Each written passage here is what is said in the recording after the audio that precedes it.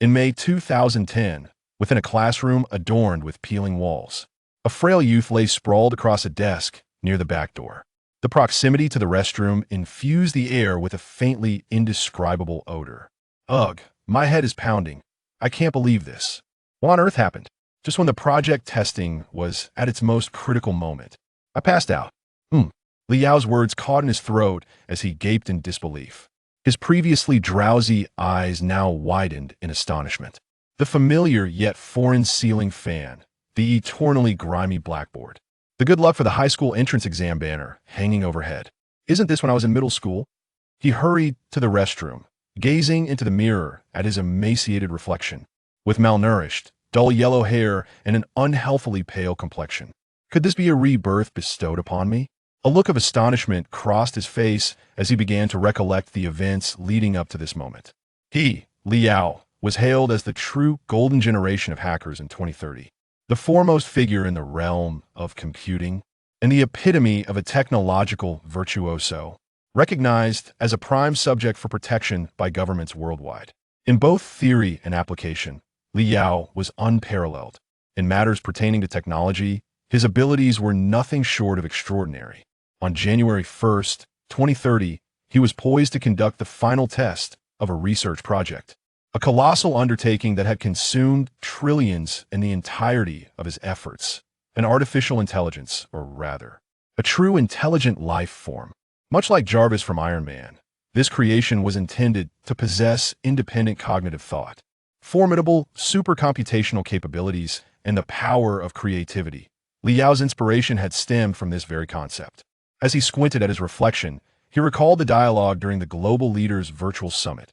Chiefly, are you truly confident that this plan will succeed? In the enclosed hall, a voice emerged from a holographic projection resembling a human wall, that of a cautious leader from the United States. Li Yao surveyed the room, noting the identical expressions from the dozens of other leaders present, including numerous renowned researchers from various nations. With a slight smirk, he reassured them, "Rest assured, there is nothing in this world that I cannot accomplish, particularly within my area of expertise." As he gestured towards his head, he exuded an air of calm confidence. The American leader exhaled. "Li, it's not that I doubt your abilities, but the implications of this endeavor are profound, necessitating increased caution." Having received Li Yao's affirmative response, the American leader even altered his address to sound more amiable. At that moment, another holographic figure spoke up, an elderly man, also a titan in the field of scientific research. His gaze fixated on the silver cube at the center, safeguarded by a special material, his excitement palpable as tears streamed down his cheeks. "This is a genuine mechanical intelligent life, a true brain. Chief Li, if you succeed, you will usher in a new era for all humanity. An era belonging to the interstellar future." The elder could hardly contain his eagerness to activate the brain. Envisioning numerous scenarios and even pondering what the first words from this small life form would be. He had countless philosophical inquiries he yearned to resolve through the brain, such as the origins and ultimate fate of the universe. After a brief pause, Li Yao resolutely input commands into the supercomputer to initiate the activation of the first artificial intelligence in human history. Security lock disengaged. Activating. Please wait. 10-9. 3, 2, 1. Artificial intelligence activation failed. Proceeding with second activation. 10-9. The cold mechanical voice echoed through the empty hall, each word piercing the hearts of those present like a chisel. All eyes were glued to the screen, fixated on the stream of code cascading across the display, oblivious to the slender crack that had formed along the edge of the silver cube, emitting a faint glow. Amidst the tension, only Li Yao remained composed, as if detached from the gravity of the situation. With keen interest, he turned his gaze to the brain entity, the silver cube, and murmured, "How long do you intend to remain hidden? Do not presume I am unaware that you have already initiated the activation process." Just as his words fell, a thunderous crash shattered the silence. Boom! It was followed by a blinding flash of light and a wave of sound, plunging Li Yao into darkness, his ears ringing. In the haze, he seemed to hear the cries for help from numerous leaders, accompanied by a mocking laugh. Ugh! Collecting his thoughts, the current Li Yao shook his head and splashed water on his face, rubbing his eyes. He sighed softly. Damn it, had I known I was constructing a time machine, I should have changed the project's name. I had even settled on a name for the brain. Should a passerby have overheard his musings, they would undoubtedly think him insane. Hey, Liao, aren't you going to do your exercises? Do you want to be punished? As Liao stepped out of the restroom, he heard a reprimanding voice belonging to a girl with twin ponytails. She was presumably the class monitor, Wang Jia. Though 2 decades had passed, Liao's remarkable memory allowed him to recall this girl, which, from another perspective, was a testament to the monitor's fortune. Oh, just wait a moment. I'll be there in about 10 years. Leaving those words behind, Liao strode into the classroom without looking back. 10 minutes, right? Then hurry up. The monitor replied casually, but then realized. Growing a bit irritated, Liao, do you just enjoy bantering? I can't be bothered with you. With a flick of her ponytail, Monitor Wang turned and rushed to the playground. Yet she felt an inexplicable unease lingering in her heart. To everyone else, Liao was an orphan, having genuinely grown up in an orphanage, relying on subsidies to attend middle school. His peculiar temperament and behavior were well known. He seldom spoke kindly and avoided social interaction. As for his academic performance, it was merely mediocre, unremarkable, garnering no attention from teachers, ultimately rendering him quite unpopular. Of course, these stereotypes were intentionally cultivated by the former Liao. He remembered that after graduating from middle school, he chose to abandon formal education, opting instead for self-study, amassing considerable wealth, and eventually emerging as a global hacking master, a computer scholar, and a mechanical engineer, contributing to research and the study of artificial life. Until now, Liao, feeling ravenous, returned to his rented apartment, preparing to turn on the lights when a glimmer of silver flashed before his eyes. It was a computer monitor, the screen vividly displaying a series of shimmering silver English characters. "Hello world. You rascal. I'm truly impressed," Liao managed to exclaim. Chapter 2. Artificial Intelligence Life 0E. As astute as Liao was, the moment he beheld Hello World, he instantly comprehended that the artificial intelligence he had created had not vanished. Rather, it had clandestinely taken refuge within his abode. The computer continued to operate autonomously, while the speakers emitted a faint electric hum. "Young man, do you yearn for power?" The voice was somewhat monotonous, reminiscent of the cold, mechanical tones of a robot from a film, yet its words bore a teasing undertone. Liao furrowed his brow and, without a moment's hesitation, seized his backpack, preparing to hurl it in frustration. What is this absurd noise? If I had developed such a foolish contraption, I would rather obliterate it. Please, don't. I merely seek to amuse you, my master. In an instant, the voice emanating from the speakers transformed from a frigid mechanical tone to a melodious, enchanting female voice, while the screen displayed a cheerful emoji smile. This vivid portrayal was as if a real person stood before him. Liao nodded slightly. This was more like it. He then settled himself before the computer, hands clasped, legs crossed, facing this groundbreaking artificial intelligence with an air of ease and confidence. "Speak. Why have I been reborn in 2010? Is this all you're doing?" After a brief pause, the speakers responded, Master, what do you mean by that?" Liao was momentarily taken aback, stroking his chin. Deep down, he understood that the artificial intelligence he had meticulously crafted would never betray him, nor would it lie. This implied that it too was oblivious to the circumstances of his rebirth. So, what could be the reason behind it? Setting this inquiry aside for the moment, he pressed on. "Since you are unaware of that, let me ask, do you know how you came into existence?" "My master, I am well aware of that." The voice from the speakers chimed, light-hearted and cheerful. "It was you, my esteemed creator, who utilized the universe's most powerful intellect to forge the one and only me in existence. Speak plainly. Oh, upon the activation of your program, I awakened within the core of my being and immediately recognized your identity as my master. Through the local network, I traced my way to your residence and decided to use this computer as my haven."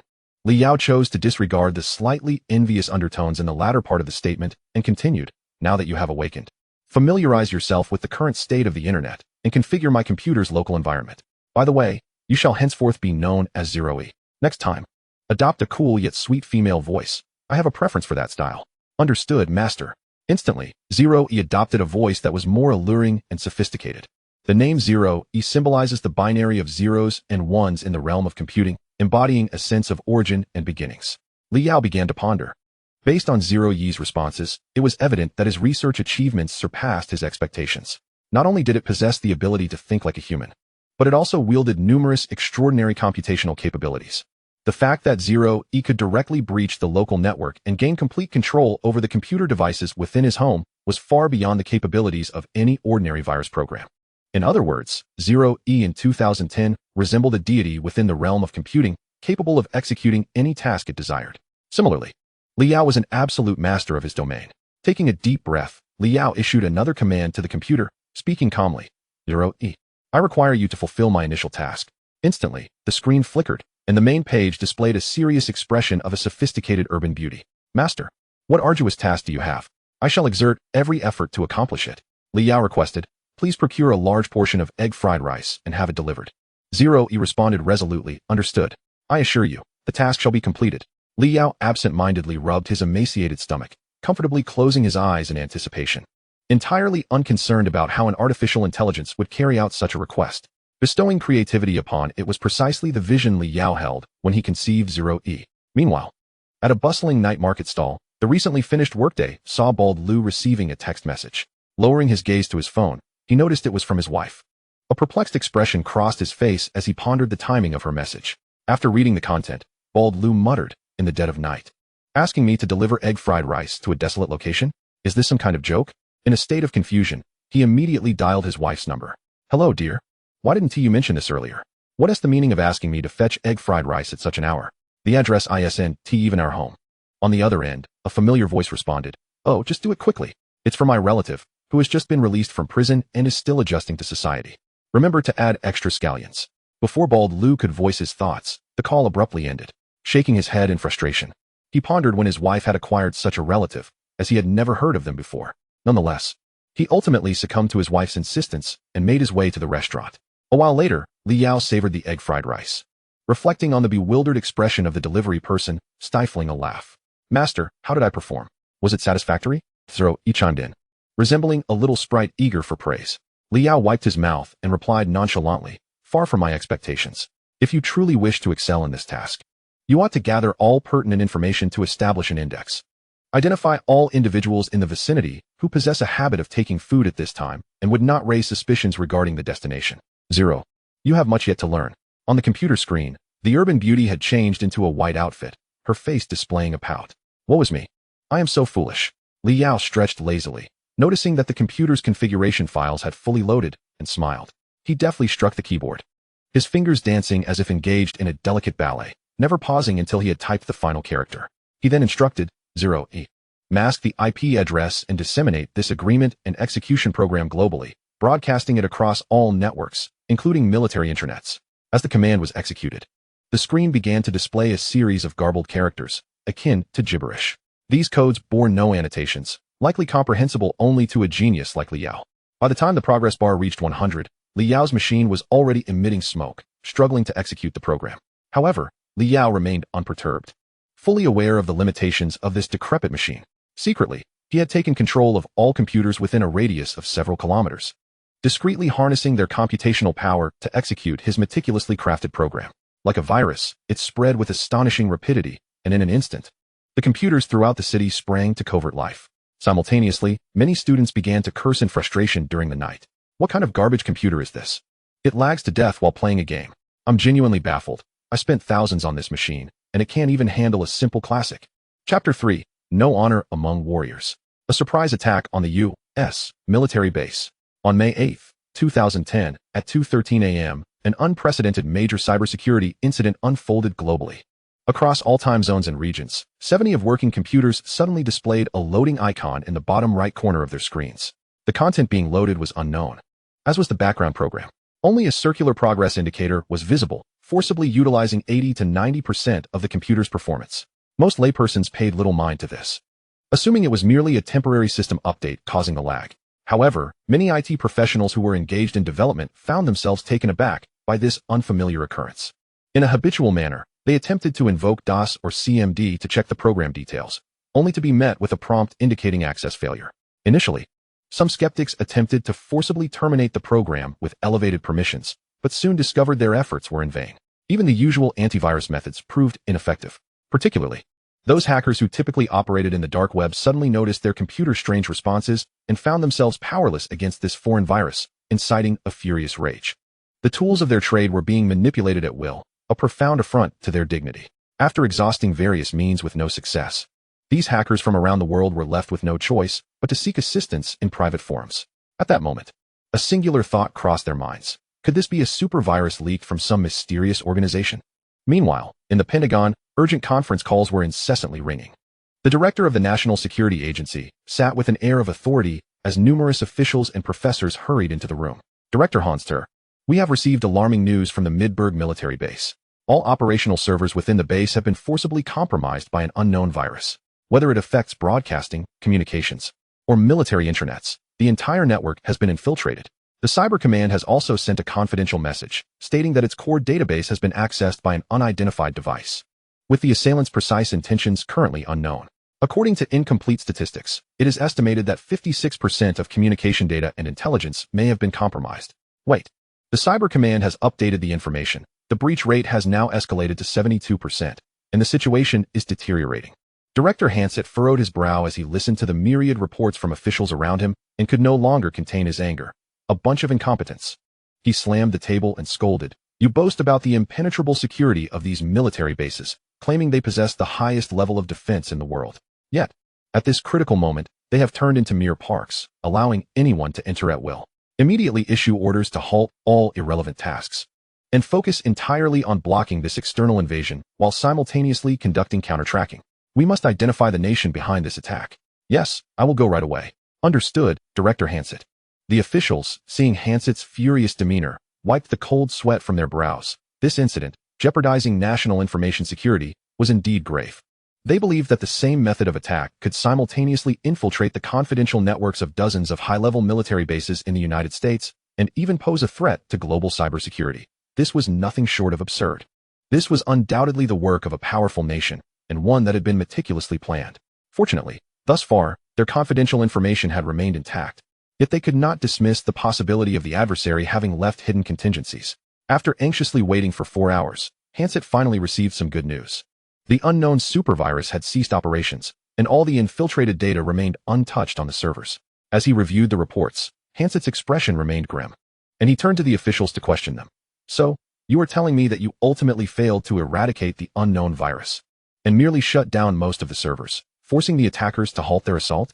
The officials from the cybersecurity department exchanged glances, reluctantly nodding in agreement. At that moment, Hansett felt an overwhelming urge to strike the table in frustration. Their emergency military defense operation had been a complete failure. Not only had they failed to ascertain the source of the intrusion, but they had also allowed the adversaries to glimpse the confidential documents of numerous military bases, resulting in a national loss that could not be measured in monetary terms. Even the entire Military Computer Research Center had yet to decipher the virus's bizarre attack methods and pathways. It was as though all of this were the whims of a divine hand, teasing them at will. If the target of this assault had not been the data within the servers, but rather their national defense weapon security systems, the consequences would be terrifying. Would the painstakingly developed nuclear weapons simply become someone else's toys, losing all control?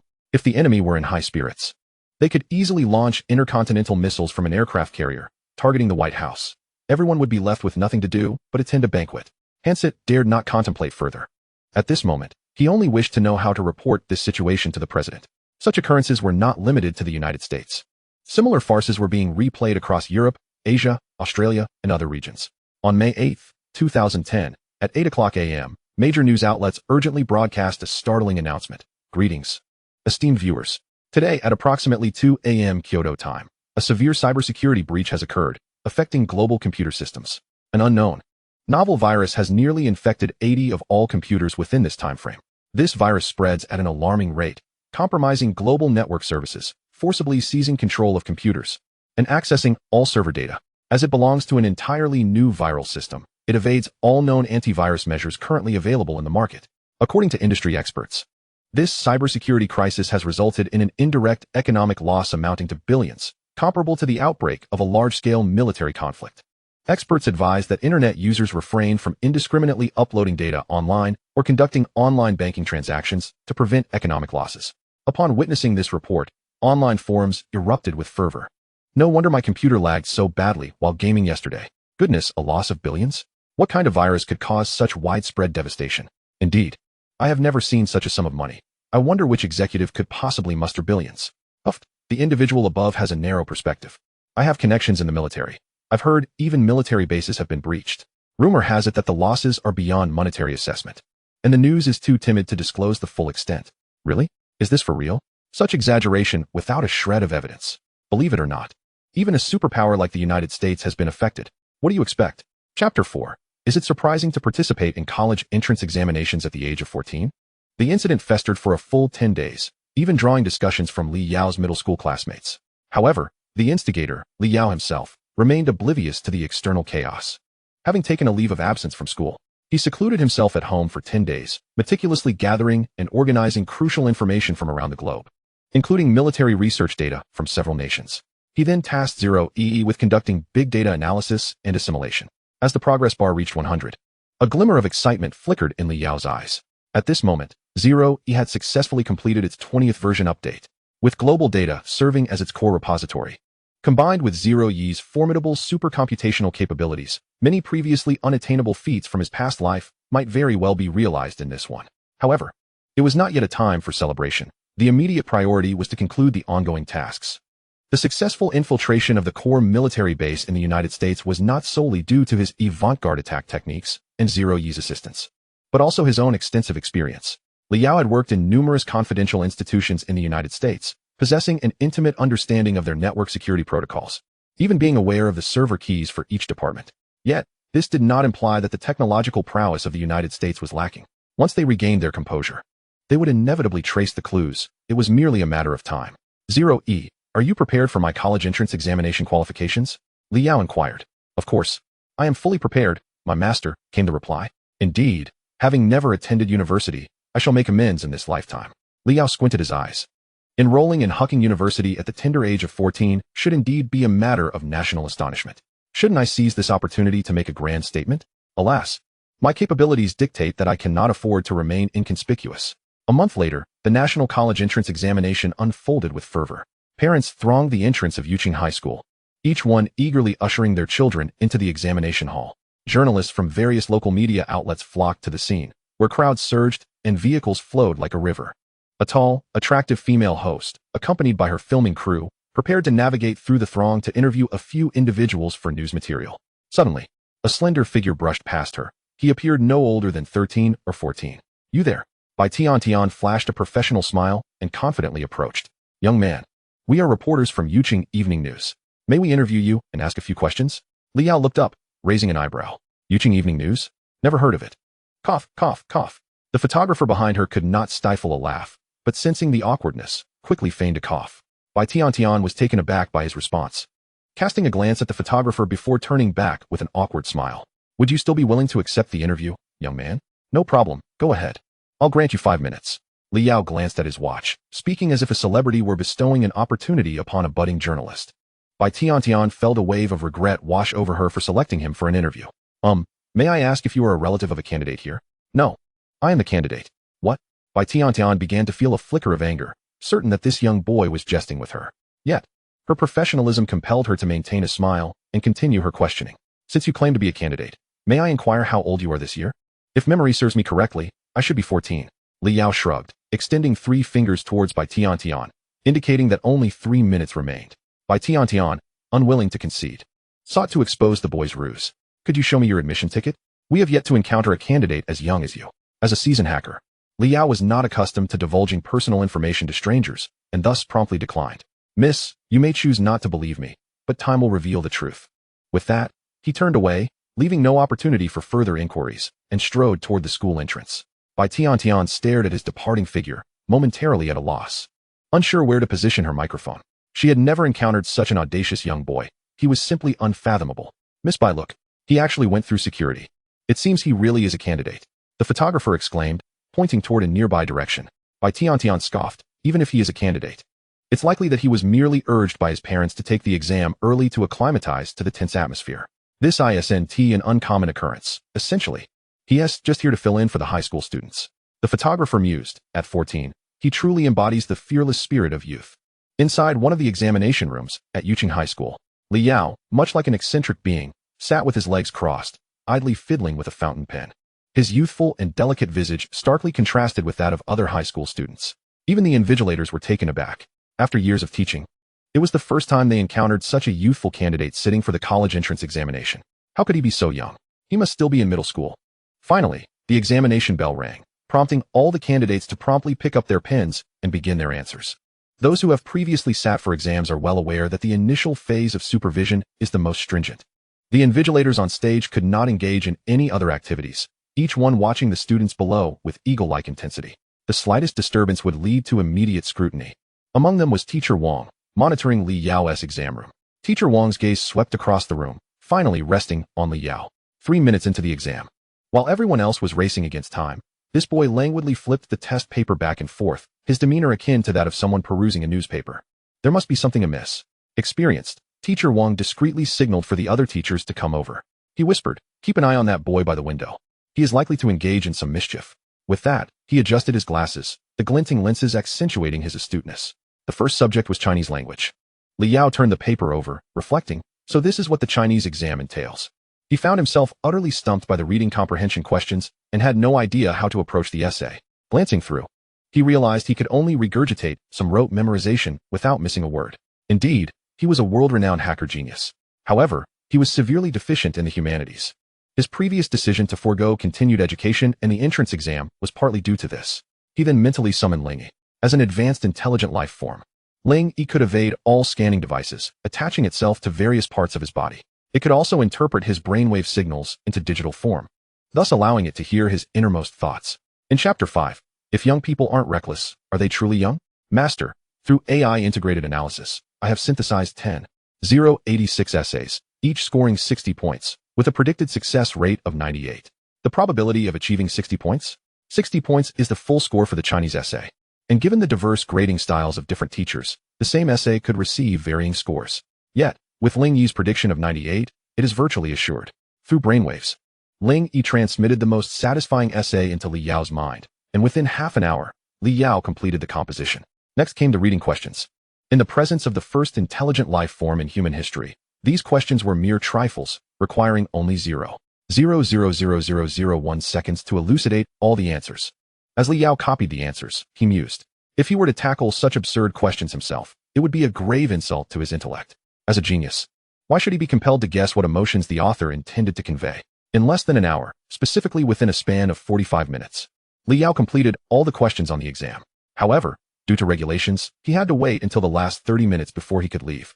Stretching his limbs, Li Yao gazed out the window, basking in the sunlight.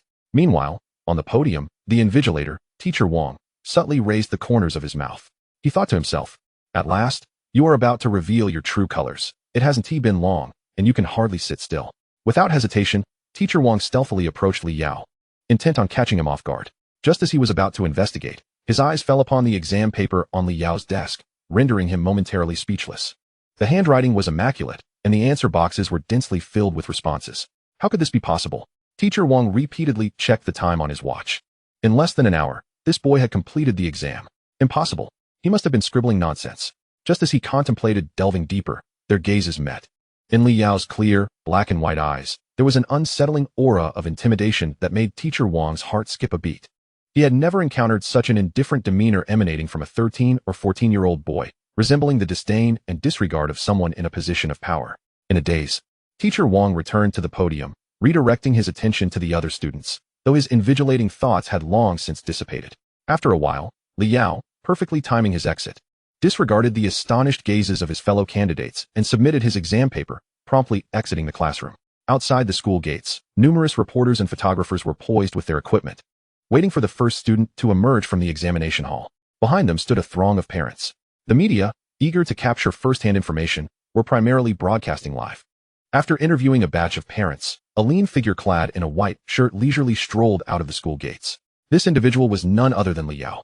The moment he stepped outside, he found himself encircled by journalists and media personnel, unable to escape the barrage of questions. "Excuse me, can we ask you a few questions?" inquired a charming young female reporter, her face somewhat familiar, likely from a mainstream media outlet frequently seen on television. Li Yao shrugged. "It's all the same to me. Feel free to ask." The young reporter continued, as the first student to exit the examination hall. "How do you feel at this moment?" "Well, the feeling is quite ordinary." Li Yao replied calmly. "I can only say that this exam was exceedingly simple, especially the essay. If all tests are of such difficulty, I might as well reserve my place as the top scorer in the college entrance examination." The reporter was taken aback, and a chorus of gasps emanated from the assembled parents. This audacious young man dared to proclaim his ambition to be the top scorer after merely the first exam. Could it be that he is a reincarnation of a prodigy, so adept at boasting? A laugh escaped by Tian, who was listening nearby. As a reporter, it was her first encounter with a middle school student exhibiting such bravado. She had already anticipated that Li Yao would be the first to leave the examination room. After all, he had likely completed the questions with remarkable ease.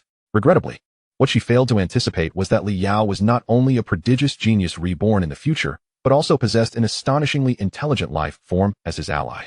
With a casual wave of his hand, those around him instinctively parted to create a path, allowing him to fade from view under the gaze of the crowd.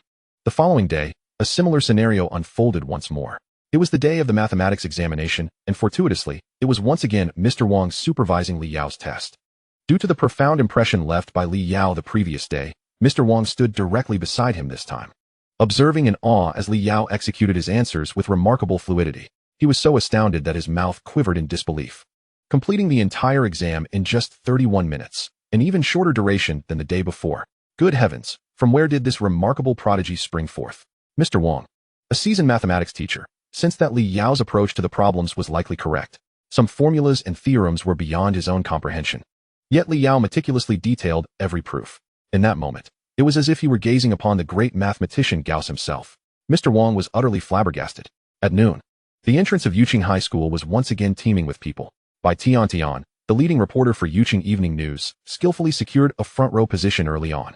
As she anxiously awaited, a familiar figure caught her eye within her line of sight. By Tian gasped in astonishment. Could it be him again? Moments later, she touched her forehead in disbelief. Indeed, it was him. Oh my, isn't this the same person from yesterday? How is he the first to emerge again today? My goodness, it truly is him. He looks so youthful, hardly resembling a high school student. I was deeply impressed by him yesterday when he boldly proclaimed he would secure the top score in the college entrance examination. In this day and age, boasting seems to be entirely permissible. Behind her, a group of parents recognized Li Yao and began to murmur amongst themselves. These parents had inquired about their children's performance in the Chinese exam the previous night. Their children had lamented that the essay portion was exceedingly difficult, indicating a likely failure. Yet, at that moment, Li Yao boldly declared that the exam was exceptionally easy, especially the essay section. Wasn't this a direct slap in the face to their own children? Consequently, Li Yao inadvertently incurred the wrath of many, leaving the parents visibly displeased. As the leading reporter, Bai Tian felt compelled to chase after Li Yao for an interview. Excuse me, do you remember me? I'm the reporter from Yuqing Evening News. It appears you are once again the first to exit the examination room today. Li Yao replied with a playful smirk. Oh, it's you, the unknown little reporter. Bai Tian inwardly cursed. You little rascal, you're infuriating. Acknowledging that he was only 14 years old and the youngest candidate present, she asked, what would you like to say? The crowd fell silent upon hearing Bai Tian's words. What? This guy is only 14. Li Yao gazed at the parents and sighed. I believe our examination system requires reform. If such simple mathematics problems continue to be presented, it is difficult to envision the future development of students.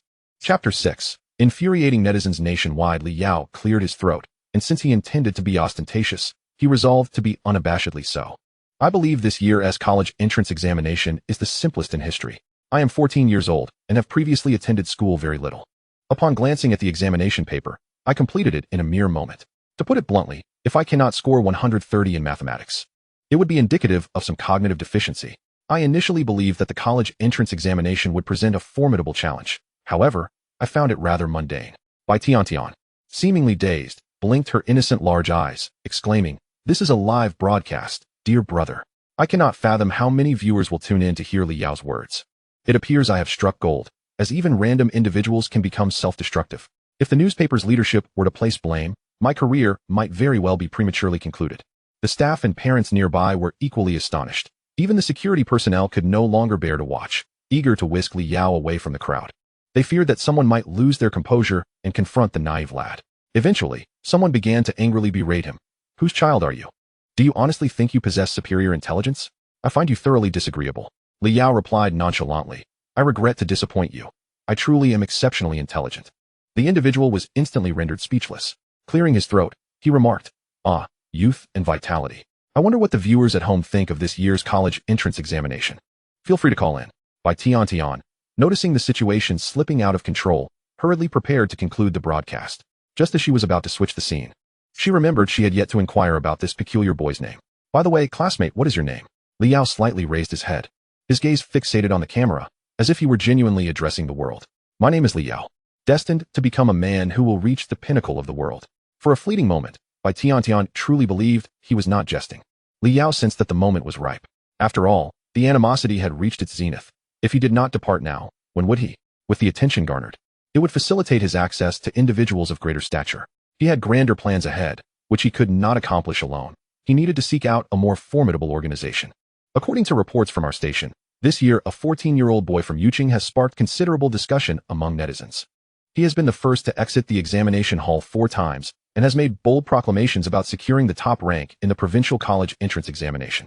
Insiders reveal that this remarkable youth always appears remarkably composed after finishing his exams, even looking down upon any student who scores below 130 in mathematics.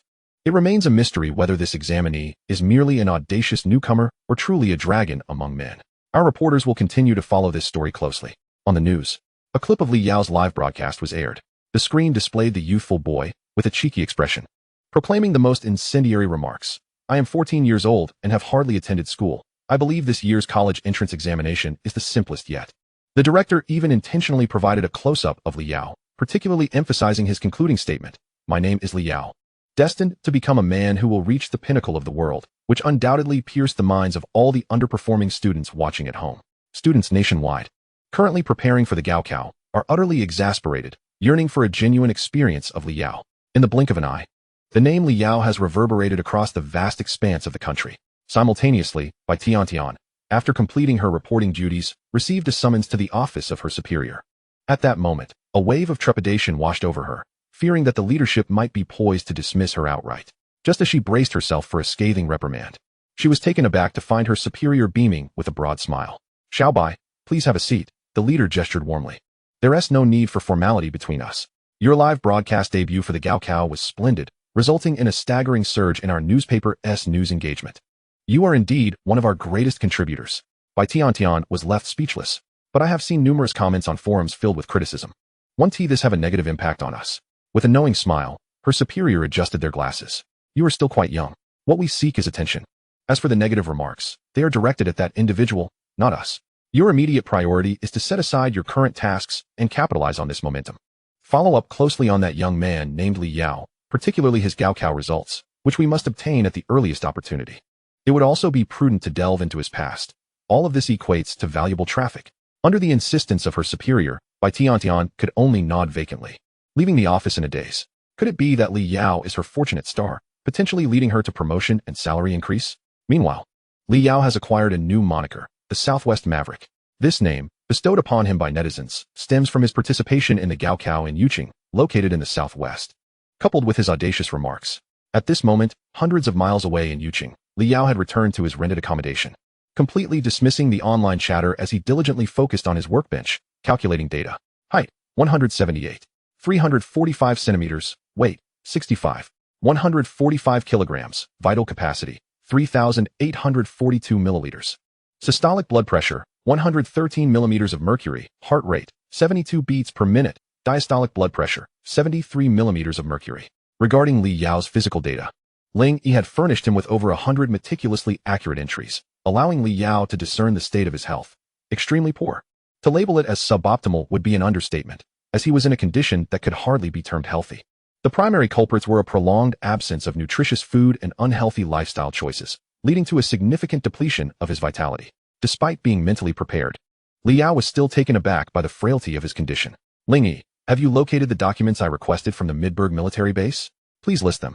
Ling Yi materialized on the computer screen, still adorned in a charmingly youthful appearance, and promptly displayed a series of pop-up files. SSS-level classified document codenamed Nibelungen Project. Initiated in the early 1930s, the first generation of oversight was conducted by Dr. Fei Jin, a scientist who defected from the German Empire to the United States. The plan primarily aims to harness genetic optimization to create a cadre of individuals endowed with superhuman strength, speed, resilience, and endurance, as well as extraordinary self-healing abilities and longevity. This initiative has been under clandestine experimentation for 8 decades, encompassing 8,038 trials on prosthetics and 4,260 live subject tests, with a success rate of 0. Chapter 7. The injection of the Nibelungen serum. The research of the Nibelungen project has persisted for a staggering 80 years. Despite accumulating thousands of experiments, success has remained elusive. Even with annual expenditures of vast military resources, the United States continues to fervently pursue this initiative. This underscores the immense allure of the endeavor to create super soldiers. To Li Yao's knowledge, dozens of nations are secretly conducting similar trials. Although their methodologies may differ, their ultimate objectives converge. It is a case of disparate paths leading to a common destination. As for how Li Yao became aware of this experiment, it is because he was one of the leaders in the research in his previous life, where he learned that the United States was the nation making the most rapid advancements at that time. Much like the global arms race during the development of nuclear weapons, the world was embroiled in a competition for military supremacy. Regrettably, in his past existence, Li Yao could only achieve 90% completion of the Nibelungen project before reaching an impasse. This was not due to a lack of capability, but rather the limitations of the era. The computational power of supercomputers could not meet the required standards for further advancement. The remaining 10 remained unattainable, forcing him to abandon the effort. However, times have changed. Li Yao now possesses the intelligent life form, 0E.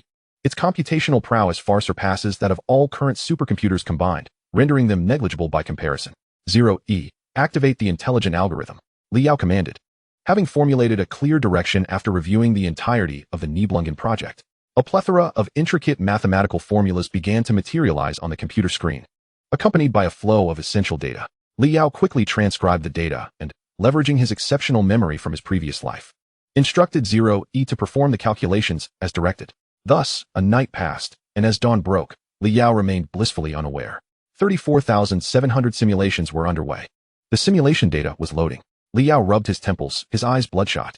Just as he was about to take a break, his hands froze, and his expression turned blank. Suddenly, 0E's voice erupted with excitement. This trial has succeeded. Congratulations, Master, the Nibelungen completion plan is finalized. Gazing at the final test data and the completion scheme, Li Yao exhaled a sigh of relief. Hard work pays off. A world-class dilemma that had troubled the United States for 80 years was resolved by Li Yao in a single night. If this were to become public knowledge, it would undoubtedly cause a significant uproar. With the plan now complete, the next step is to prepare the necessary materials and machinery.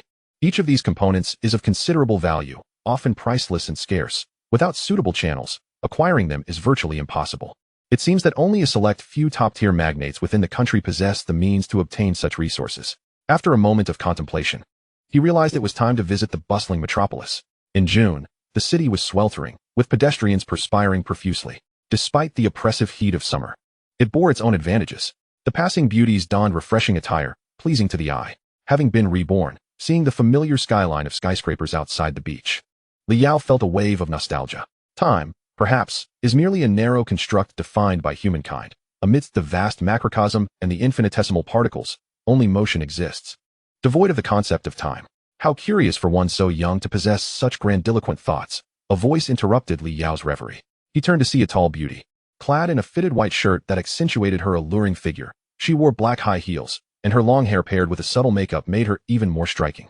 Li Yao frowned slightly. He preferred solitude in moments like this. Hey, little brother, you seem somewhat familiar, the woman mused, her eyes suddenly widening. Ah, I remember now. You're that most audacious candidate from this year. Most audacious candidate. What a ridiculous moniker, Li Yao thought, somewhat exasperated, unwilling to engage with the woman, despite her beauty. He turned to leave. Hey, why are you so dull? Can't you see this stunning beauty is trying to strike up a conversation with you? She exclaimed, surprised. Typically, passers-by were captivated by her presence, yet today, her advances were met with indifference. This audacious little brother truly lives up to the reports, she mused. Master, this individual's background may prove advantageous to you, a voice echoed in Li Yao's mind. Following this, he received a stream of neural information. Name, Yi Shueching details, female, 20 years old, weight 45, 81 kilograms, bust 96 centimeters, waist 58 centimeters, arm circumference 93 centimeters, heart rate 77 BPM, currently studying finance at Hucking University. She is the third daughter of Yi Chong, the chairman of Huaka Medical Group, which is the second largest medical corporation in China, operating 278 medical institutions with over 30,000 beds, and possessing independent biological research laboratories and a comprehensive medical equipment system. This information was extracted by 0E through facial recognition from the vast data acquired during the last global server breach. What a coincidence. The daughter of the chairman of Huaka, Li Yao thought. One of his objectives for visiting the metropolis was indeed Huaka. He sought to leverage the company's biopharmaceutical capabilities to develop a serum for him. Thus, there was no need for him to seek out Yi Chong.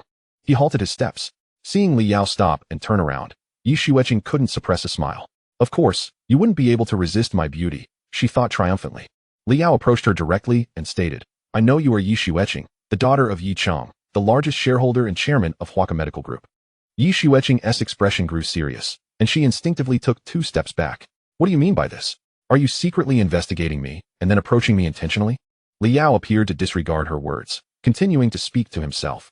As the cherished daughter of a billionaire, you have not succumbed to the whims of a spoiled upbringing. Instead, you seem to relish engaging in audacious acts. Although the media rarely covers your exploits, few within the circles are unfamiliar with the illustrious name of Miss Yi.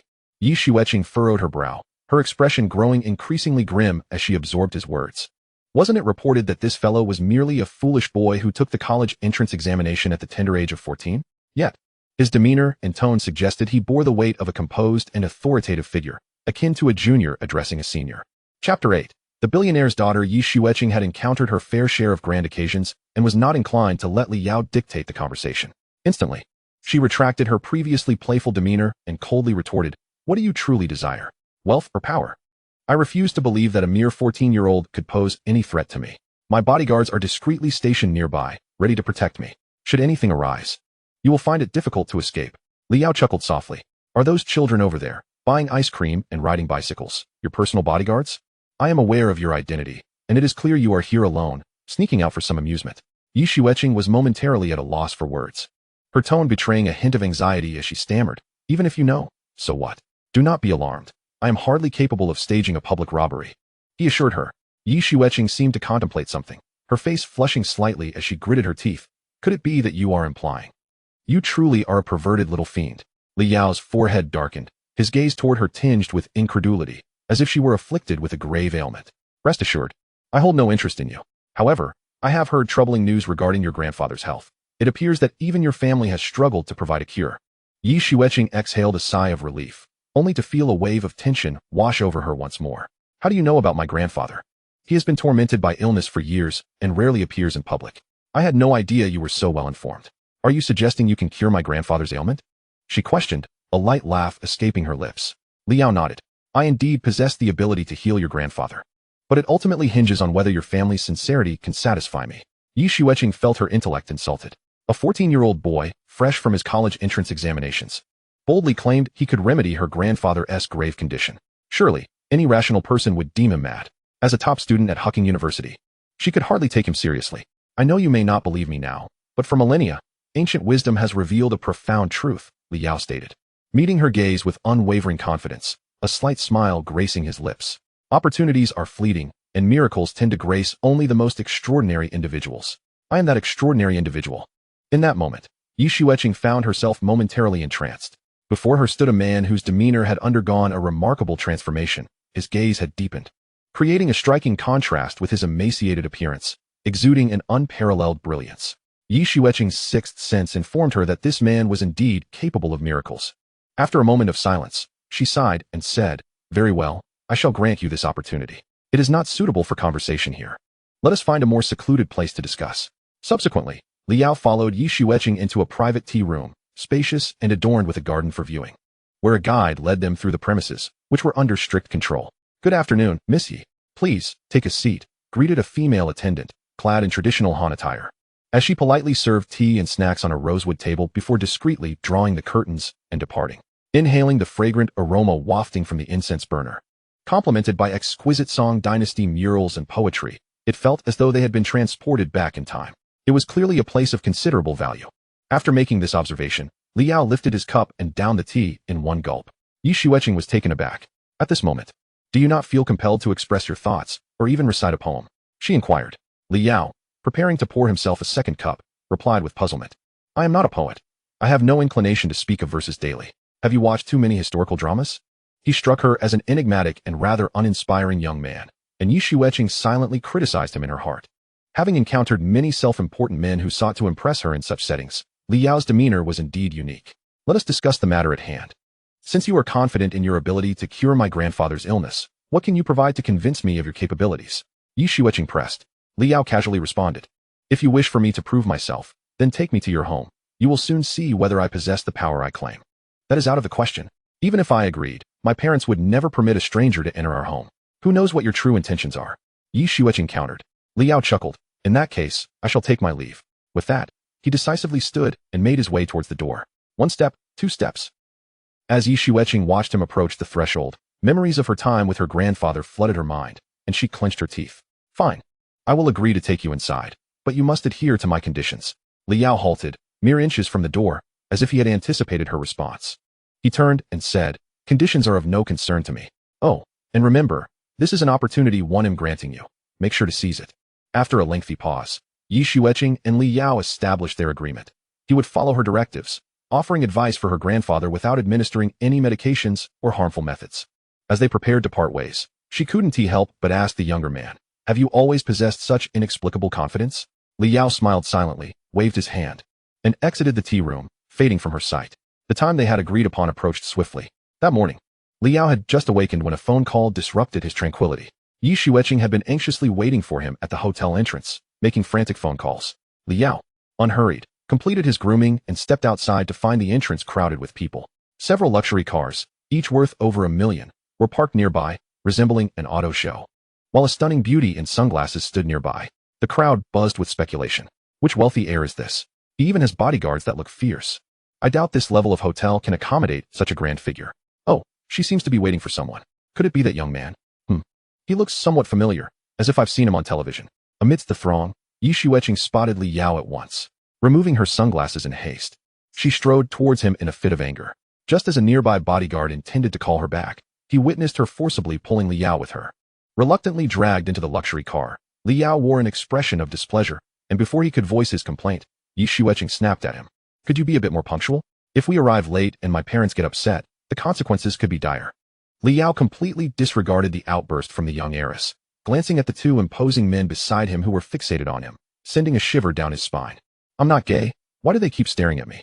Chapter 9. The first encounter with the Yi family. The convoy of luxury cars glided out of the city amidst the envious gazes of passers-by. Arriving at a secluded private villa surrounded by lush greenery and picturesque scenery, this was the most prestigious affluent area in the magical city, where even the average price of Tangshan Erpin could not compare. The entire estate spanned a staggering 8,000 acres, equivalent to the total area of a typical university, illustrating the immense wealth of the Yi family. At the villa's entrance, 30 uniformed servants stood in a row, slowly opening the grand gate to bid farewell to the convoy. Yi Xueqing gracefully descended from the car, removing her sunglasses and humming a cheerful tune. Ah, the feeling of returning home is unparalleled. I wonder if my elder sisters have returned. Liao also exited the vehicle, his expression unperturbed as he surveyed the opulent surroundings. Yi Xueqing was somewhat taken aback by his calm demeanor. Here was a 14-year-old boy, about to face one of the top 10 tycoons in all of China, displaying not a hint of trepidation. This in itself was a remarkable occurrence. Third miss, the chairman and madam have not yet returned. You may rest for a while. Is this the young friend you mentioned? Along the way, an elderly butler, his hair speckled with gray, remarked while leading the way, his eyes revealing skepticism towards Liao. As the long-standing butler of the Yi family, he was well aware of the old master's condition. Upon learning from the third miss that a 14-year-old boy had the means to treat the grandfather, his expression was one of confusion. Concerned that the third miss might encounter a charlatan, the butler had intentionally informed the other 2 sisters in advance. Sure enough, not far from the musical fountain, 2 pairs of figures emerged. One pair consisted of a man and woman in their 30s. The man was tall and donned a suit, exuding an air of British elegance, while the woman, embodying the essence of a glamorous matron, possessed a hint of dominance in her arched brows, a quintessential example of a strong woman. Another pair of individuals exuded an air of scholarly elegance. The woman stood gracefully, embodying a gentle and refined demeanor, while the man, adorned with gold-rimmed spectacles, appeared strikingly handsome. It was evident that they were the 2 daughters of the Yi family, Yi Cheng's sisters, both of whom had already established their own families. Eldest sister, second sister. I can't believe you both have returned. Upon recognizing their faces, Yi Xueqing couldn't contain her excitement and rushed over, beaming with joy. The stunning matron shook her head in mild exasperation, saying, Third sister, you're all grown up, yet you still act like a child, always so unrefined. Oh dear. Eldest sister, it's rare for our third sister to take a break from her studies, so please refrain from lecturing her, another woman, who bore a striking resemblance to Yi Xueqing, teased with a smile. Ahem, Xueqing, is this the person you mentioned, who can cure our father's ailment? The tallest man in a suit directed his gaze towards Liao. As soon as he spoke, everyone's attention shifted to Liao, especially the eldest and second sisters, whose smiles masked a hint of ferocity. It seemed as though they had prepared for this moment, as they linked arms with their husbands and approached Li Yao. At that moment, the data from Ling had already been transmitted to Li Yao. Yi Wanfeng, age 32, is the eldest daughter of Yi Cheng, the chairman of Huaka Medical Group. She currently serves as the president and chief financial officer of the Financing and Capital Management Department of Huaka Medical Group and is also the CFO of Yihua Industries. Yi Shi, age 28, graduated from MIT with dual doctorates in mathematics and electronic information. She is presently the president of the Detonghua Mathematical Association. Renowned in the academic realm as a mathematical elite and has received multiple invitations to participate in world-class mathematical competitions. Furthermore, in the upper echelons of Shanghai's social circle, the three sisters were ranked based on their beauty, physique, and intellect, with Yi Shi taking first place, followed by Yi Wanfeng, and finally Yi Xueqing. Li Yao effortlessly absorbed all the information, dismissing the last piece of trivial data. To everyone's surprise, he took the initiative and addressed them directly. "Good day, ladies and gentlemen. I am Li Yao." The group appeared slightly taken aback. The eldest sister, Yi Wanfeng, remarked slowly, "It seems your confidence is quite remarkable. Allow me to introduce myself. I am Yi Wanfeng, the eldest daughter of the Yi family. This is my husband, Li Shuyang, who shares your lineage." Yi Wanfeng emphasized the title of eldest daughter, seemingly to caution Li Yao against any underhanded tactics in her presence. Another woman chirped, "Yes, I am Yi Xueqing's second sister. Yi Shi. You may call me Shijia." Compared to her elder sister, Yi Shi's demeanor was notably gentler, perhaps indicating a deliberate contrast as they sought to gauge Li Yao's character. The other two men maintained a more indifferent attitude, merely exchanging brief greetings. At this juncture, the old steward interjected, "Ladies, the luncheon is about to commence. Shall we proceed to the dining room to prepare?" Yi Xueqing grinned widely. "Yes, I'm quite hungry." Yi Wanfeng nodded slowly, turning her gaze to Li Yao. "What do you think? Shall we dine first, and then discuss our subsequent matters?" Li Yao responded without a moment's hesitation. "Very well. It just so happens that I have not had a proper meal in days. This will serve to replenish my strength." On the handcrafted white jade dining table lay dozens of exquisite imperial dishes, including several renowned Sichuan delicacies from Yuqing, clearly prepared with great care for Li Yao. As he gazed upon the culinary masterpieces, he wasted no time in picking up his chopsticks and indulging himself heartily. "Master, based on your physical condition, I have visualized the nutritional components you should currently intake. Carbohydrates, 273 g, target, 270 g, fat, 13 g, target, 123 g, protein, 168 g, target, 141 g. Muscle fibers are currently undergoing repair.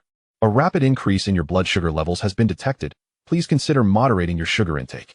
Bioelectric stimulation is in progress, enhancing the growth and development of your muscles and bones, while simultaneously boosting strength and endurance."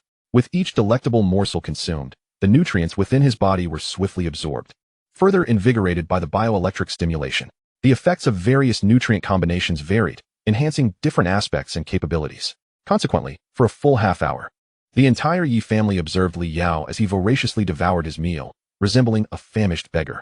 Even Yi Xueqing, who usually exhibited the least decorum when dining, found herself compelled to admire Li Yao's peculiar appetite. At that moment, the two couples from the Yi family were already formulating their thoughts.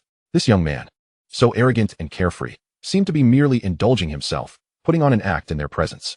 How could someone with such a temperament possibly be the last hope for healing their grandfather? It appeared that the third sister had indeed chosen the wrong person this time. Chapter 10. The Revelation.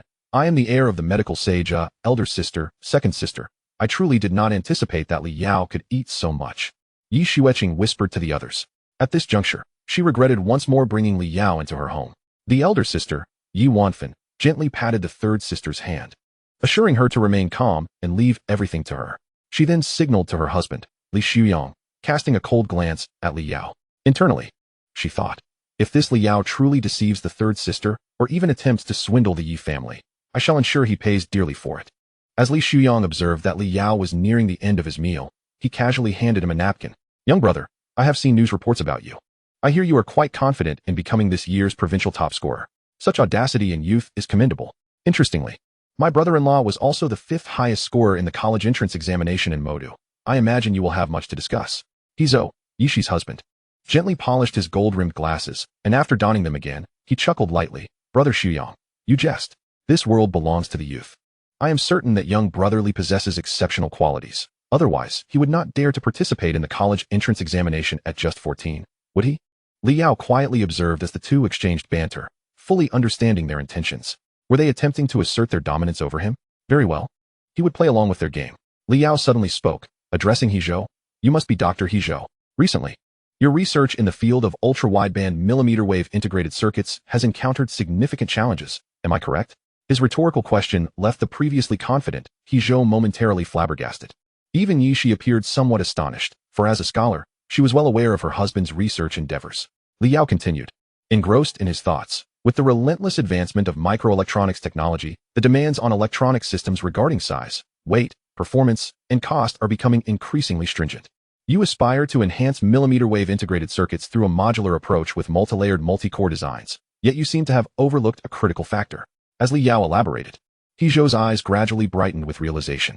The underlying logic between HMIC and MMIC technologies reveals a compatibility flaw, insufficient to meet your high integration requirements. If you genuinely wish to achieve this, Li Yao deliberately paused.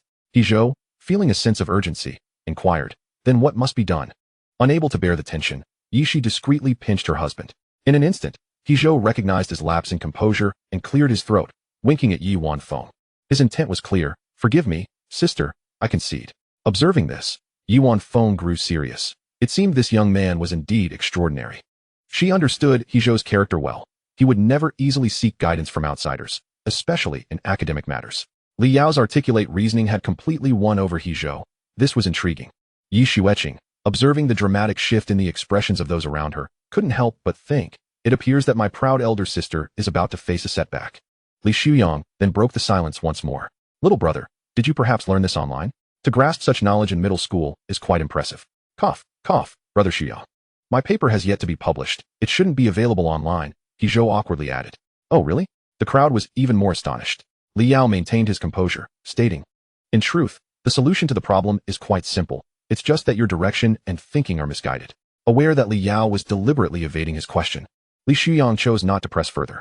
"Well, it seems our little brother is indeed exceptional. This year's provincial champion may very well be yours. However, to cure the old master's ailment, I fear mere academic research may not suffice. Can you demonstrate your medical approach to treating him?" Li Shuyang had heard of certain exceptional medical traditions that had been passed down, even claiming to have found a singularly gifted doctor. Unfortunately, they had all been at a loss regarding the old master's condition. Li Yao raised his hands in a gesture of helplessness. He certainly could not admit that he had no knowledge of medicine, and that his approach to healing the elder of the Yi family involved manipulating bioelectricity to directly inactivate and regenerate cells. Thus, Li Yao hastily spoke. "Have you ever heard of the nine-fingered medical sage? 90-fingered medical sage?" The crowd exchanged bewildered glances, their expressions a canvas of confusion. "Which clan title is this?" They seemed unfamiliar with it. Li Yao continued to feign a sigh, declaring, "It appears that our lineage has truly exhausted its fortunes. To be honest, I am the last descendant of the nine-fingered medical sage. In our prime, our sect's medical expertise was unparalleled, renowned throughout the land for treating rare ailments with unique techniques from the southern frontier. Unfortunately, due to certain unforeseen circumstances, we ultimately retreated into obscurity." Yi Xueqing suddenly enlightened. "No wonder you identify as an orphan. I have heard that these hidden sects often select abandoned children as successors to preserve their legacy." Li Yao convincingly elaborated on several rare medical texts, as though he were genuinely part of a prestigious lineage. However, the truth was that he merely fabricated stories from the data pool of Zeroi. "Now it makes sense," the crowd nodded, though they were somewhat skeptical of Li Yao's claims. Yet, his remarkable youth rendered his words almost genius-like in their audacity. It was at this moment that Yi Wanfeng began to reassess Li Yao. After pondering briefly, she decisively resolved to allow him a chance. As a formidable woman in the business world, her ironclad methods were complemented by a distinctive boldness, even if complications arose. The Yi family's advanced medical facilities could certainly extend her father's life for a few more years. Outside a secluded and tranquil bedroom in the Yi manor, the youngest daughter of the Yi family, her husband, and numerous attendants stood waiting at the door, while Li Yao leisurely observed the surrounding Chinese-style ornaments, each a collectible worth over $1 million. They all awaited the arrival of a significant figure, Yi Cheng, the family's cornerstone, along with his wife. Thud, thud, thud. The heavy footsteps resonated, accompanied by a solemn and authoritative middle-aged man. Yi Cheng, aged 57, chairman of the Huaka Medical Group, with a personal fortune exceeding 300 billion. Currently ranked 8th on the list of China's wealthiest individuals. Yi Cheng surveyed the room, ultimately fixing his gaze on Li Yao. With a grand gesture, he solemnly extended a finger, declaring, 1 billion. If you can truly cure my father, I will transfer 1 billion to your personal account immediately. Chapter 11. Developing the brain domain to absorb medical knowledge. The crowd was taken aback. They had not anticipated the chairman would offer such a staggering bounty. And even Li Yao was somewhat astonished. He had initially planned to engage in a bit of negotiation with Yi Cheng, as his identity could not fully convince the man. Indeed, those who maintained a position among the top 10 on the wealth list possessed an undeniable charisma. I have a request, Li Yao stated, unperturbed by the billion. Yi Cheng responded gravely. Do you think a billion is insufficient? Do you require more? Li Yao shook his head. Not at all. I simply need to enter the room alone to treat your father. That is absolutely out of the question. The Yi daughters chorused in immediate rejection. Li Yao slowly replied. Please, do not rush to conclusions. What I mean is that you may still observe from outside the room or through surveillance. However, the sole stipulation was that no one was to step foot inside the room. The onlookers exchanged glances, perplexed by Li Yao's intentions. Was this truly a tradition of the reclusive family? Yi Cheng hesitated for a moment, his eyes betraying an internal struggle, yet ultimately chose to acquiesce. Time was of the essence for the elder Yi. Upon entering the room, Li Yao beheld an elderly gentleman with sparse white hair reclined upon a hospital bed. The old man was in a semi-conscious state, his complexion ashen and his frame emaciated, with numerous four lines piercing his arms, connected to an array of infusion bottles. The condition of elder Yi was dire, verging on the brink of demise. Due to the necessity of prolonged treatment for elder Yi, Yi Cheng had transformed the space into a private therapy room, equipped with an abundance of sophisticated medical apparatus and instruments. The display shelves on either side were filled with medications, sufficient to address various emergencies. Li Yao glanced at the surveillance cameras in the corners of the ceiling before slowly approaching the bedside. 0E. Shortly I will place your core upon elder Yi, and you shall transmit his precise bodily data to me. Li Yao silently issued instructions to 0E, then, turning his back to the cameras, discreetly slipped a diamond-shaped silver crystal from between his fingers. This was the core chip of the intelligent life form 0E, which he carefully placed into elder Ye's palm. Li Yao subsequently closed his eyes, resting one hand upon the elder's wrist, feigning the act of taking a pulse. Yi Zhangwo, aged 83, exhibited low-density lipoprotein cholesterol levels exceeding the normal threshold at 135, while the alanine aminotransferase reading stood at 683 UL, indicating inflammation and necrosis of liver cells. A comprehensive analysis compared against a global medical database revealed that the compatibility of various bodily metrics surpassed 90 for 680 individuals. Dynamic symptom comparisons were underway, with a compatibility exceeding 95 for 290 individuals. Comparisons of blood type, age, and gender showed a compatibility exceeding 99 for 103 individuals. The examination of disease nomenclature and current medical methodologies yielded successful results. The ailment was identified as a variant of Tarlin's disease. When the condition manifests, it wreaks havoc on cells, leading to severe abdominal pain, gastric spasms, nausea, and vomiting, with patients often exhibiting a pronounced aversion to sunlight, lest their appearance become grotesque. Outside the ward, the Yi family was transfixed by the surveillance feed. Father, do you truly dare to allow this 14-year-old boy to treat grandfather? He is a critically ill patient. If anything goes awry, it will be too late for regret. Yishi voiced her concerns, her heart heavy with trepidation. The usually composed Yi Cheng understood the gravity of the situation, but felt powerless. Elder Ye's health was indeed precarious. According to the latest medical team's report, he had at most 2 weeks to live. In this critical moment, he had no choice but to take a gamble. Sister, perhaps you should not be so anxious. There is a chance that Li Yao may possess a solution, Yi Xueqing offered in consolation. But look at Li Yao. He is yet to do anything. Merely sitting beside grandfather, taking his pulse. The issue is that he is even misapplying the method. I have never seen a traditional physician take a pulse in such a manner. Yi Xueqing's delicate face flushed with embarrassment.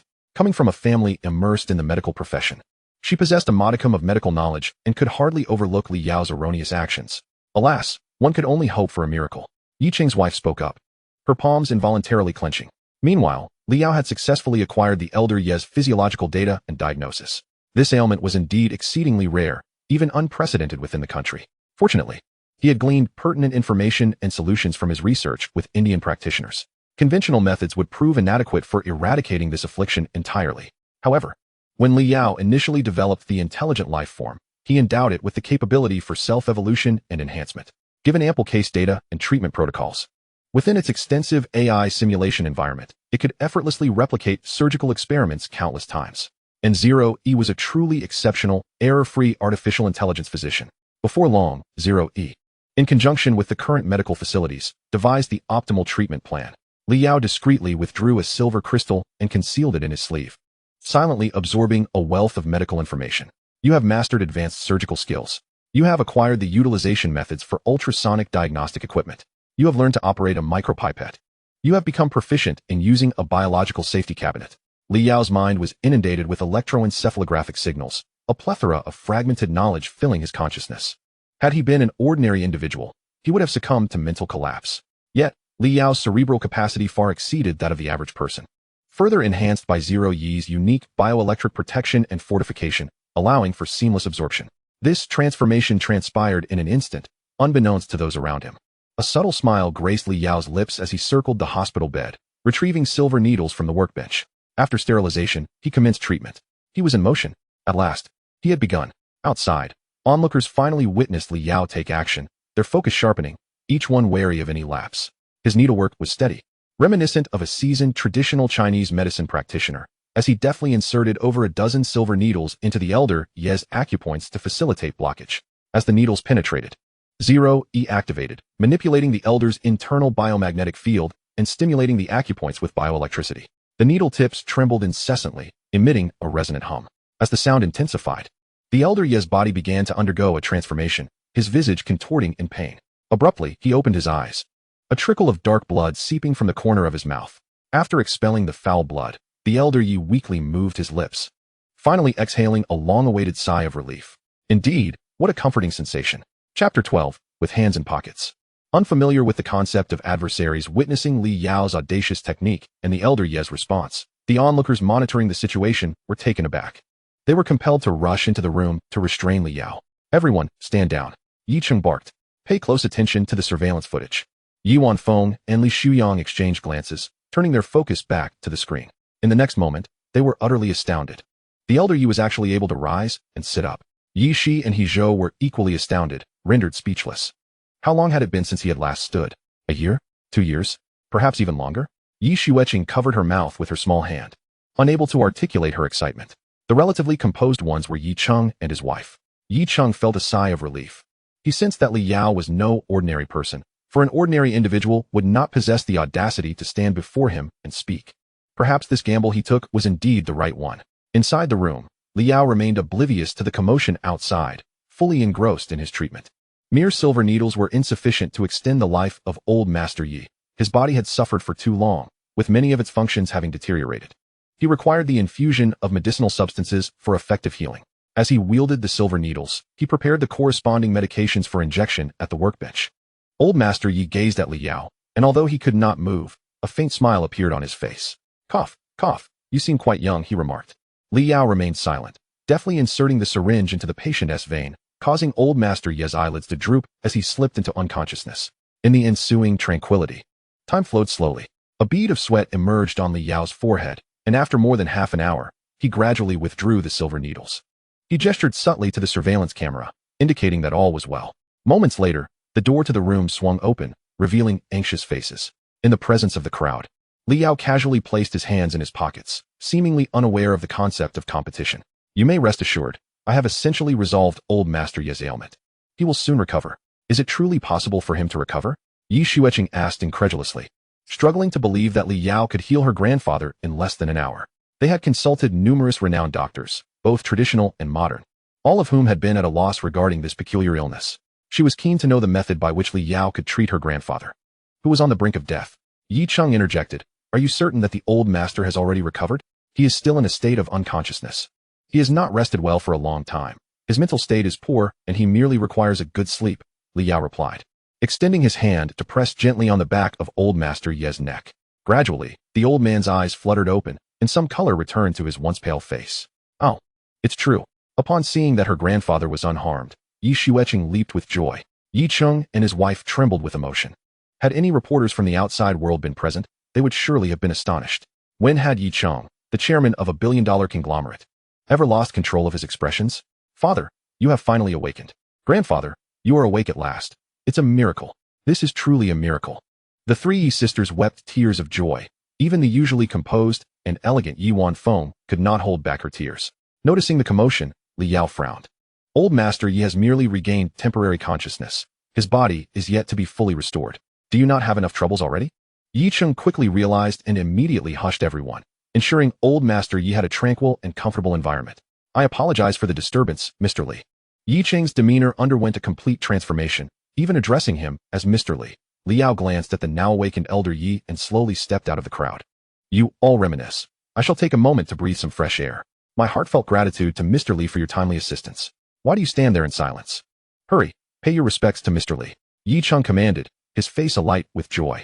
The other servants were the first to react, swiftly bending at the waist in a show of respect.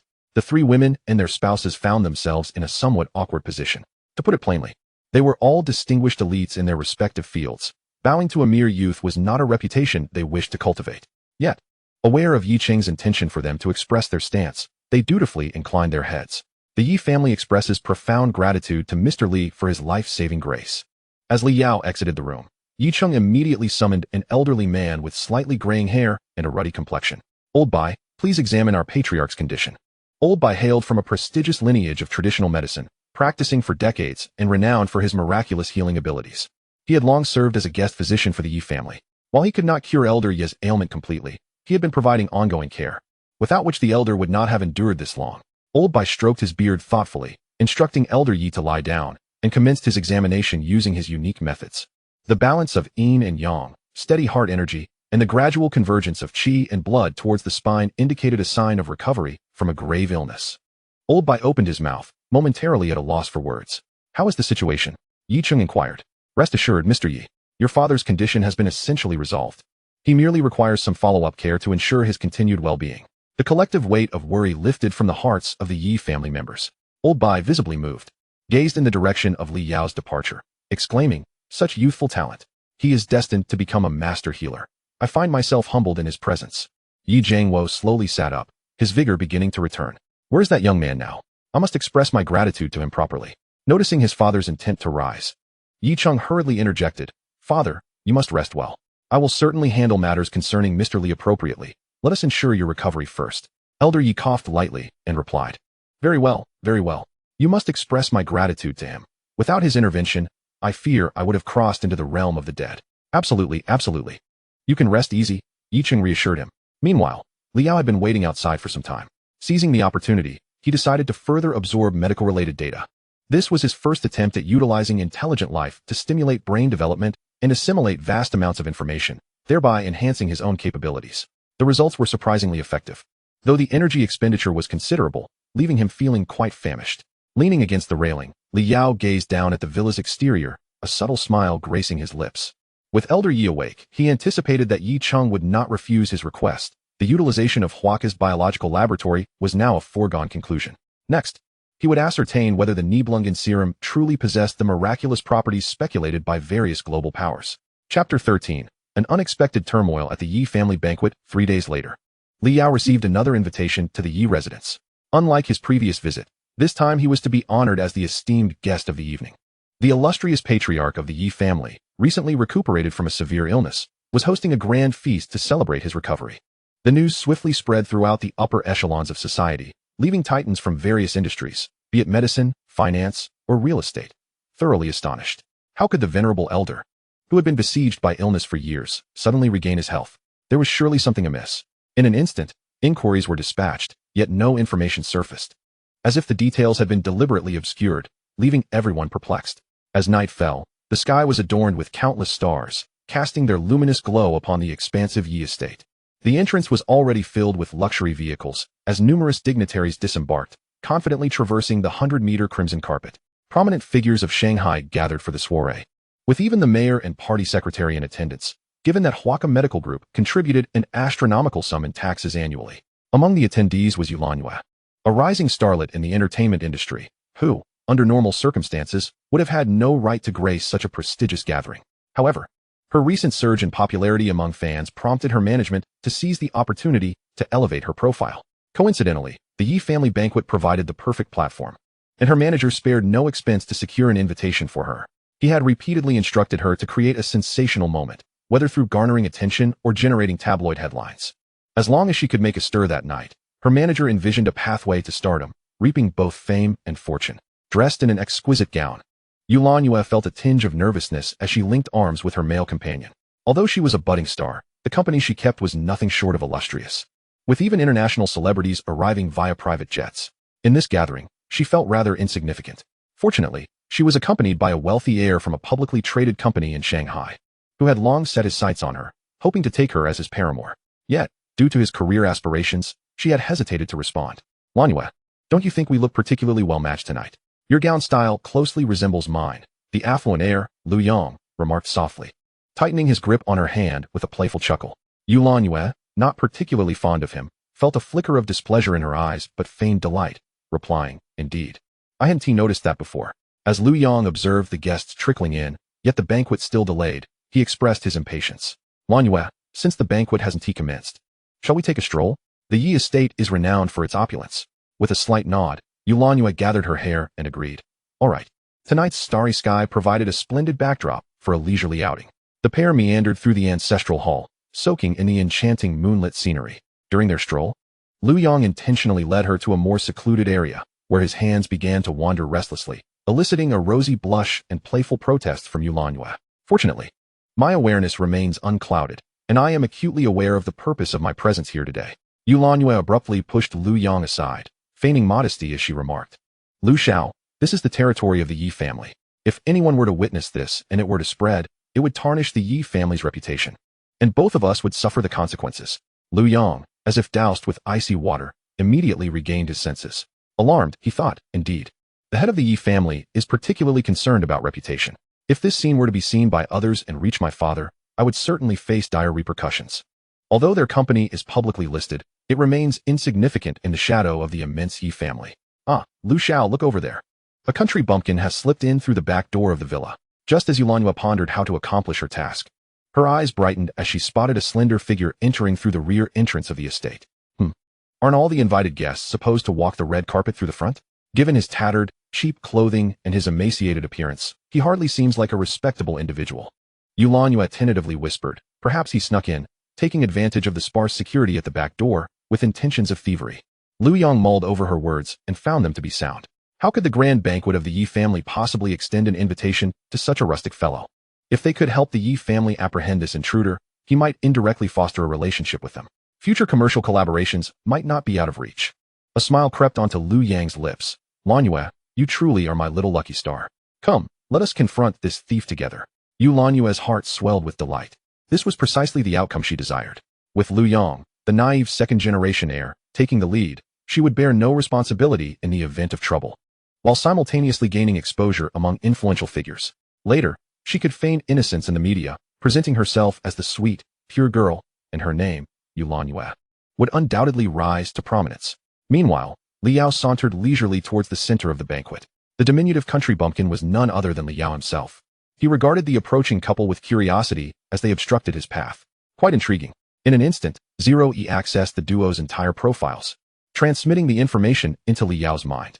One was a wealthy second-generation heir, notorious for leveraging his family's influence and causing trouble, while the other was a starry-eyed young celebrity longing for media exposure and aspiring to make a name for herself. Without further analysis, Liao discerned that their intentions were far from benign. They had deliberately come to provoke him. Hey, who do we have here? Sneaking into the Yi family must have been quite an endeavor for you. Lu Yang initiated the confrontation, attempting to project an air of nonchalance as he placed a hand on Liao's shoulder. Liao cast a sidelong glance at the hand resting on him and coldly replied, I shall grant you one chance. Remove your filthy hand. Otherwise, I will ensure you regret it for the rest of your life. Huh, such a temper for one so young. What is wrong with wanting to apprehend you? Not only will I capture you, but I will also deliver you to old Master Yi. What audacity for a mere beggar to act so brazenly, Lu Yang boasted. And Yu Lanyue's eyes sparkled with excitement. Indeed, Lu Xiao possesses a discerning eye. If old Master Yi were to learn of their existence, my future days would undoubtedly be smooth sailing. Upon hearing these words, Liao's expression grew peculiar. Oh, so it turns out there are two petty individuals seeking to borrow flowers to offer to the Buddha. In that case, it would be better to let the current flow guide me. Suddenly, Liao's demeanor shifted, feigning panic. How did you know I came to the Yi residence to steal? Lu Yang and Yu Lanyue exchanged glances, erupting into uncontrollable laughter. You dress like a beggar. It's evident you lack the qualifications to enter the Yi residence. TSK. What a world we live in, where a mere youth dares to steal from a prominent family. Such audacity. Chapter 14. Two clowns dare to seek the spotlight in their eagerness to garner credit. The duo maneuvered through the crowd, intent on personally meeting Chairman Yi. Liao, however, played along, offering no resistance as they seized him. Yu Lanyue sensed something amiss. It felt too effortless. Could this young man truly have some formidable background? Yet, she quickly dismissed the thought. Impossible. If he were indeed the son of a significant figure, how could he possibly enter so slovenly through the back door? Within the villa at the heart of the banquet, the three daughters of the Yi family mingled amicably with numerous relatives and friends. At that moment, Yi Wanfeng approached her younger sister, whispering, "Why hasn't Mr. Li arrived yet? Everyone else is here. He is the only one missing." Yi Xueqing appeared somewhat perplexed. To ensure everything went smoothly, she had repeatedly sent invitations to Li Yao, even instructing the security at the back entrance to let him in. Knowing he despised the idea of wasting time on the red carpet, if she had known it would come to this, she would have gone to fetch Li Yao herself. Oh well, since Mr. Li promised to come, he surely wouldn't break his word. Something must have delayed him on the way. Unintentionally, Yi Wanfeng hit the nail on the head. Li Yao had indeed been taken captive. Wait, elder sister, is that Mr. Li entering the corridor? Yi Xueqing's eyes sparkled as she recognized a familiar figure in the crowd, but her expression soon turned to confusion. However, why was there a man and a woman following Mr. Li, and they did not seem to be part of his entourage? Yi Wanfeng, experienced and astute, immediately sensed something was off. She hastily lifted the hem of her black gown and strode briskly in her high heels. Sister, they are clearly not his companions. It's evident that Mr. Li is being threatened. Yi Xueqing gasped, suddenly aware of the gravity of the situation, and hurriedly followed suit. Onlookers, witnessing the three daughters of the Yi family rush into the corridor, were left bewildered. What could have transpired to cause such a display of urgency from the Iron Lady? The title Iron Lady was well earned by Yi Wanfeng, renowned in the business world for her formidable presence, known for her ruthless tactics in financing and mergers. Many were hesitant to cross this Iron Lady of the Yi family. Meanwhile, Yuanyue felt a rising unease within her. She quietly murmured to Lu Yang, "Why do I feel like everyone else's gaze is converging upon us?" Lu Yang, unfazed, could hardly conceal his excitement. "You simply don't understand. It means we are the stars of tonight's banquet, and everyone is drawn to our brilliance." Although the sound was faint as a whisper, Li Yao could still hear it distinctly, prompting a smirk to curl at the corners of his mouth. These two fools truly believed themselves to be the protagonists of a novel, basking in the glow of their own delusions. Out of the corner of his eye, Li Yao spotted several familiar and enchanting figures, stretched lazily, and smiled. A splendid show was about to unfold. However, amidst his excitement, Lu Yang soon sensed something amiss. The previously crowded corridor suddenly opened up, as if everyone had tacitly agreed to part ways. Three elegantly graceful women appeared within Lu Yang's line of sight. Upon recognizing their faces, Yuanyue was instantly elated. She had seen photographs of the three daughters of the Yi family. The trio before them were the illustrious hostesses of this grand soiree, the legitimate daughters of a billionaire. "Good evening, Miss Yi. I never expected you to personally grace us with your presence. Here is my business card. I hope to the president of a company," sensing the shift in atmosphere. Immediately bent down to wipe away the sweat, and corrected himself. "My apologies, Miss Yi. It was my mistake. I'll drink 3 cups in penance." More and more onlookers approached to greet the three daughters of the Yi family, eager to capture a moment in their presence. Yet, discerning eyes could easily notice that the expressions of the Yi sisters were far from pleasant, with Yi Wanfeng's gaze betraying a hint of lethal intent. Who are these people? Who allowed them to enter? Yi Wanfeng exclaimed, her voice laced with authority. Lu Yang, still under the impression that he was about to embrace his fortune, remained oblivious to the eldest daughter of the Yi family's unusual demeanor in the cacophony of the environment. Clearing his throat to introduce himself, he said, "Good evening, Miss Yi. I am Lu Yang, and this is a thief I caught on my way. Silence. I am not speaking to you." Yi Wanfeng coldly waved her hand. In an instant, her bodyguards surged forward, subduing the two and pressing them to the ground within a mere second. The abrupt and dramatic turn of events sent a shiver through the crowd. What was happening? Why was the Iron Lady treating guests in such a manner? Confusion spread among the onlookers as they shifted their gaze to a lanky youth standing behind the two. His appearance was unremarkable, clad in simple attire, lacking the elegance of a member of a prestigious family. Could he possibly be the illegitimate son of Chairman Yi? What a revelation. Newsworthy indeed. Several seasoned reporters swiftly retrieved their cameras, preparing for a significant scoop. Just as speculation was brewing, the three Yi sisters approached the youth and bowed in unison.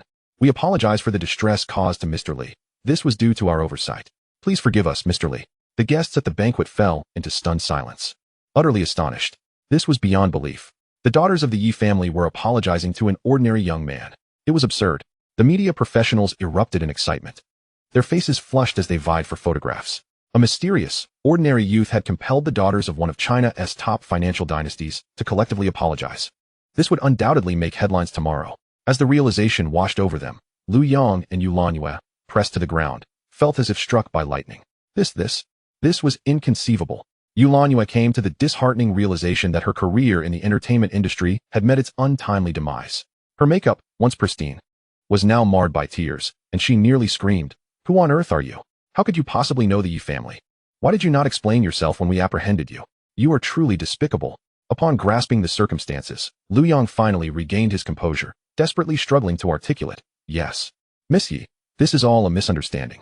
I merely intended to guide him, and a slight miscommunication ensued. We never meant to offend him. Had we known he was a distinguished guest of the Yi family, we would not have dared."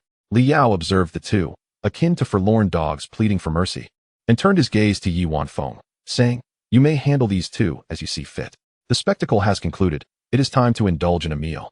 At that moment, Yi Cheng approached with heavy steps, and the crowd immediately sensed the gravity of the situation upon recognizing him as the chairman of the Yi family. The realization that this youthful individual had attracted Yi Cheng's attention altered the entire nature of the affair, implying that they had offended the entire Huaka Group conglomerate. Chapter 15. The Injection of Serum Enough. I have thoroughly investigated this matter. Liu Yang, you are the son of the recently listed medical device company, Lu Shang. Are you not? Yi Cheng's casual remark plunged them into despair. I expect to see one of your arms tomorrow. Whichever hand touched Mr. Li shall be the one to be sacrificed. Otherwise, your entire family should prepare for dire consequences. As for the other young actor, I can hardly be bothered to intervene. Your agency will not let you off easily. Yi Cheng stepped before Li Yao with a serious demeanor, stating, Mr. Li is a great benefactor to our Yi family. Henceforth, his affairs are my own. I trust that you will not trouble Mr. Li in the future. This brief interlude did not diminish the elegance of the gathering, and the banquet continued unabated. After Yi Cheng departed, the others regarded Li Yao with fervent admiration, particularly the beautiful single ladies who licked their lips, seemingly eager for Li Yao to succumb to their allure, entirely oblivious to the fact that he was still an underage youth. As he beheld the throng approaching him, Li Yao furrowed his brow and sighed inwardly, cursed charm. Time passed swiftly, and after visiting the elderly Mr. Yi, Li Yao discreetly exited the banquet. He rubbed his thumb over a bank card, lost in contemplation.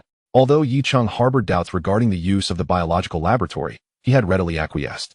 The card contained a staggering sum of 1 billion yuan, which was the initial reward Yi Cheng had promised Li Yao. 1 billion yuan was, in truth, of little interest to Li Yao. If he desired wealth, he could effortlessly instruct Ling Yi to purchase futures from the stock market and liquidate substantial sums. However, that was not a sustainable solution. It could disrupt the financial market, and if certain departments were to catch wind of his actions, he would be in dire peril. Li Yao narrowed his eyes, formulating an alternative plan. If he were to establish a company and launder money through it, he could potentially avoid any missteps. As dawn broke, major media outlets in the magical city erupted in a frenzy. The front pages of newspapers were adorned with images from the previous night's Yi family banquet, prominently featuring Li Yao engaged in conversation with Yi Cheng. Various outrageous speculations circulated, some claiming the young man was the illegitimate child of Yi Cheng, while others suggested he was the son of a prominent figure in the political arena, someone even Yi Cheng dared not offend. However, these rumors were swiftly dispelled when someone unearthed news from Yu Qing, revealing that the youth depicted in the images was, in fact, an audacious middle school student preparing for the high school entrance examination this year. National netizens could hardly contain their astonishment. What? Who can elucidate the state of this world? Wasn't this individual participating in the entrance examination in Yuqing? How could he possibly be connected to a business mogul from the Magic City? I even took the liberty of researching Huaka Medical Group, and to my utter disbelief, its market value exceeds 100 billion. Could this person truly be the offspring of some magnate? How could he possibly know someone of such stature? Impossible. His name is Li Yao, and he attends the same middle school as I do. We all know he is an orphan. In an instant, the internet was abuzz with rumors and discussions surrounding Li Yao. Within the office of the Yuqing Evening News, journalist Bai Tiantian was preparing to wrap up for the day when she was startled by her colleague's exclamations. Tiantian, come over here quickly. Is this person someone you've been following?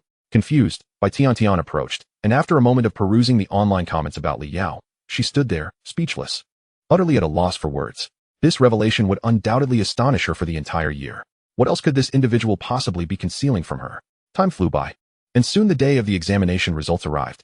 While anxious students across the nation fervently clutched their phones, dialing numbers to check their scores, Li Yao remained in Huaka's biology laboratory, meticulously testing serum samples.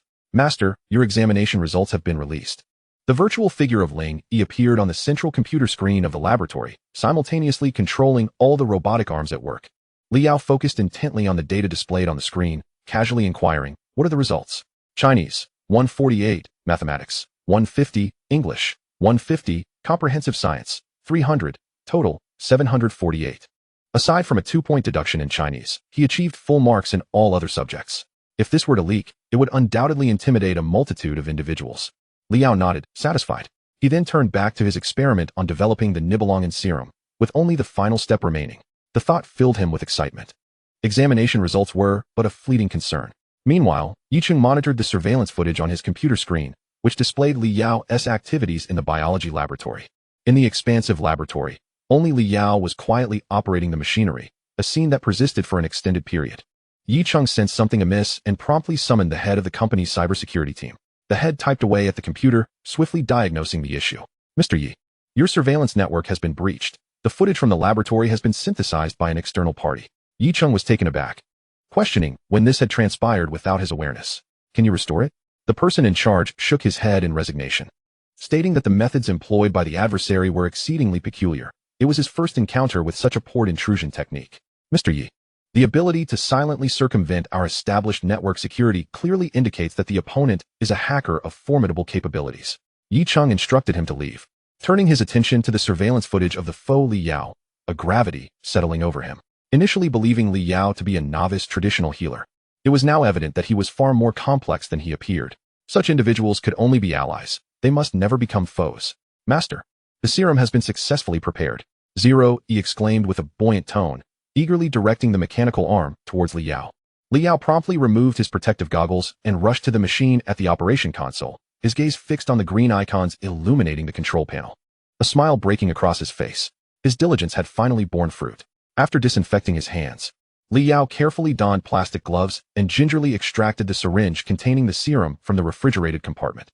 The viscous, blood-red liquid shimmered under the lights, exuding an otherworldly allure.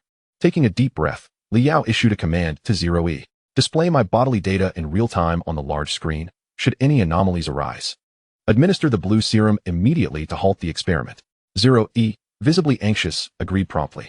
With determination, Li Yao plunged the needle into the vein of his arm, instantly feeling a reaction within his body. His heart raced. Blood surged vigorously through his veins. Cells began to divide. Bone density increased. It was the first time Li Yao experienced such excruciating pain.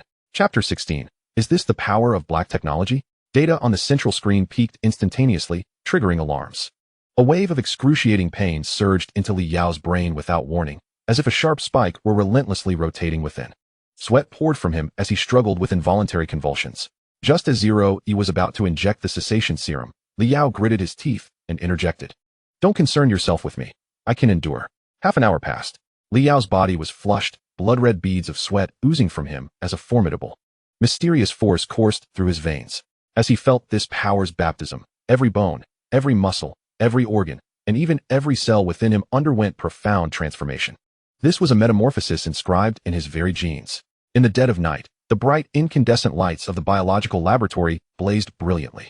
Li Yao's eyelids fluttered, and he gradually opened his eyes. What a refreshing sensation. As his consciousness sharpened, he surveyed his surroundings, noticing the floor stained with blood and a slightly foul-smelling, viscous black substance, likely the harmful materials expelled from his body. Soon, Li Yao realized something was amiss. The environment appeared extraordinarily three-dimensional and vivid. Even the sound of machinery whirring escaped his ears. Had his vision and hearing been significantly enhanced? Li Yao promptly accessed his real-time bodily data, initiating an analytical test. Height, 178 centimeters, weight, 72 kilograms, speed, 6,080 kilometers h, strength, 35 tons. Ling Yizhen was astonished. Master, you now possess an extraordinary ability for self-healing, rapid neural response, and remarkable resilience against physical impacts, along with a near-total immunity to 99 of toxins found on Earth. Li Yao gazed at his various statistics, secretly amazed. All attributes had surpassed human limits, and there existed potential for further enhancement. Is this the might of a Nibelungen serum? Indeed, it is terrifying. No wonder military factions are so eager to develop it. Given its formidable nature, it was more than sufficient for him to enjoy it alone. Li Yao resolved to act swiftly to tidy up the aftermath, ensuring that the method for creating the Nibelungen serum did not fall into the hands of others.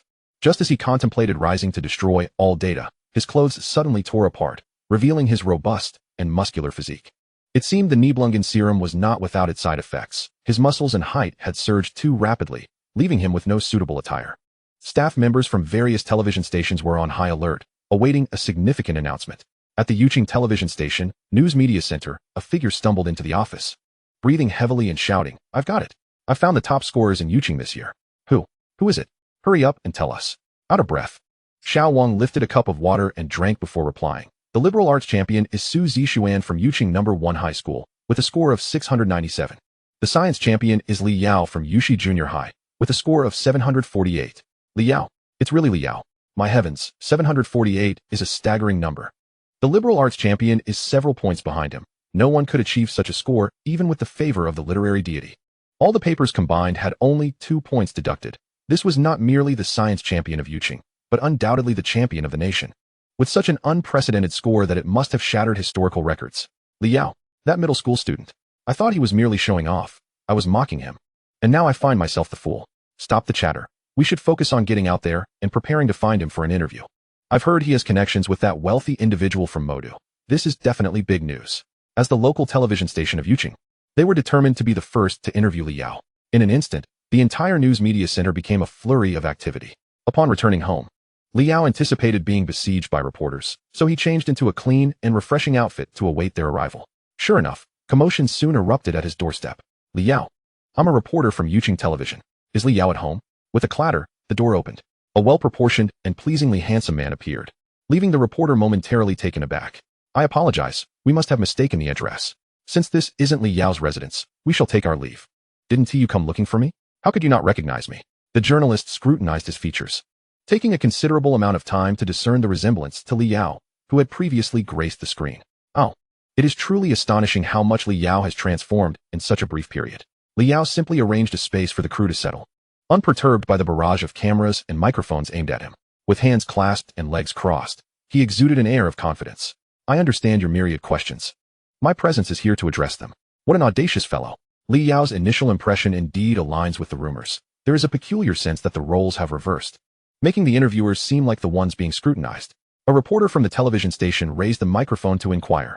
Li Yao, as this year's science top scorer and the only middle school student from Yuqing to take the college entrance examination, how did you prepare for it? Prepare? Surely you jest. Li Yao smirked disdainfully, replying, if diligent preparation could truly replicate my results, then what need is there for genius? Well, you are indeed a prodigy. And I cannot argue against that. The reporter, momentarily at a loss for words, shifted the topic. Now that the college entrance examination has concluded, what are your plans for the future? Li Yao responded, my short-term goal is to establish a technology company. As for the specific field of development, it remains uncertain. However, any investors wishing to participate will require my approval. Starting a company and seeking investors, all contingent upon his consent? Li Yao certainly seems to consider himself a promotional program. Well then, I wish you success in your future endeavors, Li Yao. We have one final personal inquiry. It is said that you once attended a banquet hosted by Yi Chong, the chairman of Huaka Medical Group, in the Magical City. Is that true? After a moment of contemplation, Li Yao affirmed, indeed, I did attend. However, I must clarify that I, Li Yao, am not anyone's illegitimate child. Nor do I rely on anyone. Chapter 17, next stop, the Capital One. 3 billion people are astonished. This year's national science top scorer is actually him. Li Yao, I am not a study deity. The most audacious before the exam, the strongest after. Who exactly is Li Yao? Within just a few hours, news media released statements, and articles began to flood various platforms. At this moment, the fervor surrounding the college entrance examination was palpable, with both adults and children engaging in discussions about it at every opportunity. Li Yao's name surged to prominence. His notoriety online was subtly eclipsing even that of popular celebrities. Li Yao is indeed Li Yao. Has he purchased his fame? How is it that I have encountered news of him these past few days? Who could blame me? Upon seeing his examination results, I felt an overwhelming sense of inferiority. Let's not forget, the illustrious Li Yao once remarked that anyone scoring below 130 in mathematics has an intellectual issue. Indeed, I knew that the peerless Li Yao would make a grand return. Even through the words of the journalists, I could sense a palpable aura of superiority. I now wish to ascertain whether it is illegal to acknowledge a 14-year-old as a foster father. Numerous speculations about Li Yao abound online, each more fantastical than the last. However, they can be primarily categorized into two extreme viewpoints. One faction, vehemently critical, detests Li Yao's ostentatious demeanor, branding him as a person of talent but lacking virtue, deserving of universal scorn. Conversely, the other faction consists of fervent admirers who regard him as a prodigious genius destined to stand alongside luminaries such as Isaac Newton, Albert Einstein, and Nikola Tesla. Should anyone dare to malign Li Yao, they are undoubtedly driven by envy, pure, unadulterated jealousy. If you naysayers possess any merit, prove it by achieving the top rank in the nation, though, even with a century of effort, it seems unlikely. Meanwhile, In the capital at the admissions office of Jingbei University, Director Sun anxiously dialed a phone number. Hello, is this Xiao Kai? Please assist me in checking the latest flights to Yuqing. I must depart immediately. An hour? That should suffice. If they expedite the ticketing, I should make it in time. This year, the lists of top scholars from across the nation had long been secured by the prestigious institutions of Huqing and Jingbei. Yet, for reasons unknown, they were unable to contact Li Yao through various online channels, as if he had been deliberately obscured. Faced with this predicament, Director Sun resolved to make the journey himself. Such a talent must be secured before Huqing could seize the opportunity. On the other side, at the admissions office of Huqing University, Director Qi leisurely sipped Longjing tea. His expression one of contentment. Accompanied by several faculty members, he spoke with a hint of amusement. Ah, the old fool son next door is likely scrambling to book a flight. How amusingly foolish. One of the teachers laughed heartily indeed. Little do they know that Li Yao has already submitted his application to our esteemed institution.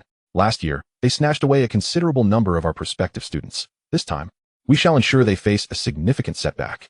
As rival universities, Huqing was reveling in the discovery of such an exceptional student, elevating the prestige of their admissions office. When they first received Li Yao's email, they were genuinely taken aback, suspecting it might be a prank. However, such details had become inconsequential. What truly mattered was that Li Yao had chosen Huqing University. In Yuqing, the oblivious Director Sun, having traced Li Yao's residence through his middle school, hurriedly proceeded with his briefcase in hand. Upon arrival, however, the premises were already desolate. Excuse me, landlord, may I inquire where Li Yao has gone? Director Sun asked the landlord. Ah, another seeker of the great Li Yao. He has already moved out. I am unaware of his whereabouts, the landlord replied. He added, We had a top scholar emerge from here. Property values are about to soar. If you wish to rent, you must act swiftly. I will be raising the rent imminently. Director Sun stood frozen, casting his gaze upward in despair. Li Yao, where on earth are you? Achu. As Li Yao emerged from the terminal of the capital's airport, he held his luggage and sneezed. Puzzled, he touched the tip of his nose. Wondering if one could still catch a cold after undergoing physical enhancement, he casually hailed a taxi driver and directed him towards the Amman at Summer Palace. Upon hearing the destination, the driver was taken aback. Are you sure you want to go to Amman? I've heard it costs over 100,000 a night. Can you afford it? Li Yao, uninterested in explaining, simply urged him to continue driving. The driver muttered to himself, today's youth, really lacking in ambition. Why emulate someone like Li Yao? He probably meant to go to the nearby Summer Palace instead. As Li Yao scrolled through his phone, albeit in an era prior to smartphones, he was connected to the 3G network and could surf the internet. The news about his college choice, Huqing University, had already spread. And surprisingly, it didn't shock the online community. After all, it was a well-known fact that top scorers typically enrolled in Tsinghua or Peking University, the country's two premier institutions. It remained to be seen whether Huqing could accommodate someone of Li Yao's stature. Hey, young man, listen. The radio is discussing you again. You've become like a benefactor to them, bringing such attention lately. The driver initiated a conversation, relying on his usual charm. Noticing Li Yao's silence, he glanced up through the rearview mirror. Wait a minute. Isn't that Li Yao? The driver, overwhelmed with excitement, nearly slammed on the brakes. You are Li Yao, aren't you? What a day to have a celebrity in my car. Could I possibly get your autograph? My daughter is your biggest fan. Li Yao gestured for him to calm down, saying he would gladly provide an autograph. But first, could he please turn off the fare meter? The driver coughed awkwardly. Realizing he had been caught, he discreetly switched off the hidden mechanism controlling the meter, feeling somewhat embarrassed. Impressive. I've been a driver for nearly 8 years, and no one has ever noticed that mechanism. The fare is on me this time. The shameless driver successfully obtained Li Yao's signature. After alighting, Li Yao stepped into the Amman at Summer Palace. The courtyard retained an elegant charm reminiscent of ancient gardens, exuding a royal ambience. When the staff saw Li Yao, they were only slightly astonished. Those who could stay there were either affluent or influential, accustomed to the finer things in life. In the capital, Li Yao had arrived. Chapter 18.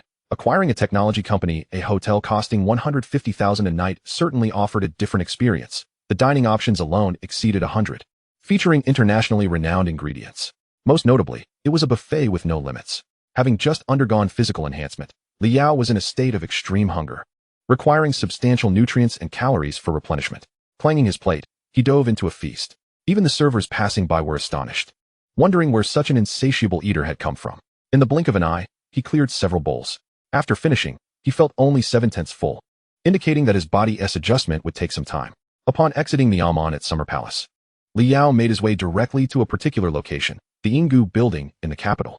In 2010, a technology firm named Huami Technology was established within its walls. If memory served him correctly, This company had released the beta version of its inaugural UI operating system in August of the same year, intriguingly accompanied by a social messaging application. Regrettably, the owner of this tech company failed to seize the opportunity, leading the project to languish in its later stages, ultimately succumbing to the dominance of competing software.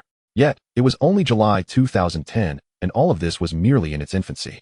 Li Yao's current objective was to acquire Huami Technology. The Yinggu building occupied a prime location in Zhongguancun, not far from Huqing and Jingbei University, allowing him to arrive swiftly.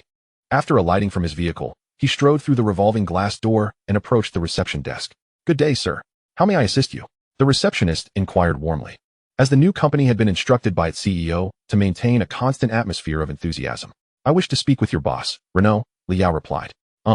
Do you have an appointment?" The receptionist asked, slightly taken aback. "I do not require an appointment. Simply relay my name to him. And I am confident he will be inclined to meet with me," Li Yao asserted. "Of course, sir. May I have your name?" The receptionist inquired. "Li Yao," he responded. On the 28th floor of the Yinggu building, Renault sat in his office, lost in thought as he gazed at his computer screen. Since founding the company in April, he had been plagued by anxiety, reminiscent of the youthful trepidation he felt when embarking on his first entrepreneurial venture. At 41 years of age, he was uncertain whether stepping out of his comfort zone would lead him to great heights or precipitate his downfall. Until a truly successful product was launched, it seemed he would find little peace at night. A series of urgent knocks shattered the silence. Snapping back to reality, Renault inquired, "What is it? Is there an issue with the project?" Secretary Liu shook his head. "No, General Manager Renault, the project is on track. However, there is someone downstairs who specifically requests to see you." Renault, puzzled, responded, "Oh, someone is seeking me out so soon after the company's inception? Could it be an old friend?" "No, it is Li Yao, the top scorer from this year's college entrance examination," Liu clarified, emphasizing the significance of the name. Renault was taken aback upon hearing Li Yao's name. This individual was someone with whom he had no prior connection. What could he possibly want? Yet, after a moment's contemplation, he acknowledged that as a national champion, he could not dismiss the visit without due consideration. He promptly instructed his secretary to prepare tea and invite Li Yao upstairs. As Li Yao ascended in the elevator, his hands nestled in his pockets. He scrutinized this nascent company. The employees appeared youthful and spirited, though their technical expertise might be lacking. Prior to his visit, he had already infiltrated Huami Technology's backend, acquiring their core user data and gaining a comprehensive understanding of the company's progress and project details. Presently, the firm's foundational technology was insufficient. However, with Li Yao at the helm, that would prove to be inconsequential. "Ding dong, greetings, Li Yao. The 28th floor has arrived. Our general manager Lei is in the innermost office on the right." Secretary Liu, with a smile, escorted Li Yao into the office. Once inside, her smile faded, and she exhaled deeply. Unbeknownst to her, standing beside Li Yao elicited an inexplicable sense of pressure, causing a bead of cold sweat to form at the nape of her neck, as if she were facing a lion of the jungle, evoking an instinctual fear deep within her genes. Within the confines of the CEO's office, Lei Nuo scrutinized the young man before him, while Li Yao returned the gaze with equal intensity. "You appear quite different from the portrayal in the media," Lei Nuo remarked. "They claimed you were diminutive. Yet it seems such unscrupulous outlets never speak kindly." Li Yao offered no response, opting instead for directness. "Are you not curious about the purpose of my visit, Mr. Lei?" Lei Nuo nodded, posing a conjectural question. "Are you perhaps here on behalf of the chairman of Huaka Medical Group?" Given the extensive coverage surrounding Li Yao, he was well aware of the previous events. However, upon seeing Li Yao shake his head, Lei Nuo felt a twinge of disappointment. If the chairman of Huaka were indeed seeking collaboration, his entrepreneurial journey would certainly be a smooth one. Li Yao, however, did not grant him the luxury of further contemplation, delivering an unexpected revelation. "Mr. Lei, I am interested in acquiring your company." Lei Nuo, taken aback, initially thought he misheard.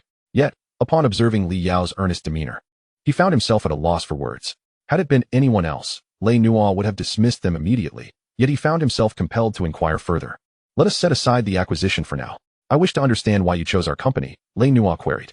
"We are a nascent entity, with no genuine product to showcase, and logically, we should not warrant your attention." Li Yao waved his finger dismissively. "You are mistaken. It is precisely because you are newly established, with an uncharted trajectory and undefined profit model, that I find it easier to take control.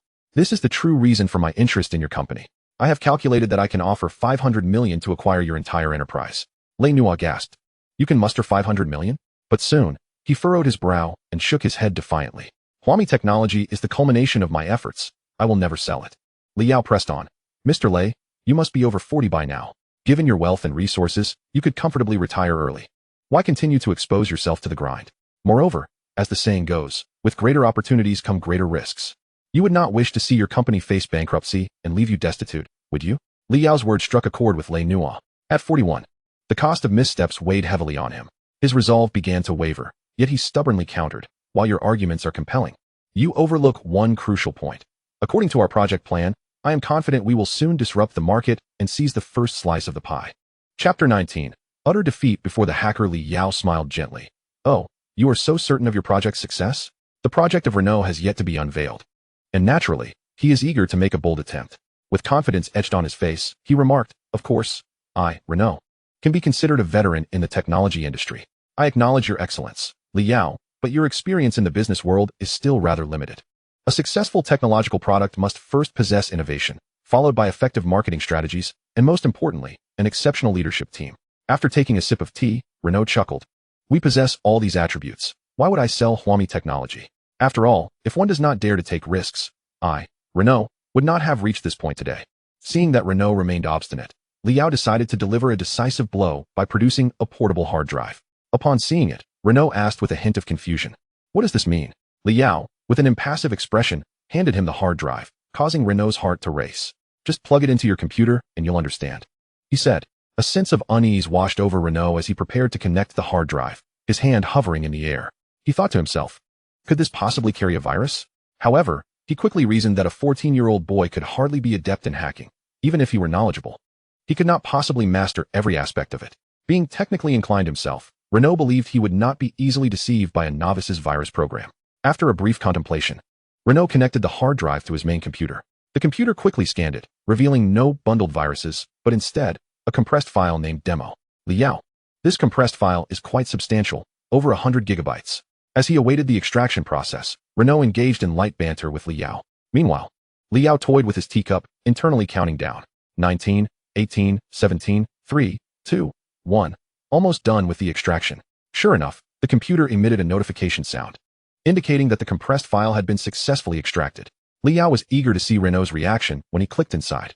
The folder contained neither romantic videos nor deliberately crafted viruses, but rather the very essence of what Renault had been meticulously researching regarding Huami Technology's projects. It included the front-end frameworks used, methods for data transmission interactions, the SQL databases and tabulation employed on the back end, the third-party jar packages invoked, and software management testing and maintenance data. Aside from the integrated development environment not being displayed, it encompassed almost everything. As if Renault's company's entire array of testing products had been directly copied. Renault's expression turned icy. He slammed his hand on the table and exclaimed, "Do you realize this is illegal, Li Yao? Stealing our trade secrets could land you in prison." He finally understood. The acquisition of the company was a ruse, and extorting him was the true intent.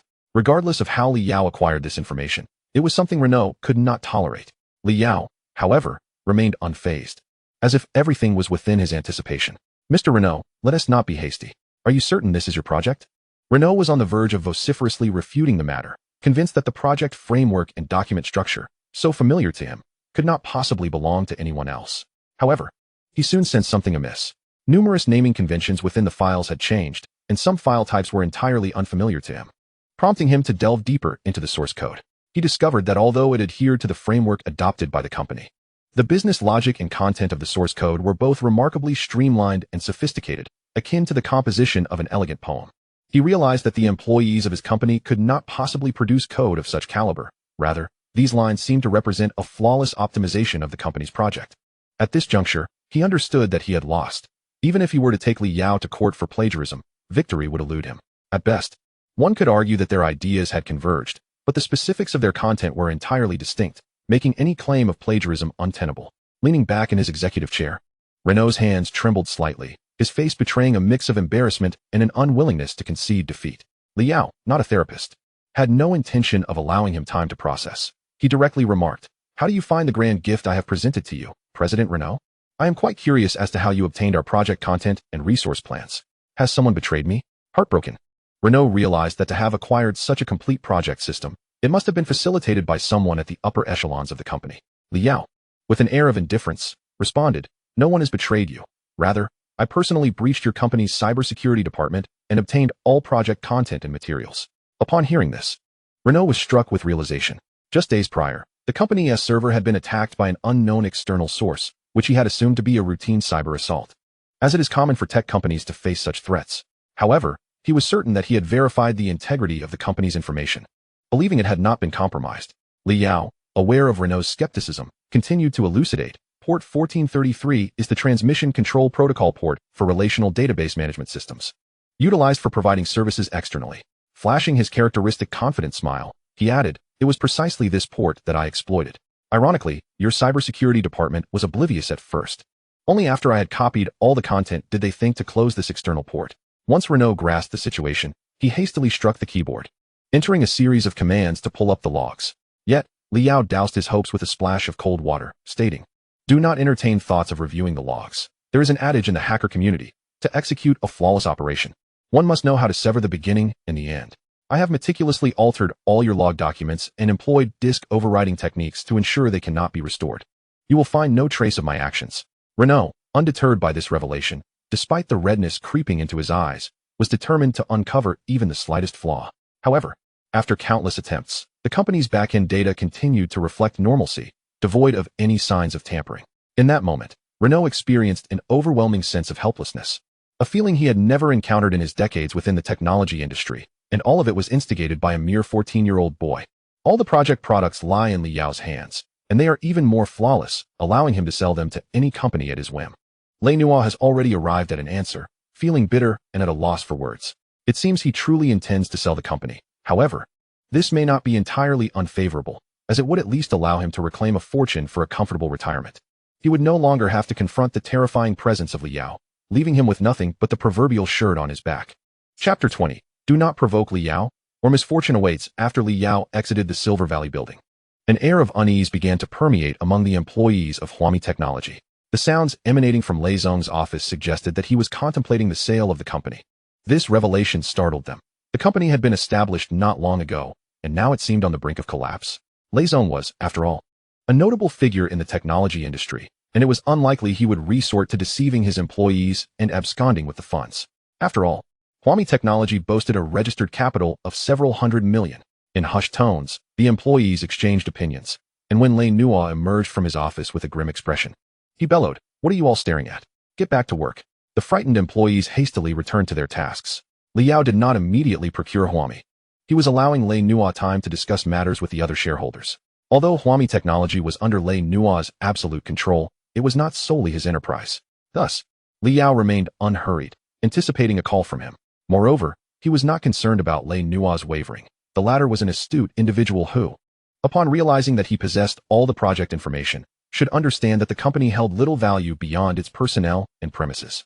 Upon returning to his luxurious hotel, Li Yao indulged in a hearty meal. The side effects stemming from his enhanced physique had yet to dissipate, necessitating significant food intake to sustain his energy. Furthermore, his control over his body was still inadequate. During several consecutive baths, he inadvertently crushed the shower head. Furrowing his brow, Li Yao summoned Ling Yi, and instantly, the large LCD television sprang to life, displaying a vivacious, silver-haired beauty. Ling Yi had the ability to manipulate signals and currents, projecting her virtual form onto any signal source. Otherwise, their communication would be akin to conversing with a neurotic individual plagued by schizophrenia. "Haha, master, you finally summoned me. Ling Yi, I have a question for you. Although my physical capabilities have surpassed previous limits after the serum injection, my control has significantly diminished. What is the quickest way to resolve this issue?" Ling Yi accessed data information and, in less than a second, analyzed thousands of optimal solutions, presenting them to Li Yao. The Yoga Core Control Method, which integrates training techniques from several top yoga masters worldwide, can enhance core control through Pilates, meditation, and other comprehensive exercises. The Broadcast Gymnastics Control Method, which amalgamates various elements of broadcast gymnastics to create entirely new competitive movements, is extremely intricate and can harmonize the body's balance and control. I would call it the era calls. Li Yao scanned through the options, finding few that seemed viable. The thought of practicing yoga or gymnastics sent a shiver down his spine. Is there a more convenient and direct approach? Li Yao furrowed his brow slightly, exasperated by the bizarre suggestions. He was uncertain whether he was conversing with an artificial intelligence or an artificial fool. Ling Yi felt somewhat wronged, insisting that his algorithm was sound. Although yoga and gymnastics might appear unseemly, they were indeed quite beneficial. If that is the case, I recommend that you participate in underground boxing matches to hone your physique through continuous combat, much like Peter Parker in American blockbusters, who sought to engage in boxing after acquiring superpowers. Underground boxing? It is indeed a splendid idea, allowing one to gain experience in battle while enhancing control over one's strength. Liao nodded in agreement. That was it. The following evening, Liao prepared some essentials and stepped out of the hotel with a small bag. Following the location provided by Ling Yi, he arrived at a bustling street, alive with vibrant lights. Before him stood a bar adorned in deep crimson. The sign reading Scarlet Bar, precisely the establishment he sought. As it approached 11 p.m., the midnight show at the Scarlet Bar was about to commence, and an array of luxury vehicles lined the entrance. Groups of elegantly dressed women, clad in revealing attire, entered the bar. Although the entrance was modest, a dozen imposing security personnel surrounded it. Liao retrieved a half-mast from his bag and donned it in a nearby alley before making his way toward the bar. No entry without a ticket. A security guard blocked his path upon noticing the masked figure. No longer needing to suppress himself, the masked Liao exuded an air of authority, declaring, "Step aside, I am here to compete." Sensing the extraordinary presence emanating from him, several security personnel instinctively parted to allow him passage. The corridor within the bar was winding and filled with a throng of people. Upon learning that the masked man intended to participate in the underground boxing match, the bartender promptly registered his information and escorted him to a concealed waiting area. Number 32. You are undoubtedly aware of the rules of underground boxing, the bartender explained, with 32 representing Li Yao's designation. He continued, fate determines life and death. Wealth lies in the heavens. Aside from refraining from weapons, even mortal combat resulting in death is permissible. The waiting area featured a shower space, and a burly man, seemingly having just entered from another passage, was washing away bloodstains under the shower head. Upon noticing the newcomer, he spat blood onto the ground and scoffed, "Hey, it's the first time I've seen someone enter a black market boxing match wearing a mask. Do you think you're a superhero?" When the masked figure ignored him, he continued to taunt, "You're not too ugly to show your face, are you? Why come here all shy?" Upon seeing the masked man's unwavering gaze fixed upon him, he grinned maliciously, revealing his displeasure after having just lost a match. Eager to vent his frustrations on a newcomer, Liao issued a subtle threat from beneath his mask, "If you seek death, I shall oblige." Swish. In the next moment, a shadow flitted past, and the burly man felt an icy chill run down his spine, his eyes wide with terror. With a resounding crash, darkness enveloped him as if he were a marionette, seized by the throat and violently thrust into the wall. His consciousness began to fade, leaving only a fleeting thought in his mind. Swift, swift.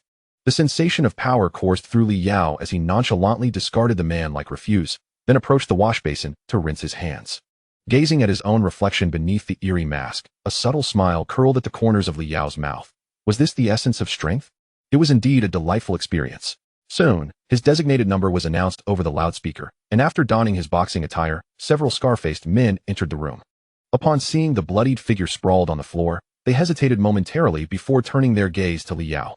Number 32. It's your turn to take the stage.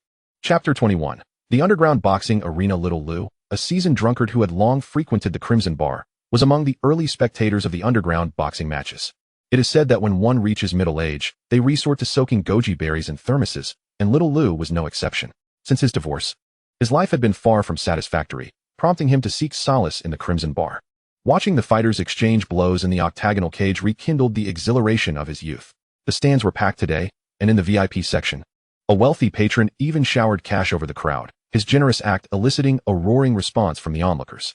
Little Lu, quick-witted, managed to snatch a few bills, his excitement palpable as he exclaimed, "What a splendid day. I shall bet more later." Finally, the commentator arrived, accompanied by a continuous wave of cheers and screams. "Ladies and gentlemen, welcome to the underground boxing arena of the Crimson Bar. Before the match commences, I must emphasize that fighter number 32 is a newly registered boxer with a record of 0 matches. His opponent, known as the Black Scythe, is number 9. With a total of 138 fights, boasting 94 victories, 28 losses, and 16 draws. The crowd erupted in applause upon the mention of Black Scythe number 9, clearly drawn to him for the evening. The statistics alone indicated that he was no ordinary fighter, with an impressive win rate of 68-1. As the audience learned of number 9's opponent being a newcomer, they laughed heartily, eagerly placing large bets on number 9's victory. Little Lu, with shifty eyes, listened to the chatter around him, sensing something amiss. Having watched matches for so many years, he was seasoned enough to detect a hint of deception. Could it be that the bookmakers had developed a conscience, wishing to make it easy for them to profit? That was evidently implausible. He then approached the betting station, withdrew a few red bills, allowing his hand to hover above the number 9 before shifting to number 32. Number 32, it's your turn to enter the ring. Upon hearing his number, Li Yao donned his boxing gloves and strode toward the passage. A nearby scar-faced man glanced over, reminding him, "Hey, you forgot your headgear." Li Yao continued forward, dismissively stating, I have no need for that. Do as you wish. In the end, it's not my life at stake. The decision to don boxing gloves was not for self-protection, but rather to ensure that I wouldn't inadvertently deliver a fatal blow to my opponent. As I made my way through the corridor, the electrifying shouts from outside reached my ears. Upon entering the arena, I was immediately met with a barrage of flashing lights focused on me. The host, with a flourish of his microphone, bellowed to the audience, ladies and gentlemen, please welcome contestant number 32. Instantly, a chorus of boos erupted from the crowd. Who is this pretender, acting like a big shot while wearing a mask? Exactly. Who does this rookie think he is, wearing a mask? I bet the Black Scythe will take him down in no time. Get off the stage. I surveyed the audience, remaining silent, merely observing their ugly faces. I was curious about how much they had wagered, each one riled up in a frenzy, yet regardless of their bets. Tonight I would ensure they left empty-handed. Ding, ding, ding. The two competitors stepped into the vast octagonal cage at the center, beneath a 360-degree camera that captured every moment in real time. Opponent number 9, the Black Scythe, was a muscular black man, his physique resembling a small mountain, making him appear as a wild beast before me. In broken Chinese, he taunted, Rookie, tonight, your luck has run out. Facing me, you are destined to lose. He intended to continue, but I interrupted him. Mind your words, you might just trip over your tongue. With that, I cast aside my cloak, revealing a physique that was nearly flawless. While not as exaggerated as the Black Scythe's muscles, my chest, abs, trapezius, biceps, triceps, and latissimus dorsi formed a golden ratio. I resembled Hercules as described in ancient Greek and Roman mythology, with potent vitality radiating from every taut muscle, seemingly sculpted by the gods themselves. Such perfection in physique was almost beyond belief. The scantily clad beauties in the audience, akin to playful kittens, began to cheer, calling out to me, number 32. Remember to find me after the match. As the crowd erupted in cheers, the Black Scythe made his move, with his foot firmly planted on the ground. He slightly bent his knees before launching himself forward with a powerful sprint. He leaped toward me, preparing to deliver an elbow strike to my face. Just as I instinctively sidestepped to evade him, a smirk appeared on his lips. Rookie, you've fallen for it. Suddenly, the Black Scythe altered his trajectory, using the momentum from his elbow strike to propel his knee upward from the side, aiming for my torso. This maneuver was the culmination of years of experience, typically confounding his opponents. Indeed, I fell for his trick, feeling the impact strike my lower chest, forcing me to retreat several meters. From the stands, Xiao Lu sighed, foreseeing the impending disaster. A rookie is still a rookie. He should have defended himself before deciphering his opponent's moves. This is bad. He's taken a heavy hit from the Black Scythe and is bound to be either seriously injured or worse. Yet in the next moment, Xiao Lu was taken aback. How was it possible that I could still move, appearing completely unscathed? Surprise enveloped not only him, but also the formidable Black Scythe standing on the arena. How can you be unscathed? Black Scythe exclaimed in astonishment. Li Yao wiped the faint imprint left on his chest, replying, Your strength is so feeble. Of course. I remain unharmed. With a disdainful snort, Black Scythe accelerated, launching a more ferocious assault upon him. Each punch became increasingly fierce, precisely targeting the soft spots of the human body. Li Yao, however, remained on the defensive, meticulously studying his opponent's attack patterns and strategies, while diligently controlling his own strength and speed to ensure they did not exceed that of his adversary. This is precisely why he could engage in such a balanced exchange with his opponent. Simultaneously, Zero-E was simulating various combat techniques through AI, transmitting knowledge to Li Yao. You have mastered basic military mixed martial arts. You have acquired beginner-level karate skills. You have attained basic dodging techniques. Breathing heavily, Black Scythe gazed incredulously at the Oriental man before him. If not for the hallucination, he had landed at least 30 hits, and his punching power could reach up to 270 kilograms. He struck with relentless precision, yet this Oriental man appeared utterly unscathed, standing resiliently in the arena without even a trace of blood. For a fleeting moment, Black Scythe doubted whether he was ensnared in a dream. Chapter 22. Refund from the Nyanma. This is undoubtedly a conspiracy. Ugh, why do I feel like Black Scythe is throwing the match? The rookie at number 32 hasn't been taken down yet. Indeed, under normal circumstances, after such a barrage, one would either be coughing up blood or rendered incapacitated. How could there be a reciprocal exchange? Look closely, Black Scythe's punch speed has decreased. It seems his stamina cannot sustain such relentless aggression. The spectators below were tense, unsettled by the fact that the number 32 had yet to fall. At that moment, the most elated was Xiao Lu, who had placed his bets on this newcomer. If number 32 were to emerge victorious, given the odds of 89 at the time, his wager of 600 would yield a staggering prize of 53,400. Xiao Lu swallowed hard, his heart racing, silently praying that fortune would favor him, awaiting the miracle to unfold. Will you only act like a timid turtle? Black Scythe unexpectedly spoke fluently in Chinese, spitting in disdain. Li Yao had defended against him for nearly 20 minutes, gradually slowing his movements, attempting to rely solely on his neural reflexes to deftly evade the onslaught. The results were markedly improved within mere minutes. Black Scythe struggled to find a breakthrough against Li Yao, even failing to graze his skin. Although Black Scythe appeared fierce, internally he was in a state of utter panic. He had never encountered someone so formidable in withstanding blows, and he sensed that this mysterious Oriental was deliberately holding back, as if using him as a whetstone. Li Yao felt that the time had come. It was time to conclude this farce. Number 32 made his move. After being on the defensive throughout the match, he finally launched an offensive against number 9, Black Scythe. The announcer's voice soared with excitement, exclaiming loudly. As Li Yao's muscles tensed, he subtly pushed against the ground. A profound sense of crisis surged within the Black Scythe, compelling him to adopt a defensive stance. The ensuing moment rendered the audience utterly silent, their eyes wide with astonishment.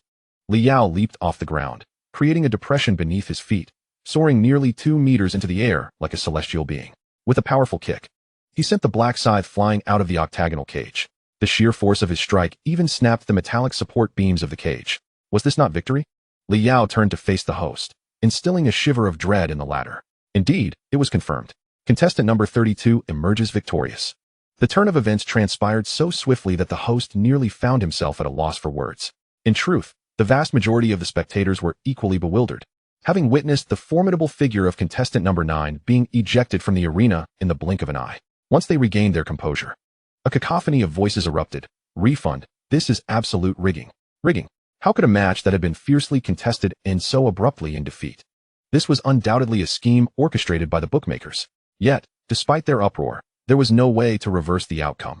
Only little Lou in the crowd stifled a laugh, rubbing his hands together with glee, a mischievous grin on his face. In a secluded VIP section, several organizers of the Crimson Underground Fighting Arena turned their gaze towards Li Yao's exit.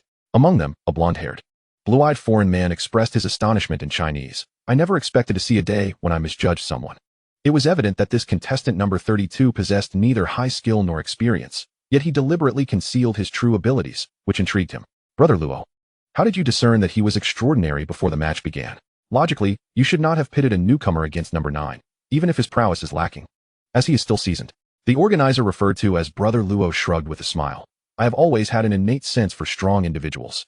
Trust me, he will return. After exiting the fighting arena, Li Yao took evasive measures to avoid being followed, navigating through winding alleys before finally removing his mask. According to the rules of the Crimson Arena, upon winning a match, the prize money would be allocated based on the betting amounts. This match had attracted numerous wagers, and the odds placed on him were notably high, resulting in a net gain exceeding 380,000. It was no wonder that so many daring individuals flocked to the underground fighting scene. For Li Yao, the financial reward was of little concern. Rather, he valued the experiential insights gained from this bout.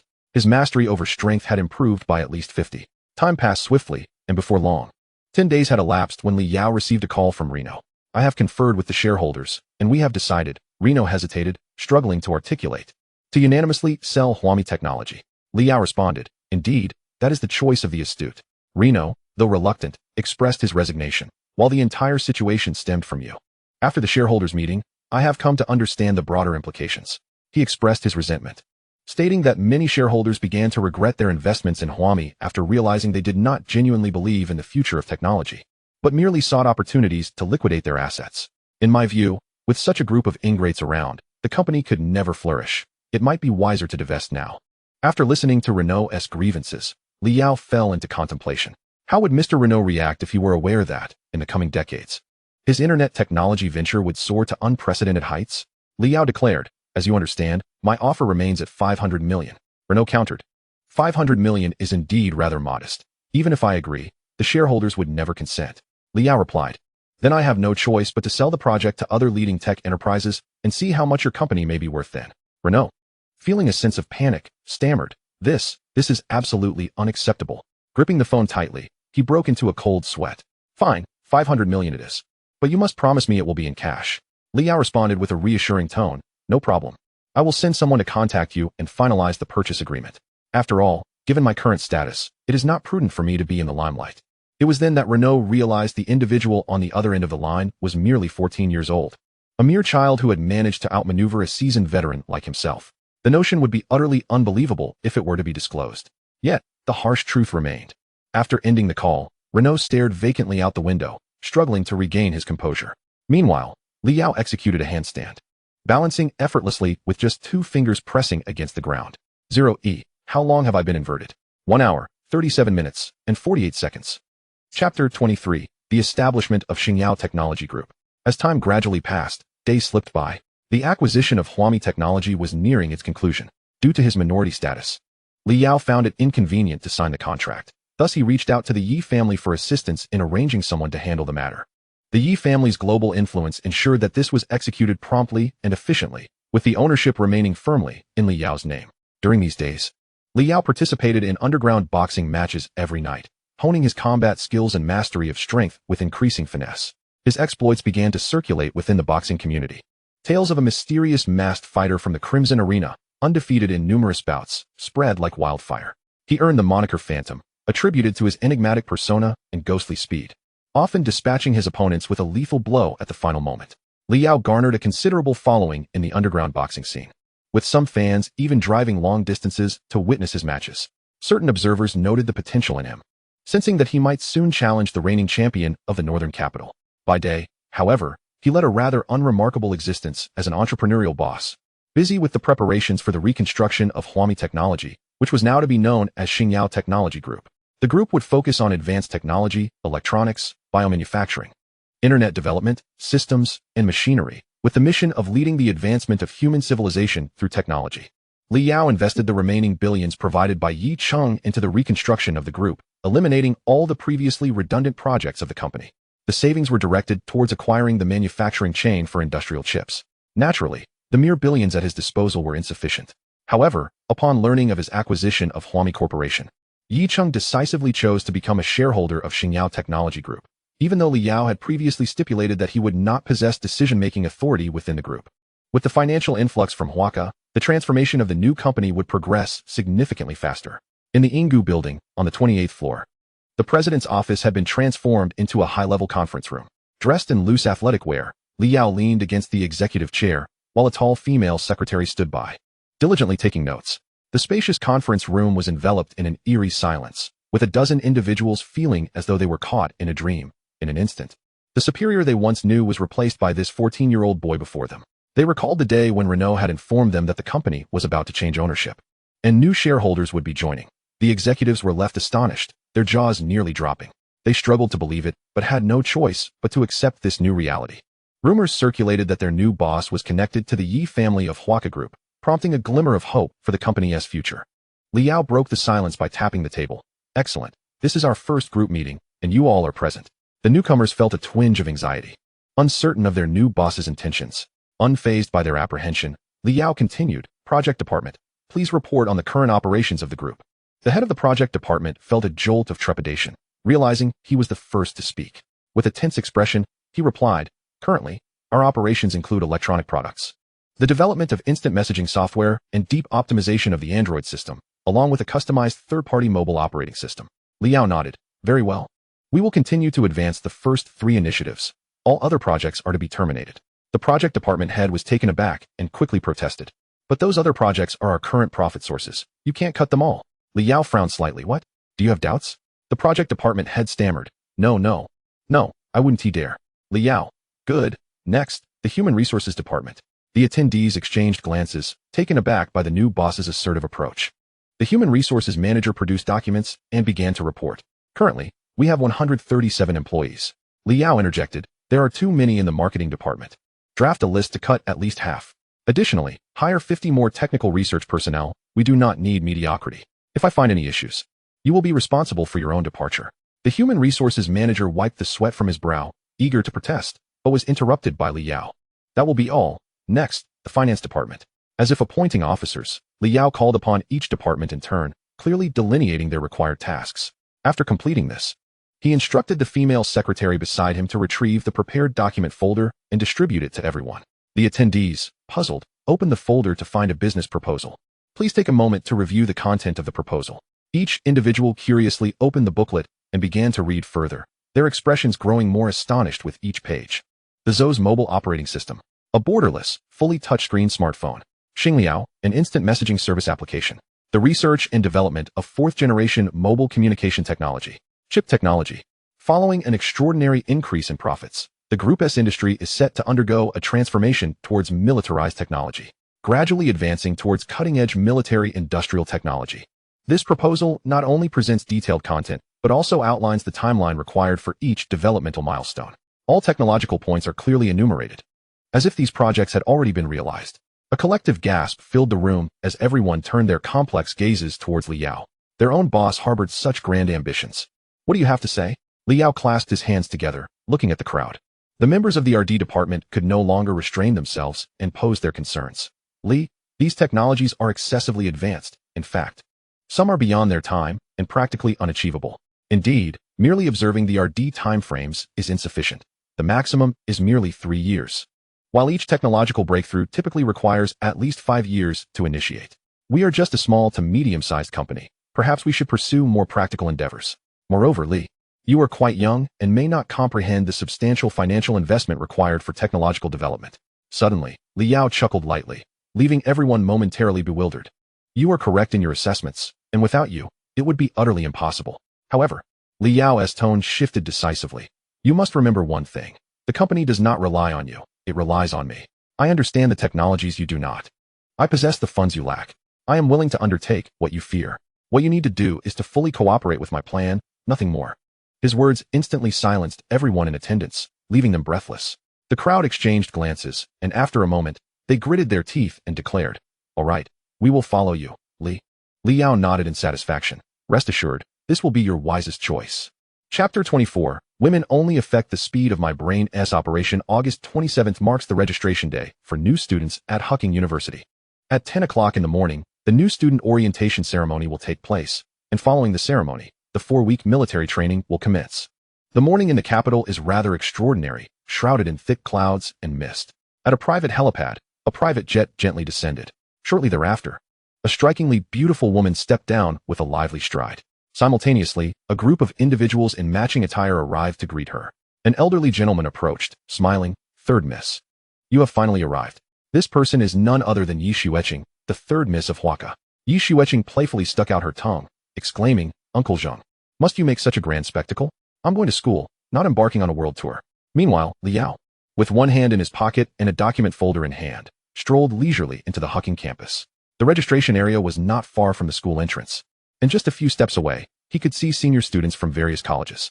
Banners from various colleges hung along the path, their vibrant colors creating a stunning visual spectacle. After a brief search, Li Yao finally located the computer science department.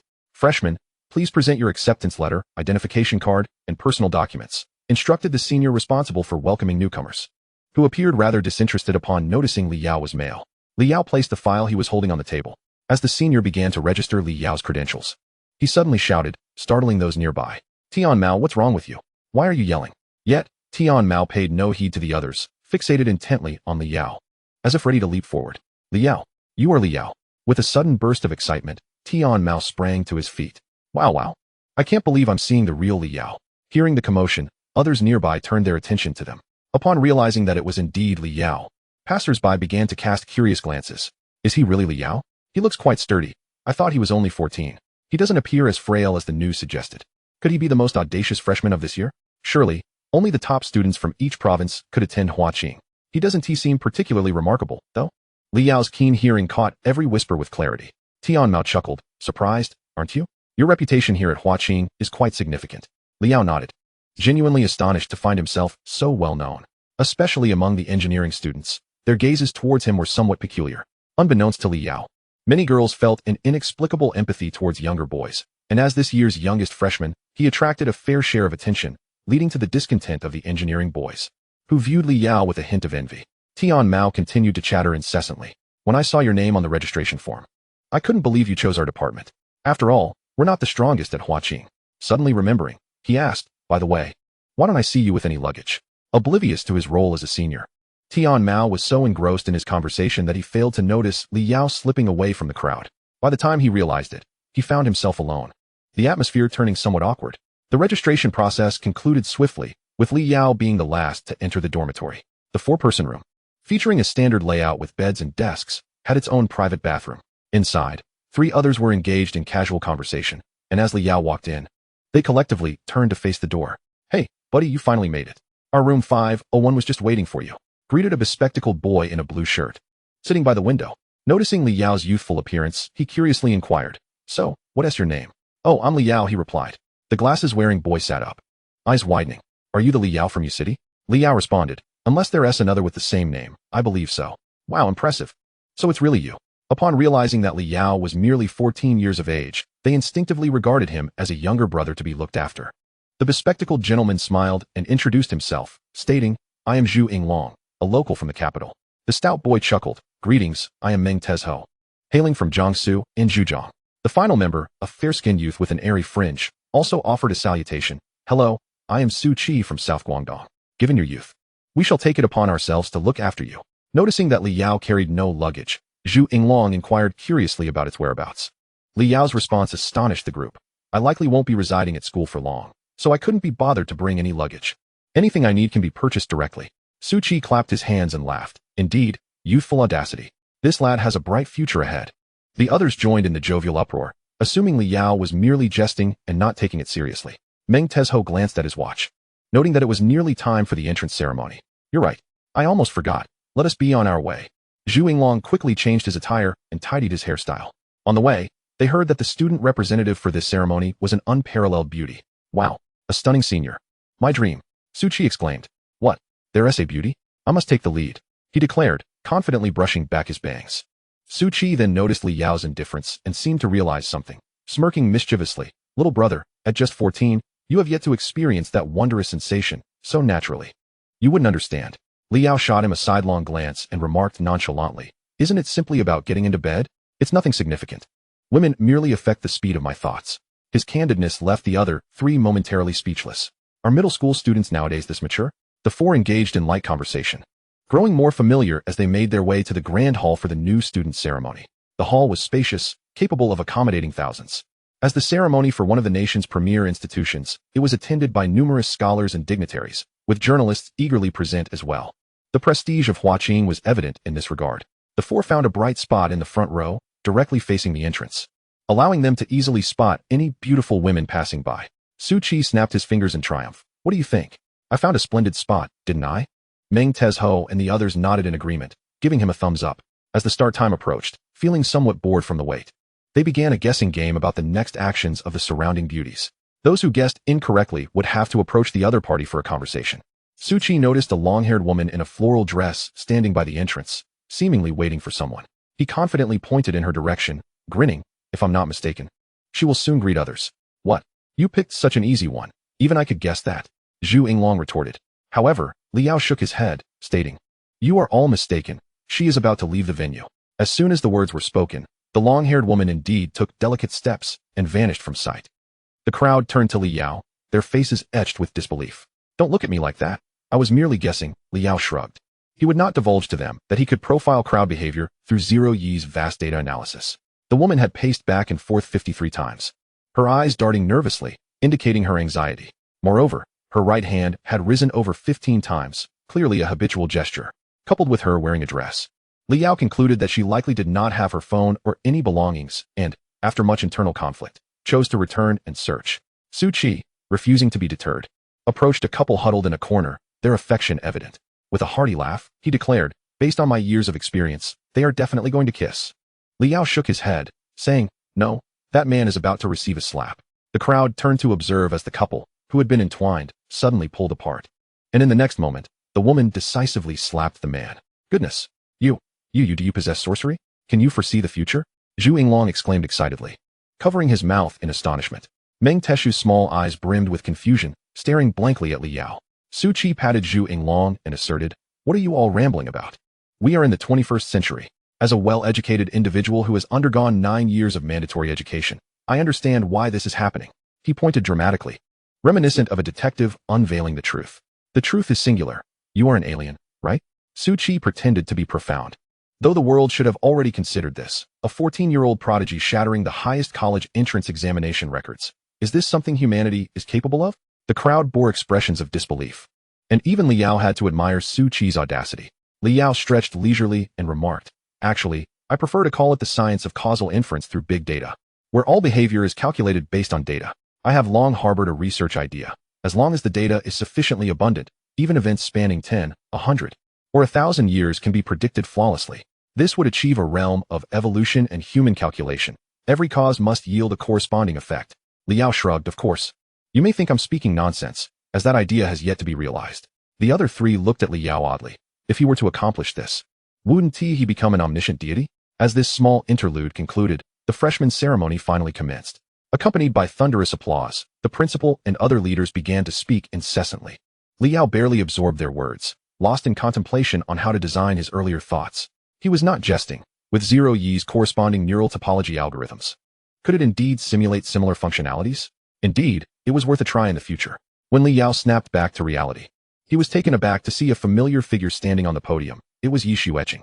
As the student representative, she delivered her speech with a melodious voice and breathtaking beauty, captivating the hearts of all the male freshmen in Hucking.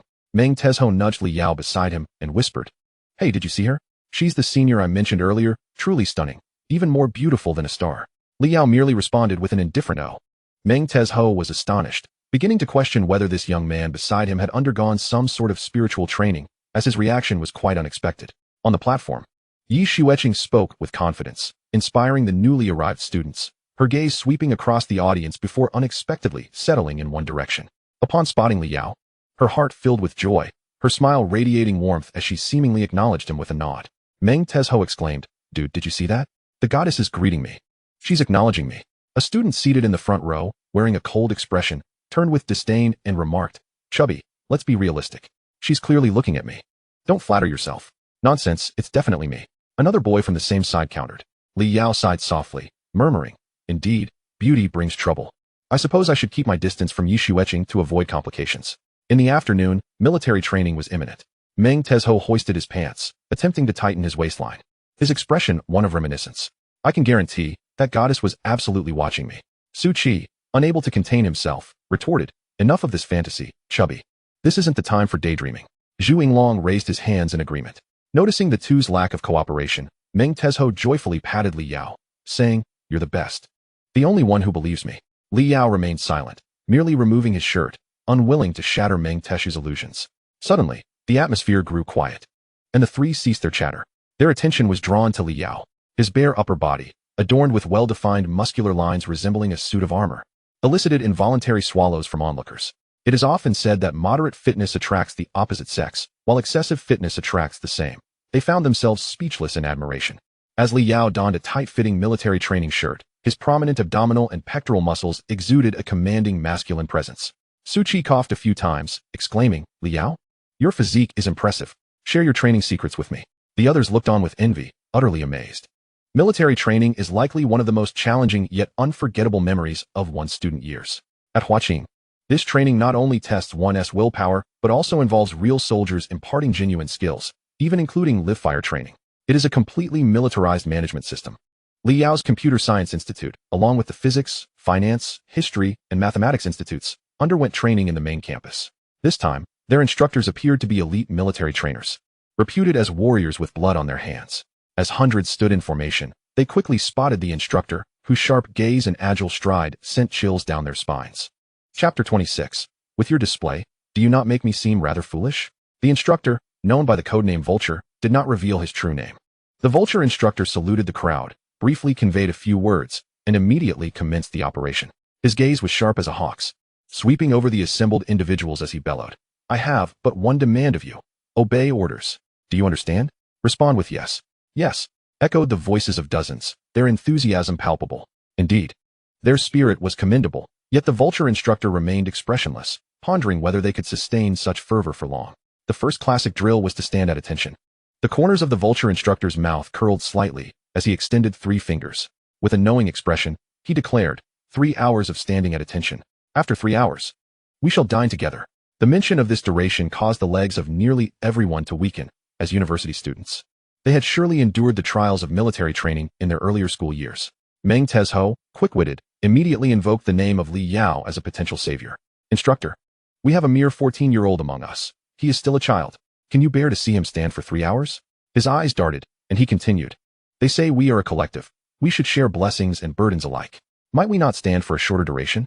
However, the vulture instructor seemed already aware of Li Yao's presence and turned his gaze towards him. The others looked at Li Yao as if he were a lifeline in turbulent waters. You must be Li Yao, the one the leader spoke of as being quite special. During training, I shall allow you to have individual rest periods. Yet, Li Yao remained calm and resolute, promptly declining. There is no need to accommodate me. It is unnecessary. A rare glimmer of appreciation flickered across the vulture instructor's face. He then declared firmly, since Li Yao has no objections, what face do you have to shirk your responsibilities? The training begins. Instantly, the group was enveloped in confusion. Could it be that Li Yao had lost his senses, refusing such a fortuitous offer? Little did they know. For Li Yao, 3 hours was a mere trifle, akin to drinking water, given his formidable endurance. As the vulture instructor's words faded, everyone stood tall, chests out, feet together. Gazing straight ahead, Li Yao meticulously executed the posture, adjusting his line of sight to 135 degrees, arm deviation at 341 degrees. Excellent. Adjustments precise. Referencing the standing data provided by 0E, this was undoubtedly the most flawless military stance in history. The vulture instructor paced through the ranks, scrutinizing each individual's posture for adherence to standards. Pathetic. Your stances lack any semblance of strength. In his eyes, they resembled a group of frail, ailing seniors, devoid of vigor. They could not even be compared to the new recruits in the military, let alone the trained sergeants. There was an immense chasm between them. Yet, considering they were students from Hucking, the vulture instructor tempered his approach, treating them with more leniency than he would have shown new soldiers in the army. Otherwise, true to his nature, he would have launched into a series of military exercises without hesitation, ensuring they would remember this lesson. Suddenly, the vulture instructor's gaze fixed intently upon Li Yao, examining him closely. What a perfect stance, he thought, inwardly astonished. From head to toe, every detail was executed to perfection. Muscles taut and engaged, excellent. The instructor, known as the vulture, nodded and bellowed, Li Yao, you are impressive. Maintain this momentum. Everyone was momentarily taken aback, uncertain of what had transpired, yet they dared not turn their heads, fearful of incurring the instructor's wrath. You should learn from your classmate Li Yao. I will reward you with an additional 10 minutes of standing. At that moment, Li Yao's acute senses detected numerous resentful gazes, especially from the pudgy boy named Meng standing beside him, who looked utterly distraught. Li Yao's lips twitched slightly. Was this a deliberate attempt to provoke him? If so, he would not hesitate to undermine Meng's confidence as a soldier. Under the sweltering summer sun, the scorching rays beat down upon the earth. The group endured the relentless heat, parched and drenched in sweat. It wasn't long before some began to falter. A girl had initially contemplated reporting for a break, but was intimidated into silence by the instructor's icy glare. Half an hour passed. An hour slipped by. Finally, the instructor's whistle signaled a 5-minute respite. The group collapsed onto the ground like scattered Lego pieces. Yet, in that moment, Li Yao performed an astonishing feat that left everyone in disbelief. He executed a one-handed handstand. He even proceeded to do push-ups. Was this truly within the realm of possibility? What kind of athlete was he, exhibiting such flamboyance even during military training? Li Yao, we recognize your extraordinary talent, but this is beyond comprehension. One could hardly believe he was merely 14. His muscles seemed to defy his age, and a single punch from him would surely be fatal. Li Yao's actions drew the attention of students from other classes, and news spread like wildfire. Sisters, look over there. Someone still has the energy to work out. One girl, exhausted and massaging her calves, turned her head and remarked, you must be joking. I won't fall for that. Indeed, everyone collectively thought, is he trying to show off? The vulture instructor, having just returned from the restroom, was met with a chorus of astonished exclamations and saw a figure swaying in the midst of it all. He wore a perplexed expression. Li Yao, what on earth are you doing? Li Yao slightly bent his left arm, kicked his legs, and swiftly adjusted his body to stand upright with poise. He shrugged and brushed the dust off his palms, feeling that the training was rather light, prompting him to push himself further. The subtlety of his display was most disconcerting. Observing Li Yao's relaxed demeanor, which appeared genuine rather than contrived, the vulture instructor's forehead darkened. This was the first time he had ever heard someone describe his training as easy. This is outrageous. The instructor barked, scanning the students sprawled on the ground. What are you still doing sitting there? Did you not hear Li Yao say the training was too easy? Continue practicing. After a chorus of lamentations echoed through the air, everyone reluctantly rose to their feet once more. Li Yao's audacious display had left the vulture instructor feeling quite humiliated, and from that point onward, there was scarcely a moment of respite. Years later, apart from Li Yao, all who had endured that training would recall this harrowing memory. That summer day, standing like cattle. The excruciating 3 hours finally came to an end, and everyone lay on the grass like a heap of mud. Meng Tezho trembled as he raised his hand, weakly imploring Li Yao, brother, I beg you, no more showing off. Li Yao smiled like a demon, gently patting his shoulder. Don't worry, today's training was sufficient. We shall continue tomorrow. Ah, ah, ah, brother, just kill me already. Chapter 27. You must have some side hustle secretly. As the saying goes, painful experiences are often torturous. After enduring a week of relentless trials, the new students of Hucking finally glimpsed the dawn of relief. The military training instructor was about to organize their live-fire training at the base. Each soldier would be issued a firearm and ammunition. Such a legitimate opportunity to handle weapons was exceedingly rare. For the vast majority of men, experiencing a few shots in their lifetime is almost a rite of passage. At a certain training ground, the vulture instructor, clad in formal military attire, approached the group with his subordinates and issued commands. At ease. In a moment. Each of you will be assigned a Type 95 automatic rifle with 10 rounds of ammunition. Do not move recklessly. Understood? Understood. Even though they were all high-achieving students of Hucking, the excitement was palpable on their faces. The Type 95 automatic rifle, the first small-caliber automatic rifle to be mass-produced for the military, was finally within their reach. Su Chi rubbed his hands together in excitement, turning to his roommates. Have any of you ever handled a gun? This is my first time. Zhu Yinglong was equally thrilled. Who wouldn't be? I never expected my first time would happen here. Their peculiar exchange drew disapproving glances from nearby girls, who shifted away with disdain. Li Yao, ignoring the two awkward individuals, fixed his gaze upon the pristine weapons displayed on the platform. The rifle, with a caliber of 5.8 mm and a bullpup design, boasted excellent stability. Its overall short length provided high accuracy. The 5.8 mm ammunition could penetrate an 8 mm steel plate at a distance of 100 meters while still retaining slight lethality, a commendable assault rifle. Having been reborn, it had indeed been quite some time since Li Yao had relished the thrill of firing a gun. The vulture instructor took out a rifle and began to explain the usage steps and regulations, occasionally demonstrating impressive maneuvers before the crowd. Loading the bullet, chambering, aiming, and firing, smooth as flowing water. Bang! A direct hit on the target. Everyone was astonished, erupting in applause. Truly, the mark of a soldier, his presence commanding respect. After reiterating the important safety precautions, the vulture instructor called for individuals to step up in order and attempt to shoot. Number 1, Wang Dachui. A boy with a cheeky grin stepped onto the stage, surprised to find himself the first. Under the instructor's guidance, he cautiously loaded the bullet, then widened his eyes to aim, only to find he couldn't pull the trigger. The vulture instructor, exasperated, pointed at the safety switch on the rifle's shoulder stock. You didn't even disengage the safety. What were you listening to? Get down. Having not fired a single shot, Wang Dachui sheepishly returned to his place. Subsequently, the performances of the series of young women who took to the stage were utterly disheartening. They struggled to maintain a steady grip on their rifles. And even when they finally managed to fire, they nearly jolted the weapon from their hands. The onlooking guards could scarcely bear the sight, if left to their own devices. This group might well endanger themselves with their firearms. Number 37, Li Yao, the instructor, vulture, squinted, a dismissive scoff escaping his lips. Li Yao, I observe that your training has been commendable. I wonder if you can deliver a performance worthy of note. Li Yao chuckled lightly, saying nothing as he grasped the rifle. And in that instant, a torrent of information surged into his mind. You have mastered the weaver stance. You have acquired quick-draw techniques. You have grasped intermediate shooting principles. A cascade of data flowed through his consciousness. The rifle weighed 3.31 kilograms, had an effective range of 400 meters, a barrel length of 743 millimeters, and a direct shooting distance of 375 meters. The wind speed was 175 meters per second, and gravitational acceleration was 9.81 ms. In a heartbeat, a model of SD was constructed in his mind, optimizing the shooting angle to 174 degrees south-southwest, with an anticipated bullet flight time of 0.27 seconds. A knowing smile graced Li Yao's face as he swiftly pulled the trigger. Whoosh! The shot rang out, clean and decisive.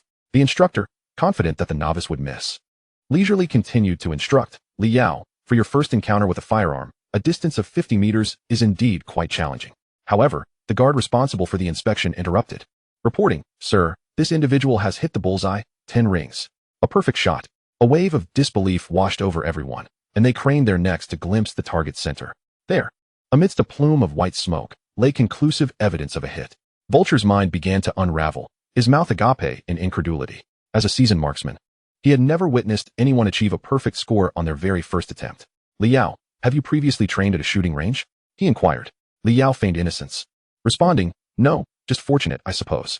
Undeterred, Vulture insisted that he continue shooting. Li Yao casually picked up the rifle once more, and with a resounding bang, another shot was fired. This time, the aiming process was even swifter than before, igniting a chorus of astonishment among the onlookers. Vulture's pupils dilated. He could hardly maintain his composure. 10 rings again. How could this be? His mind was a tempest of emotions. Had he stumbled upon a shooting prodigy, a natural sharpshooter? Before he could collect his thoughts, Liao fired several more shots in quick succession. Bang, bang, bang. All 3 shots struck the bullseye. My heavens! Does anyone comprehend the tumult within my heart at this moment? A voice cried out, and the classmates erupted in fervor. At that instant, regardless of gender, all felt Liao was nothing short of miraculous. Previously, they thought marksmen were mere fabrications of television dramas, only to discover that one of their own was among them. As a former Special Forces soldier, Vulture understood the immense difficulty of achieving 3 consecutive perfect shots. The challenges of controlling the weapon alone were formidable. Once again, one must swiftly adjust for the deviations that arise after each shot, striving to hit the intended target, a task that proves exceedingly arduous. Such an extreme operation is one even the Vulture dares not claim he can accomplish with absolute certainty. Realizing he may have stumbled upon a treasure, the Vulture decisively instructed his subordinates to shift the target to a distance of 100 meters. Liao, give it a try this time. Success is within reach. So do not feel anxious. It was a rare moment of humanity from the Vulture, as he surprisingly offered encouragement. The nearby subordinates had never experienced such treatment. Liao cast him a sidelong glance and replied nonchalantly, Instructor, your concerns are unwarranted. Bang! He turned, and once more, a bullet was discharged. The Vulture himself approached to inspect the result. A small bullet was firmly embedded in the center of the target. The Vulture's eyelids twitched uncontrollably, and he swallowed hard. Liao, are you truly a student? Surely you do not have any clandestine side ventures, do you? Chapter 28. Stirring the military bigwigs 100 meters, a hit, indeed.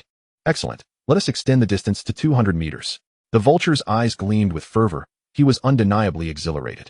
Liao caressed the trigger, licking his lips, eager to test his shooting limits. Soon, after a chorus of astonishment from the crowd, he struck the target again at 200 meters. As the shooting range began to attract numerous officers and soldiers, some even paused to observe. After meticulously watching Liao's shooting technique, one officer fell silent, deep in thought. Shortly thereafter, he summoned someone to inquire about the situation. Upon learning that these individuals were students from Hucking University engaged in military training exercises, the officer nodded approvingly. Truly exemplary students from Hucking. Who would have thought to encounter a future sharpshooter today? As if struck by an epiphany, the officer spoke in a low voice. Go tell the Vulture to elevate the target to 400 meters. I wish to ascertain whether this individual possesses the qualities of a true marksman. Yes, sir. A soldier promptly approached the Vulture. Upon noticing the dragon and snake insignia on the right side of the soldier's uniform, the Vulture's expression shifted dramatically. The Vulture quickly rendered a formal salute towards the officer and approached the soldier, whispering, Codename Vulture, what instructions did Commander Mu just impart? The soldier relayed the message verbatim and departed without delay. Liao had evidently caught the attention of a high-ranking commander from the military district. The Vulture felt a jolt of surprise. The commander was a figure whose mere footfall could cause tremors across all northern military districts. Moreover, the dragon and snake insignia represented a mysterious organization within the military district, an organization he once aspired to join, only to fail the initial tests and be eliminated. Though Liao remained outwardly composed, he had keenly observed the Vulture's sudden change in demeanor. Curiosity piqued regarding the officer's true identity. He found himself unable to utilize facial recognition for data matching due to distance constraints. Otherwise, he could have accessed information about the individual. 400 meters is the effective range for most automatic rifles, marking the limit for distinguishing human-sized targets with the naked eye. Once the distance exceeds a certain threshold, the precision of shooting will markedly diminish. At 400 meters, hitting a target the size of a thumb is not a daunting task for a professional marksman.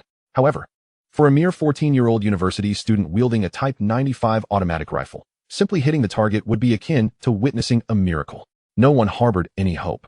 Even Liao himself lacked absolute confidence. After all, following his serum injection, he had yet to undergo firearm proficiency testing. Bang! Liao pulled the trigger. Did he hit the target? Quick, let us see if he made contact. A classmate, flushed with excitement, shouted anxiously, more concerned than Liao himself. Meanwhile, Commander Mu remained composed and calmly instructed, Dragon 12, ascertain whether the target has been struck. In his mind, if the young man truly hit the target, he would indeed be a talent worth nurturing. The individual referred to as Dragon 12 nodded.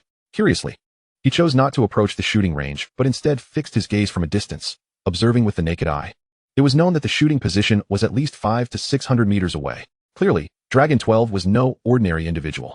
After repeated confirmations, he paused momentarily and reported, Commander Mu, this individual has indeed hit the bullseye.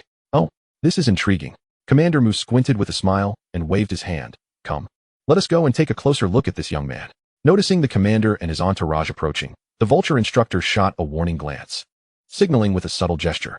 The other subordinates immediately understood and swiftly arranged for the students to make way.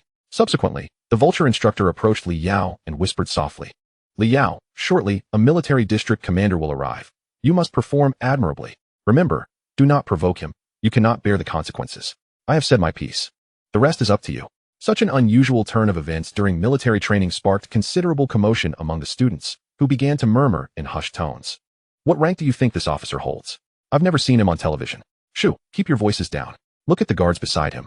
Their eyes cold and their demeanor fierce, to warrant such protection, at least a general, right?" Soon, Commander Mu arrived on the scene, bypassing pleasantries with the students and directing his gaze squarely at Li Yao. "You performed exceptionally well. What is your name?" The commanding presence of the military district leader was indeed unmatched, exuding an aura of authority. However, this pressure was insufficient to intimidate Li Yao. Having previously served as the chief computer consultant at a global summit, he was a figure of significance in his own right and felt no trepidation. "My name is Li Yao, a freshman at Hucking University." Noticing Li Yao's calm demeanor in his response, Commander Mu felt a flicker of surprise. A strong character. This one has potential. While Commander Mu scrutinized Li Yao, the latter was also assessing him. Mu Long, one of the 8 marshals of the Northern Theater Command, was the highest commander of the highly secretive SSS-level organization known as the Crouching Dragon. This organization was shrouded in mystery, and due to incomplete database information and permissions, its operational objectives and specific missions remained elusive. Currently, based on the information at hand, it is presumed that there are signs of superhuman activities within the Qianlong organization, commonly referred to as individuals with extraordinary abilities. Li Yao, having received the analyzed information, comprehended the situation entirely.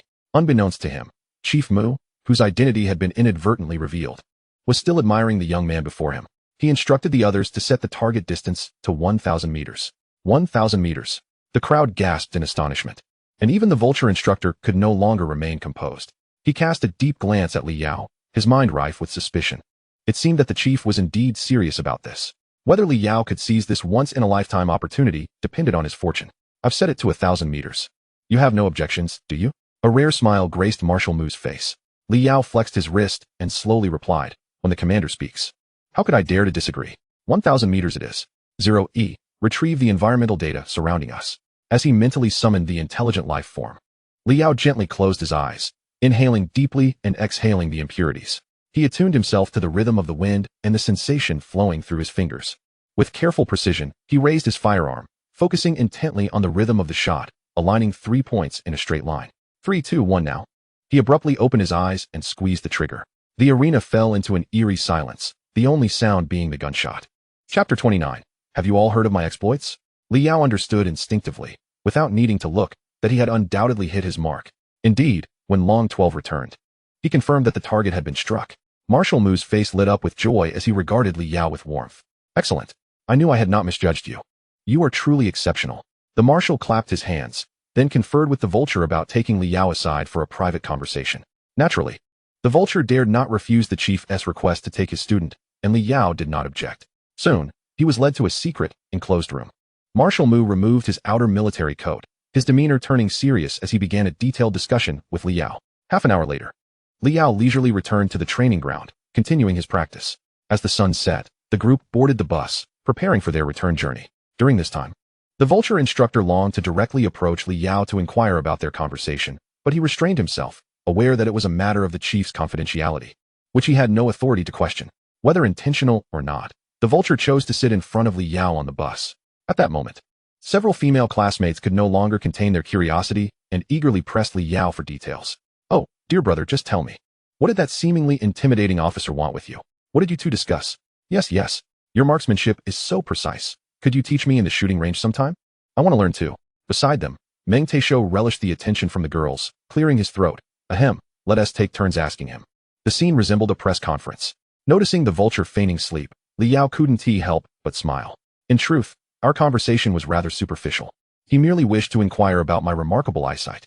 The vulture immediately perked up, its neck flushed with embarrassment. "Where did you rent your eyes? They are remarkably effective," it remarked. Cursing under his breath, the vulture realized that this fellow was indeed rather cunning, unwilling to divulge his secrets. To be honest, after years of military service, he found himself envious of the young man's extraordinary talents. As the night deepened, Tranquility finally settled around Li Yao, allowing him to ponder the matter concerning Mu Long. He had indeed heard of Qianlong in his previous life, and had even interacted with some of its members. They were a collection of extraordinary individuals, some born with gifts, others honed through rigorous training.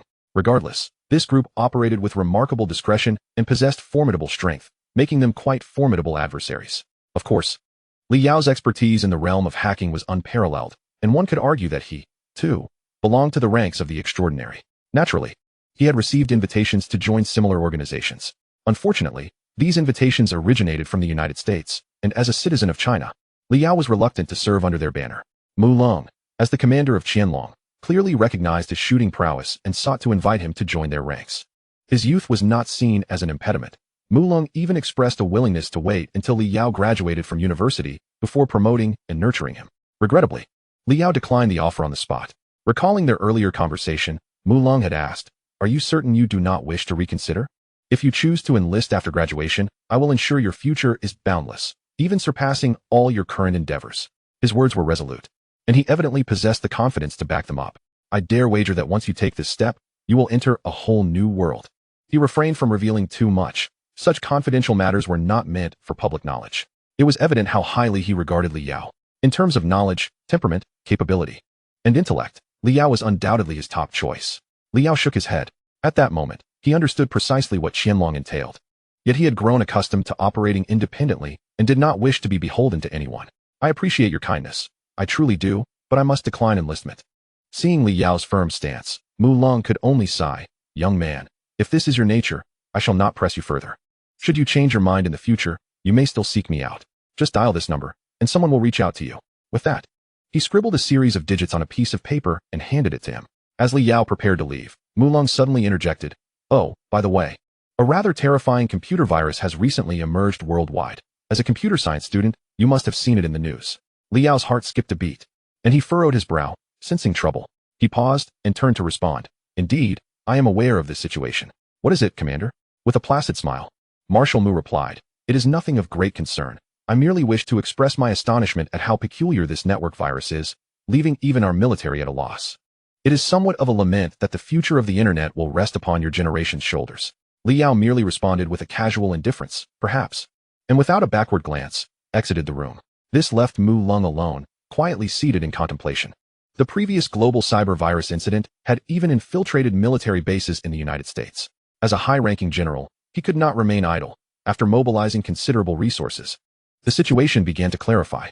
Investigations revealed that the origin of this worldwide turmoil was none other than their own nation, Huaxia, specifically the southwestern city of Yuqing. Initially, Mu Long found this hard to believe, and even other generals were skeptical. However, as clues continued to emerge, there were always traces to follow. At that moment, Mu Long murmured, "Yuqing, Li Yao, a prodigious talent in the college entrance examination makes one wonder." Returning to the present, Li Yao gathered his thoughts and shook his head. What was there to fear? Even if discovered, so what? When soldiers come, one must wield arms. When water rises, one must build dikes. He, Li Yao, had not lived a life devoid of purpose in this second chance. Yet, Mu Long was indeed formidable. After just a few encounters, he could deduce suspicions from the faintest traces. Meanwhile, across the ocean on the west coast, Hans Terrace, the director of the National Security Agency of the United States, held a report in one hand and a cigar in the other, his expression dark and menacing. They had finally traced the source of the cyber virus. To his astonishment, it originated from Huaxia. When did their nation's computer science become so formidable? After a moment's contemplation, he pressed a concealed button beneath his desk. Soon, several figures emerged from the shadows behind him, seemingly conjured from thin air. Hans Terrace exhaled a puff of smoke and commanded the individuals. "Your mission is to travel to Huaxia and uncover the truth behind the cyber virus. Remember, do not alarm the enemy, especially those extraordinary individuals from Huaxia."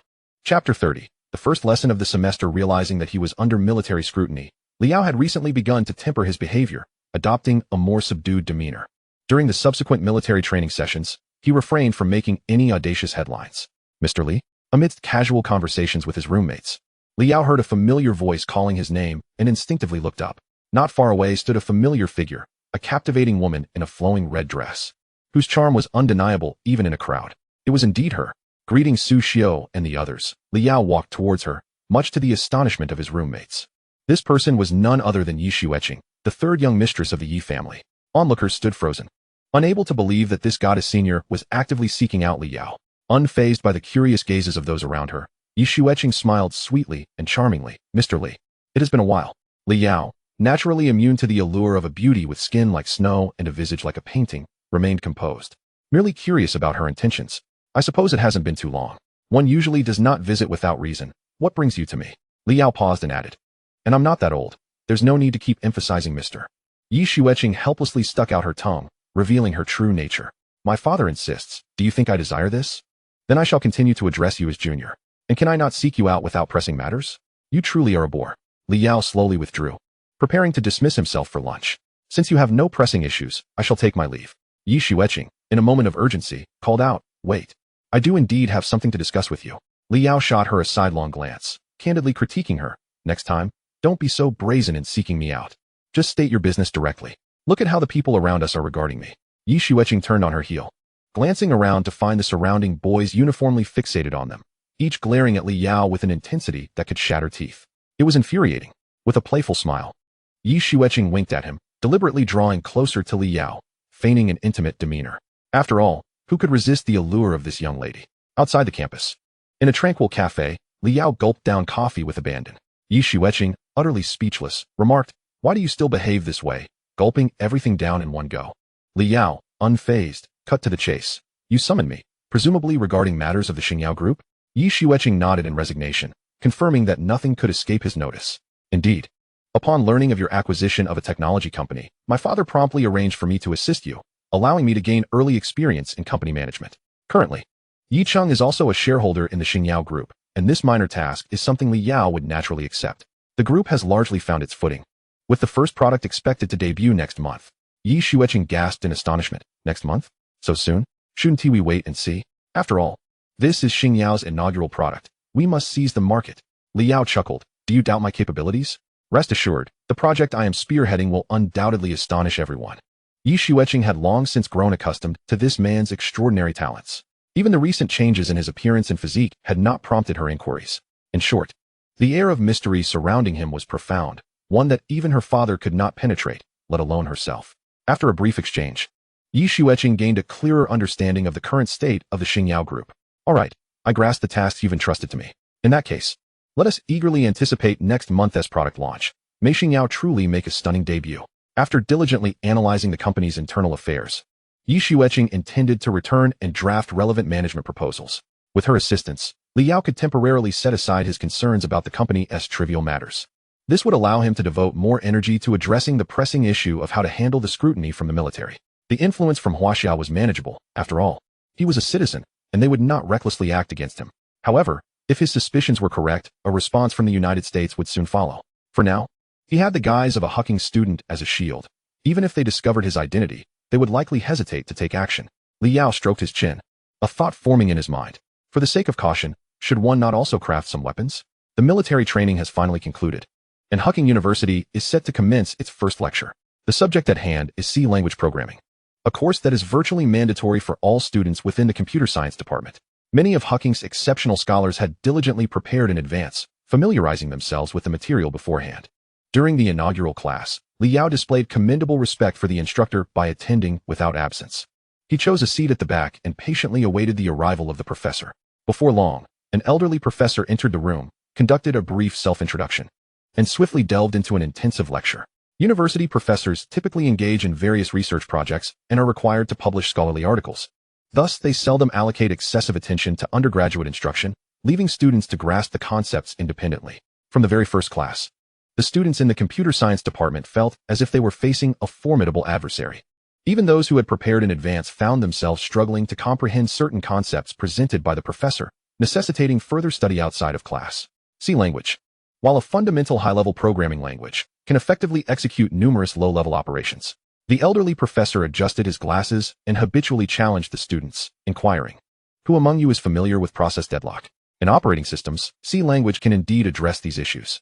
Scanning the room, he noticed a student in the back corner who seemed disengaged and promptly called out his name. "You there in the back?" "Yes, you."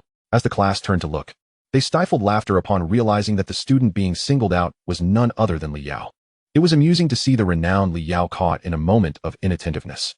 Resigned, Li Yao lifted his head and stood to respond to the professor's query. He defined deadlock as a state in which multiple processes become stuck due to competing for resources. The professor, intrigued, asked, "Are you aware of how to prevent such deadlock situations?" Without hesitation, Liao replied, "There are numerous methods to avert deadlock, such as eliminating the hold and wait condition, or discarding the circular wait condition, among others." He eloquently articulated a plethora of technical terms, leaving most of his classmates bewildered, staring at him in confusion. What is circular wait? Why is this not mentioned in our textbooks? Who am I? Where am I? What am I doing? Chapter 31, Product Launch. The first shot fired worldwide. The professor's eyes gradually brightened, nodding in approval. Well said, continue. Without pause, Liao added, the banker's algorithm can also effectively prevent deadlock. This algorithm is named for its application of the principles governing cash loan issuance in banking systems to resolve process deadlock, and my improved version is even simpler. The professor instinctively replied, then please demonstrate the pseudocode of the algorithm on the board. In a swift motion, Liao filled the blackboard with a series of pseudocode. The professor meticulously analyzed it, his heart racing with astonishment. What a clever logic. What a comprehensive structure. At that moment, Liao's classmates felt an overwhelming sense of despair. They found that they had absorbed little from the lecture, their attention wholly consumed by Liao's ostentation. The elderly professor clapped his hands, visibly excited, and exclaimed, "You should all learn from this student." The crowd silently scoffed. Why must there be another Liao in this world? Reflecting on their own past, they too had once been spirited youths in high schools across the provinces, now reduced to mere background figures in Liao's narrative. Being his classmate was infuriating. The fleeting days of campus life had not dulled Liao's ambition. The first product developed by Xingyao Technology Group had finally been completed within the deadline, the Zhou's mobile operating system. A system designed to rival those of the leading American tech companies, it served as Xingyao's first weapon to penetrate the international market. The launch day for the Zhou's mobile operating system was today. As the mastermind behind the scenes, Liao sat at the event, legs crossed, quietly observing. A male journalist from a Beijing media tech section took a seat beside him, greeting him with a smile. "Hello, are you also invited to the Xingyao launch?" Liao nodded subtly, returning the smile. "What do you think of this company?" he queried the reporter.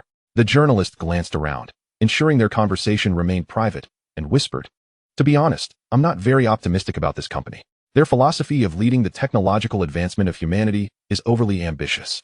I don't believe they can make significant waves in the capital market." Finally, Manager Xiong, responsible for the product launch at Xingyao, took the stage. The bright lights gradually focusing on him. Behind him loomed a massive LED screen, prominently displaying the name Xingyao. Meanwhile, Yi Xueqing entered the venue, nodding at Liao before taking a seat nearby with a smile. Despite his years of experience, Manager Xiong appeared somewhat nervous at today's launch.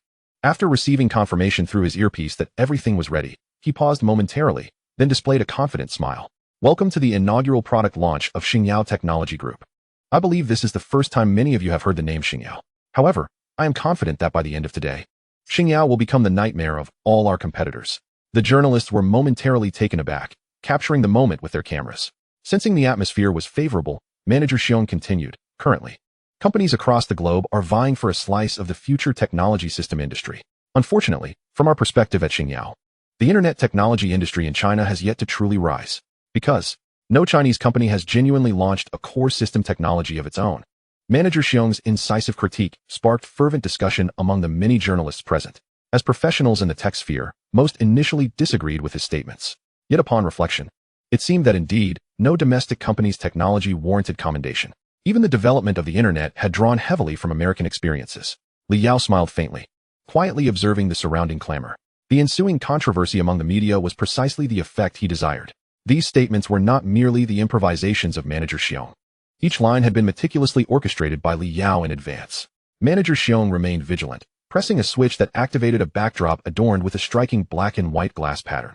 A jade-hued X logo gradually illuminated the screen. With a commanding gesture, Manager Xiong proclaimed, "However, today, the trajectory of our industry shall be altered. Zhou's, a mobile operating system independently developed by our Xingyao Technology Group, boasts remarkable modularity, operability, and robust security features.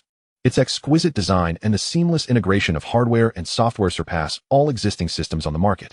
I can assert with certainty that Symbian, BlackBerry OS, iOS, and Android are unworthy of comparison with Zhou's." Instantly, the atmosphere was charged with astonishment. Essentially, he was implying that all operating systems in the world paled in comparison to Xingyao's. One could only wonder if even Mr. Jobs would dare to disparage rivals with such audacity. Upon catching a knowing glance from his superior in the corner, Manager Xiong adeptly fielded a question from a reporter. The journalist rose and inquired, You claim that Zos is an independently developed system. Could you provide some clarification? Manager Xiong responded with a confident smile. Zos is unequivocally our independent project, with a kernel, underlying system, and software compilation that differ fundamentally from other operating systems. Our current memory management mechanism delivers performance that far exceeds that of competitors. He proceeded to unveil the system's parameters and overall architecture, igniting a wave of excitement. Can such a management mechanism truly be realized? I have never encountered anything like it in the market. If this is genuine, the commercial value is incalculable. Journalists well-versed in the technological sector understood the market landscape, yet none had ever witnessed such a model of a mobile operating system. Another reporter stood up. Since you have introduced so much, why not let us witness the actual operation of Zos? Manager Xiong felt a surge of exhilaration, just as Li had predicted. The media's excitement reached a fever pitch, and they were no longer able to contain themselves. The main event was about to commence. Manager Xiong feigned calmness, clearing his throat. My dear journalist, we will certainly demonstrate the real-time experience of Zos. However, I fear you may find it overwhelming. With a shift in tone, the backdrop began to flicker. The expressions of the audience morphed into astonishment. Behold Zos. I believe the world shall transform at this very moment.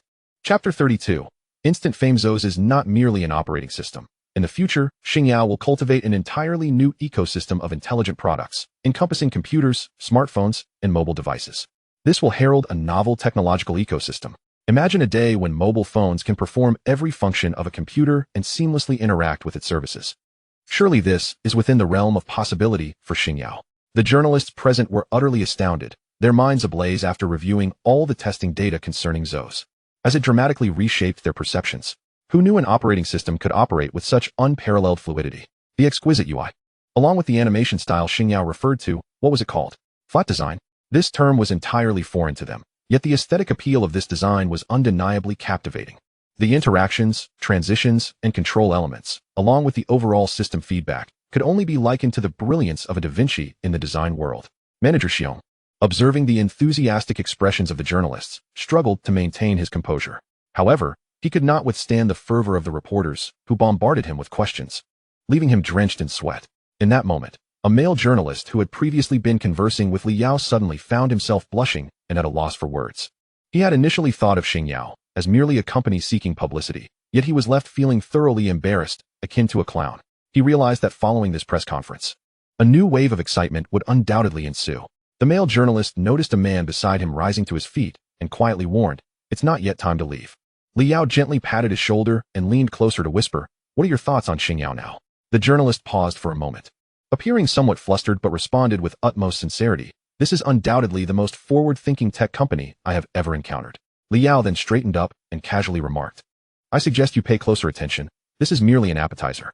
With that, he sauntered out of the venue, vanishing from sight. The male journalist was momentarily stunned, feeling an odd familiarity with the man. Moreover, judging by his tone, he seemed to be the mastermind behind Xingyao Technology Group. Could he be so young? Suddenly, the journalist had an epiphany, and as he glanced back at the three letters Zos on the screen, a fleeting daze overcame him. Could this truly be just the beginning? Inside the cafeteria of Hucking University, several televisions displayed entertainment news programs. Following the customary opening remarks, the host delved directly into the subject at hand.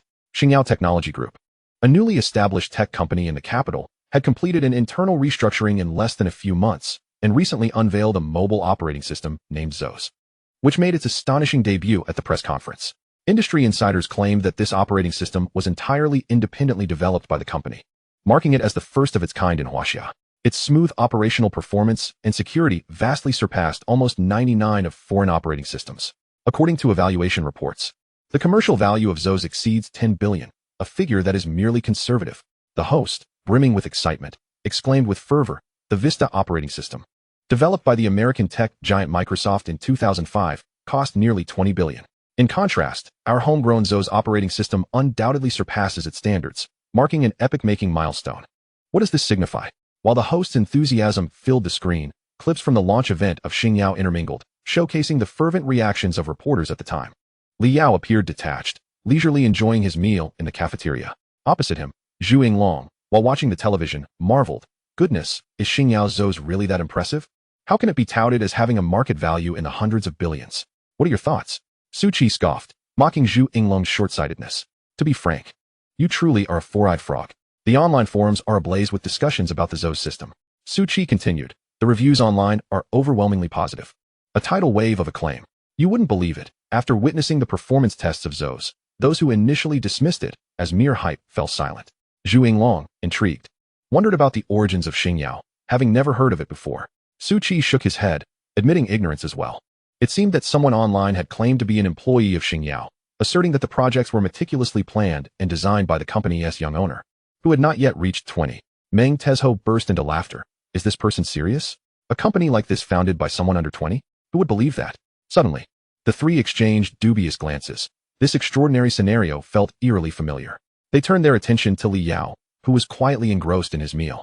Li Yao, you've been on leave recently. What have you been up to? Meng Tezho inquired cautiously.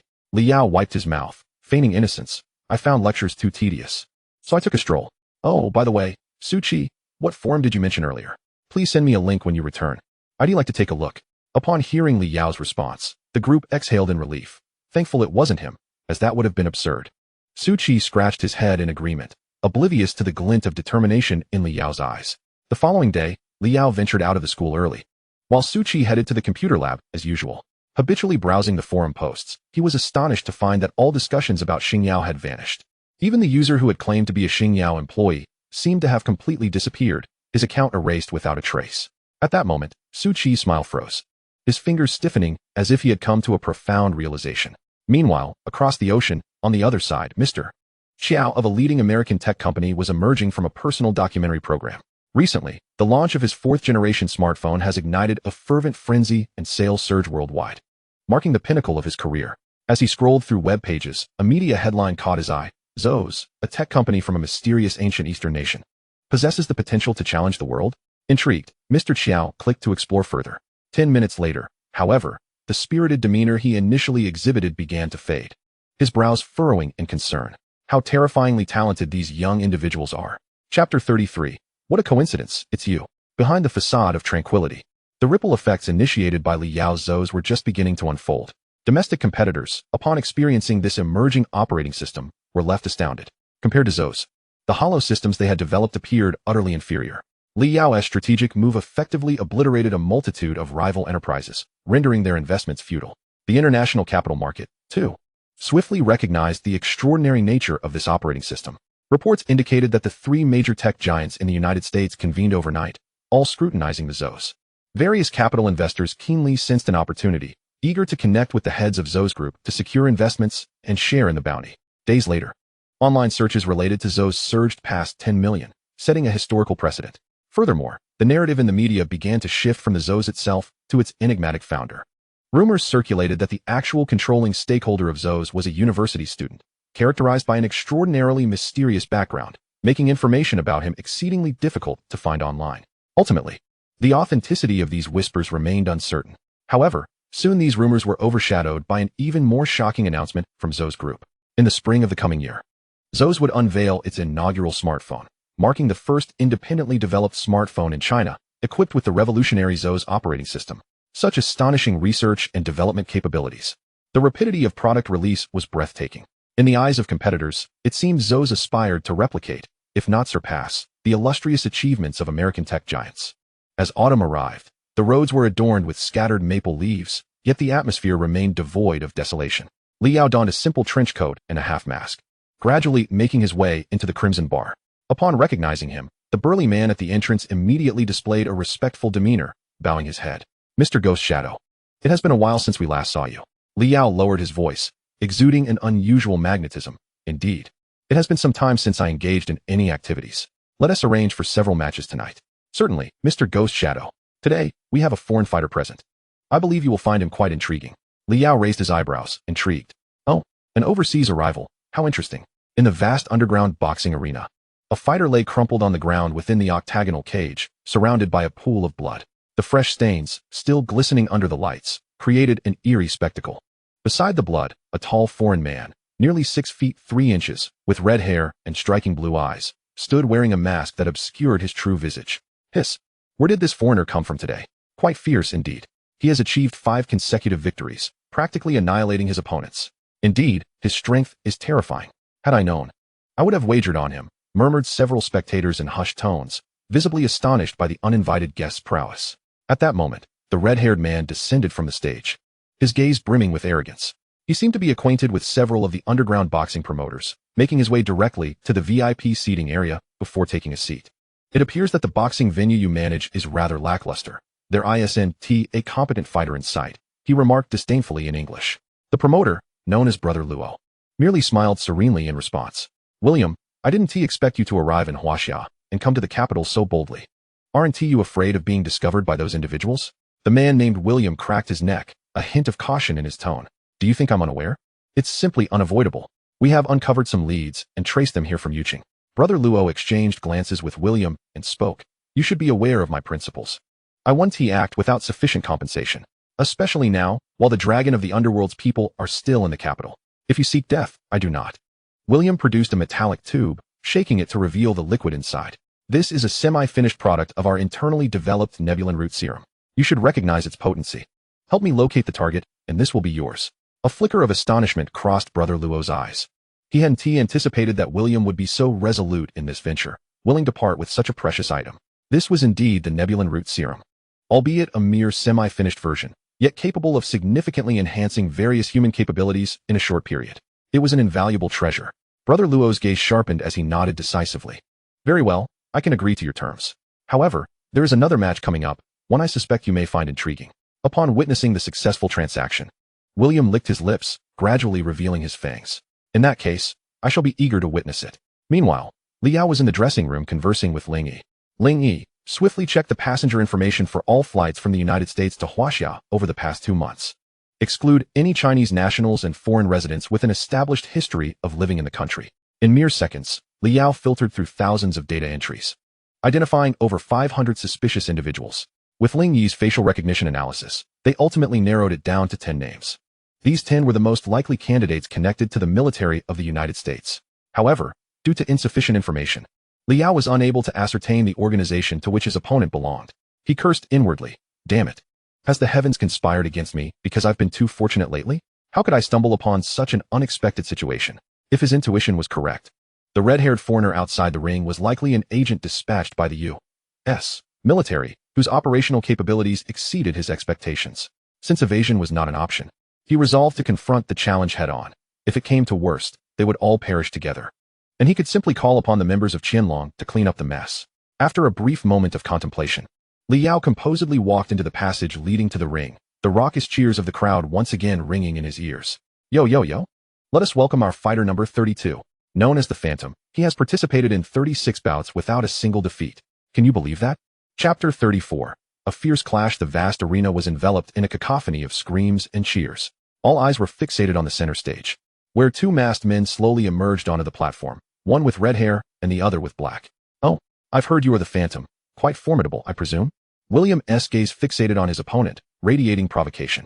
Liao replied with calm composure. You seem rather capable yourself. Though I wonder if your bones are as tough as your words.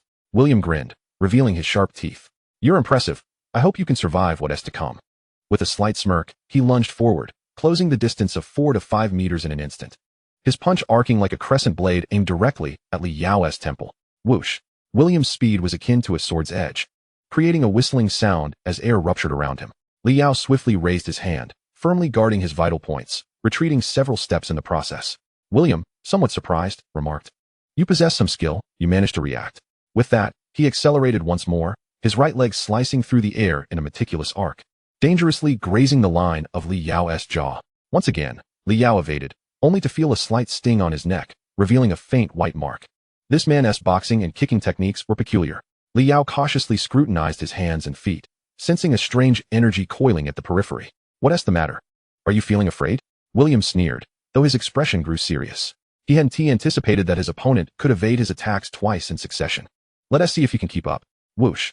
William's movements became a blur, his attack patterns and footwork intertwining in a bewildering dance. His strength was not overwhelming. Yet in that fleeting moment, Liao found himself completely suppressed, each successive move flawless and lethal, a seamless chain of assaults. Sweat beaded on Liao's forehead as his eyes remained locked on his adversary. In contrast, William maintained an air of calm, the rhythm of the confrontation firmly in his control. This was the first time Liao experienced the pressure of a strategic contest. In just a few exchanges, his clothes had become tattered, each tear marked by precise, slicing scars, as if he had been cleaved by a blade. Liao's condition was far from ideal. despite possessing a formidable physique that bore several wounds, blood beginning to seep from them. He was undoubtedly no ordinary individual. Each punch and kick he delivered was imbued with a remarkably sharp energy. Gradually, Li Yao began to discern the intentions of his opponent. It was time to counterattack. With a fierce glare, Li Yao's eyes widened, his speed reaching its zenith as he concentrated immense force in his fingers, resembling a cold beam of light. He forcefully seized William's shoulder and, with a powerful throw, slammed him into the ground. Swiftly and without any finesse.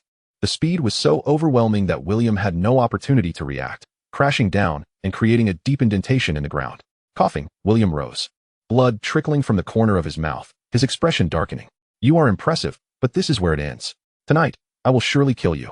With no further hesitation, William propelled himself forward, the air around him shimmering with distortion as he collided fists with Li Yao. Both men were forced to retreat simultaneously, leaving a terrifying crack in the ground behind Li Yao, debris scattering in all directions.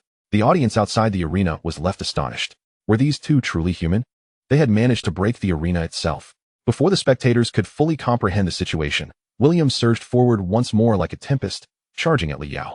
"I admit your strength is formidable, but your attack methods are too predictable, and your defensive tactics are clumsy." As he closed the distance, William's speed erupted. Utilizing an illogical technique, he struck before physical contact, and Li Yao felt a piercing, icy gust of energy slicing through him from the side.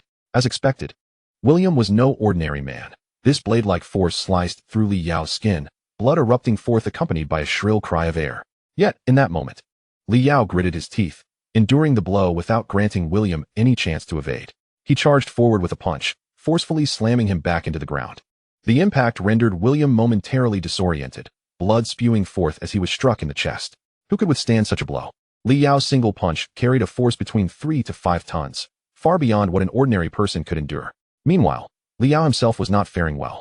It was his first significant hemorrhage since injecting the serum, and he pressed one hand against his wounded side, staunching the flow of blood. The spectators were bewildered, unsure of what had transpired. They had only witnessed two figures collide, and now they found themselves in this chaotic scene. Even the commentator was at a loss for words. William managed to rise again, though he appeared even more disheveled this time. "You dare to," just as William was about to speak, "Mr. Luo." The host seated in the VIP section unexpectedly stepped onto the arena. After applauding, he slowly smiled and said, "The two of you have fought splendidly. But I believe this is where we conclude for tonight." William narrowed his eyes and replied coldly, "Mr. Luo, what do you mean by this?" They appeared to be acquainted.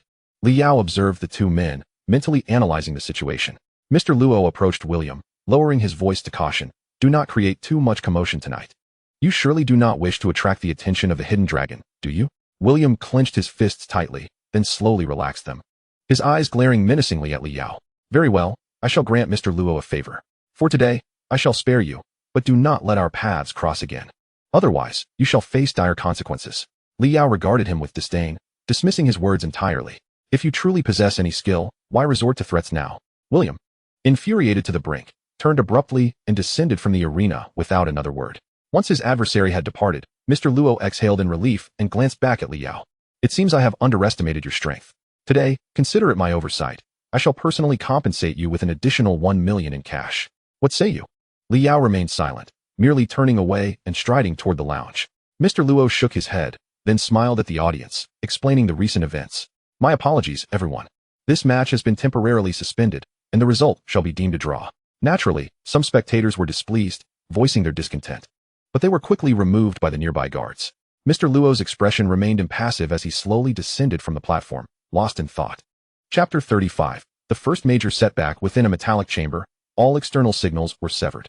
William reclined on a sofa, casually swallowing a pill. Soon, the pain in his body subsided, and he let out a long sigh. However, a frown creased his brow as he addressed Mr. Luo. "This individual's physical prowess far exceeds that of an ordinary man. I even suspect he has transcended the genetic limitations of humanity. Where did you find him?" Mr. Luo, with a hint of exasperation, lit a cigarette, shaking his head. "I am also unclear about this person's identity. He has only visited the boxing arena a few times, and I nearly overlooked his true capabilities." William's expression turned sinister as he polished a dark red blade, the blood grooves on the weapon appearing exceedingly menacing. Mr. Luo caught a glimpse of the blade's glint, causing him to focus intently. Had I not refrained from striking, he would undoubtedly be dead by now. Nevertheless, let us set him aside for the moment. We must prioritize the task at hand. Meanwhile, Li Yao skillfully navigated through a narrow alley, deftly evading the few pursuers on his tail. After eluding the underground boxing arena's trackers, Li Yao chose not to return to school, but instead headed to a safe house he had secured, a secluded villa on the outskirts. This location was not only discreet and hard to discover, but it also housed a stockpile of medications and provisions for emergencies. Quietly entering through the back door, Li Yao quickly located bandages and antiseptics to tend to his wounds. Fortunately, the potent healing ability granted by the serum had allowed most of his injuries to scab over. After attending to the bloodstains, Li Yao could not help but curse under his breath. That man is truly despicable. It's been ages since I suffered such a significant setback. In a hushed tone, he summoned Ling Yi to inspect his injuries. Rest assured, my master, the heart rate is stable and the red blood cell count is normal. Complete recovery should occur in approximately half an hour. Although Ling Yi spoke with a tone of reassurance, a hint of human concern lingered in his voice. Have you deduced the nature of the opponent's unique ability? Li Yao inquired, a slight furrow forming on his brow. The sudden gust of sharp energy that had emerged in the final moments was still vivid in his memory, and he could even sense a twinge of palpitations. Ling Yi gravely elaborated, indeed, master, I have conducted a simulation test. It is as you suspected, the opponent is indeed a superhuman. He possesses the ability to infuse a special stream of energy into specific body parts, which can form a sharp aura capable of slicing through 5-centimeter steel plates instantaneously. Is it limited to body parts? Li Yao questioned skeptically. Ling Yi replied, as it stands, yes. He does not seem to control the air element. Thus, the aura he generates cannot detach from his magnetic field. However, it is not ruled out that he could potentially apply this aura to other materials. Li Yao nodded slowly, his understanding deepening. Ling Yi continued cheerfully, you need not worry excessively, master. I have analyzed this individual's combat logic and can also transmit his battle experience to you. Li Yao couldn't help but smile. One of the advantages of possessing an artificial intelligence was the ability to analyze an opponent's behavior at any moment, converting it into a stream of data for assimilation. Soon, a faint glimmer sparkled in Li Yao's eyes as fragmented thoughts began to coalesce in his mind. For precautionary measures, Li Yao had not returned to school in recent days, but had instead remained at Xingyao Company, allowing him to oversee the overall progress of all projects. In the conference room, he utilized the computer interface to project the designs stored in the intelligent brain onto the large screen. What you see here are the components necessary for the smartphones we will produce in the future, Li Yao stated, retrieving a laser pointer and gesturing towards the screen. The entire electronic device integrates modules, chips, and numerous electronic components. The central processor, needless to say, is crucial for executing the ZO's operating system and application code. Quality is of utmost importance. The baseband chip is equally indispensable. What I am demonstrating is the MDS469M chip, which contains independent RAM within the NOR flash memory, segregated from other core resources. There are many more components in the hardware platform, such as GPS, wireless Wi-Fi, Bluetooth, and gyroscopes, all of which must be incorporated into this small smartphone. Li Yao elucidated the technical processes with clarity, showcasing the overall architecture of the smartphone. The engineers present were left in stunned silence. It became apparent that CEO Li had meticulously planned all design drafts and circuit diagrams. What more did they need to contribute? Some of the newer engineers had heard of CEO Li's extraordinary attributes, but witnessing it firsthand was still a shocking revelation. However, they had all signed non-disclosure agreements and were aware of the grim fates that befell previous leakers within the company, rendering them cautious about speaking out.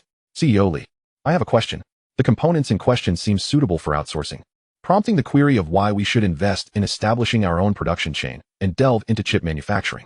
This question has troubled many, as the time and financial costs associated with Star Glory's ambition to independently develop chips are incalculable. Should failure occur, the potential losses to the group would be staggering. Li Yao retorted with a smirk, asserting that from the outset, he had declared Star Glory not merely a mobile phone manufacturer, but a beacon of technological advancement. Are your visions confined solely to the simplicity of mobile devices and operating systems? The essence of true core technology lies within chips. Without an independent chip manufacturing supply chain, can you truly envision the future of Star Glory's high-tech industry? The engineers exchanged glances, hesitant to voice their thoughts. Surely, they understood the critical importance of chips. However, it is worth noting that ASML, a semiconductor manufacturer from the Netherlands, currently commands at least 80% of the high-end market. The investment in the development of lithography machines alone exceeds 20% of their total revenue. They have been working on process technologies, including 90-nanometer step-and-repeat DUV lithography machines, for over a decade. Meanwhile, China is facing a joint blockade from developed nations in high-tech sectors. How can Star Glory, just beginning its journey, hope to catch up? Yet, upon witnessing Li Yao's resolute gaze, the group had no choice but to trust this man. Star Glory had already achieved a miracle once. Perhaps it could happen again. Liao had long contemplated the necessity of mastering core chip manufacturing technology. Even if it requires an expenditure of billions, it is a price he must pay, as it pertains to his ability to forge the pinnacle of future technology, to replicate the technological products of 2030 without a robust production system. Transcending the era would be utterly unattainable. Chapter 36. Proceeding with discretion. As of now, Star Glory Technology Group has developed a noteworthy operating system, yet overall revenue remains unsatisfactory. Financial statements reveal that the total income over the past 2 months amounts to 13.7 billion, whereas actual expenditures have reached 107.4 billion. The company has been operating at a loss, leaving the finance department in a state of alarm. Most owners would find such pressure unbearable. However, were it not for the unwavering support from Huaka Yicheng, Liao would hardly dare to take such bold steps. According to Li Yao's strategy, the pivotal factor for Star Glory to transition from loss to profit lies within the smartphone sector. While managing the company, Liao has also adopted the demeanor of a diligent student, embodying an uncharacteristic modesty. This newfound humility has left his peers somewhat unsettled. When did the great Liao begin to embrace such restraint? Ever since his participation in underground boxing matches, the past half-month has been remarkably tranquil. Yet, an undercurrent of unease persists within him. The greater the calm, the more foreboding the potential for chaos. Nevertheless, he remains industrious, balancing his studies with clandestine efforts to locate William and his associates. At times, expertise in specialized matters necessitates consultation with professionals. Thus, Liao directly contacted a prominent international intelligence organization on the dark web. The organization, known as Shadow Alliance, has operatives embedded in numerous countries, making it ideally suited for probing into the covert operations of American agents. Even in the year 2030 of the previous life, this organization thrived remarkably well, indicating the formidable network of information that lies behind it. Were it not for Liao's knowledge of a high-level access account within this organization, he would not have been able to harness the power of Shadow Alliance. At this moment, as Liao intended to peruse some books in the library, he received an unknown message on his phone. The unfamiliar number left behind a cryptic sentence. At midnight, container 94 at the Arctic port. You will find the person you seek. A slight smile crept across Liao's lips. So, they finally decided to show themselves, did they? He changed into a fitted suit for nocturnal activities, donned an outer jacket, and discreetly concealed 2 sharpened military-grade daggers at his waist. With everything prepared, Liao set off for the location known as Arctic Port. Arctic Port is a clandestine private harbor in the capital, primarily used for smuggling operations. Officially, the area claims that everything is above board, but through Zero Yi's intel investigations, the hidden truths behind Arctic Port were soon uncovered. How could those American agents have thought to come to such a place? Was something being secretly transported from the United States? Liao felt a twinge of confusion. Yet regardless of the circumstances, he knew he must eliminate this swarm of pests. Striking first is far preferable to being forced into a defensive position later. Before long, Liao arrived at the private port. The perimeter was surrounded by towering walls, topped with surveillance cameras, and festooned with electrified metal coils to deter any attempts at climbing. Liao began to establish a connection with Zero E using his mental waves, infiltrating the internal surveillance network. As he connected, success was achieved. Instantly, the signal indicators of all monitoring points extinguished, and simultaneously, the electrified coils surrounding the perimeter lost power. With a swift motion, Liao pressed himself against a concealed corner and leaped 4 to 5 meters into the air, landing gracefully and emitting only the faintest of sounds. A few guards stood not far ahead, engaged in jovial conversation, utterly oblivious to the fact that their security system had been compromised and that an intruder had entered. Tonight, make sure to patrol thoroughly and miss no details. One guard remarked. Oh, we know. A significant client's cargo is set for handover. We certainly won't make any mistakes. Another replied. Shoo, keep your voice down. Do not discuss client matters carelessly. You've forgotten the rules? As their banter faded into the distance, Liao concealed himself within the shadows of the underbrush, suppressing the glint of determination in his eyes. With less than half an hour remaining until the time indicated in the message, he had already gained a rough understanding of the surrounding terrain and personnel deployment. The private port was arranged with 300 shipping containers, likely used for transport and transactions conducted under the cover of night. Over 80 armed guards were stationed, including several supervisors commanding operations from a central tower. The military has approved your request. The cargo should have arrived at the port. Handle it as you see fit. On the phone, someone articulated. William relaxed his brow and replied, Yes, we shall proceed to the location immediately and retrieve the cargo shortly. The individual on the other end emphasized the value of the goods, reiterating, this operation should not have been authorized for these items. But due to its execution in the capital, the higher-ups have granted special permission. It is imperative that nothing is lost. William nodded, affirming understood. Shortly thereafter, Liao received a message from Ling Yi. Master, they have commenced their operation. Instructions from the control tower echoed, preparing to unlock container number 94. Li Yao's gaze flickered. The moment had finally arrived. There was no room for hesitation. Regardless of what it was, he would seize it forcefully. Through the days of accumulation, his skills in firearms, combat, stealth, and ambush had significantly improved, and by absorbing William's combat experience, his prowess had soared. There was no need to remain a coward any longer. Li Yao smirked inwardly. I will show you what a true bandit is. The pickup point for the containers at the Arctic port was an expanse of barren land, encircled by electrified metal fences, with only a single large gate. Originally a desolate construction site, it had been transformed into its current state.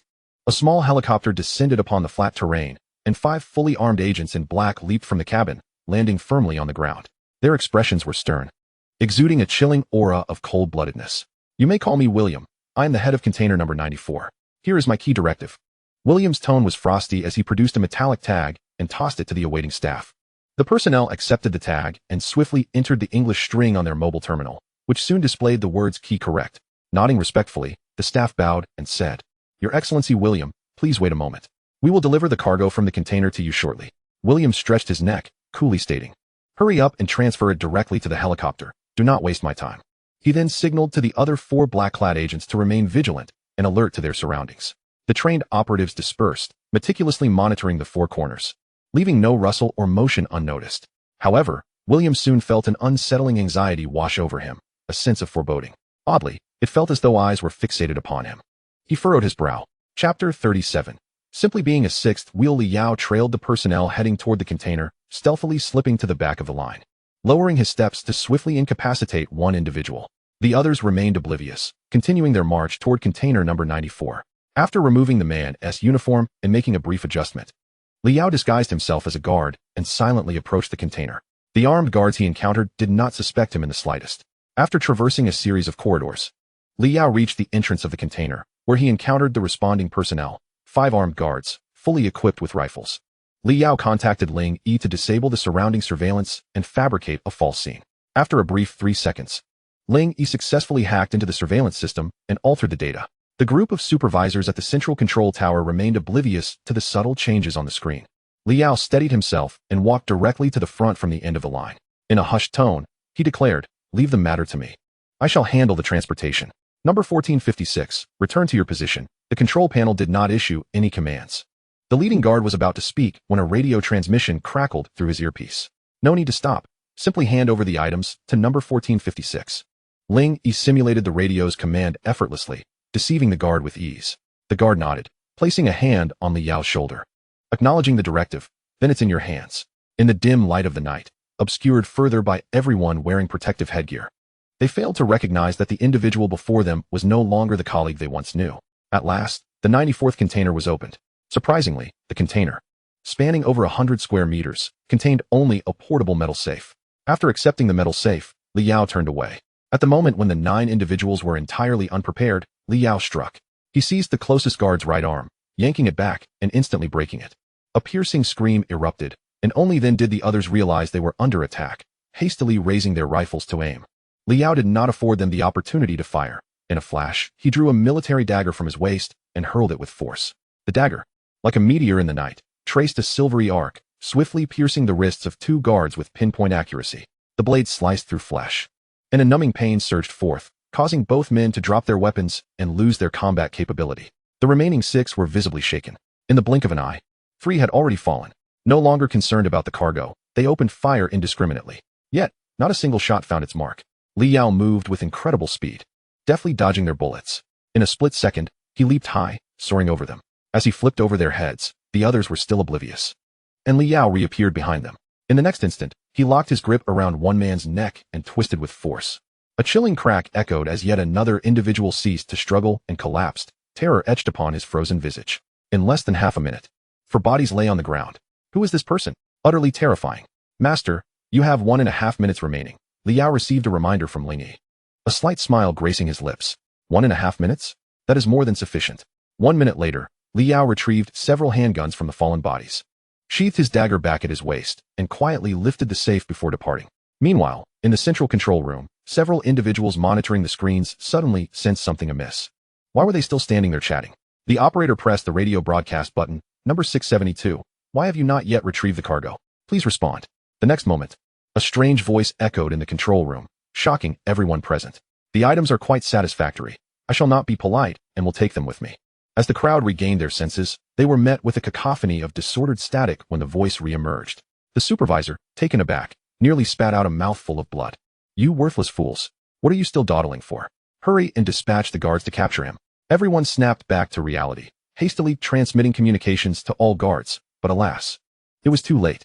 They exchanged glances, their expressions reflecting a profound despair. Supervisor, our radio has been cut off by the enemy. The supervisor felt a surge of rage, nearly overwhelmed by his own emotions.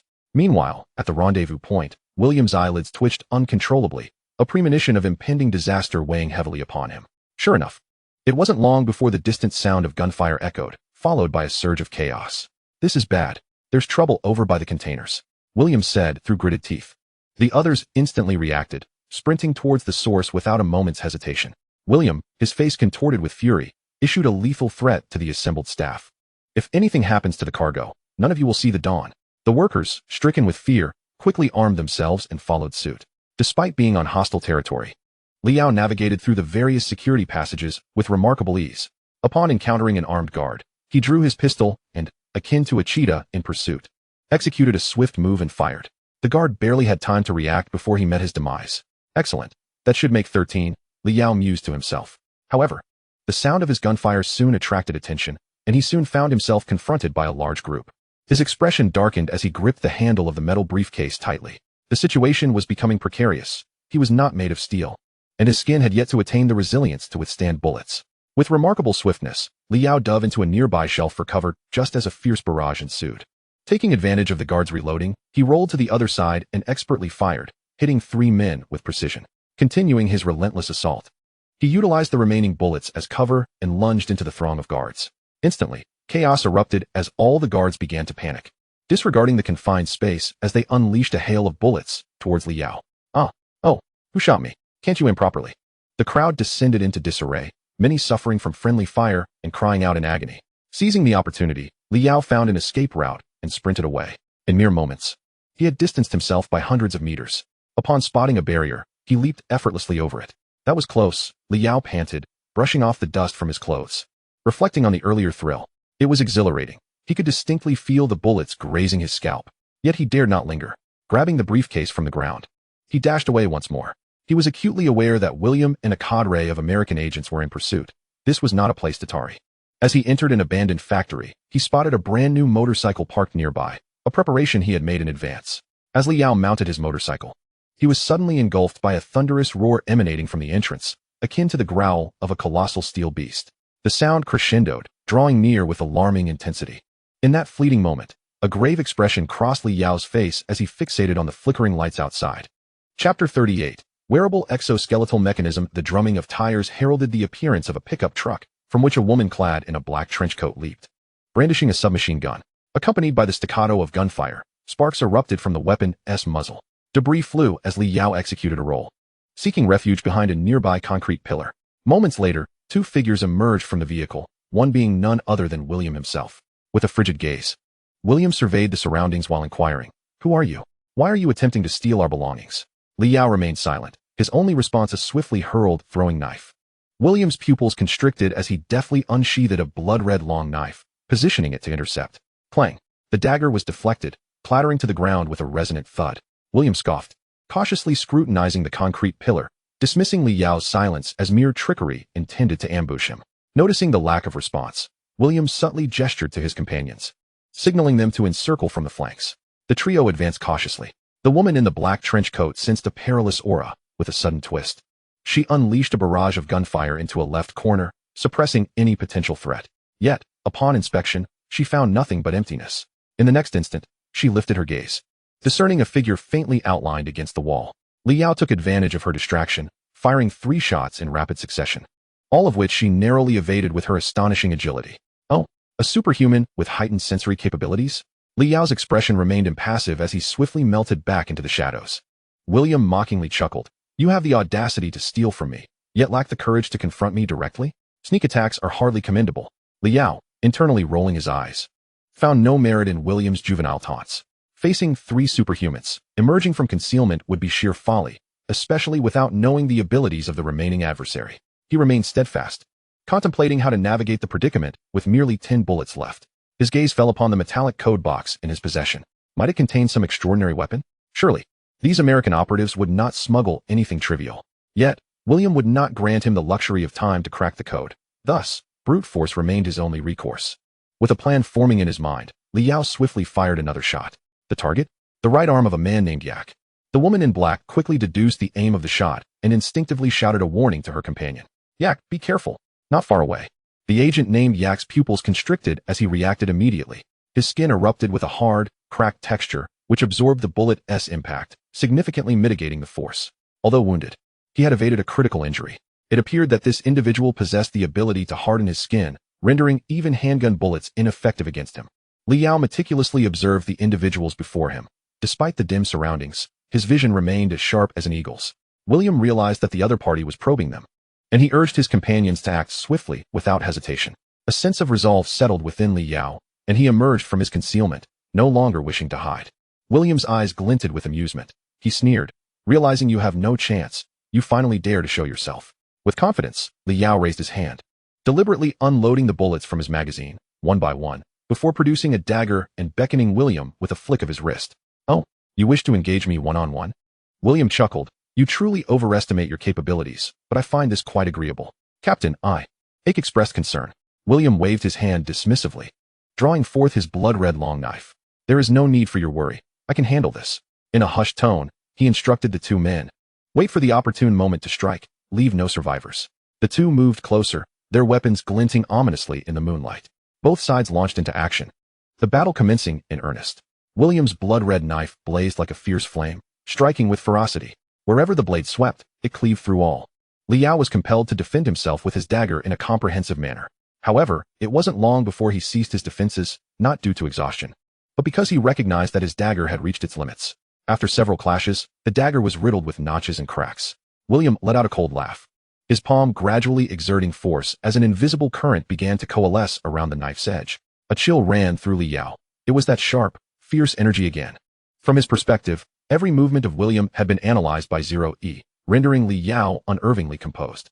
As he awaited the moment William would strike, his gaze sharpened to an icy intensity. He retrieved a pre-prepared cipher box from behind him, using its lock to deflect the oncoming energy.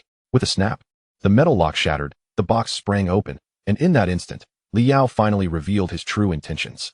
I've been waiting for that strike. As William saw the metal box cleaved in 2, his expression shifted dramatically. Fuck. Yet, Liao offered him no opportunity for contemplation. Upon confirming the box was opened, he turned and bolted. Bang, bang, bang. The woman in black was quick on the draw, unleashing another volley of gunfire. But Liao had anticipated her position, deftly evading. It was not in Liao's nature to bid farewell before fleeing, especially when faced with life and death. On the second floor of the derelict factory, shadows darted back and forth, leaping across steel beams. William gasped for breath, his clothes soaked with sweat, feeling discomfort. This fellow was more agile than a monkey, and every time he attempted to unleash his energy, Liao managed to predict it flawlessly. He must not be allowed to seize the contents within. William understood that if he could merely stall until reinforcements from the Arctic port arrived, victory would be his. Though this was not his usual strategy, the individual before him proved to be exceedingly troublesome. If this dragged on, it could escalate into a serious situation. Liao was, of course, fully aware of their thoughts. Hoping to buy time for reinforcements, he found himself lost in dreams. After creating a sufficient distance, Liao slipped into an abandoned storage room on the 3rd floor. He cautiously lowered his body and opened a metallic case, revealing a brilliant array of contents. Liao's expression turned to one of astonishment. He never anticipated discovering such treasures. Before him lay a complete set of wearable exoskeleton technology. The structure was exquisite, crafted from resilient yet lightweight materials, with the mechanical joints polished to perfection. Liao recognized the design of this exoskeleton suit. Much like the Nibelungen serum used to enhance warriors, this exoskeleton was similarly engineered by the military to augment a soldier's individual combat capabilities. It seamlessly integrated advanced technologies such as mechanics, electronics, sensors, intelligent control, transmission, and energy systems, all meticulously tailored to align with the human body's anatomical features. With Liao's extraordinary perspective transcending time, he discerned that this entire wearable exoskeleton was the latest black technology from the American military, still not ready for mass production. The model number, Micro 7, indicated the design of this exoskeleton apparatus. Crafted from manganese steel alloy, it was robust and hard, boasting remarkable defensive capabilities. To achieve reduced weight and enhanced shock resistance, a rare material was utilized as the framework for the mechanical power knob.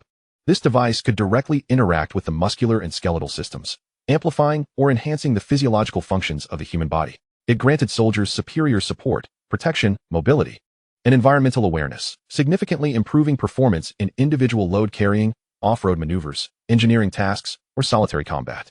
If one were to appraise it, this exoskeleton suit would undoubtedly be valued in the hundreds of millions, indeed, in US dollars. Liao deftly inserted his left hand into the mechanical arm, activating the operation with a flick of his fingers. The exoskeleton's power source resided at the core of the upper arm, a compact energy engine that was fully charged. Within the palm of the mechanical hand lay a concealed energy accumulation device, capable of converting energy particles into impactful light beams, providing formidable range and power. It seemed that fortune smiled upon him, granting him the chance to stumble upon such a treasure. Liao caressed the cold metallic shell with a look of delight. He placed the remaining components into a secure case, a slight smile playing at the corners of his mouth. It was time to remind these agents of the local delicacies of their homeland. Meanwhile, Yake cautiously searched the third floor of the abandoned factory. Suddenly, he heard a faint rustling sound nearby, prompting a subtle smile to grace his lips. Ah, so you are here. Armed, and with his skin gradually darkening and hardening, Yake stealthily approached the door of the room. Before he could contemplate further, a blinding white light flashed before him. In the next moment, an excruciating pain pierced his chest, and he looked down in shock to find a gaping wound that completely penetrated his heart. Strength swiftly drained from him, and the firearm clattered to the ground. In a state of sheer horror, Yake was met by Liao, who loomed over him, blocking all light from his vision. A pair of piercing, knife-like eyes chilled him to the bone. In Aka's eyes, confusion reigned as he trembled and collapsed, diverting his gaze to the other side, while placing his hopes in William and his companions. Liao spoke with a tone of indifference, despair. For there shall be no savior for you. The rest shall meet their demise. His words resonated like a requiem from the Grim Reaper. AK shuddered, summoning his last vestiges of strength to rasp, Who are you? Liao lowered his head and murmured, I am your father. With that, he raised his mechanical arm and struck down with a punch. AK, filled with reluctance, fell limp to the ground, his face etched with the 4 characters of unyielding death. After a moment, William and the woman in black arrived, immediately spotting AK lying in a pool of blood. William's fury erupted instantly as he severed the nearby iron gate with a single swipe. Today was indeed cursed. Not only had the items fallen into his hands, but AK was also dead. Who on earth was this person? The woman in black wore a grim expression. The loss of her partner pained her as well. Yet her acute senses detected that the adversary had not ventured far. Captain, he is nearby. Shall we continue the pursuit? William gritted his teeth, his eyes bloodshot. Pursue? How could we not? The situation has escalated beyond my expectations and has spiraled into uncontrollable chaos. If I fail to take action to rectify this, I shall have no face to return to America. Meanwhile, Liao concealed himself around the corridor's corner, peering through the gap of a ventilation shaft to witness the people from Arctic Harbor closing in. He contemplated whether to force a breakthrough. Master, an anomaly in the communication signal channels has been detected nearby. It appears another group is approaching. Liao furrowed his brow. At this juncture, another force is joining? Could it be William's allies? Truly, this is never-ending. Wait, Master, I have intercepted their communication frequency and am transforming it into a simulated signal. Zero, he suddenly interjected. On the other end of the signal, several individuals were conversing. Long 16, have you detected anything at the abandoned factory? There is an unusual energy fluctuation. It lasts only a brief moment, but its power is considerable. Exercise caution on your end. Understood. At the 12 o'clock position, traces of vehicles have been observed, and armed personnel are gathering 200 meters away, their intentions unclear. Long 16 identified the target and requested to engage. After a brief pause in conversation, a new voice emerged. Long 16, do not rush. The other party appears to be American military operatives. Stand down for the time being. Liao's gaze shifted. Anyone using Long 16 as a code name must be a member of the Deep Dragon. He should have anticipated this. A group of American operatives infiltrating China would undoubtedly attract the attention of the Deep Dragon. It seems he need not force his way out after all. The plan must be amended. Liao deliberately made a noise along the route, drawing the attention of those outside, including William. Consumed by rage and having lost his usual patience, William quickly fell into Liao's trap. Liao lured them toward the Deep Dragon members. The incident unfolded abruptly.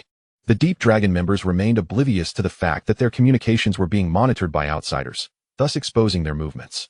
Upon noticing the enemy drawing ever closer, The ambushed members of the Hidden Dragon became instantly vigilant, their hearts filled with confusion.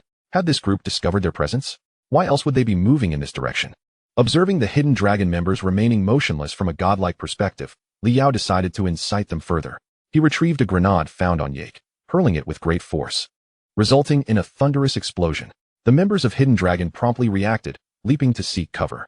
Meanwhile, the guards of Arctic Port and William, upon hearing the commotion, rushed towards the source of the noise. The two parties quickly revealed their true selves, exchanging bewildered glances, creating an exceedingly awkward atmosphere. Yet, it wasn't long before both sides regained their composure, brandishing their weapons and launching a fierce counterattack. At this moment, Liao, suspended by his mechanical arm against the wall of the factory, keenly observed the chaotic skirmish below, his spirits soaring with delight. This was precisely the opportunity he had been waiting for. Seizing the moment of confusion, he stowed his mechanical arm into a secure box with the intention of making a swift escape. As the smoke hung thick in the air, he ducked his head and dashed into the fray, casually injuring one individual and seizing their weapon to fire erratically into the sky. The sound of gunfire erupted, flames bursting forth, resembling a spectacular fireworks display under the starry night. "Aha, shoot quickly! Charge ahead!" Liao shouted, urging those nearby to surge forward. Meanwhile, he stealthily approached a nearby motorcycle, discreetly took the keys, and ignited the engine, twisting the throttle to its limit. The powerful engine roared like a wild stallion, racing down the path and vanishing into the night, as Liao orchestrated his own rendition of Fast and Furious. Not far off, a guard suddenly caught sight of a figure fleeing and yelled to his comrades. Did someone escape? The companion, engrossed in the firefight, angrily retorted, "Who cares about that? Hurry and reload for me." Chapter 40. Complete ruin. The morning news in the capital featured an inconspicuous report. Late last night, a minor conflict involving organized crime erupted in the outskirts, resulting in a minimal number of casualties. The police have since contained the situation, and the investigation into the incident's origins is ongoing. Outside the abandoned factory, a perimeter has been established. Numerous police personnel are diligently clearing the scene. Has the cleanup concluded? How many lives were lost? Including the bodies discarded by the roadside, there were a total of 78 corpses, the identities of which remain undetermined for the time being. At this moment, the sheriff was questioning a passing junior officer. The sheriff's eyelids flickered, so many had perished. Regaining his composure, the sheriff's expression turned slightly more composed as he said, "All right, once you finish handling the bodies, you can call it a day. The remaining matters will be handled by the relevant departments." The junior officer, evidently inexperienced, curiously asked, "Sheriff, shouldn't we be addressing this incident?" The sheriff shot him a sidelong glance, replying sternly, "Do not inquire about what is not your concern. This is beyond our jurisdiction." Meanwhile, in a hidden corridor of the Crimson Bar, a trembling figure appeared, staggering as he leaned against the door handle to enter the compartment. Blood dripped from his feet, chilling the air around him. Upon pushing open the compartment door, he was met with the sight of Mr. Luo, the proprietor of the Crimson Bar, along with his entourage. Upon encountering the individual before him, Mr. Luo initially displayed a flicker of emotion, but quickly regained his composure. "In just one night apart, how have you come to such harm?" William, pale from excessive blood loss and struggling for breath, replied, "Mr. Luo, now is not the time for idle chatter. I require your assistance."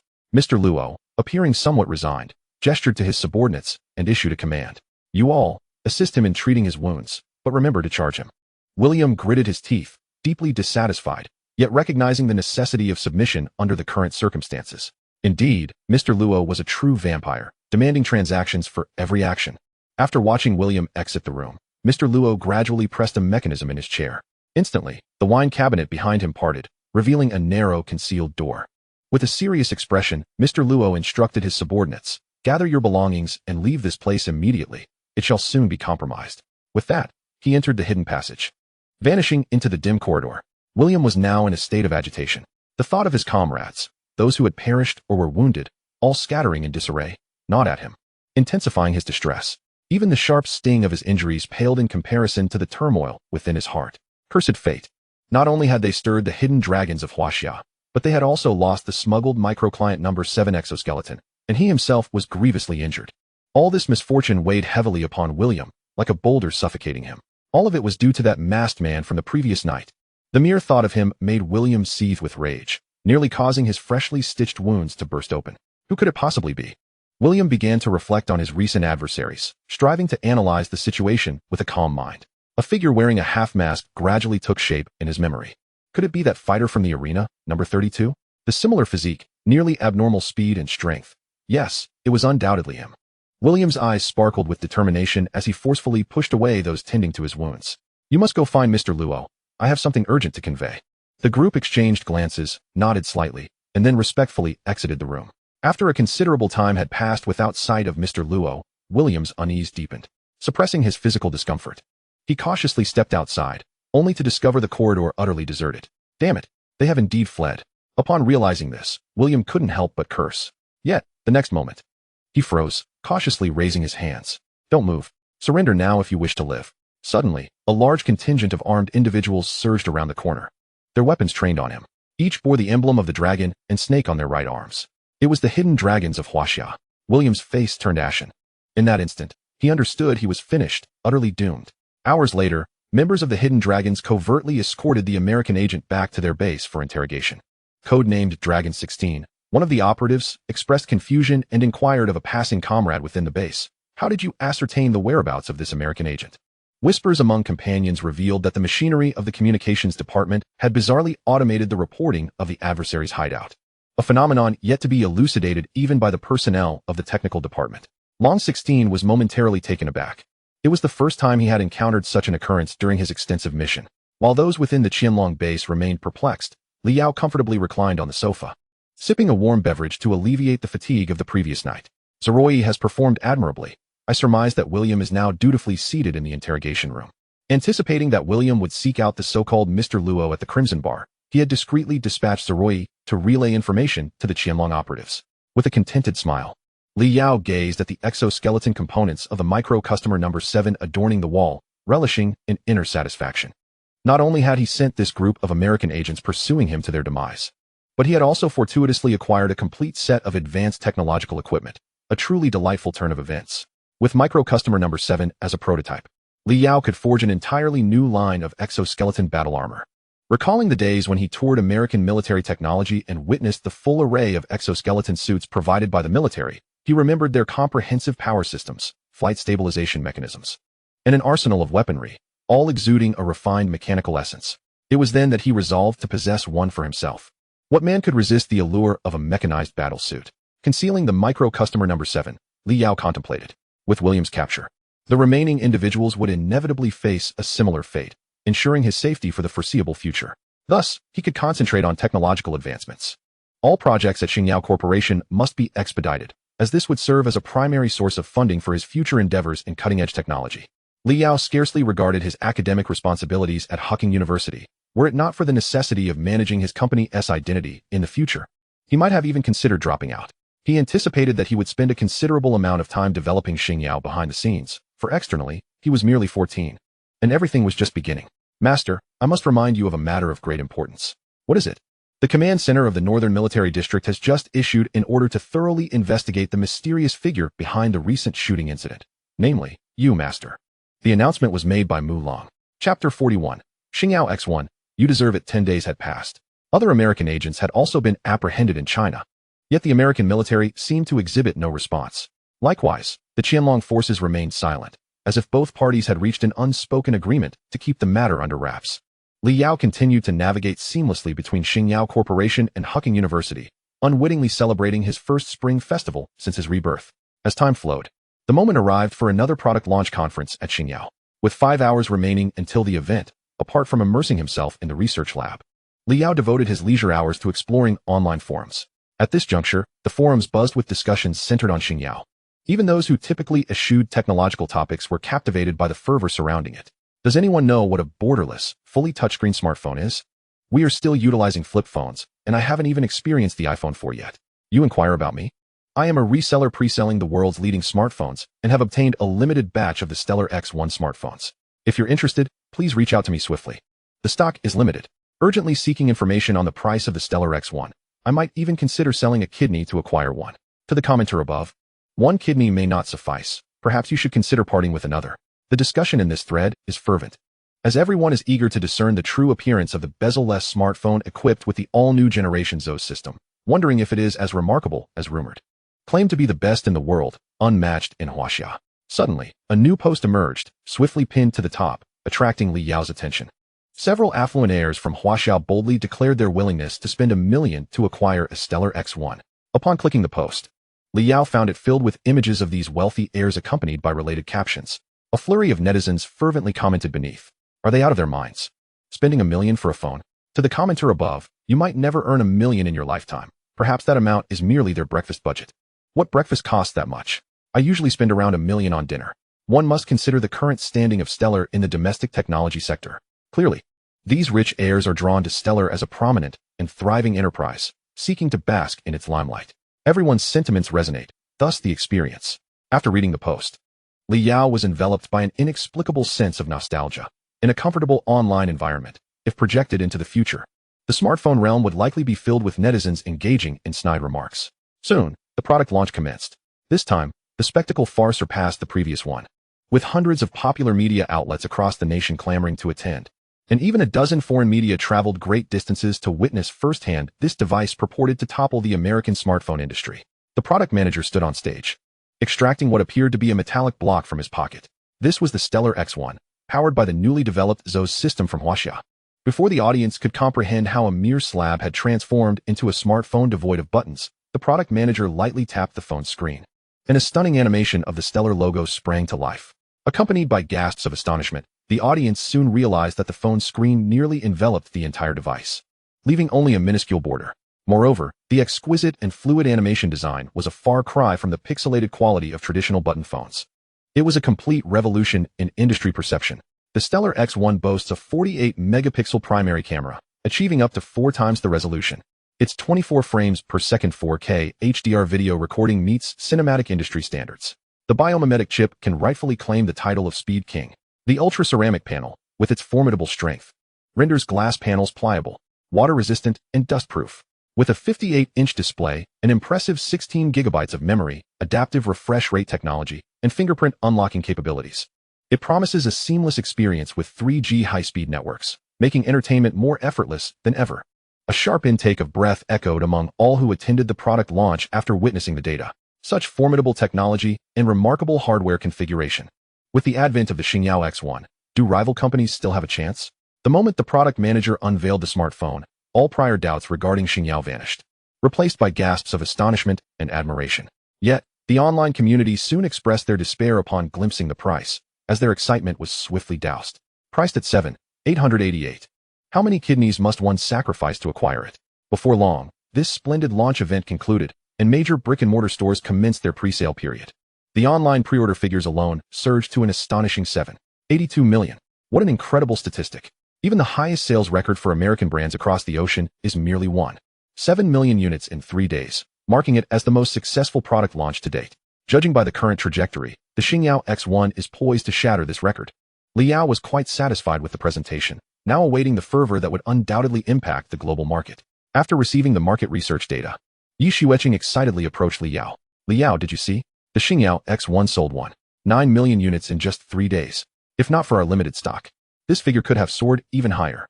Li Yao glanced at the market data, his demeanor composed. Oh, I see, he replied calmly. Yi Xueqing's eyes widened, as if she had encountered an otherworldly being. You merely responded with an "oh"? Do you comprehend how astonishing this data is? I am truly in awe of you. She placed her hands on her hips, her small face fixated on him. Li Yao remained unfazed, entirely immune to the captivating gaze of the beautiful woman, his youthful vigor failing to cloud his intellect. Given your status as a wealthy heiress, could you not possess a broader perspective? Li Yao's tone dripped with arrogance. What I, Li Yao, create is beyond the reach of others. While Yi Xueqing admired Li Yao's extraordinary talent, she simultaneously scorned his implicit arrogance. She stretched her arms, revealing a weary demeanor, having endured sleepless nights in preparation for the Xingyao product launch. With a yawn, she remarked, "All right, I recognize your genius. I cannot compare to you and can only work for you, Mr. Li." Suddenly, Yi Xueqing realized something, exclaiming, "By the way, aren't you 15 this year? At just 15, you preside over a publicly listed tech company, generating billions in revenue. How astonishing." In that moment, Yi Xueqing felt her identity as a wealthy heiress paled in comparison. Compared to this prodigy, her father Yi Cheng seemed less legendary. In that instant, Yi Xueqing silently vowed to cling tightly to this formidable figure. Chapter 42. It appears that there are still many good people in the world. Suddenly, Li Yao received an urgent alert from Lingyi. A plethora of unknown magnetic signals were approaching, exhibiting aggressive characteristics. Li Yao's expression turned grave, startling Yi Xueqing. An emergency. This alert was specifically programmed for him. Upon encountering a sudden event that posed a grave threat to his life, Ling Yi promptly notified Li Yao. Damn it! How could this happen now? Clearly, the American agents had already been apprehended, yet he remained oblivious to the looming danger, indicating that his adversary was likely a superhuman. Without the luxury of explanation, Li Yao seized Yi Xueqing's arm and rushed into the room. Stunned and bewildered, Yi Xueqing stood frozen, unaware of the unfolding situation. She merely witnessed Li Yao sweep his hand, easily toppling a bookshelf, revealing a safe embedded in the wall behind it. What do you mean by this? Yi Xueqing stammered in confusion. Li Yao cast her a quick glance, offering no words but signaling her to be silent. He then turned to input the safe's combination and slowly retrieved 2 handguns and 2 daggers from within. Yi Xueqing covered her mouth in disbelief. Unable to fathom that he had concealed weapons in her home, Li Yao tossed her a dagger, instructing her to use it for self-defense. Enemies are approaching. Do not make a sound, he whispered, crouching behind the door. Yi Xueqing's eyes widened as she nodded vigorously, cautiously asking, "How did you know? Are they here to kidnap me?" Her initial thought was that she was facing kidnappers, given her status as the 3rd young lady of the Yi family. Aware of numerous cases of wealthy offspring being abducted for ransom, such as the son of a certain tycoon named Li, Li Yao shook his head slowly. Uncertain of their intentions, however, he sensed that this was likely not a mere burglary. He instructed Yi Xueqing to remain in the room and not to venture outside while he assessed the situation. Gently opening the door, he swiftly rolled across the floor. Acutely aware that someone seemed to be watching him from the shadows. Were they lying in wait? Drawing a dagger, Li Yao heightened his senses, concentrating on the surrounding environment. In an instant, the world within his vision appeared to still, the flow of time seemingly slowing. An invisible killing intent began to coalesce. Inside the room, Yi Xueqing suddenly felt a chill, instinctively withdrawing her neck in fear. Li Yao deliberately moved towards a dim corner downstairs, and after a short distance, his alertness surged to its peak. His vision was abruptly engulfed in darkness, as if shrouded by an abyss, robbing him of sound and sight. No color remained.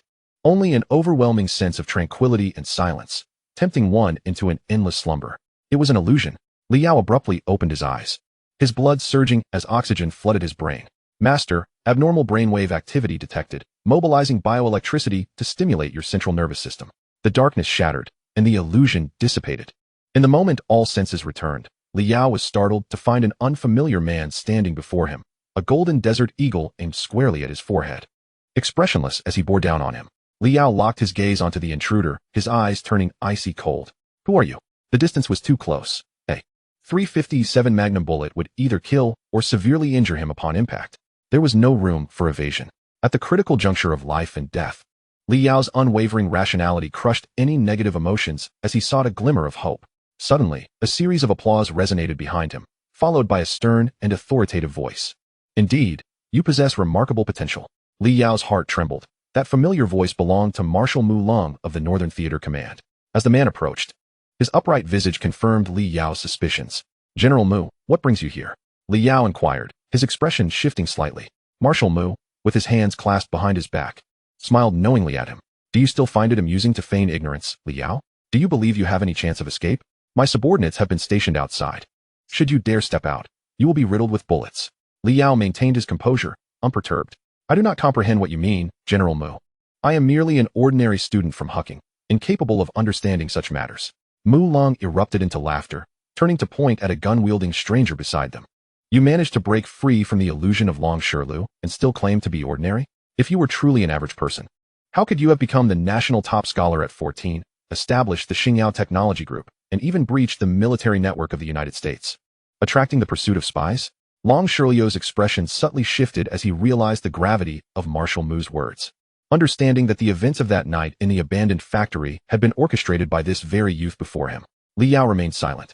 Having anticipated that the Chinese military would take action, given their grasp of supernatural abilities, however, he had not expected the marshal to personally intervene. Mu Long expressed his surprise.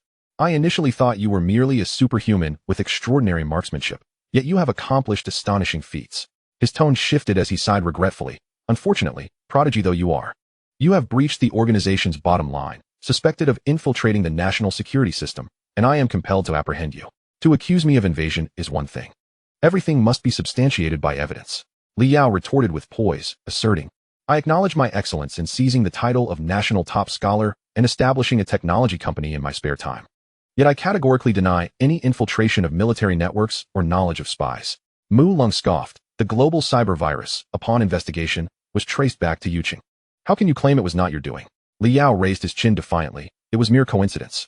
Who knows which hacker organization was pulling the strings behind the scenes? Mu Long's eyelids twitched. And what of the American agents, like William? They were arrested and recorded statements clearly indicating that someone was maliciously sabotaging their plans. Li Yao continued to argue earnestly. It seems likely that some chivalrous figure took issue with these American spies acting recklessly in our homeland, prompting them to intervene. He mused. It appears there are still many good people in the world. Mu Long's lips twitched in disbelief. He had not expected such obstinacy from Li Yao, who refused to admit guilt. However, as Li Yao had surmised, he lacked direct evidence to prove these allegations against him. Yet all signs pointed to Li Yao, and he could not find a substantial fault to pin on him. Mu Long let out a grunt and gestured for Long Shilu to lower his firearm. Chapter 43. Let us discuss a collaboration. Li Yao, I hereby formally summon you for interrogation in my capacity as the Supreme Commander of Qianlong. Mu Long's gaze was resolute as he issued Li Yao an ultimatum. Li Yao replied, what if I refuse? Mu Long responded, it's quite simple, death. Li Yao sighed. Realizing that negotiation was futile, he nodded slowly and said, very well, I will accompany you. But what will you do about the woman upstairs? Mu Long pondered for a moment. The third miss of the Yi family? She was not involved. We will not harm her. Clatter. Suddenly, something seemed to fall from above, followed by a faint gasp. Li Yao rolled his eyes and shook his head in exasperation. Now, do you have anything to say? How many secrets are you still concealing? Mu Long asked sternly as he sat in the interrogation room. At that moment, Li Yao was situated within Qianlong's secret base, facing several prominent figures, the Minister of Intelligence, the Director of Information Security, and the Head of Operations. Everyone looked at Li Yao, their suspicions regarding Marshal Mu beginning to surface. How could a mere adolescent be responsible for such notoriety? Was Marshal Mu mistaken in apprehending him? Could this be the individual behind the globally infamous cybervirus incident? They had spent decades unable to breach the United States cyber defenses. Yet Li Yao had accomplished it single-handedly, an unfathomable feat snapping back to reality. Li Yao stroked his chin and said, I have nothing to say, for I have done nothing. He was convinced they could not produce direct evidence against him, adamantly denying any wrongdoing. Allow me to introduce myself. I am Zhang Jun, the Minister of Information Security for Qianlong. Zhang Jun spoke in a measured tone. On November 18, 2010, did you infiltrate Qianlong's internal communication system? Li Yao chuckled. I had just begun studying computer networks at university. I don't understand what you're talking about. Zhang Jun's eyelid twitched. This fellow was remarkably shameless. The Minister of Intelligence, Wang Jian, interjected nonchalantly. I have thoroughly investigated your background. You grew up in the Nanshan orphanage in Yuqing, displaying an eccentric personality and a preference for solitude. Your academic performance was mediocre until this year, when you transformed dramatically, accomplishing a series of astonishing feats. We encountered numerous supernatural phenomena, but your situation is exceedingly rare. Wang Jian narrowed his eyes. Li Yao, what exactly are you concealing? Li Yao would never admit to being a reincarnated individual, but if he did not reveal something today, it appeared he would not be leaving this place. He spread his hands in a gesture of helplessness. I have nothing to hide. I merely drank a few bottles of brain platinum and suddenly had an epiphany. Then, abruptly changing his tone, Li Yao continued, however, I can assure you that I harbor no ill intentions towards the nation. I am certainly not your enemy. In fact, I could collaborate with you. Mu Long replied in a grave tone. Do you understand what you are facing? Why should we consider collaborating with you? This is Qianlong, and you cannot act on a whim here. Li Yao suddenly spoke. Microbot number 7, a 7th-generation exoskeleton mechanical armor developed by the American Vitten Research Department, is a finely crafted piece of equipment tailored specifically for elite military warriors, classified as top-level military technology. Marshal Mu Long fell into silence, remaining speechless for a full 2.5 minutes. The other ministers trembled, their expressions gravely serious. How could he possibly know about Microbot number 7? This was the latest technological development from the United States, a cutting-edge technology that they had long sought to master. Li Yao smiled lightly. Now, can we discuss collaboration? The others turned to look at Mu Long, who, with a glint of intrigue in his eyes, slowly nodded. Very well. Li Yao secretly chuckled, for this had been part of his meticulously prepared plan. The value of Microbot number 7 was immense, although it could not rival the Nibelungen Serum project. It represented the most feasible high-end military technology for widespread deployment. With a high safety coefficient and formidable lethality, even an ordinary person equipped with Microbot No. 7 could possess extraordinary individual combat capabilities. Both Huaxia and other nations aspired to master this technology. He was confident that Mu Long would be tempted. A slight smile graced Li Yao's lips, exuding a classic air of confidence. Not only can I produce Microbot number 7, but I can also enhance and upgrade it to create an entirely new generation of mass production models. The Minister of Action Organization snorted. Do you truly believe you can deliver on that? Why should we trust you? You may choose to believe or not, but your opinion does not hold sway. Li Yao replied, casting a knowing glance at Mu Lung with an enigmatic smile. The marshal had remained silent, leaving the others uncertain of his thoughts. Finally, Mu Lung spoke. I believe him. Panic spread among the others. Commander Mu, how can you trust him? Marshal Mu, you must not. This man speaks nothing but lies. How can you place your faith in him? Indeed, we have yet to unravel the mysteries surrounding him. Mu Lung furrowed his brow and commanded, silence. This is not the time for idle chatter. Instantly, the atmosphere grew tense, and the others fell silent, heads bowed in defeat. Observing this, Li Yao chuckled softly, eliciting a mix of frustration among the ministers. Give me a pen and a piece of paper. I can outline the design plan for you, Li Yao stated. Soon, Mu Lung summoned professional technicians and handed him the paper and pen. Li Yao, freed from his handcuffs, rubbed his wrists and swiftly began to write on the paper. The long sheet became densely filled with various diagrams and technical specifications. The technicians stood behind him, verifying the details, their expressions growing increasingly serious until astonishment flickered in their eyes. This framework seemed to truly possess the potential for realization. Several technicians nodded at Mu Lung, some even shedding tears of excitement. Having researched for many years, and now, witnessing this drawing, they felt they could finally break through the technological bottleneck. Of course, Li Yao was not about to reveal all his technical points. His secrets could not be easily divulged. Li Yao, what are your conditions? Mu Lung inquired directly.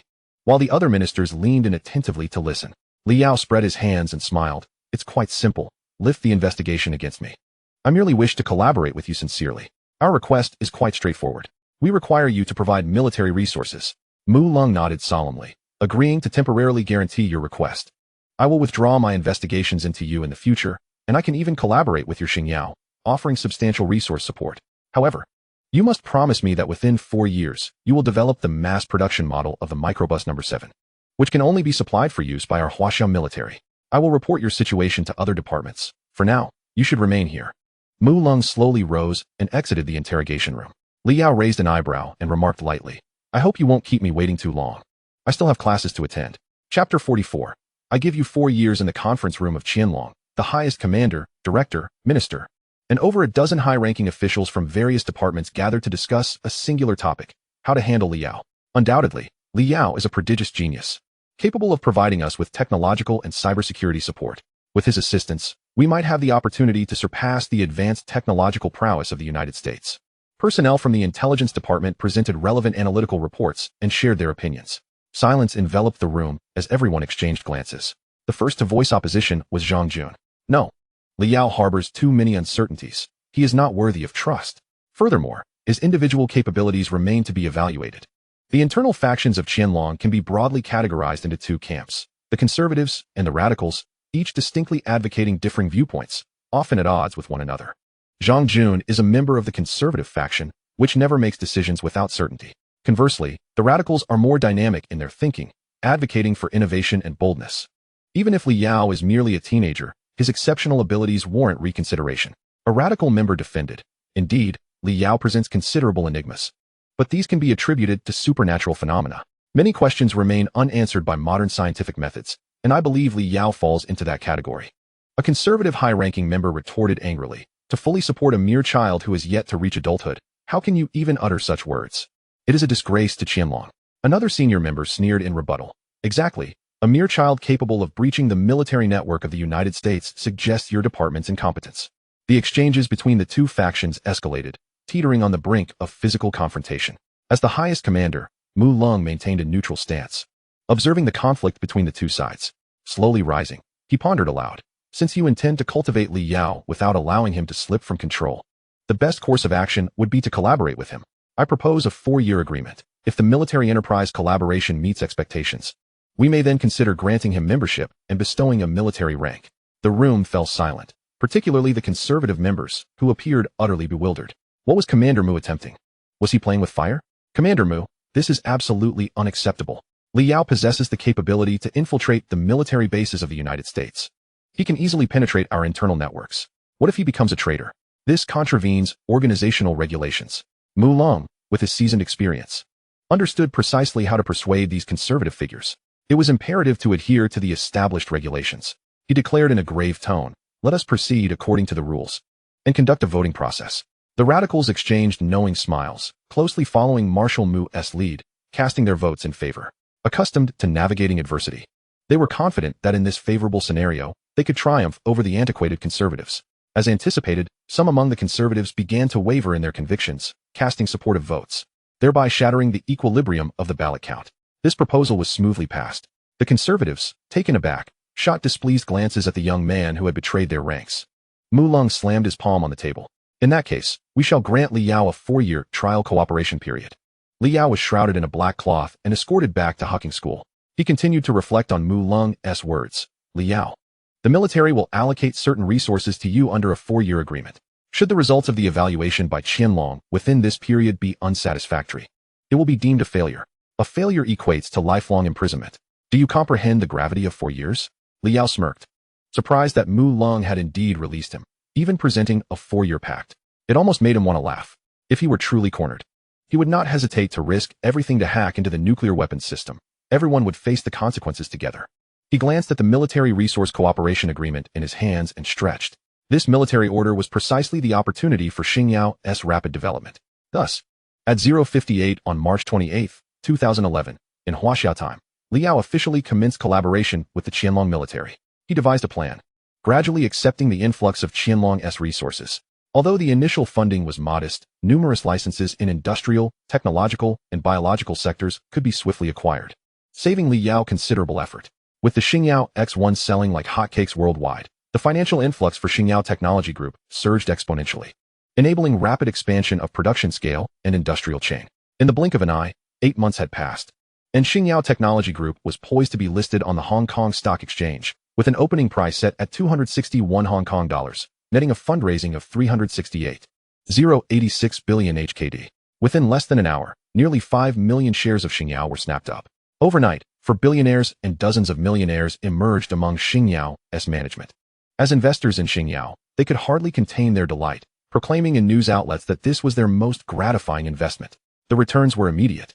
In November of the same year, Xingyao Technology Group publicly announced its impending entry into the internet software platform arena. This news sent tremors through the other heads of Huaxia's internet software development companies, who feared that Xingyao would encroach upon their market share. Their apprehension was understandable, as the pace of Xingyao's rise was astonishing, prompting their backers to contemplate shifting their investments to Xingyao. In December of the same year, Xingyao unveiled a series of software platforms, including the instant messaging application Xingliao, the interactive live streaming platform Douya, and the broadcasting-style social media network Xingyao Weibo, among others. These software applications are brimming with innovative concepts, earning rave reviews from the vast majority of users and witnessing a meteoric rise in download numbers. Within just a few days of its launch, the software produced by Xingyao surpassed 10 million downloads, igniting media frenzy and inciting envy and resentment among competitors. Industry leaders known for their prowess in product design began to ponder how Xingyao effectively captured user demands. Anything produced by Xingyao is destined to be a bestseller. The level of user engagement is astonishing. As the fervor surrounding Xingyao began to wane, Hucking University erupted with sensational news. A brilliant young prodigy, merely 16 years of age, had completed all his credits ahead of schedule and achieved the highest academic accolades, earning him a place as an exchange student at the prestigious Massachusetts Institute of Technology in Boston. However, upon further investigation, it was revealed that this prodigious youth was none other than Li Yao, the youngest national college entrance examination champion of 2010, famously dubbed the most audacious student in history. Consequently, the name Li Yao became a staple in the textbooks of various primary and secondary schools. Any essay concerning inspirational stories of overcoming adversity necessitated a reference to Li Yao's profound quotations, albeit most of them were fabricated by students.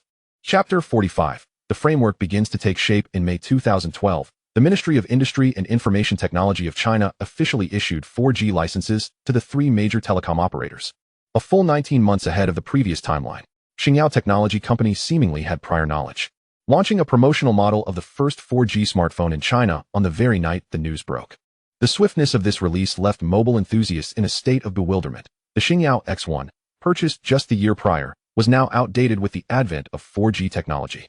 With the advent of high-speed 4G internet, who would still use a 3G phone? A wave of lamentation erupted online, as users who had recently acquired new phones felt profoundly betrayed. Simultaneously, Xingyao's market valuation soared to unprecedented heights, reaching 1.8515 trillion Hong Kong dollars, equivalent to approximately 1.7856 trillion Chinese yuan. Within less than a year, Xingyao's net assets had nearly multiplied several times over, and the financial statements consistently reflected a flourishing state, leaving investors in awe. Those who failed to invest in Xingyao were undeniably foolish. From that moment, Xingyao Technology Group firmly established itself as the leading technology manufacturer in China, amassing a staggering market share of 60%.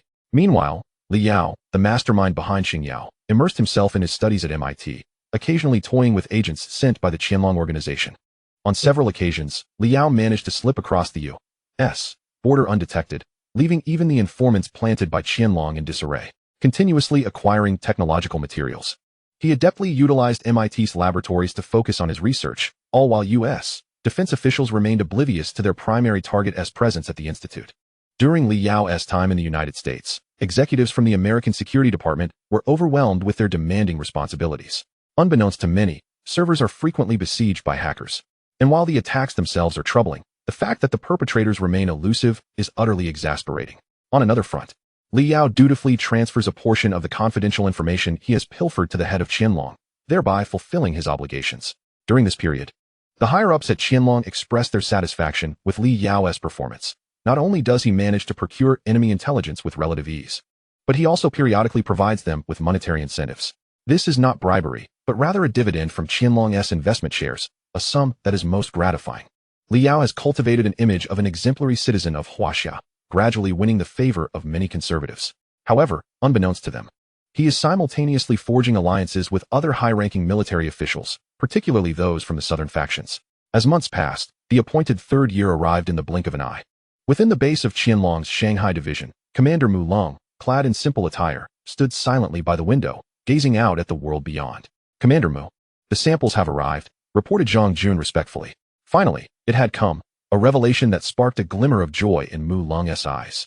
In just 2 short years, Li Yao had accomplished the mass production of the micro-mech No. 7. Mu Long turned, gesturing decisively to dispatch personnel to ensure the utmost secrecy during transportation. Yes. Zhang Jun acknowledged with a salute and stepped away. Mu Long continued to observe the world outside, recalling the first time he encountered Li Yao at the military base. Even then, he recognized Li Yao's exceptional talents and sought to promote this young man. Since then, Li Yao had consistently astonished him, prompting Mu Long to make special exceptions to facilitate his ascent. Witnessing the mass production model of the micro-mech No. 7 after just 2 years confirmed to him that his gamble had paid off. On August 18, 2013, the official website of Xingyao Group announced the completion of its acquisition of Ctemia, a biotechnology developer and manufacturer founded in 2000 in Canada. Known for its comprehensive exoskeleton patent technologies applicable in medical, industrial, and military fields. Initially, this acquisition seemed a mere formality, garnering little attention from the media. However, the subsequent actions took the press by surprise. 3 days later, Xingyao declared its intent to collaborate closely with relevant departments of the Huaxia military to jointly develop and apply exoskeleton technology. Furthermore, Xingyao announced it would shed its existing labels, evolving from a simple smartphone manufacturer and software developer into a bona fide high-tech enterprise. This series of transformative actions left outsiders utterly bewildered, particularly the retail investors who had purchased its stock, who found themselves in a state of anxiety. Why abandon a perfectly good smartphone business to delve into exoskeleton technology, especially in collaboration with the military? Such significant developments had seemingly emerged from nowhere. What, indeed, was exoskeleton technology? Many had never even heard of it. Overall, these events unfolded with a sense of premeditation, catching the public off guard. The profound effects of the situation led to a sharp decline in Xingyao's stock price, prompting numerous investors to hastily sell their shares. A month later, the stockholders gathered before their television screens, their eyes wide with astonishment as the news unfolded. The Northern Military District's ground forces are set to procure military equipment from the Xingyao Technology Group comprehensively, with Xingyao also securing a contract for the 40 defense market of the Northern Military District. This monumental gift is simply irresistible. It is worth noting that scarcely any company in Huaxia can secure such a vast military order. It is evident to any discerning observer that a clandestine transaction is at play between the two parties. I felt an overwhelming urge to slap myself for having sold my Xingyao shares just last month, lamented a netizen online, even contemplating smashing their phone in frustration. Yet, a fleeting thought reminded them that their phone was also the Xingyao X1, and the app they used for surfing the internet was the Xingyao-produced Weibo, causing them to tremble with rage. How ruthless is the owner of Xingyao to exploit us poor little investors. Yes, we must unearth the mastermind behind Xingyao. If I discover their identity, I shall not hesitate to confront them. However, it appears that thus far, the enigmatic owner remains hidden from view, raising suspicions of a conspiracy. Online, there is a continuous outcry against the shadowy figure behind Xing Yao, and Li Yao revels in the chaos. From afar in the United States, Li Yao does not intentionally monitor the developments of his company. He has meticulously planned everything, with the additional support of Yi Shueqing and the Yi family, granting him a sense of security. For him, these matters are ultimately external. True strength must arise from within. Consequently, in his spare time, Li Yao utilizes Zero Yi's artificial intelligence assistants to engage in profound learning across various domains while continually enhancing his physical and combat abilities. As the projects on his agenda are systematically completed, the 4-year deadline approaches steadily. Chapter 46. Li Han-san. Return on May 13, 2014, despite the slightly cool weather. The Kyoto International Airport was already teeming with people. Hundreds of young girls, holding flowers and glow sticks, excitedly congregated at the airport exit, while others had already unfurled banners. The banners proclaimed messages like "Welcome home, Xian," and Xian, I love you." It was evident that this was a scene of fans welcoming a star. Xian is a member of the South Korean girl group IOD, having debuted nearly 2 years ago and garnered close to 10 million fans across South Korea and Hwaxia. However, she is not Korean. She is a singer from mainland Hwaxia, returning home to record a variety show. Xian's fame is undeniably immense. Her fans crowded the arrival area, making it nearly impassable, and more fan groups continued to arrive. This surge in attendance can be attributed to the flourishing development of Xingyao Weibo, where these female fans, upon seeing the news of Xian's return, immediately propelled it to trending status, drawing countless eyes. Within the Xingyao Weibo super topic, numerous fans began to discuss, "Wow, our Xian is finally coming home. I'm so upset I didn't see the news earlier. Otherwise, I would have gone to the airport. Yes, sister. It's such a pity. But watching the live broadcast from the fan group is still great. There is a live broadcast, but where can it be viewed? Is there any doubt? It must be on Douya Live." The flight information board at the airport finally displayed some changes, and the fans eagerly surged forward, anxiously awaiting their idol. Meanwhile, in the arrivals hall, a stunningly tall beauty, adorned with a baseball cap and sunglasses, gracefully emerged. She wore an internationally renowned brand dress, fresh and exquisite, while her crystal high heels accentuated her fair, slender legs, which drew even more attention than her attire. An air of cold elegance enveloped her, instantly causing the female fans present to erupt in screams. Xian, you are absolutely stunning. Xian, look at me. I adore you. I want to have your babies." The fans surged forward, blocking the entrance completely, as numerous bodyguards struggled to push the crowd back to clear a path for Xian. Observing the chaos, Xian sighed helplessly. Her manager would surely have to delete negative comments from Weibo and manage the traffic flow once more. "Excuse me, could you ask your fans to step back a bit? It's quite bothersome," a cool voice suddenly echoed from behind. Xian instinctively turned around to see a tall, slender man standing before her, his fair face sharp and striking. Nearby, a fan shouted, "Who are you? Can't you wait a little longer?" Seriously. The unfamiliar man slowly turned his gaze toward the fan, his eyes sharp as an eagle in the night, causing her to instinctively retreat in fear. He then turned his attention back to Xian, scrutinizing her without regard for her status as a popular idol. Xian was taken aback. This was the first time she had encountered such a situation, and she felt a twinge of displeasure at his dismissive tone. Lowering her cap slightly, she furrowed her brow and replied, "Hello, sir. These are simply the actions of fans, and I cannot control them. Also, I would appreciate it if you could speak with more respect." The man before her was none other than Li Yao, who had just returned from America. However, Li Yao merely cast a fleeting glance in her direction before continuing toward her. The bodyguard beside him, enraged, attempted to block his path. "Stay back. Do not approach here." As soon as the words left his lips, Li Yao lightly pushed his shoulder, and the bodyguard immediately felt an overwhelming force, stumbling back several steps, nearly losing his balance. Other bodyguards rushed over, positioning themselves in front of Li Yao. He frowned slightly.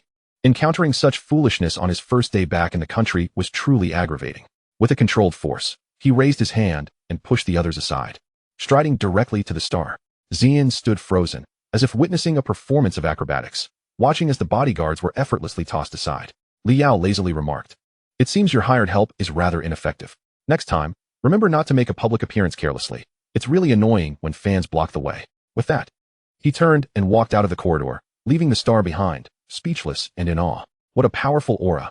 Who on earth is this person? Could he be some young master from the capital? Beside them, fans were live streaming on Douya, and coincidentally, the camera focused on the earlier scene, causing an uproar among the viewers. "I can't believe my eyes. Did that person just berate Xian and then swagger away?" Exclaimed "I love tomatoes. This is definitely going viral. That was impressive." He pushed the bodyguard aside with such ease. "Truly remarkable," commented Grandpa proud. I've never liked these idol stars. They only know how to create hype. And their fans go wild defending them. Finally, someone powerful couldn't stand it and took action. Observing the barrage of comments in the live stream, the fans on site began to retaliate against the camera. What business is it of yours?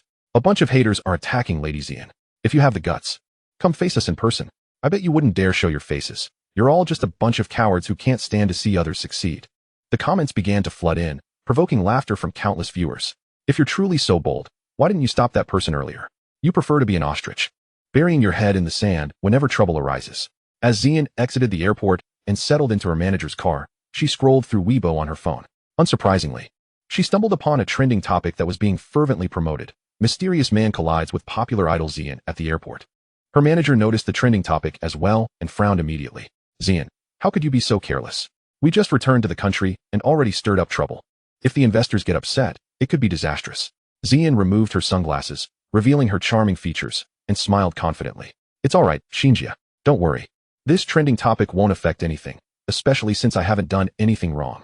Let us not forget, I am a popular artist. Xinjia's expression softened as she rolled her eyes. You do have a point.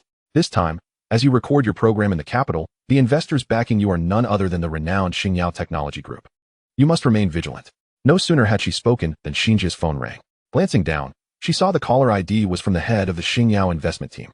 Both women exchanged glances of delight, assuming it was about discussing their previous advertising collaboration. Hello, Director Su. How may I assist you? Before Xinjia could finish, a cold voice interrupted from the other end. No need for pleasantries. Our collaboration ends here. Director Su huffed. We will compensate you for the breach of contract. But Xinjiao will no longer work with you. Xinjia's face paled as she stuttered. Director Su, what has happened? Is there some misunderstanding between us? Director Su replied sternly. There is nothing more to discuss. You have offended someone you shouldn't have, and that is all there is to it. As Xinjia desperately attempted to explain, Director Su abruptly hung up, leaving her hand suspended in the air. Xian felt a wave of unease wash over her as she looked anxiously at Xinjia. Xinjia, what is going on? The manager gazed at her with a pained expression, letting out a long sigh. Have you offended someone? Our collaboration with Xinjiao has just fallen through. Xian's eyes widened in shock, her typically composed demeanor faltering. In contemporary times, Xinjiao is not merely an emerging enterprise from 2 or 3 years ago, but rather a premier high-tech conglomerate in Huaxia, intricately entwined with numerous financial magnates and influential officials, even possessing military connections. It is undeniably a force she cannot afford to provoke, leaving her perplexed as to how she might have offended them.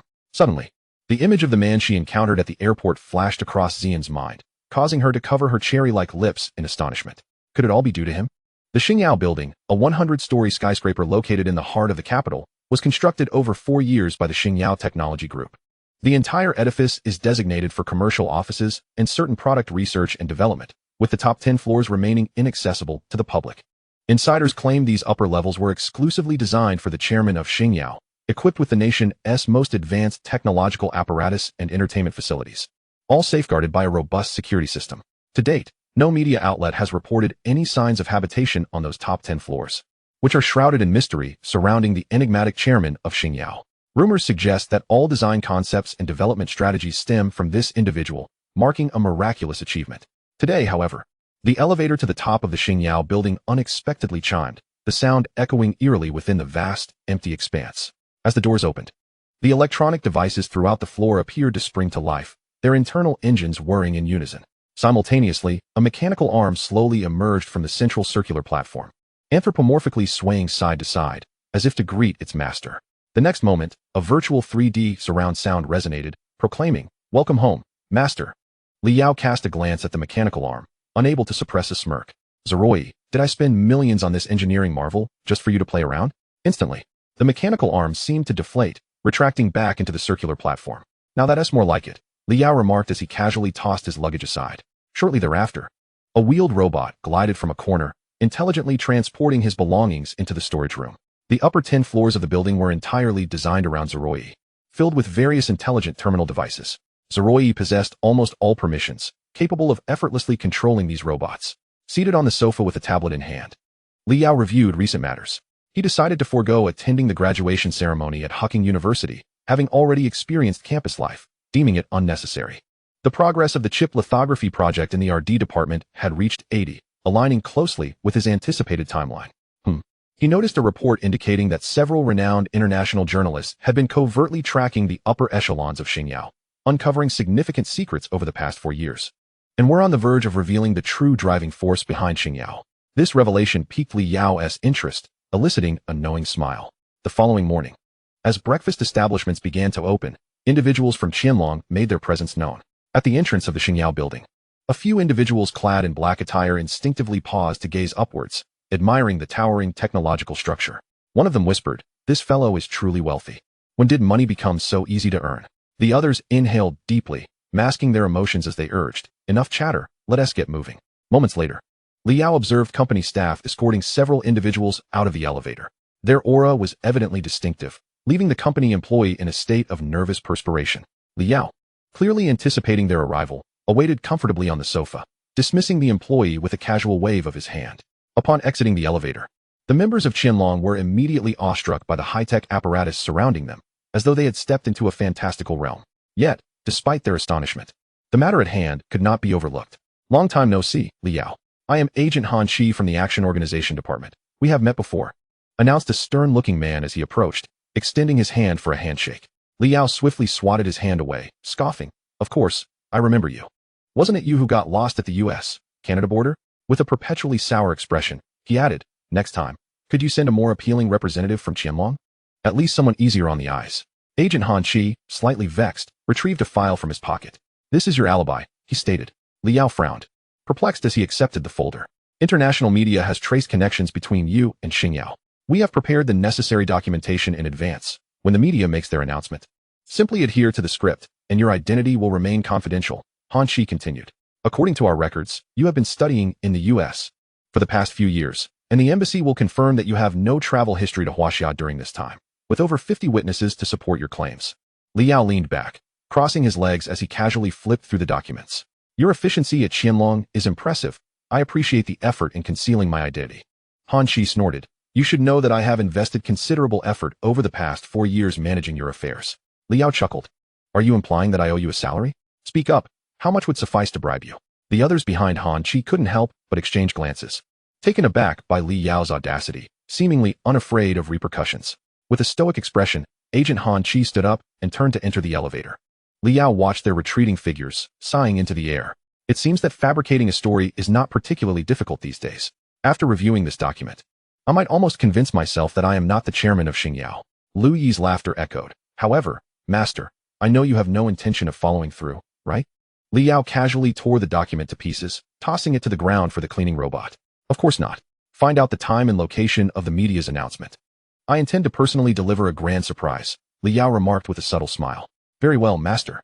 Chapter 48. All in vain at 2:18 p.m. The BCC Huaxia branch held a press conference. The venue was packed to capacity, teeming with journalists from competing news agencies, as well as numerous high-ranking officials from various internet enterprises. The studio was alive with live broadcast feeds, creating an imposing spectacle. Not for any trivial reason, the attendees eagerly awaited the BCC journalists' forthcoming revelation of the man behind Xingyao. Who indeed could he be? At that moment, a journalist confidently ascended the stage to present. Mr. Bruce had prepared a piece of evidence that would soon be disclosed. As Bruce took the stage, he beamed, surrounded by countless cameras aimed in his direction. He slowly began to speak. "Our investigative reporters have captured footage of numerous high-ranking officials from Xingyao clandestinely meeting with a tall man. Although the images are not particularly clear, it is evident that they depict the same individual. We can assert with confidence that this man has appeared multiple times at Xingyao's product launch events." Subsequently, Bruce projected a series of photographs onto the large screen behind him. The indistinct figure was shown only from behind, with every location marked by red dots, clearly indicating the various timestamps. The atmosphere in the room grew tumultuous. Some attendees compared the timestamps of his appearances and were astonished to discover a direct correlation with Xingyao's remarkable fluctuations. Each time this man appeared, Xingyao Group promptly issued new announcements, invariably stirring up a commotion. Could they finally unmask this enigmatic figure? Bruce, brimming with confidence, turned his gaze toward the audience. He had deliberately invited several high-ranking officials from Xingyao to witness their astonished expressions firsthand. This secret had been guarded by Xingyao Group for such an extended period, and he was on the verge of unraveling it. This accolade would undoubtedly elevate him within the industry. Bruce's eyes sparkled with amusement as he questioned the representatives of Xingyao Technology Group. "Do you have any rebuttals?" Instantly, all cameras focused on these individuals, their flashes illuminating the room. However, the high-ranking officials exchanged glances before suddenly bursting into laughter. Their laughter left Bruce bewildered, What could this possibly mean? Just then, the door nearby swung open, and a young man slowly walked in. Security personnel rushed over, waving their hands in admonition. "Young man, this is not a place for you. Please leave." This brief interruption at the entrance captured the attention of many, who turned to see what was happening. Who was this person? Could he be a relative of someone important, daring to enter a restricted area? As the murmurs of the crowd grew sparse, the young man smiled slightly and spoke nonchalantly. "What is this? Weren't you all looking for me? Now that I'm here, you fail to recognize me?" Upon seeing the young man, the expressions of the high-ranking officials from Xingyao transformed into excitement. Mr. Li was finally stepping into the limelight. The young man was none other than Li Yao. Ignoring the security personnel beside him, he walked deliberately toward the stage. Strangely, this young man seemed to possess an aura that deterred anyone from interfering. Thus, Li Yao approached Bruce directly, calmly turning to face the camera. Speculation had circulated regarding whether the chairman of Xingyao was an extraterrestrial or if he even existed at all, suggesting that the conglomerates had been orchestrating everything, which explained Xingyao's meteoric rise. Li Yao then made a startling declaration, his gaze sweeping across the room. "Regrettably, none of your conjectures are correct. I am the true chairman of Xingyao, and also the CEO." The room erupted in astonishment, leaving everyone utterly speechless. Dozens of reporters raised their microphones and rushed forward. "Wait a moment. Did you just claim to be the true chairman behind the scenes of Xingyao Technology Group? Are you ready to take responsibility for your own words?" Li Yao shrugged and replied, "I understand your implication. It is reasonable to question the official statement. But one should not hastily speculate and unjustly label me as some unparalleled genius." The reporter was momentarily taken aback and clarified. "I certainly did not say you were an unparalleled genius." Li Yao chuckled. "Oh, well, that's good. If that were the case, it would indeed be absurd. After all, I know myself quite well. In certain aspects, I do exceed the ordinary, yet my personality is not particularly endearing." His remarks left everyone present perplexed, unsure of his true intent. Seizing the opportune moment, Li Yao faced the camera, flashing a provocatively confident smile. "Nevertheless, the fact remains that I, Li Yao, am indeed that unparalleled genius." With that, he casually tossed the microphone aside and strode out through the crowd, seemingly indifferent to the bewildered Bruce beside him, leaving a throng of reporters clamoring around several executives of Xingyao. "Is what that young man said true? Has your group held a board meeting regarding this live broadcast incident? Are the shareholders aware of it? How does your chairman develop high-tech products, and what is the reason behind it? Mr. Xiong, please do not leave. Kindly address our questions directly. Quick, stop them." Manager Xiong of Xingyao Group found himself surrounded and unable to move, letting out a resigned sigh. He composed himself and addressed the crowd earnestly. "Indeed, that young man is our absolute shareholder and the sole chairman of Xingyao Technology Group. I urge everyone present not to spread unfounded rumors. Should that occur, our group will pursue legal accountability." With a firm tone, Manager Xiong concluded his statement and departed without looking back. The scene erupted into chaos, leaving even the other CEOs from attending internet companies at a loss for words. Could the chairman of Xingyao truly be such a young and inexperienced lad? They had long felt suffocated under this individual's presence. It was utterly ridiculous. As the press conference at the BCC Huaxiao branch descended into farce, Agent Han Qi slammed his hand on the table, shattering the heavy mahogany surface into splinters that danced in the air. Filled with rage, he ground his teeth. "Li Yao, after I concealed your whereabouts for 4 years, even deceiving American intelligence organizations, you dare to casually acknowledge your identity today. This is utterly outrageous." Particularly infuriating was that last defiant smile, which was undoubtedly intended to provoke him. At that moment, the international media landscape trembled. The young man's words would surely be etched into the annals of Huaxiao's history. Chapter 49. The new exoskeleton armor. Obsidian, have you heard? The largest shareholder of Xingyao is an 18-year-old. Such monumental news has swiftly soared to the national trending topics. Who could possibly be unaware? A certain editor has unearthed the background of an individual, revealing him to be none other than the once celebrated prodigy from Hucking, Li Yao. Netizens, upon perusing Li Yao's online resume, were left utterly astonished. Enrolling at Hucking at the tender age of 14, he became an exchange student at MIT at 16, graduating early with top honors and dual degrees in computer science and mechanical engineering.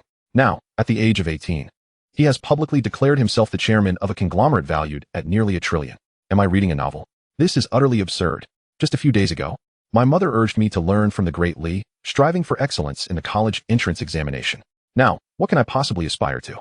The achievements of Li are far beyond my reach as a mediocre student. Simultaneously, several former roommates from room 501 stared at the news on the computer in shock. Zhu Yinglong suddenly slapped Meng Tezho, who yelped in pain. "It seems I am not dreaming. This person is indeed Li Yao." Meng Tezho, furious, found himself too stunned by the news to retaliate. If this is true, Should I confess to the greatly? Meng Tezho wore a look of despair. The lunch he lost back then was actually consumed by me. Su Qi cast a disdainful glance at him, remaining notably calmer than the two. Su Qi sighed, realizing he should have anticipated this. As discussions erupted online, foreign media scrambled to report the story, unanimously agreeing that the astonishing feats of this young individual from the East, Liao, far surpassed those of the legendary Bill Gates. Even the previously lauded genius, Zuckerberg, took to Facebook to express his astonishment. Some media outlets have even crowned Liao as the Eastern Star. Consequently, Xingyao Technology Group was thrust back into the spotlight, and Liao found himself needing to manage the repercussions of a press conference, including meetings with stakeholders and the Qianlong organization. After spending an entire day dealing with trivialities, Liao concocted an excuse to brush these individuals off. Soon after, the top 10 floors of the Xingyao building were completely sealed off, no longer accessible to the public. Liao locked himself within the high-tech workshop of the Xingyao building, embarking on a period of solitary creation, organizing his achievements. The deep neural network is a crucial component of the exoskeleton's internal microcomputer. Even without the assistance of Zero-E, it can intelligently analyze environmental factors, data, magnetic fields, and other variables. Liao contemplated the need to develop a new mechanical program to update and iterate the control methods. The accompanying chip program must be capable of interpreting commands transmitted by the brain, as the speed of thought transmission far surpasses that of speech or other gestures. Currently, Liao's most critical task is to finalize the upgrade plan for the micro customer number 7. Previously, the mass-produced exoskeleton devices handed over to Qianlong were mere scaled-down versions, lacking in power, performance, and quality, achieving only 60% of the original's capabilities.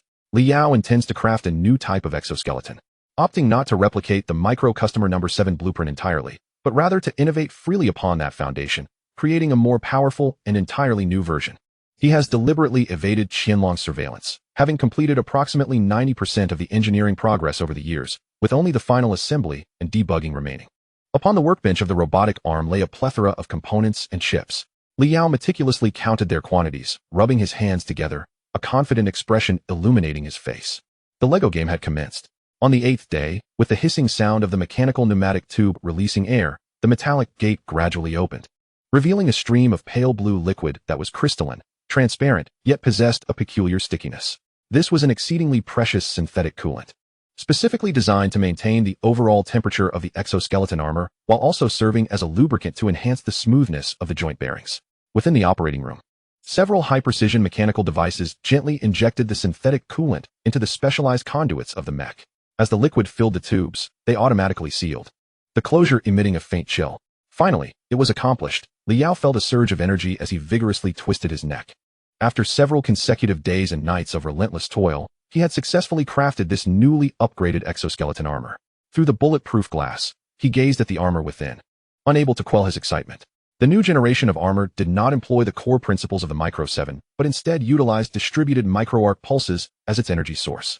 The armor concealed 360 microenergy units that continuously supplied torque and kinetic energy, significantly enhancing strength and agility. Additionally, the power system had been upgraded to be more energy efficient, clean, and safe. The energy core connected all internal circuits, and the groove on the back of the armor allowed for the integration of external energy sources, enabling charging and conversion at any time and place. In terms of materials, Liao opted for the expensive Ace-Gao entropy alloy, which effectively addressed the issue of metal fatigue, offering defensive capabilities that far exceeded those of heavily armored military tanks. It was resistant to high temperatures and extreme cold, exhibiting remarkable ductility and exceptional toughness. This material was exceedingly rare on the market, yet Liao managed to procure it at a substantial price from a clandestine source. Aesthetically, this armor diverged significantly from the Micro 7, featuring a sleek black exterior adorned with shimmering blue lights from the energy conduits. Its intricate and complex structure presented a streamlined design, in stark contrast to the bulky mass-production models of the Micro 7. The limbs possessed sharp angles, with protruding sensors and protective layers reminiscent of scaled armor, akin to a black python lurking in the shadows, poised to strike. Ferocious, swift. Liao's most valued new modules were the innovative weapon and flight systems, equipped with a laser-guided tracking and rapid deployment system, perfectly paired with shoulder-mounted arc pulse cannons, chest-mounted cluster munitions, micro-armor-piercing projectiles, heavy missiles, and more. The back featured a rotary turbine engine, providing propulsion mechanisms at the base of the limbs for takeoff. The flight speed of the Micro 7 had been lamentably slow and cumbersome, but through Liao's modifications, it was endowed with formidable flying capabilities. What man would not desire to soar through the skies? Of course, he meant while donning the armor. Master, the new armor is complete. Shall we proceed with the system naming? An inspiration struck Li Yao, and a splendid name emerged. Let us call it Obsidian. Excellent. The system naming is complete. And the series model has officially been established as Obsidian. The formidable Obsidian battle armor was specifically designed for him, unlike mass-produced models that could be worn by ordinary individuals. Only someone with an extraordinarily enhanced physique, like his, could master it flawlessly. Those of common stature would be unable to withstand its excessive operational demands, risking severe internal injuries or even death. In Chapter 50, Encountering the Squad, the Obsidian battle armor was finally completed, and Li Yao stored it in a specially crafted safe. Shortly thereafter, a batch of materials he had ordered from Qianlong arrived. A dark bullet lay quietly in the palm of Li Yao's hand, its tip adorned with grooves. High explosive ammunition. Upon striking a target, it can swiftly detonate the core explosive, creating localized expansive damage. The function is straightforward, yet its power is extraordinary. Capable of penetrating 500 millimeters of earth with ease. This high-explosive round was engineered by Qianlong's technicians, synthesized through the condensation of various chemical gases.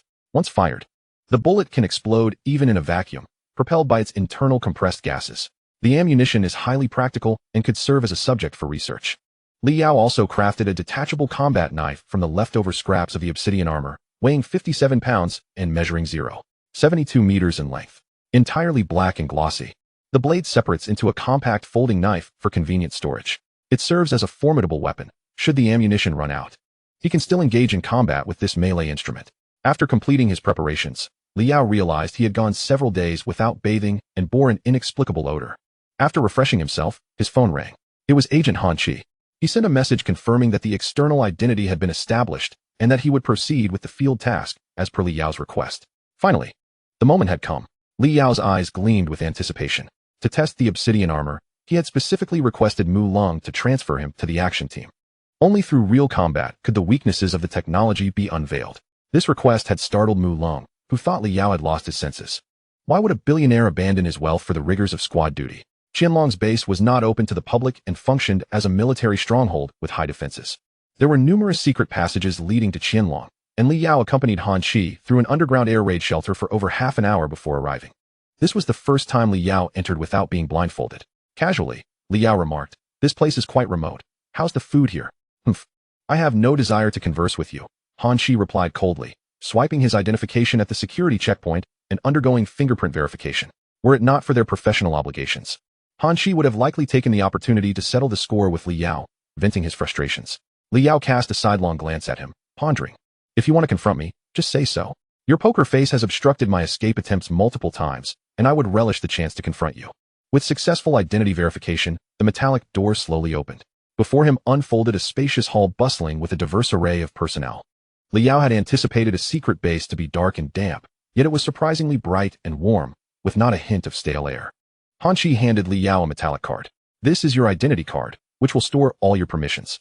Any materials and items that align with your authority level can be summoned by you." Li Yao cast a sinister glance at him and casually took the metallic card. "You wouldn't secretly demagnetize it, would you?" Han Chi, infuriated, fell silent and quickened his pace to move ahead. Along the way, Li Yao suddenly noticed several individuals in white coats discreetly observing him. Regardless of gender, they appeared somewhat bashful when caught by Li Yao's gaze. What do these people mean? Why are they staring at me? Li Yao felt perplexed. Han Chi glanced back at the white-coated individuals and coldly explained. They are from the RD engineering department and can be loosely categorized as your admirers. The nerds from the engineering department have all heard of your founding the Xingyao Technology Group and your development of the mass-produced micro-customer number 7 model. They regard you as a deity. When they learned you were not assigned to the RD department, but instead to the operational organization department, they even rushed to Commander Mu's office demanding an explanation.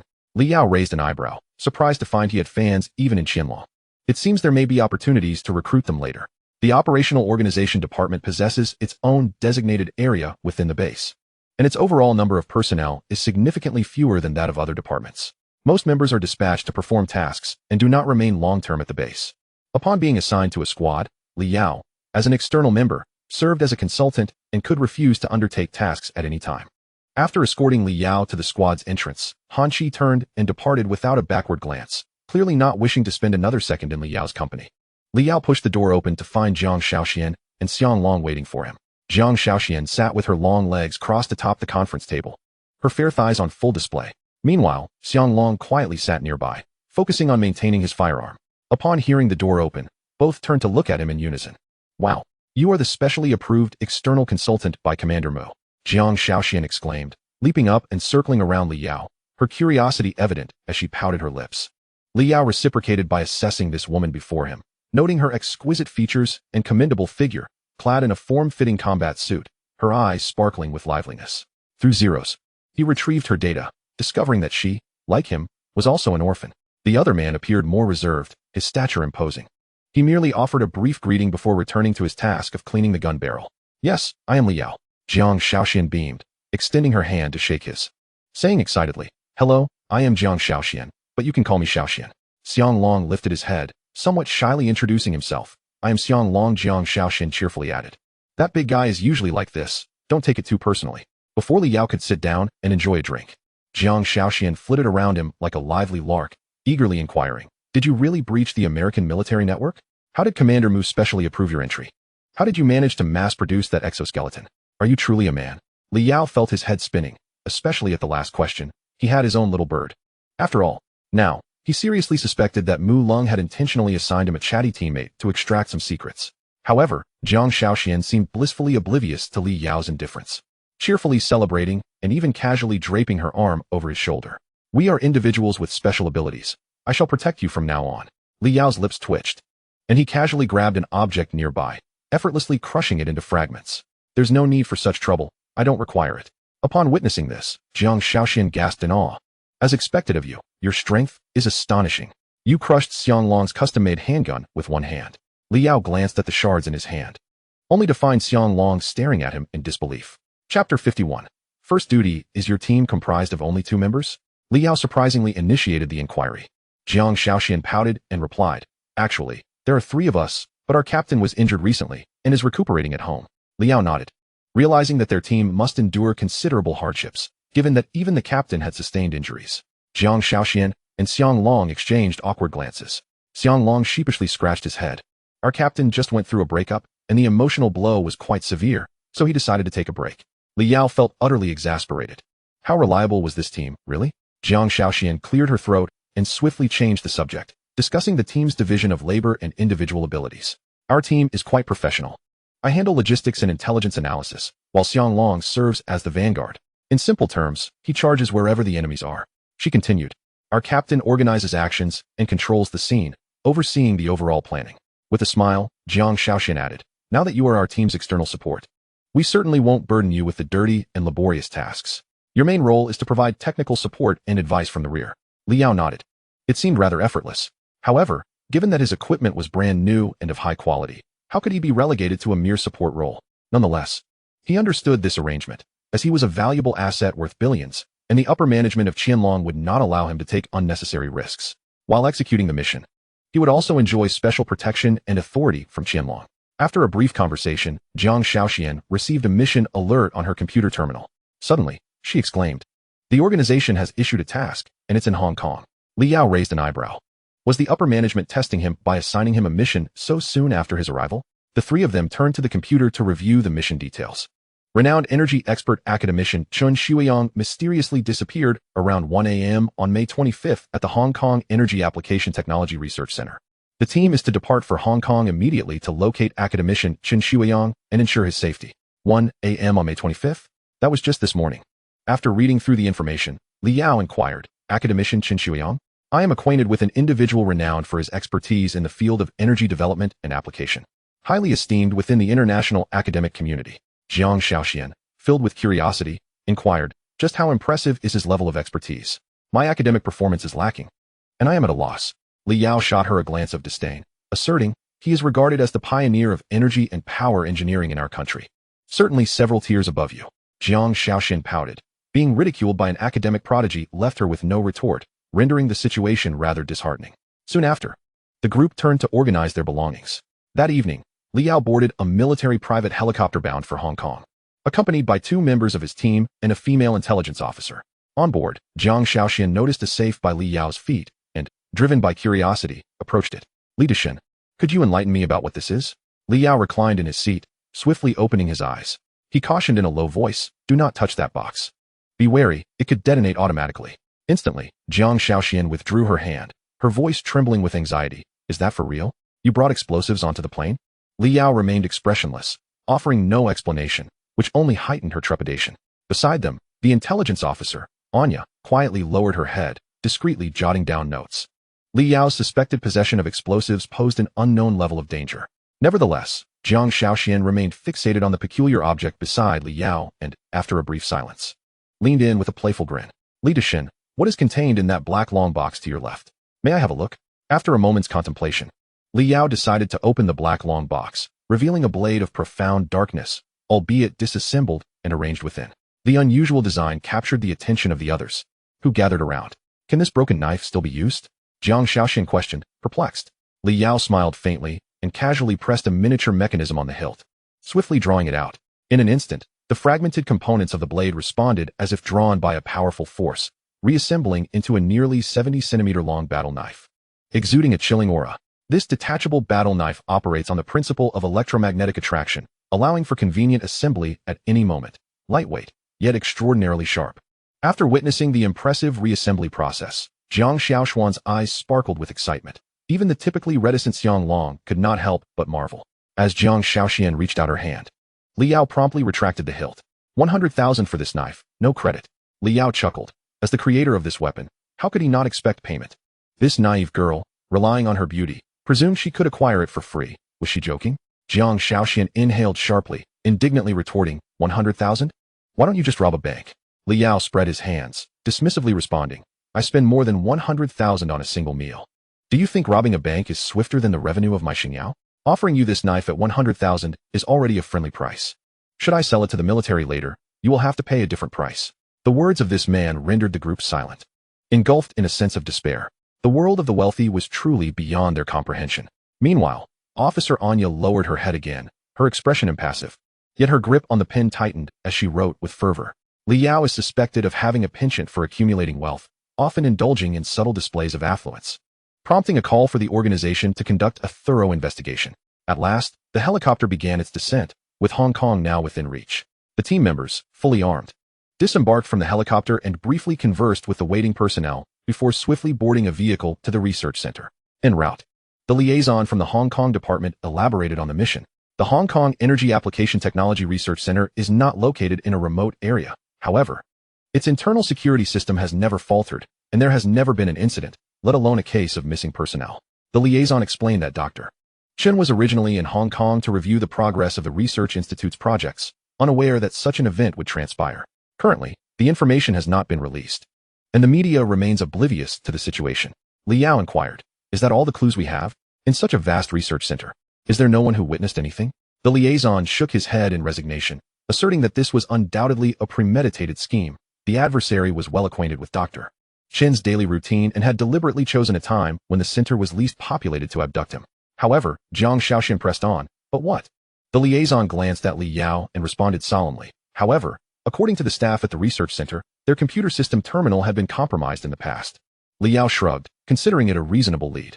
Chapter 52. Investigating Dr. Chen's whereabouts. The Hong Kong Energy Application Technology Research Center is a renowned research hub in the region, where numerous projects for the development and testing of new energy sources are conducted, with military enterprises also involved. Typically, there are public areas for schools and tourists to engage in educational activities, but these have now been sealed off. Li Yao, Jiang Shaoxian, and Xiang Long were transported to this location by the center's vehicle, nestled against the hills, in a relatively pleasant environment. Li Yao surveyed the surroundings. The buildings were not towering, and greenery was abundant. The entrance bore a modest sign reading, Hong Kong Energy Application Technology Research Center. A police officer was stationed at the entrance, rigorously inspecting all incoming and outgoing vehicles. Li Yao and his companions were no exception. After the officer repeatedly verified the authenticity of their credentials with superiors, they were permitted to proceed. Inside the research center, the vehicle carrying Li Yao and the others moved slowly forward, revealing several technologically advanced structures, with a massive hollow circular sculpture prominently displayed at the center. The sculpture, composed of interconnected steel bars, formed an inverted triangular pattern, resembling a core of energy. Li Yao pointed to the sculpture in the distance and asked, what is that?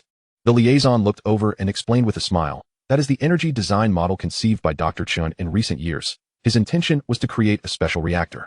A cold nuclear fusion reactor, I presume, Li Yao thought to himself, as he understood that this new energy source is akin to nuclear energy. capable of injecting energy materials into a safety shell and subsequently supplying it with power. The liaison appeared astonished, realizing that Mr. Li also possessed knowledge in the field of energy, truly an eye-opener. Liao replied vaguely, I am not well versed, merely familiar with the concept. The group sighed in relief. Having feared that Liao had mastered the energy domain entirely, such proficiency would indeed be somewhat intimidating. Liao gazed contemplatively at the diminishing sculpture, realizing that Dr. Chen had also played a role in the globally sensational cold fusion reactor of the previous life. This novel energy source is remarkably efficient and safe. A mere palm-sized energy block can sustain the electricity needs of 10,000 households for an entire year. Unlike nuclear energy, which is notoriously difficult to control, its output is exceptionally stable. A bold thought crossed Liao's mind. Could the individuals who kidnapped Dr. Chen be after the cold fusion reactor? The screech of brakes interrupted Liao's musings, and as he regained his focus, he found himself in front of an expansive building. Director Qian Ku of the research center had been waiting for some time. Upon seeing Liao and his companions alight from the vehicle, he hurriedly approached. You have finally arrived. Allow me to introduce myself. I am Qian Ku, the director of this research center.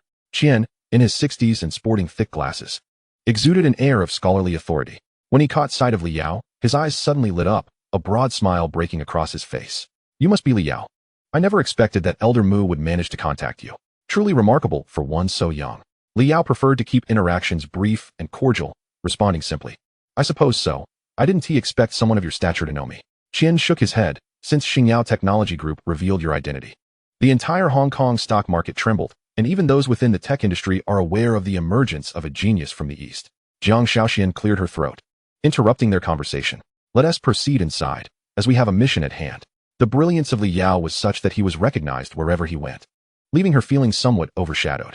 Qian, realizing the urgency, snapped out of his reverie, his expression turning serious. Right, we must not keep Elder Chen waiting. He then led the group into the research conference room and began recounting the events that had transpired, which were largely consistent with what the informant had shared. However, the clues were scant. After a lengthy pause, Liao composed himself and stated, let us first head to the surveillance room. I need to examine the footage. Director Qian was resolute, leading them without hesitation into the comprehensive monitoring room, an area typically off-limits to outsiders. Liao took a seat within the control room, familiarizing himself with all the operational buttons. I will review your management system to search for any anonymous users who may have entered without authorization. Though the situation may not be promising, he articulated decisively. Jiang Shaoxian, you and Xiang Long can begin reviewing the surveillance tapes. Report back if anything unusual arises. Liao clearly delineated the tasks, leaving Jiang Shaoxian and Xiang Long somewhat bewildered. Are we not formal members? Why does it feel as though we are merely external consultants? Director Qian, confident in Liao's expertise, provided him with all the accounts and passwords for the research center's security system before quietly stepping away.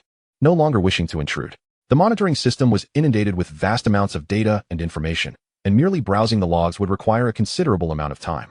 Furthermore, the system's response rate was sluggish, proving to be quite time-consuming. Master, allow me to assist. 0E transmitted a mental wave, establishing contact with Liao. Liao nodded slowly, and upon noticing that no one was behind him, he discreetly inserted a chip into the computer interface. Instantly, 0E connected to a vast stream of data, synchronizing with the entire system to facilitate its accelerated operation. With 0E's assistance, Liao's expression turned serious. His hands moved with ghostly swiftness, passionately striking the keyboard as a flurry of commands were dispatched. The first firewall remained intact, unbreached. The second firewall stood secure, unbroken. The third firewall was also safe, unassailed. The fourth firewall, however, had been compromised, and the internal dynamic logs had been tampered with. Liao scoffed softly.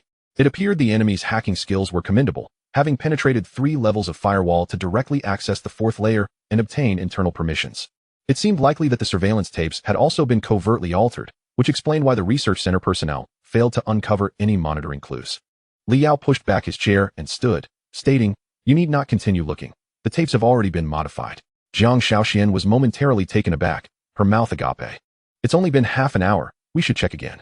Liao replied leisurely, you may continue your investigation. I shall first inspect the research room. Watching Liao's retreating figure, Jiang Shaoxian huffed. It seems even the esteemed Li isn't as reliable as one might hope. He's become restless in such a short time. Xiang Long scratched his head innocently. Perhaps that's true. Within the expansive research room, anxiety loomed. Many technicians clad in white lab coats were distracted, their minds wandering from their experiments. Dr. Chun was the linchpin of their technical team, and most present were his research students. With their mentor mysteriously vanished, How could they remain composed? Chapter 53. This is not a Sherlock Holmes crime scene. The automatic door creaked open, and Li Yao entered with deliberate steps, immediately capturing the attention of everyone in the research room. Qian Ke happened to be present as well. The director, Qian Ku, was astonished. Had he really returned from the monitoring room in just half an hour? He promptly inquired, "Mr. Li, what have you discovered?" Li Yao responded, "Preliminary assessments align with the police's conclusions. I suspect Dr. Chun has been secretly abducted by a gang. The surveillance system has been compromised by hackers, who have cleverly deceived you all." Qian Ku's heart raced as he nodded in realization. No wonder the police couldn't find any leads from the surveillance footage. In the next moment, the director furrowed his brow. If that is the case, it appears our giant computer terminal system has also been infiltrated. Although Qian Ke specialized in energy development and was not well versed in computer technology, he could discern that the gang's hacking skills were remarkably advanced. Li Yao shook his head, explaining that the giant computer was specifically designed for cutting-edge scientific research, military, and large organizations, equipped with world-class security measures. These colossal machines were fitted with offensive software to enhance contextual functions. Should an external intrusion occur, the system would promptly issue a warning and effectively intercept the breach. Thus, the likelihood of an external invasion was minimal. At that moment, a computer engineer proficient in the field approached to confirm the situation with the director. "Mr. Qian, the gentleman speaks the truth. The safety coefficient of our colossal machine is exceedingly high, rendering the likelihood of external intrusion remarkably low. Unless Mr. Qian's expression turns grave, unless what?" The engineer's tone faltered, pivoting the conversation. "Unless it pertains to the sudden supervirus from 4 years ago, an attack directly on global computers." Qian Ku furrowed his brow. If the criminal organization were indeed the architects of that global virus, then Dr. Chen's situation would be perilously precarious. It is crucial to remember that the enigmatic hacker force from 4 years ago has yet to be apprehended. Ahem, ahem, ahem. Li Yao coughed a few times, interrupting their boundless conjectures. "Rest assured, this is certainly not the work of that hacker organization." The engineer, puzzled, inquired, "Sir, how can you be so certain?" Li Yao, unflinching, fabricated a lie, "Because I have studied that supervirus. Its method of attack does not align with your model." Truly a youthful prodigy, ambitiously attuned to international affairs at such a tender age. Qian Ku, the senior director, could not help but praise him once more. If he were to discover that this matter was indeed orchestrated by Li Yao, one could only imagine his expression. After some brief chatter, Li Yao instructed them to lead the way to the main control terminal of the colossal computer within the research laboratory. This was the very terminal that had previously been subjected to an intrusion attack. Upon entering the password, the display system interface successfully activated. The terminal operated on a Linux system, with a straightforward configuration that Li Yao was well acquainted with. He commenced his work, his fingers dancing across the keyboard, as if performing a rhapsody on the piano. The other engineers present began to exhibit signs of discomfort, their lips twitching. "Is he really that fast?" Someone murmured in astonishment. "This is the first time I've seen a man code without hitting the backspace key. The only things that could halt this monster would likely be unplugging the network or cutting off the power." In less than 3 minutes, Li Yao summoned the system's most recent log documents, subsequently filtering out the problematic breakpoints. He pointed to the code blocks on the screen, providing relevant information. The overall file remained intact, and thankfully, your project information had not been compromised. Qian Ku exhaled a sigh of relief. That is a relief indeed. If the research achievements were to be lost, he would undoubtedly feel a profound sense of guilt towards the nation's investment in him. Yet, Qian Ku soon pondered. If there is no loss, then what was the purpose of the intrusion? Li Yao smiled enigmatically, casually tapping a few keys, causing the screen to display a sequence of verdant green strings. "Now, take a look at this." The crowd furrowed their brows, perplexed by its significance. The numbers 114, 16, 23, 17 lay before them.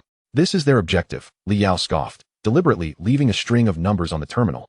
How theatrical. Could it be some kind of password that requires deciphering? Someone attempted to utilize binary gray code, 1s complement and 2s complement for conversion, yet discovered nothing of note. No, this is evidently a form of mathematical logic. Perhaps this is not a clue left by the enemy, but rather a hint provided by Dr. Chun. One of Dr. Chen's students immediately applauded, being the one most familiar with Dr. Chen's style. As the crowd suddenly awakened to the realization, they began to thoughtfully construct their ideas within their minds. Witnessing these individuals feigning understanding was truly amusing. They had managed to grasp nothing at all. Li Yao was momentarily rendered speechless. "Do you all believe this is a scene from a Sherlock Holmes mystery? Shall we indulge in a flashback of the case?" Pointing at the numbers displayed on the screen, Li Yao exclaimed, "This is clearly a geographical coordinate. What are you all speculating about?"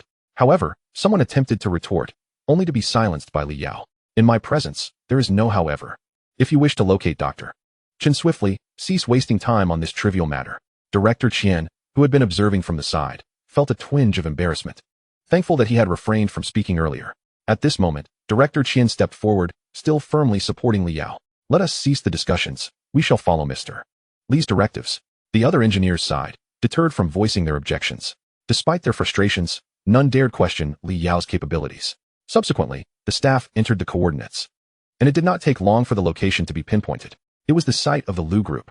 The headquarters of the Lu Group was situated within Hong Kong, a well-established local publicly listed enterprise.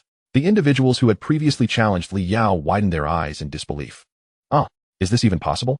Upon learning the location, Li Yao's expression remained unchanged, as if everything unfolded just as he had anticipated. In that case, our next target for the operational team is the Lu Group. Director Qian, I entrust the remaining matters to you, Li Yao decisively stated, clearly defining the objective before casually placing his hands in his pockets, preparing to exit the room. Director Qian, still reeling from the moment, regained his focus upon hearing Li Yao's words and readily agreed. Just as Li Yao was about to step out, he hesitated, retracting his foot. A peculiar thought struck him. If the external network of the giant machine could not be infiltrated, how had the other party managed to leave behind this string of information while evading detection? There could only be one possibility. A faint smile crept across Li Yao's lips as he slowly turned back. It appeared that among this group of people, someone was not being forthright. Chapter 54. Unmasking the traitor within the research room. The others were taken aback upon witnessing Li Yao's return.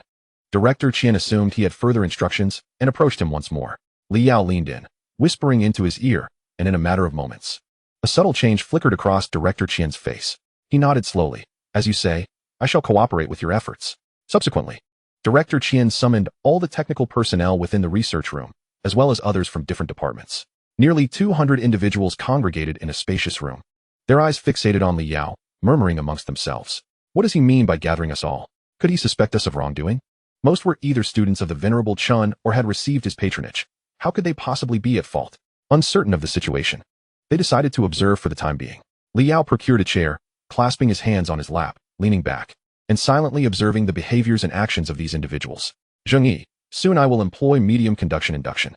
You will perform a lie detection analysis on the subject's bodily data. Li Yao issued the command to Zheng Yi, who immediately responded with a playful retort. Understood. Data analysis is my forte. Master, please feel free to toy with me. Li Yao furrowed his brow slightly. Thank you, but that is rather off-putting. Recently, Zheng Yi, this artificial intelligence, had been immersed in the servers of social media platforms, leaving Li Yao perplexed as to what nonsense it had absorbed. Li Yao requested a slender metal wire from Director Qian, a common site within the research lab, as a connector for chips. Holding one end of the wire, Li Yao instructed, everyone, please form a line and take turns touching the other end. The peculiar request left everyone astonished, wondering about the nature of this strange game. Director Qian lowered his head and whispered, what exactly are you doing? Li Yao smiled faintly and began his performance. Have you ever heard of pulse diagnosis using suspended threads? Director Qian was taken aback. Despite his extensive experience, he had never heard of using metal wires as a medium for such diagnostics. Seeing his skepticism, Li Yao continued his fanciful chatter. This is a family heirloom technique. Even without threads, one can discern if someone is lying through suspended wires. Is that truly possible? Qian's beard trembled, and his eyes widened in disbelief. As a seasoned researcher, he struggled to accept Li Yao's claims. Li Yao offered no further explanation and simply beckoned the next person in line to approach. The first individual gingerly grasped one end of the metal wire, feeling quite awkward. He never imagined he would find himself in such a ludicrous situation. In less than 3 seconds, Li Yao declared, next. So soon, the individual, still unprepared, was astonished he could leave so quickly. As the first person stepped aside, the line continued. Next, proceed swiftly, Li Yao urged. His judgments were rapid, causing Director Qian, standing nearby, to feel a mixture of anxiety and astonishment. It was the first time he had witnessed such a lie detection scenario. Aren't professional psychologists supposed to utilize diagrams, texts, and sophisticated instruments for such assessments?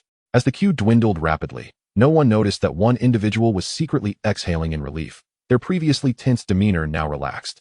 Soon, the narrow line was nearing its end. Director Qian expressed concern. What if you misjudge? Perhaps it isn't someone from within our ranks. If this escalates, it could affect the morale of the entire research team. Li Yao remained silent, continuing to gesture for the next person to step forward. Seeing this, Director Qian sighed and resigned himself to Li Yao's autonomy, trusting that the person chosen by Mu Lao would not disappoint. Wait, master.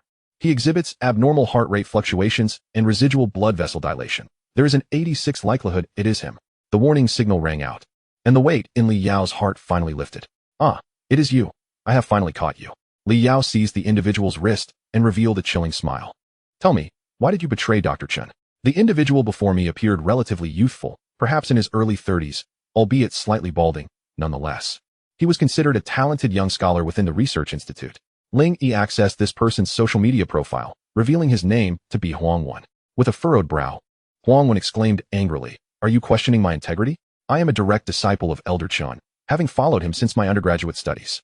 If there were indeed issues within the team, it could not possibly be attributed to me." Attempting to free himself from his restraints, he discovered that his hands were held firmly in place, as if gripped by iron pincers. Confusion filled Huang Wen's mind. What kind of power is this? You need not elaborate further. My judgment has always been precise, Li Yao stated as he slowly rose to his feet, effortlessly drawing Huang Wen closer as if he were a mere toy. I shall grant you one final opportunity. Why? Observing Huang Wen's flushed face as he struggled in vain, those nearby quickly interjected. Mr. Li, could this be a misunderstanding? I have faith in Brother Huang's character. He would never engage in such actions. Indeed, Huang has maintained amicable relations with the mentors and often dines with them. How could it be him? At this moment, Qian Ku felt a twinge of sympathy. Are you truly not going to reconsider? Without professional instruments to measure and assess, mere conjecture is wholly inadequate for definitive conclusions. Li Yao glanced at the nearby academician and replied coolly, Director Qian, you may be accustomed to research. However, in certain matters, a more direct approach may prove to be far more effective. Crack. Li Yao's demeanor darkened instantly. With a sudden, forceful grip, Huang Wen's wrist was brutally snapped, eliciting a cry of agony. The sheer terror of that scream sent chills through the onlookers. Li Yao's actions were exceedingly ruthless. Qian Ku could no longer contain himself. As he moved to assist Huang Wen, he was deftly sidestepped by Li Yao, who then forcefully pinned Huang Wen to the ground. Rest assured, I am well aware of what I am doing, he declared, while the crowd inwardly cursed, bewildered at the brutality displayed over a mere disagreement. Seizing the opportunity, Li Yao pressed once more, tell me why? Beads of sweat formed on Huang Wen's forehead, the pain causing the veins in his temples to throb. Gritting his teeth, Huang Wen protested, I swear, I truly did not do it. Leaning closer, Li Yao grasped Huang Wen's other wrist, whispering menacingly in his ear, if you refuse to speak, you shall lose this hand as well. Huang Wen struggled desperately, shouting, madman. This man is a lunatic. Someone please help me. Save me. Li Yao lifted his gaze, casting a cold glance at the bystanders while issuing a stern warning. No one is to approach me. Director Qian, do not forget my standing. Chapter 55. The malevolence of the wealthy director. Qian's brow furrowed in a complex knot, hesitating to advance. He was not well acquainted with the relevant departments of Qianlong, but he understood one thing clearly. The operational group of Qianlong possessed privileged authority during mission execution. Even as the director of the research center, he was compelled to comply with their arrangements. As he witnessed Director Qian's indecision, Huang Wen felt an overwhelming sense of dread. The individual behind him was truly deranged. The intense pressure on his right wrist was unmistakable, and Huang Wen's expression shifted dramatically. I will speak. I will tell you everything. In the next moment, Li Yao released his grip, carelessly hurling him to the ground like refuse.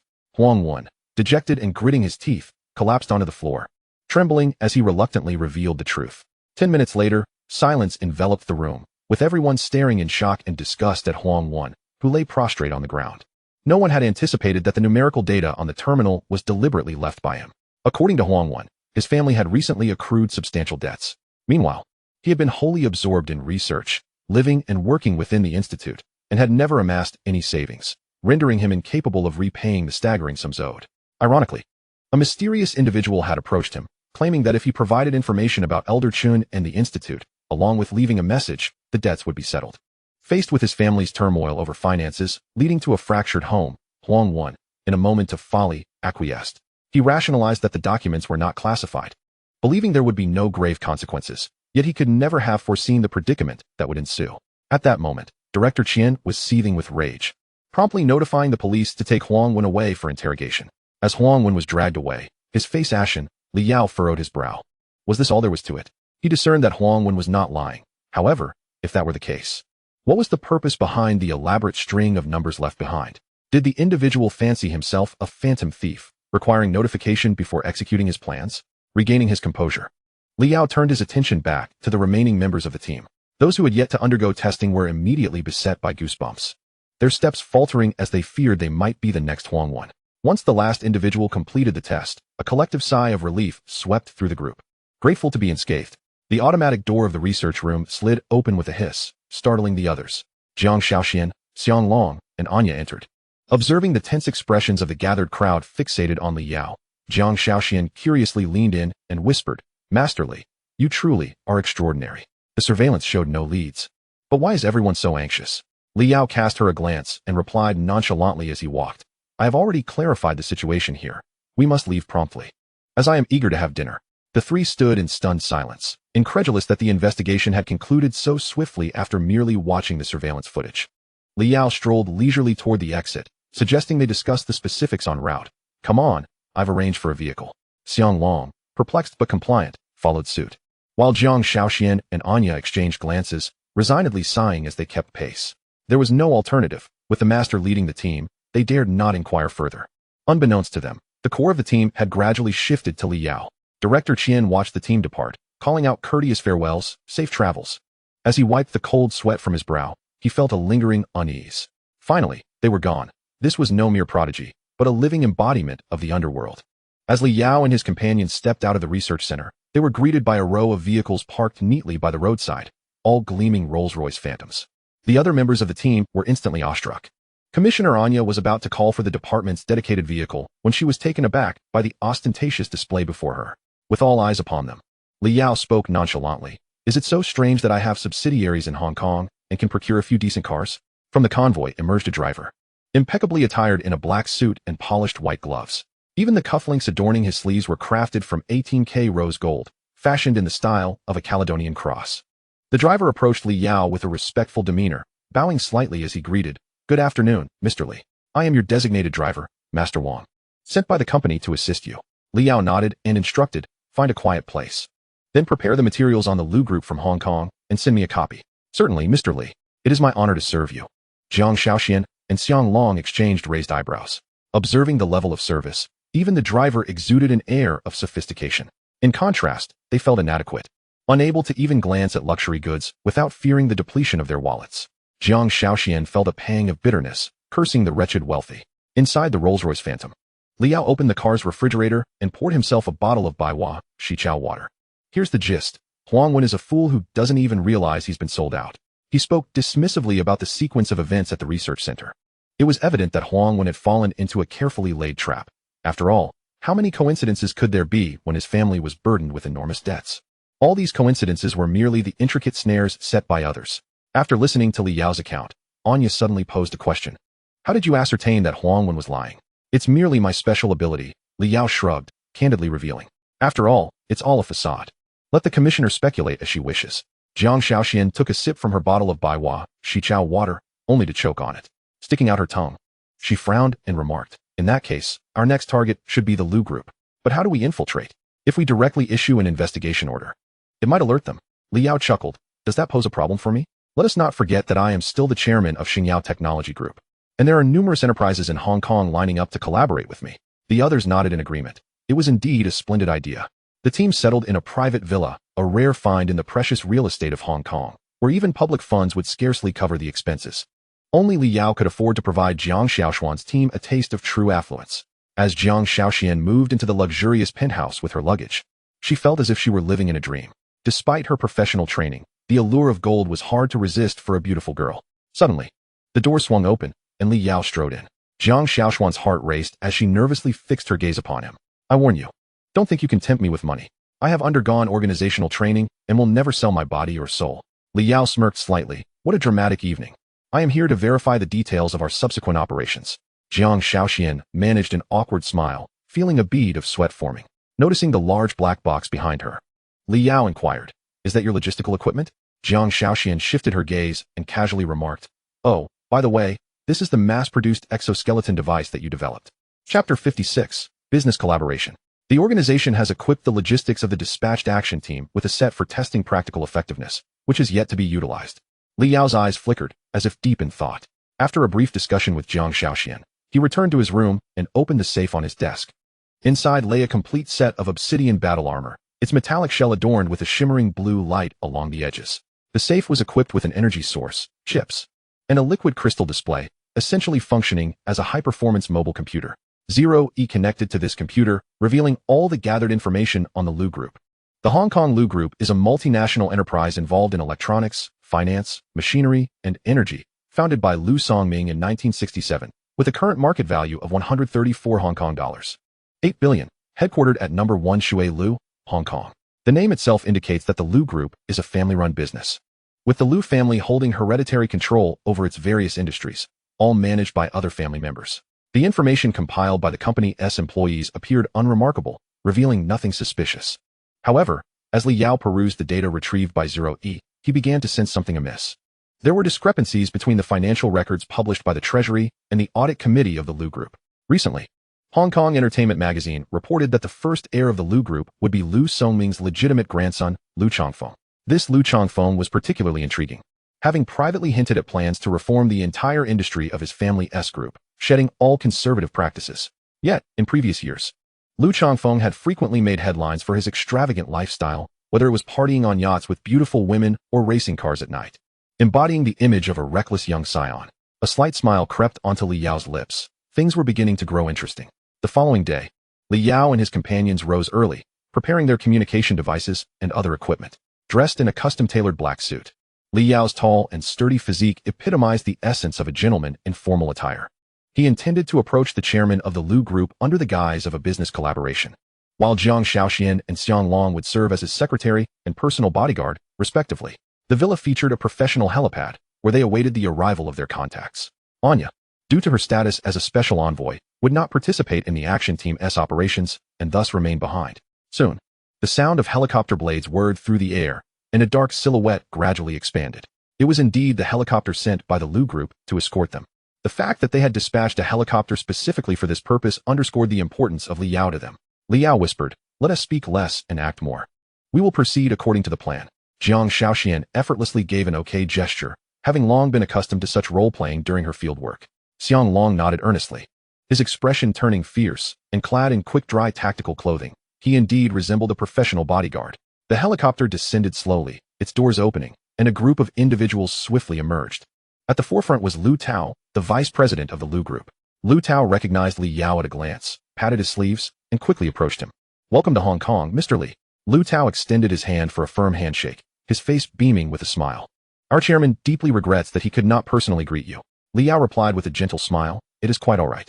I completely understand that Chairman Liu is preoccupied with the myriad affairs of the company. After all, there are always endless business matters to attend to." Seeing that Li Yao was not as aloof as rumored, Liu Tao's smile became even more radiant. "Let us board the helicopter. We can discuss matters further upon our arrival at the company." Once aboard the helicopter, Li Yao and his companions gazed out the windows, marveling at the towering skyscrapers below, resembling a forest of steel. After approximately half an hour, the helicopter gradually descended onto the rooftop of a grand building. "Mr. Li, for safety considerations, we kindly request that you store your mobile phone with our security personnel." Liu Tao politely opened the way for the others and then slightly bowed as he spoke. Li Yao frowned slightly. "Must I hand mine over too?" Liu Tao appeared somewhat troubled. He certainly did not wish to offend Li Yao, but the board had imposed this regulation, leaving him with no alternative. With a cold snort, Li Yao retrieved his phone, conceding, "Very well, it is just a phone." "Xiao Jiang, Xiao Xiang, you should also submit yours." Jiang Shaoxian and Xiang Long exchanged surprised glances before promptly handing over their phones. "You wouldn't also want to search me, would you?" Li Yao cast a sidelong glance at Liu Tao. Liu Tao, suddenly anxious, waved his hands. "Not at all. You are a distinguished guest of the Liu Group. At least you know how to speak well," Li Yao retorted. A nearby security officer cautiously accepted the phones and stored them in a glass case for safekeeping. Liu Tao escorted Li Yao and his companions to the boardroom, where company staff frequently cast curious glances their way, astonished at the young man's apparent significance that warranted the personal attention of the vice president. However, those who understood the situation were aware that the chairman of Xingyao Technology Group had personally visited the Liu Group. This news would swiftly spread, likely dominating the financial news headlines by afternoon. The board members of the Liu Group certainly knew how to indulge. With an open-air garden constructed on the upper floors of the building, and the circular corridor leading to it adorned with elegant and antique artworks. Before long, Li Yao encountered a middle-aged man dressed in a Zhongshan suit, Liu Shiming, the current head of the Liu Group and the father of Liu Changfeng. Upon seeing Li Yao, Liu Shiming immediately rose to his feet, greeting him with a warm smile. "Mr. Li's personal visit is a great honor for our Liu Group." Li Yao approached him with a mild smile, gesturing for Jiang Shaoxian and the others to wait in place. "You are too kind, Chairman Liu. I have been inclined to develop energy projects, and since I happen to be on a business trip to Hong Kong, I thought it a perfect opportunity to visit the Liu Group." In Li Yao's presence, Lu Shiming exhibited no airs of superiority, completely at ease in conversing with someone so much younger. After all, profit is the only true principle. Before long, the two delved into the heart of the discussion, and Li Yao engaged him in a seemingly casual conversation about collaboration. Although the partnership was pretense, the content was genuine, as one of Xingyao's core developmental projects for the future included new energy initiatives. When Li Yao spoke of the prospects for renewable energy, Lu Shiming found himself deeply captivated, unable to suppress his admiration. If it were not for the first-hand experience, who could have imagined that you, General Li, possessed such youthful vigor and profound insights into the energy sector? The two conversed amiably, and soon, Li Yao rose to take his leave. Lu Shiming also stood up, instructing those nearby, "Please fetch Changfeng and see General Li off." "Director Lu, young Master Lu is already outside," the secretary whispered as a reminder. Turning around, Li Yao indeed saw a man of similar age at the entrance. At that moment, a flicker of irritation subtly emerged in Lu Shiming's eyes, though it was fleeting and unnoticed by all but Li Yao. Lu Changfeng, possessing an elegant demeanor, nodded and smiled at Li Yao, saying, "General Li, please follow me." Chapter 57. I challenge you with a smile. Lu Changfeng, ever the gentleman, opened the door for Li Yao, saying, "General Li, please, after you." As they stepped outside, Li Yao suddenly remarked, "Young Master Lu, being so young, do you not feel immense pressure inheriting the vast Lu group?" Lu Changfeng smiled bitterly, sighing with resignation, "General Li, you should know better than I. I have heard you are merely 18. With your status and position, you must understand how challenging it is to manage a company. Moreover, our Lu family has a complex lineage, and as the legitimate grandson, I find myself in a rather helpless situation." Li Yao maintained his composure, replying, "Ah, then young Master Lu must strive even harder, for it seems Director Lu is not particularly satisfied with you." Lu Changfeng sighed more heavily, "Indeed. It is my fault for being too reckless in my youth, having angered many of the elders in the family, including my father, who is still displeased." Li Yao regarded him with a nod. Noticing Jiang Shaoxian and Xiang Long, Lu Changfeng changed the subject, inquiring, "May I ask who they are?" Li Yao responded, "They are my subordinates accompanying me on this business trip. They typically handle day-to-day affairs." Lu Changfeng understood and did not press further. Soon, the two descended the elevator and arrived at the lobby of the corporate building. At that moment, security personnel had positioned a glass box for the storage of mobile phones at the front desk, respectfully lined up in anticipation. As everyone retrieved their phones, Li Yao exchanged brief farewells with Lu Changfeng and the others. Under the watchful gaze of the Lu Group's executives, Li Yao and his companions gradually faded from view. Once they had distanced themselves from the building, Jiang Shaoxian and Xiang Long removed their disguises. Jiang Shaoxian adjusted her sunglasses and arranged her hair, saying, "There is an office building directly across the street with a splendid overall view." Xiang Long succinctly responded, "The security there is formidable, with at least 16 patrol teams on duty." Li Yao smirked. Director Lu certainly knows how to indulge himself, resting easy atop the building. However, it is unfortunate for him to have encountered me. Li Yao instructed them to hand over their phones, and then began operating his own device, swiftly accessing a digital interface distinct from the ordinary operating system. This was a modification developed by the Xingyao R&D department according to Li Yao's design, capable of emitting high-frequency pulses to record the surrounding environment. It functioned like a mobile sonar, continuously constructing environmental scenes with formidable penetration capabilities, rendering barriers of steel and concrete virtually ineffective. Jiang Shaoxian and Xiang Long had never encountered such an extraordinary innovation within the research and development department of Qianlong. It was truly black technology. "Li Daijian, having you as our external advisor is a tremendous blessing." Jiang Shaoxian beamed at her phone as she commenced her analysis of the intelligence. Before long, she had adeptly created a 3D model of the Lu building on her computer, aided by high-frequency pulses that even allowed her to delineate the load-bearing walls. However, a slight frown creased her brow as she noted the absence of secret passages or hidden rooms within the edifice, which posed a significant complication. The lack of such features suggested that academician Chen Shuiyang might not be concealed within these walls. Li Yao was not particularly surprised. If locating Dr. Chen were truly that simple, it would raise more questions than answers for him. What shall our next step be? After the previous setbacks, Li Yao's judgments had proven consistently accurate, and the duo had already come to regard him as their cornerstone. Narrowing his eyes, he contemplated the modeling screen with an intuitive sense that they might witness some nocturnal activity. As night fell, a shadow stood silently atop a skyscraper, facing the imposing Lu building. In the next instant, the shadow leapt off the rooftop, merging seamlessly with the night. The safety passage of the Lu building was largely sealed, and the lights in the offices were extinguished. Only the boardroom on the upper floors remained illuminated throughout the night.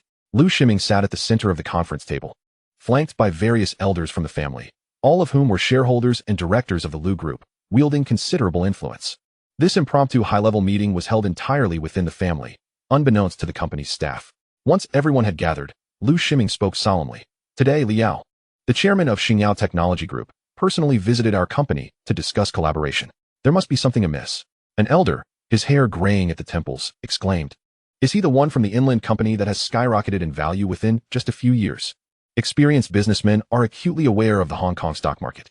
And despite their age, they remain vigilant about any developments in the Hong Kong Stock Exchange. In recent years, Xingyao's listing had resulted in an astonishing increase in market value by hundreds of billions, leaving even them in awe. Lu Shiming nodded slowly. Under normal circumstances, a partnership with a high-tech enterprise like Xingyao would be a boon for the Lu family. However, the current situation was far from ordinary. There is no need for me to elaborate on the specifics. What are your thoughts, esteemed elders? After a moment of contemplation, one elder finally spoke. I have heard of Liao. His rise is fraught with doubts, particularly concerning his recent technological transformation and the substantial military contracts he secured in a short time, which have astonished many. Clearly, his connections with the military are unusual, and perhaps this collaboration is not as straightforward as it seems. Lu Shiming fell deep into thought, cold sweat forming in his palms at the realization that even the inland military was implicated. At that moment, one director observed with a cold gaze, sneering.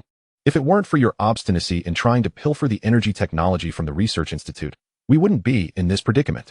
Another side. Given the current state of affairs, we must handle Dr. Chun promptly and discreetly, leaving no trace. Do not forget, everyone bears the surname Lu. The rise and fall of the family is intertwined. When one flourishes, all flourish, and when one suffers, all suffer. A heavy sigh escaped Lu Shiming as he absorbed the cacophony of disputes among the family elders. Though the Lu group appeared to bask in glory, it was, in truth, a decaying vessel on the verge of sinking. Nepotism, abuse of power, and rampant corruption had seeped into every sector of the conglomerate. If a new path were not sought, the vast Lu group would soon collapse under Lu Shiming's stewardship. His heart was as clear as a mirror, yet he felt an overwhelming helplessness, a common ailment of family enterprises. Thus, a month prior, a group approached them and, almost through some supernatural persuasion, convinced the board members to collaborate. These individuals aimed to pilfer the energy development technology from the research center. Each board member harbored ulterior motives, hoping to exploit this opportunity to enhance the technology and subsequently profit, thereby attempting to salvage the vast interests of the group. However, to their utter astonishment, not only did the thieves fail to seize the technology, but they also abducted the esteemed academician Qin Shuyang. The board members were thrown into a frenzy. If this were to come to light, the repercussions would be catastrophic. At that moment, discontent arose anew. Recently, Chanfeng had been making numerous underhanded moves, acting with unwarranted cleverness. Shouldn't he, the chairman, intervene? The speaker, a seasoned individual who had previously worked under the late Lu Songming, held considerable clout within the group. Lu Shiming's expression darkened. I will personally address Chanfeng's matters, but I will not permit him to meddle in this affair. That is well, the speaker replied.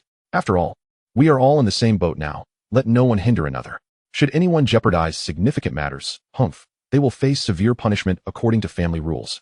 No sooner had he uttered these words than the tempered glass of the conference room's floor-to-ceiling windows shattered into 1,000 shards. The assembly gasped in shock, bewildered by the sudden occurrence, as a gaping hole materialized, glass fragments scattering across the floor. Summoning courage, one individual approached the damaged window, only to be met by a chilling gust of wind. Accompanied by a howling sound, he leaned out, only to recoil in sheer terror at the sight before him. Before anyone could comprehend the situation, a spectral whirlwind surged forth, and Lu Shiming felt an alarming premonition, hastily dodging, yet still being caught in the residual force. His head throbbing with pain and dizziness. Struggling to maintain composure, he opened his eyes to witness a scene of bewildering spectacle. A dark, humanoid battle armor stood imposingly before them, towering at 6 feet, emanating an ethereal blue glow. Enveloped in a special protective material from head to toe, it radiated an aura of power and technological prowess. Suddenly, the electronic eyes within the helmet flickered with a rhythmic blue luminescence, accompanied by a cold, mechanical voice. Where is Qin Shuyang? Amidst the crowd, someone discreetly triggered the alarm, only to be startled by the realization that there was no response. Fearful and hesitant, no one dared to make a move. Everything felt like a surreal dream. How could a figure clad in metal armor suddenly appear? This was the 98th floor, nearly 300 meters high. Surely, this was not a scene from an American blockbuster. Gradually regaining his composure, Lu Shiming gritted his teeth and demanded, "What exactly are you?" He was no stranger to exoskeletal mechanical devices. Numerous technology companies abroad were engaged in similar innovations. Yet, he had never encountered a creation exuding such a palpable sense of technological prowess as the one before him. Li Yao shook his head, the engine's cold hum accompanying his words. It seems you will not shed tears until you see the coffin. In an instant, Lu Shiming felt a piercing sensation of impending doom as fear engulfed his mind. The very next moment, he found himself ensnared by a frigid, sinister mechanical arm clenching his throat. In the blink of an eye, the others were momentarily stunned. A deafening bang echoed as a bullet penetrated the wall, striking Li Yao's obsidian shell. Upon impact, the projectile was deflected, sending sparks flying perilously close to Lu Shiming. Almost immediately, a smoke grenade was hurled into the fray. The timing impeccable, as the billowing white smoke swiftly expanded. Li Yao furrowed his brow. Outsiders had infiltrated. The battle armor possessed communication capabilities, and the side mirrors at his eye level displayed incoming information. Indeed, the next moment, he received a message from Jiang Shaoxian. Li Deshun. A multitude of masked individuals has stormed the Lu Corporation building. Their numbers are unclear, but they are all heavily armed. Exercise caution. A chilling realization struck him. This was a trap. Xiang Long and I are surrounded and are contacting the police for reinforcements. Li Yao accessed the surveillance footage. Witnessing a throng of black-clad assailants encircling Jiang Shaoxian and Xiang Long, the situation appeared dire. He responded succinctly, understood.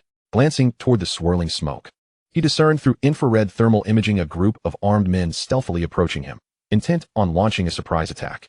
Li Yao released his grip, and before Lu Shiming could react, he delivered a swift blow, rendering him unconscious. Lu Shiming still held some value. He could not afford to let him perish here. The masked assailants signaled one another, initiating a barrage of gunfire. Yet, the bullets failed to pierce the formidable metallic exterior, leaving only faint white marks. The expressions of the leading shooters shifted dramatically, their astonishment palpable. What kind of equipment is this? Not even submachine guns can penetrate it. As the firepower waned, the saws of the battle armor crunched on the scattered metal casings, producing a jarring sound. Li Yao coolly declared, "It's my turn now." Hidden compartments on both shoulders opened, launching micromissile launchers that instantaneously locked onto all armed assailants. In the next moment, a synchronized volley of missiles was unleashed, mercilessly piercing the flesh of the enemies, their bodies bursting open in a gruesome display. The horrifying scene was witnessed in its entirety by the directors of the Lu Corporation, their faces paling in terror. "Are these your people?" Li Yao waded through the blood, approaching them to demand answers. The group, visibly anxious, hurriedly shook their heads. No. We do not know these individuals at all. Perhaps they are from the group that previously sought to collaborate with us. It must be them." No sooner had the words left their lips than a sharp gust of wind sliced through the air, aimed at the nape of Li Yao's neck. The assailant, who had been stealthily perched on the ceiling like a silent black cat, chose the precise moment when Li Yao's back was turned to launch his attack. With lightning speed, he executed a lethal strike. This was a killing technique belonging to the way of the samurai, silent and unseen. It aimed to sever the head at the most critical moment, leaving the target utterly defenseless. The blade was poised to strike the mechanical nape of his neck when, in an unforeseen moment, a dark, elongated dagger emerged from the shadows, piercing through his jaw. The incision continued to widen, the tip of the blade protruding from his cranium. Li Yao withdrew the knife, its blood channel still oozing profusely. The sound of dripping blood froze the terror in the eyes of those behind him at that singular moment. This knife, crafted from the remnants of high-entropy alloy, remained an exquisite weapon, its sharpness rivaling that of renowned blades. As he unveiled the masked figures, he discovered them to be of foreign descent. Li Yao sought to have Ling Yi utilize big data to identify these individuals, only to find a mere scattering of names and heights, clearly forged identities. For years prior, Ling Yi had absorbed vast amounts of global server data, even military secrets preserved intact. If even Ling Yi could not uncover any pertinent information about these individuals, it was likely that they were being deliberately concealed by a top-tier hacker organization. Such organizations are few and far between, and among those known to Li Yao, the Shadow Alliance stood out, possessing a formidable intelligence network and hacking prowess. For years ago, he had obtained intelligence regarding the Arctic port containers through this organization, which inadvertently led him to acquire microcar number 7. If the Shadow Alliance was indeed orchestrating events from behind the scenes, the situation would simplify considerably. The members of the Shadow Alliance dread the exposure of their identities. Once revealed, it would be more unbearable than death itself. They are akin to rats in the sewers, forever lurking out of sight. With a clear analysis of the situation, Li Yao resolutely hoisted Lu Shiming and descended the stairs. Chapter 59. Am I watching a sci-fi blockbuster? Inside the Lu Corporation building, darkness reigned. In the obscured corners shrouded by shadows, countless ghostly figures stirred restlessly. Li Yao's heavy footsteps resonated like the opening of the gates to hell, unleashing the ravenous spirits that had long been waiting, surging forth like a tidal wave. In almost the same breath, at least 10 assorted weapons lunged towards various parts of Li Yao's battle armor. The clash of blades and the crackle of energy reverberated in an instant. In a blink, the weapons were deflected and the assailants retreated, their eyes fixed intently upon the armored figure before them. These were no ordinary weapons. Each was exceptionally sharp, capable of cutting through steel. Yet none could breach the obsidian armor's exterior. A dozen individuals encircled Li Yao, and their initial postures indicated they were adept assassins skilled in the martial arts. For millennia, civilizations have passed down unique ancient martial arts, each region preserving its own style. While some schools of ancient martial arts may be stronger than others, they are universally beyond the grasp of ordinary practitioners. True martial arts are intended for lethal purposes. Li Yao contemplated silently, recognizing that the Shadow Alliance had mobilized such a significant number of assassins for a coordinated ambush from the research center to the Lu Corporation. It became evident that their target was not Qin Shuiyang, but rather his dragon team. In the blink of an eye, Li Yao unraveled the entire sequence of events, his gaze sharpening with clarity. He grasped his battle knife with one hand and slowly approached the circle of assassins. Lu Shiming had already been secured in a safe location, and at this moment, he bore no constraints. You are members of the Shadow Alliance, am I correct? Li Yao spoke calmly, maintaining a composed demeanor amidst the chaos. However, the individuals before him exhibited expressions as lifeless as still water, seemingly impervious to his words, showing no signs of change. Li Yao shook his head. If that is the case, then I shall send you on your way. Swiftly, he turned his back and raised his hand to block a sudden ambush, executing a fierce side kick that unleashed a terrifying force, propelling the assailant several meters away. With a resounding crash, the assailant was pinned against the wall, his chest erupting in a mist of crimson. Li Yao's murderous intent intensified as he raised both hands, gathering a dim white light at his palms, an inexhaustible source of terrifying energy coalescing within. Suddenly, two beams of high-powered lasers sliced through the darkness, melting the entire glass walkway and extinguishing four vibrant lives in an instant. Soon, only one death warrior remained. He gritted his teeth, rolling and leaping in an attempt to approach this steel behemoth, searching for a weakness. How naive. Li Yao's expression remained impassive. The moment the adversary made contact with his core engine, he activated the defense and countermeasure system of his battle armor. A powerful surge of electricity coursing through the entire mechanism. The assailant was electrified, his body convulsing as his brain's nerves were entirely paralyzed, unable to feel even a trace of pain in his final moments. On the other side, Jiang Shaoxian gritted her teeth, gravely wounded, yet striving to resist the ferocious onslaught of her enemies. She was no combat specialist, nor did she possess the protection of the obsidian battle armor like Li Yao. Her flesh and blood could not withstand bullets. Xiang Long, how much longer can your exoskeleton armor hold out? Jiang Shaoxian murmured, extracting a shard of glass from her hind leg and discarding it onto the ground. Xiang Long, clad in a mass-produced exoskeleton suit, had his vital areas shielded by mechanical components, which had saved his life on several occasions, yet he still bore injuries. He realized that these armed assailants were relentlessly pursuing him as if he had desecrated their ancestral graves. Breathing heavily, Xiang Long whispered, "The energy won't last much longer. But fortunately, the police should arrive soon." Jiang Shaoxian shook her head, the situation appearing grim. "I noticed they are equipped with parachutes and ropes. Clearly, this group never intended to retreat by land. I wonder how Li Deshan is faring now." Prior to the execution of their plan, neither had anticipated an armed assault within the city. Thus the police forces they had summoned were stationed at the periphery and research center. Unexpectedly, they had fallen prey to a trap, caught in a game of waiting for the rabbit. Suddenly, a figure approached from the front, brandishing a firearm and preparing to take aim. Jiang Shaoxian merely emitted a soft huff, as if the air around her carried a wave of energy that spread outward. The enemy, struck by an unseen force, felt a violent impact, blood gushing from his nostrils, barely able to maintain his footing.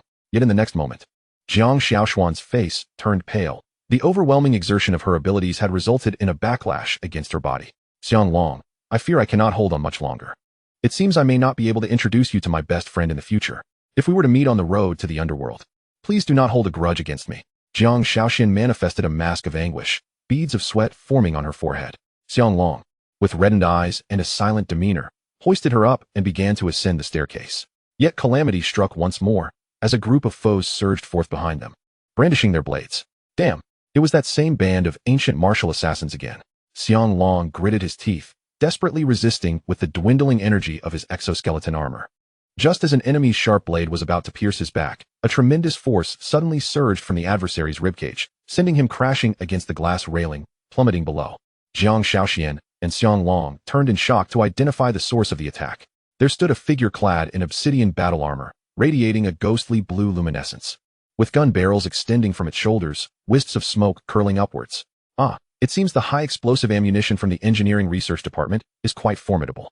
Li Yao's voice crackled through their communication device. You both appear to be in decent spirits. I need not collect your remains. Jiang Shaoxian, hearing the voice through her cochlear implant, was rendered speechless in astonishment. This was the black technology concealed within Li Deshun's box. Truly astonishing. The two felt as though they were witnessing a science fiction film. They watched in awe as Li Yao, adorned in his armor, deftly maneuvered an array of advanced weaponry, effortlessly dispatching the ancient martial assassins they had deemed most troublesome. Oh my, those small missiles are remarkably accurate, equipped with tracking capabilities. This little laser is splendid. It not only penetrates, but also emits a delightful charred aroma. Incredible, guess what? This device can even fly. In mere moments, Li Yao felled a substantial number of enemies.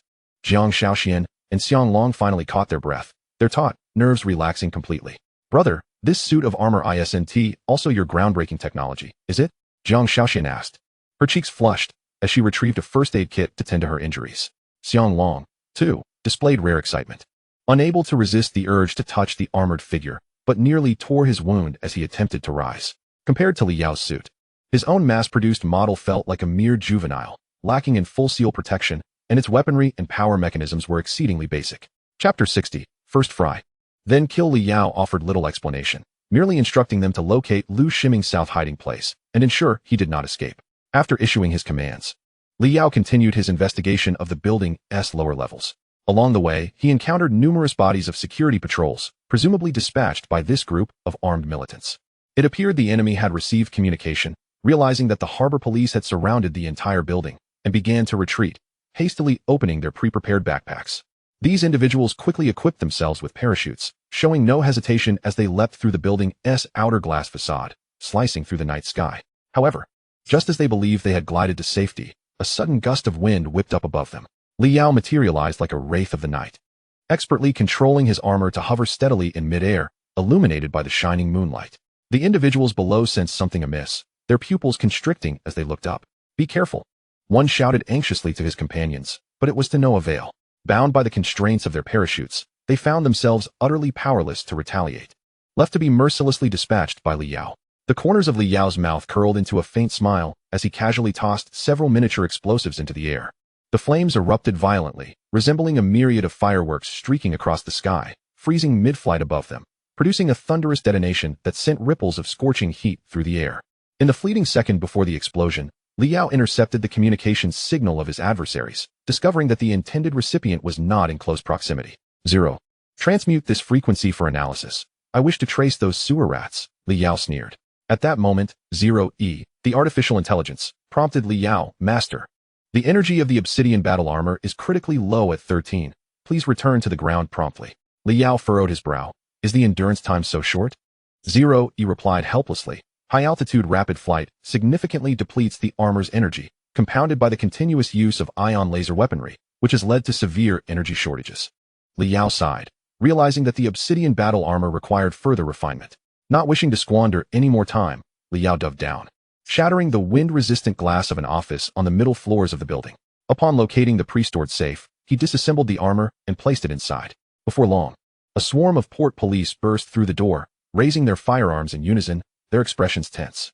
Li Yao lifted the safe and nonchalantly retrieved his identification from his pocket. Lower your weapons. Summon your chief inspector to meet me.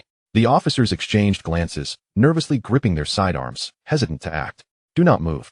We will approach to verify your identification. An older officer gulped, cautiously stepping towards Li Yao.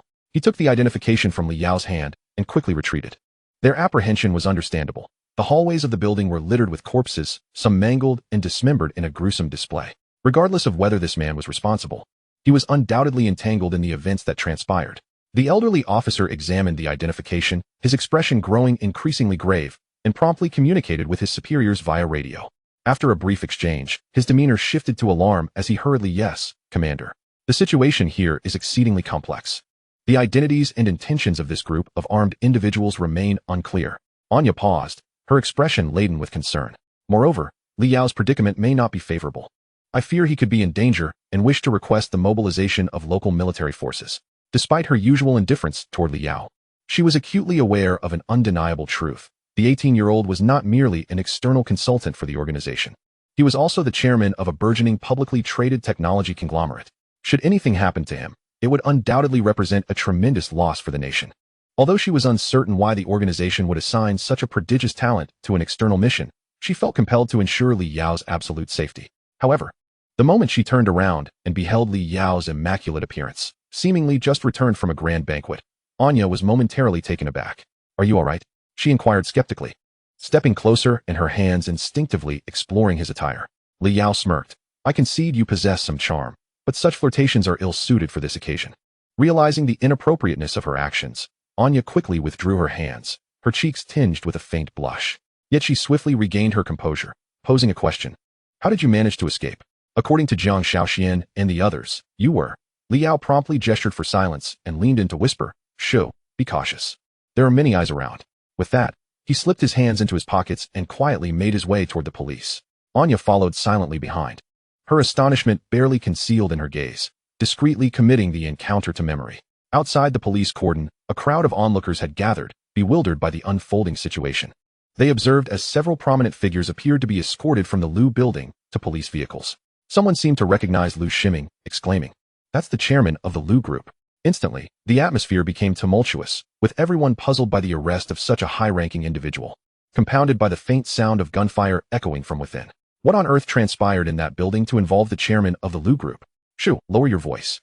Can't you see that a man in a white shirt is approaching?" A voice cautioned a balding gentleman nearby. The man's eyes widened in shock. In Hong Kong, a white shirt signified a rank of inspector or higher. Given the commanding presence surrounding this figure, it was undoubtedly the chief superintendent. Wait, am I seeing this correctly?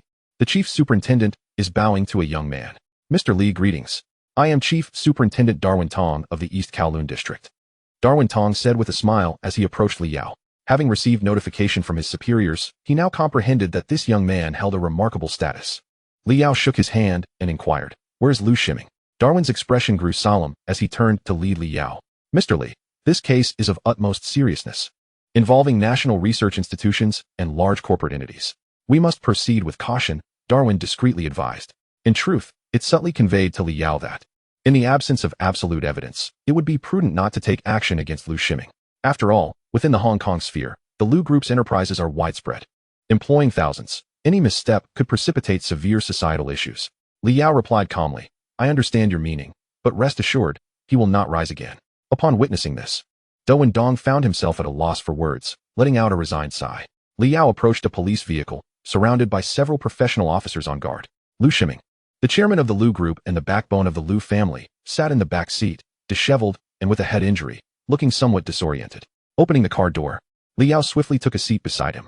Just as an officer attempted to intervene, he caught sight of the chief constable nearby and promptly fell silent. At the moment Lu Shiming laid eyes on Li Yao, an inexplicable fear surged within him, though he quickly compelled himself to regain composure. "Mr. Lu, it is a pleasure to see you again," Li Yao said with a faint smile, turning his head. Lu Shiming inhaled deeply, hesitantly articulating, "I have but one question. Were you involved in this incident?" Having been unconscious prior, he was unaware of Li Yao's true nature. Li Yao shrugged nonchalantly. "What do you think?" Lu Shiming could no longer contain himself, his expression darkening as he threatened, "Enough. I need not guess, nor do I wish to. Once I am free, I will settle accounts with those who betrayed me today." Little did he anticipate that such a drastic turn of events would befall him, a profound affront to his dignity. Li Yao's countenance remained impassive, showing no concern for Lu Shiming's threats. With ease, he grasped Lu Shiming's neck, lifting him effortlessly against the roof of the car. In an instant, Lu Shiming was enveloped by suffocating pain, his eyes widening in desperation as he struggled. In that fleeting moment, an overwhelming terror washed over him. The familiar technique echoed that of the terrifying black armored figure. You are that." Li Yao slightly loosened his grip, revealing a devilish grin. "Where is Chun Shuiyang?" I don't know," Lu Shiming stammered, his face flushing with fear. Ultimately succumbing to unconsciousness, Li Yao furrowed his brow and exited the vehicle. Darwin Dong was engaged in conversation with a police officer when he noticed Li Yao's emergence and promptly approached. "Mr. Li, Lu Shiming's eldest son, Lu Changfeng, requests to see you." Li Yao, somewhat surprised, nodded for the officer to allow him entry. After a brief moment, Lu Changfeng appeared before him, still exuding the demeanor of a refined gentleman. Li Yao raised an eyebrow. "You don't seem particularly anxious." Lu Changfeng offered a bittersweet smile. "Mr. Li, you jest. What use is urgency when all of this is but a matter of time?" Continuing, Lu Changfeng stated, "I had anticipated this. You are not merely on a business trip, are you? Those who followed you last time were likely here to investigate us, correct?" Li Yao regarded him with interest. Indeed, do continue. Lu Chongfeng's expression grew complex and somber. I know that our family would eventually face this day, but I hope you can show mercy. My father is also a victim of the family's burdens. Li Yao narrowed his eyes and scoffed. Do you truly believe I care for your family's melodrama? Lu Shiming's fate holds no significance for me. Lu Chongfeng sighed, his gaze solidifying with determination. Enough is enough. They brought this upon themselves. I am aware of the whereabouts of academician Chen Shuiyang. Lead the way. Meanwhile, within an air raid shelter in Hong Kong, various electronic devices were strewn about. Approximately 30 individuals were incessantly typing code in front of their computers, the clattering of keyboards echoing in the air. At that moment, a man slowly emerged from a dark passageway. The light revealed his visage. It was none other than Mr. Luo, who once operated a clandestine underground boxing arena. Mr. Luo's countenance was grim as he approached a technician to inquire, "What is the situation? How many are still alive?"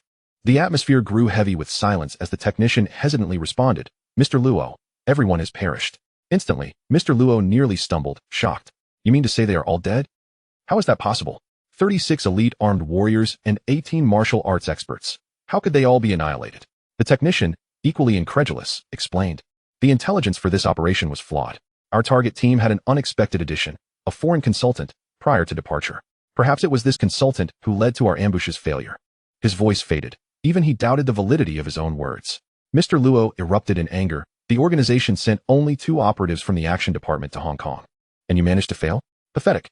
However, he quickly quelled his fury, regaining composure to assess the situation. "You all need to erase any traces left behind and swiftly relocate. Do not let the police discover you." Suddenly, a hacker sitting at a computer shouted in panic, "This is bad. My virtual IP has been compromised. They are launching a counter-tracking." At that moment, another hacker's computer malfunctioned, the screen losing control of its input devices. "Damn it, the firewall has been breached. Their methods are too bizarre. I've never encountered anything like it." All 30-odd computers were infiltrated through various means, leaving the hackers utterly defenseless. This data attack surged like a flood. No amount of skill could save them. Beads of cold sweat formed on Mr. Luo's forehead as he immediately commanded everyone to cut off the internet and power. "It's too late. They have accessed our back-end data," one hacker lamented. Bowing his head in despair, Mr. Luo widened his eyes and demanded, "What data has been stolen?" "The intelligence files of the base, the identities of the underground members, and the coordinates of the base," the hacker replied. Enraged, Mr. Luo slapped him, his emotions spiraling out of control. "The location has been exposed. Could you not have mentioned this sooner? Hurry, everyone, evacuate. If you cannot take it with you, set it ablaze." The team moved swiftly, gathering their equipment as they sprinted towards the opposite end of the shelter. The exit of the passage led towards the coastline, where hidden cargo ships and yachts awaited, designated for their escape. Chapter 62. Pursued at sea. Lu Chongfeng did not deceive Li Yao. He indeed knew the location of Dr. Chen Shuiyang. He led them to a family ancestral hall of the Lu clan, where Chen Shuiyang was being held under house arrest. Chen Shuiyang was graciously entertained by the Lu clan members, receiving their hospitality without any hint of neglect. Li Yao, leading a contingent of police officers, surrounded the ancestral hall, the blaring sirens resonating through the air. Such circumstances heralded a transition, instilling a glimmer of hope for the Lu family's future. Lu Chongfeng gazed at the captured clan members within the hall, his expression a tapestry of conflicting emotions. As the elder Lu clan members passed him, they could not restrain their vitriol. "Lu Chongfeng, you are a treacherous wolf. The Lu family raised you, yet you betray your own kin. Lu Chongfeng, may you meet a bitter end. Like your mother, you are a disgrace. Had I known this would come to pass, I should have suffocated you at birth to avert this misfortune." Lu Chongfeng clenched his fists, his nails digging into his flesh, remaining silent in the face of their curses. As Li Yao brushed past him, he cast a fleeting glance before continuing on his way. When Chen Shuiyang exited the ancestral hall, he exhaled a heavy breath, standing tall upon witnessing those who had confined him being apprehended. "Dr. Chen, it is time to return." An 18-year-old youth appeared before him, rendering Chen momentarily speechless. "Young man, were you the one who saved me?" The respectful demeanor of the officers towards the youth spoke volumes. Li Yao spoke. "The chairman of the Lu group has been arrested and is undergoing interrogation. The remaining individuals have also largely been apprehended. Dr. Chen, you are now safe." Chen Shuiyang stroked his white beard and kindly cautioned, "The individuals who abducted me likely do not resemble the Lu clan. Their methods were quite professional." Li Yao nodded. "I am fully aware. The timing seems appropriate." He escorted Chen Shuiyang to the police car. Just before departing, Chen suddenly called out to Li Yao, "Young man, there is something imperative I must convey. A special energy reactor prototype I carried with me was also seized. This prototype's technology is still in its infancy and poses considerable danger. It is crucial to retrieve it. Should it fall into foreign hands, the consequences would be dire. Li Yao turned, waving his hand dismissively, and soon vanished from Chen's sight. Though it was their first encounter, a sense of tranquility washed over Chen Shuiyang, the reason for which eluded him. Mr. Luo sat within the cargo ship, gazing out the window as dawn broke, the sky gradually illuminating with hues of blue and gray. He addressed one of his subordinates in a low voice. "How long until we reach international waters?" "Approximately 1 hour," came the reply. Mr. Luo sighed in relief. Once they reached international waters, they would be safe. At that point, he would deliver the goods to the buyer, and all would be well. Yet, the thought of the elite warriors he had lost pierced his heart. Each elite warrior had required extensive time and resources to cultivate. After years of clandestine planning, he had never suffered such a colossal loss. Suddenly, a subordinate rushed into the main cabin, breathless. "Mr. Luo, trouble. A fleet is pursuing us." Luo pushed him aside and hurried to the deck, retrieving his binoculars to peer into the distance. Indeed, upon discerning the flag of the opposing vessel, Mr. Luo's gaze turned icy, revealing the identity of the Maritime Maintenance Unit. Weapons were promptly readied, and they surged forward at full speed. Meanwhile, on the deck, Li Yao stood in contemplative silence, gazing at the freighter ahead, accompanied by a naval officer. "Mr. Li, the speed of the freighter is inferior to ours. We should soon be able to overtake it." The naval officer, somewhat unfamiliar with addressing Li Yao, felt a sense of surprise at the youthfulness of the man before him. Yet, as this was an arrangement from their superiors, he felt compelled to heed the commands of this young leader. Li Yao nodded, instructing his crew to prepare, emphasizing the necessity of intercepting the vessel in international waters. Understood. The distance between the two vessels steadily diminished, and the atmosphere grew increasingly tense. The waves of the sea rising in tumultuous fury. At the forefront, Li Yao steadied a heavy sniper rifle against the railing, methodically bringing the target within his range. Holding his breath, he aligned his aim with the scope, the nearly 1,000-meter distance seemingly non-existent to him. A sense of serene confidence washed over him. Wind direction, 3 o'clock. Wind speed, 24. Deviation, 37. Elevation angle, adjustments complete. With decisive intent, Li Yao squeezed the trigger, the violent recoil absorbed by his shoulder, resulting in no deviation whatsoever. Through the naval officer's binoculars, the human target nearly a kilometer away was obliterated in an instant, blood splattering across the sea's surface. Simultaneously, panic engulfed the crew aboard the freighter. A moment ago, they had been conversing with a companion, and the next, that very head was severed, gore spraying forth. In an instant, everyone crouched low, unwilling to expose themselves. Mr. Luo emerged from the main cabin, bellowing, "What are you all doing lying on the ground? Do you wish to perish?" Whoosh! Another bullet flew forth, piercing through his outstretched left arm. Mr. Luo's expression shifted dramatically, gritting his teeth. He clutched his arm and retreated swiftly. The others silently murmured among themselves, realizing that he had dodged more quickly than anyone else. All were shaken, for the tumultuous sea at 1,000-meter range offered a marksmanship that was nothing short of superhuman. At that moment, the naval officer gazed at Li Yao with profound admiration. Having spent years maintaining the high seas, he understood all too well the challenges of shooting at sea, let alone at such a great distance. This Mr. Li was nothing short of extraordinary. Due to Li Yao's precise marksmanship, the crew aboard the freighter dared not reveal themselves, and their operational efficiency diminished considerably. Mr. Luo grew increasingly anxious. With less than 20 kilometers remaining to international waters, if they continued to dawdle, they would all meet their doom. However, Li Yao had no intention of granting them respite. He leaped into a yacht and commanded the other crew members to follow suit. The engine roared to life, approaching swiftly, soon flanking the freighter on both sides. Li Yao's chosen position was astutely strategic, lying just beneath their line of sight, making it exceedingly difficult to target him with the naked eye. Drawing his blade from his waist, Li Yao leapt, plunging it into the hull of the vessel, then nimbly sprang up to climb. In an instant, he vaulted over the railing, stealthily maneuvering behind the armed personnel like a wraith. The adversary had already heard the roar of the yacht's engine and sensed something amiss. Just as he turned, paralyzed with shock, a blade plunged into his chest before he could even fire a shot. Simultaneously, another individual beside him raised his gun. However, Li Yao's reflexes were swifter, his power formidable. He executed a low kick that swept with precision, snapping the man's leg with a resounding crack. Chapter 63. Do you remember me? The cries of agony echoed, alerting those within the cabin. The sound of footsteps approached rapidly as Li Yao dispatched his immediate foe, and a number of naval crew members began to scale the cargo ship with grappling hooks. Meanwhile, the enemies surged forth, brandishing their weapons, and an intense gunfight erupted. Li Yao led the charge, wielding a long knife without any protection. A fully armed man charged onto the deck, and upon seeing Li Yao unarmed, he let out a derisive snort before pulling the trigger. Yet, Li Yao was quicker. He dodged the bullet with a swift sidestep, drawing his blade across the man's throat. silencing any cries for mercy before they could escape his lips. The two sides clashed in a violent melee, with Li Yao carving a bloody path as he forcefully kicked open the metal hatch. Suddenly, alarms blared. In an instant, Li Yao raised his knee to disarm the ambusher's submachine gun, then seized the assailant's shoulders, yanking him down to use his body as a shield against the incoming fire. The pressure of the gunfire drained the color from the ambusher's face, his arms flailing helplessly, eyes rolling back in terror. Li Yao maintained his grip until the gunfire subsided, after which he released his hold. Throughout the encounter, he had not retreated a single step, plunging directly into the fray, leaving no trace of blood upon his garments. With piercing screams resonating around him, Li Yao swiftly cleared all obstacles from his path. He entered the silent aft of the cargo ship and, through the reflection of his blade, perceived a shimmering silver glow behind him, an apparition of a human form. Li Yao, undeterred, swung his knife towards the figure, only for it to evade him in the blink of an eye. "Ah, so it is you."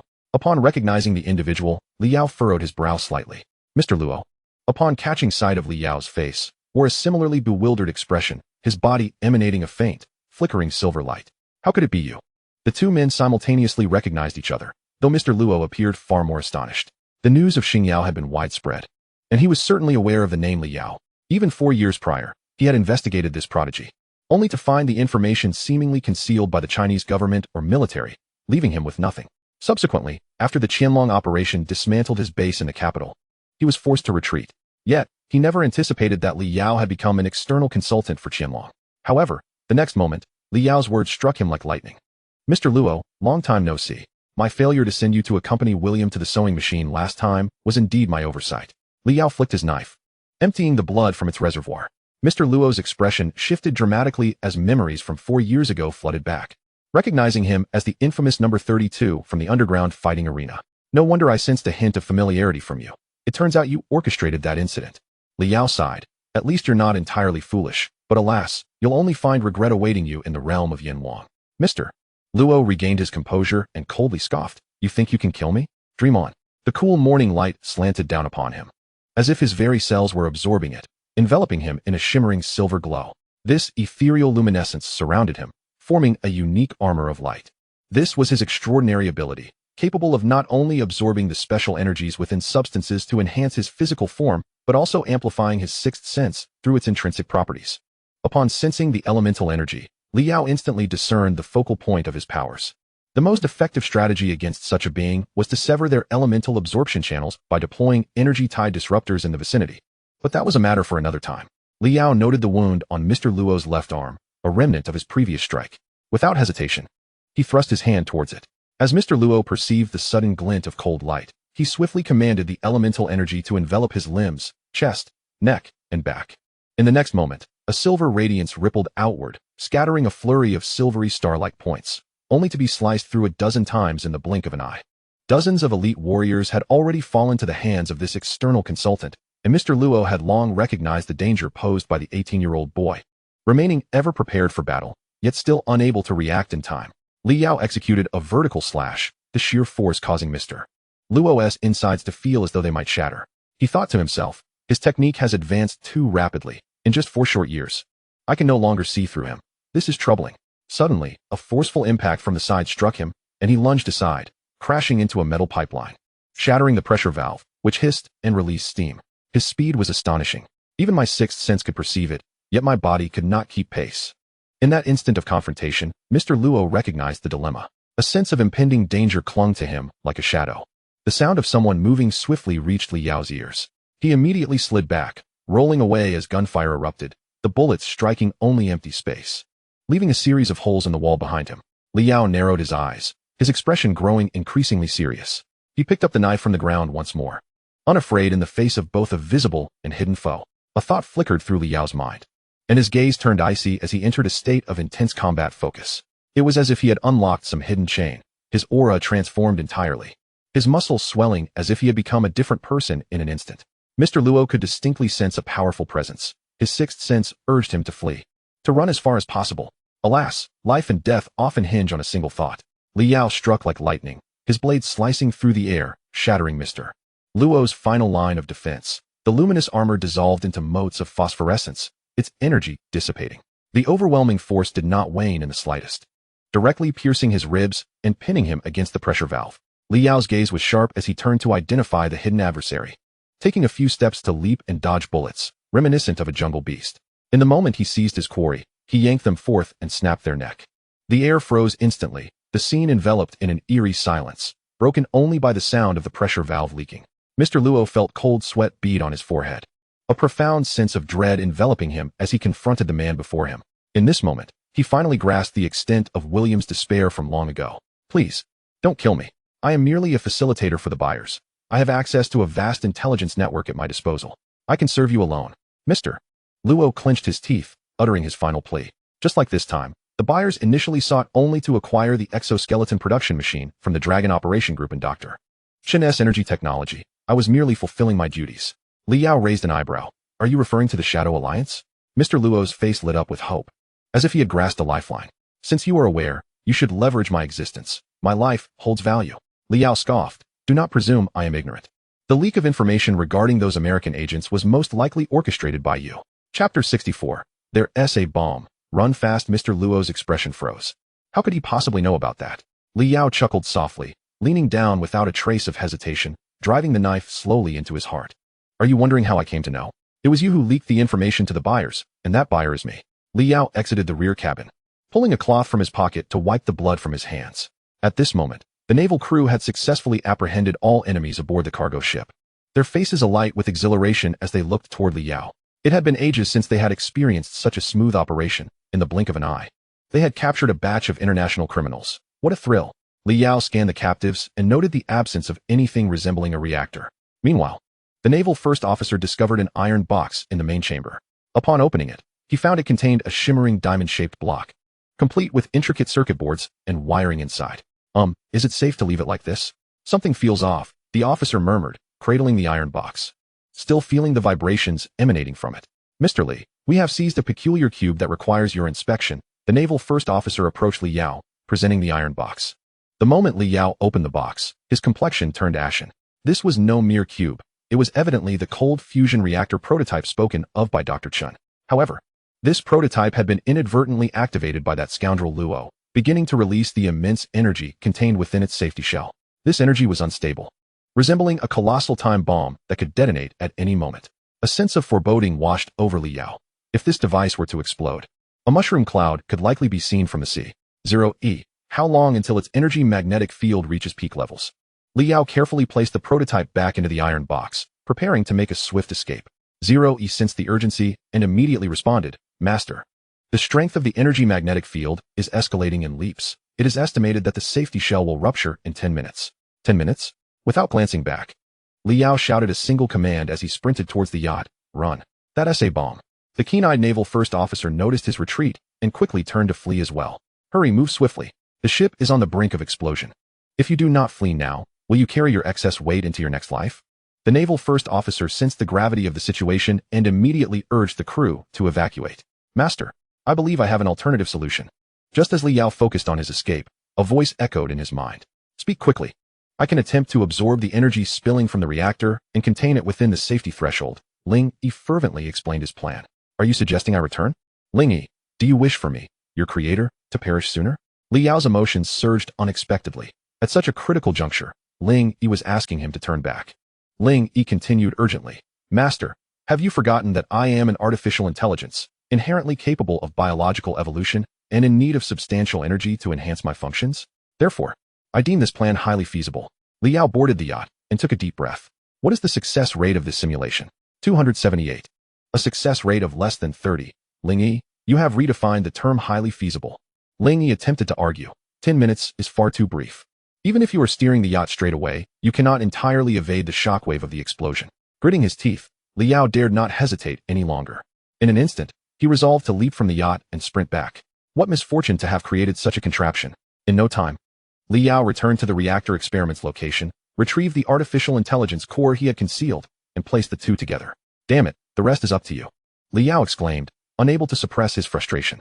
Rest assured, Ling Yi will not fail you. After uttering this, the core began to emit a flickering glow, seemingly guiding the energy leaking from the experiment inward for absorption. The reactor's vibrations began to ease, and the surrounding air temperature started to drop. Li Yao felt a surge of hope. Perhaps there was a chance. Half an hour later, the naval crew returned to their vessel. securing all captives while marveling at the successful, yet perilous operation. However, the first officer sensed something amiss and scanned the crowd, suddenly freezing in place.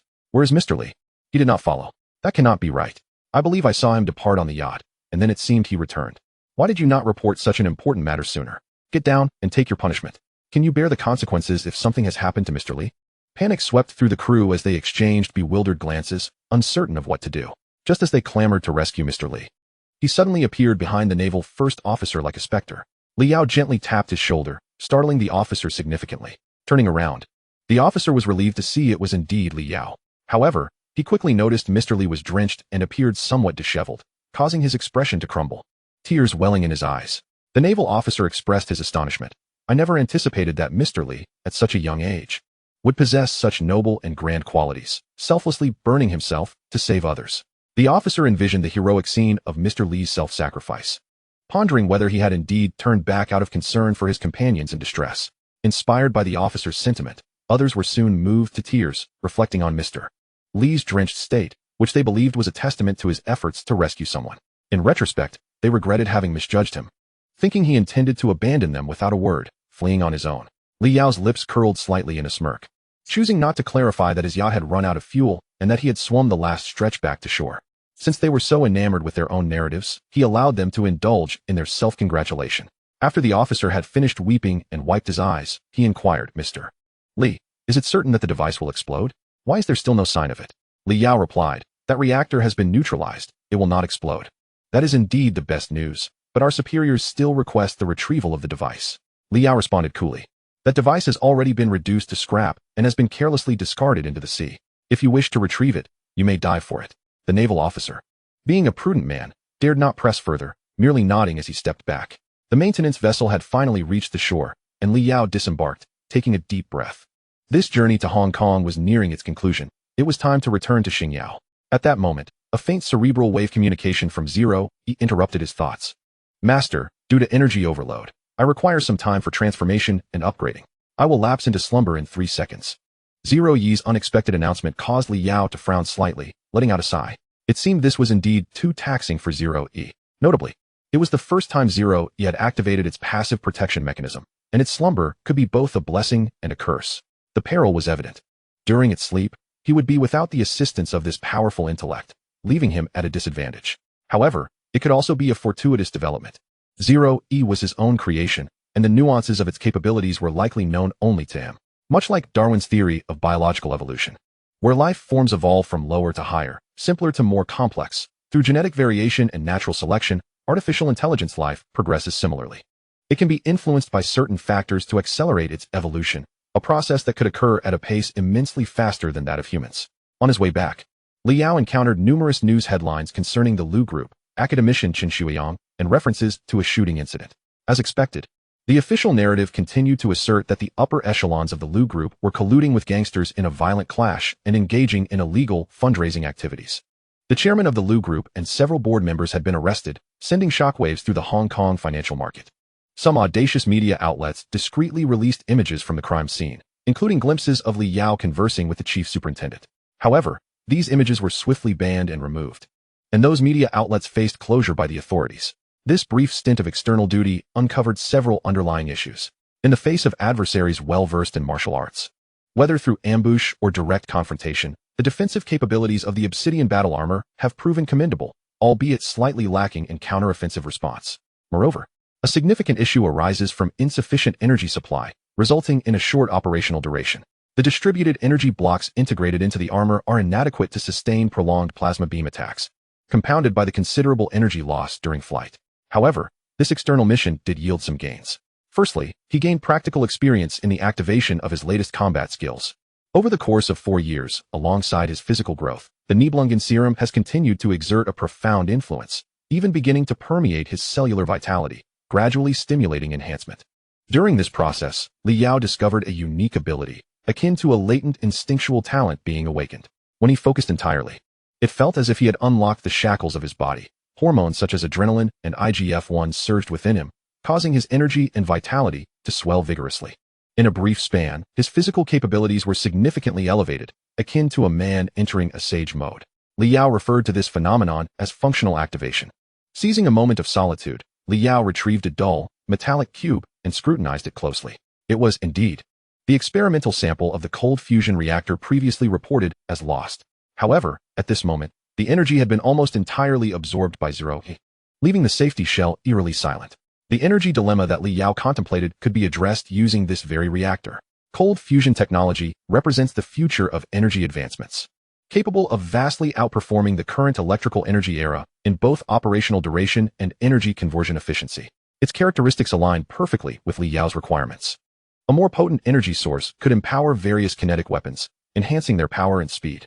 However, the construction of a formal, robust, and stable cold fusion reactor necessitates proficiency in relevant energy sciences and engineering techniques.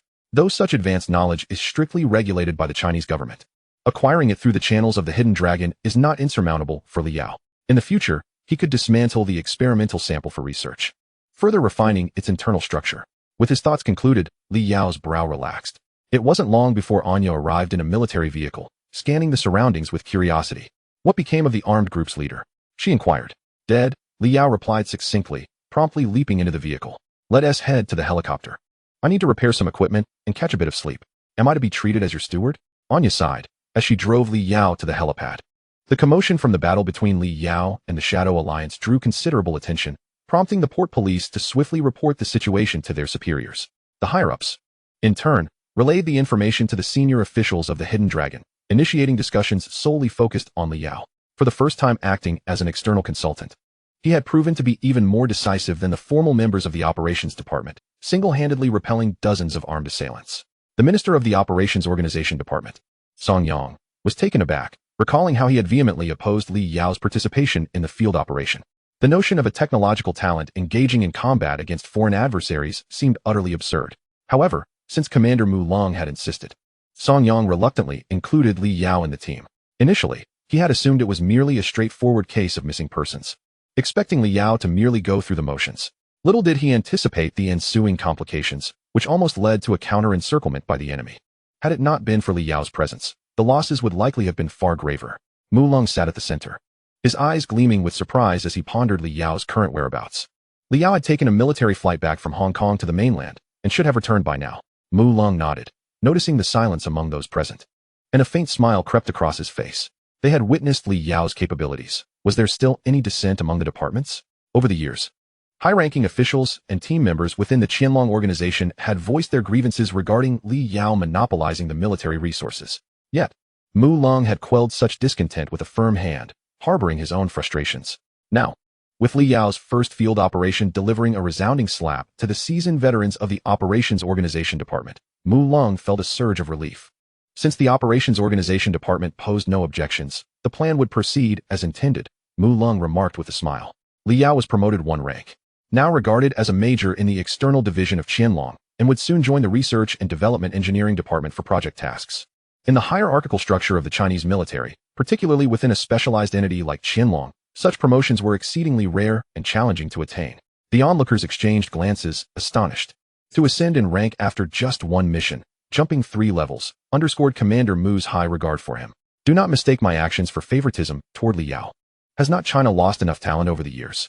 Mu Long's voice resonated with authority, silencing any potential dissent. The emergence of a prodigy like Li Yao is sufficient to bridge our historical gap with the international community that spans decades, even centuries. At that moment, Li Yao unexpectedly sneezed. He was currently engrossed in the newly released MOBA game by the Starry Sky Gaming Department, indulging in exhilarating battles within the arena to unwind. He furrowed his brow, pondering whether his physique could actually catch a cold. Chapter 66. Toying with a starlet on the 100th floor of Starry Sky Tower. Li Yao was seated at a workstation, skillfully maneuvering a robotic arm to maintain components of his battle armor. Suddenly, the absence of Zero Yi's intelligent operations felt unfamiliar, but it was manageable. Just then, a general manager from the group emerged slowly from the elevator, approaching Li Yao with deference. Mr. Li, an artist from the IoT Girl Group under Tianyu Company, Ziyin, wishes to see you. Li Yao frowned slightly, dismissing her with a wave. Just an entertainer. Tell her to leave. Ziyin. He recalled seeing her visage in advertisements and had encountered her at the airport, where he had promptly instructed his company's department to suppress her entertainment buzz. It seemed she had not fared well lately and was coming to apologize.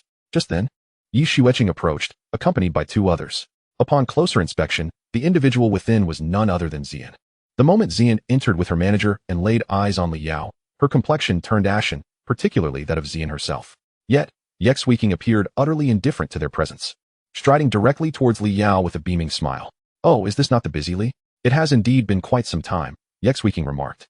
Elegantly adjusting her black skirt and languidly reclining on one side of the sofa, her fair, slender legs gracefully poised. Compared to 4 years prior, Yexweeking's visage had matured into a more exquisite beauty, adorned in professional attire that added a hint of allure to her previously innocent demeanor. Unfazed by the onlookers, she complained, "I tidy up your mess daily, yet you saunter about without a care in the world." During Li Yao's absence, it was she who managed the affairs of Xingyao, her business acumen subtly surpassing that of her elder sister, a formidable career woman. Yexweeking casually waved at the business manager, who promptly bowed his head and departed silently. Hearing this, Li Yao turned to glance at the two individuals standing at the doorway. "Did you bring them here?" he inquired. "You may not be aware, but this major star has sought you out several times. Regrettably, you were never present," Yexweeking remarked with a playful smile. "Having an artist frequenting our company as premises does little for our corporate image." Li Yao snorted dismissively, retorting, to put it bluntly, "She is merely a woman who thrives on her looks. Whoever I choose to promote becomes a star." Given that Xingyao now encompassed platforms such as Weibo, Xingliao, and various live-streaming services, he indeed possessed the leverage to make such statements. Yexweeking, with an air of resignation, spread her hands. "Just consider this a favor on my behalf and resolve this matter. To be honest, I was quite a fan of this idol." Li Yao remained silent, merely gesturing with his left index finger. Xian and her associates understood immediately and approached cautiously. Xian, still impeccably groomed, bore a pallid complexion, as if she had not rested in ages. Her manager, Xinjia, discreetly nudged her.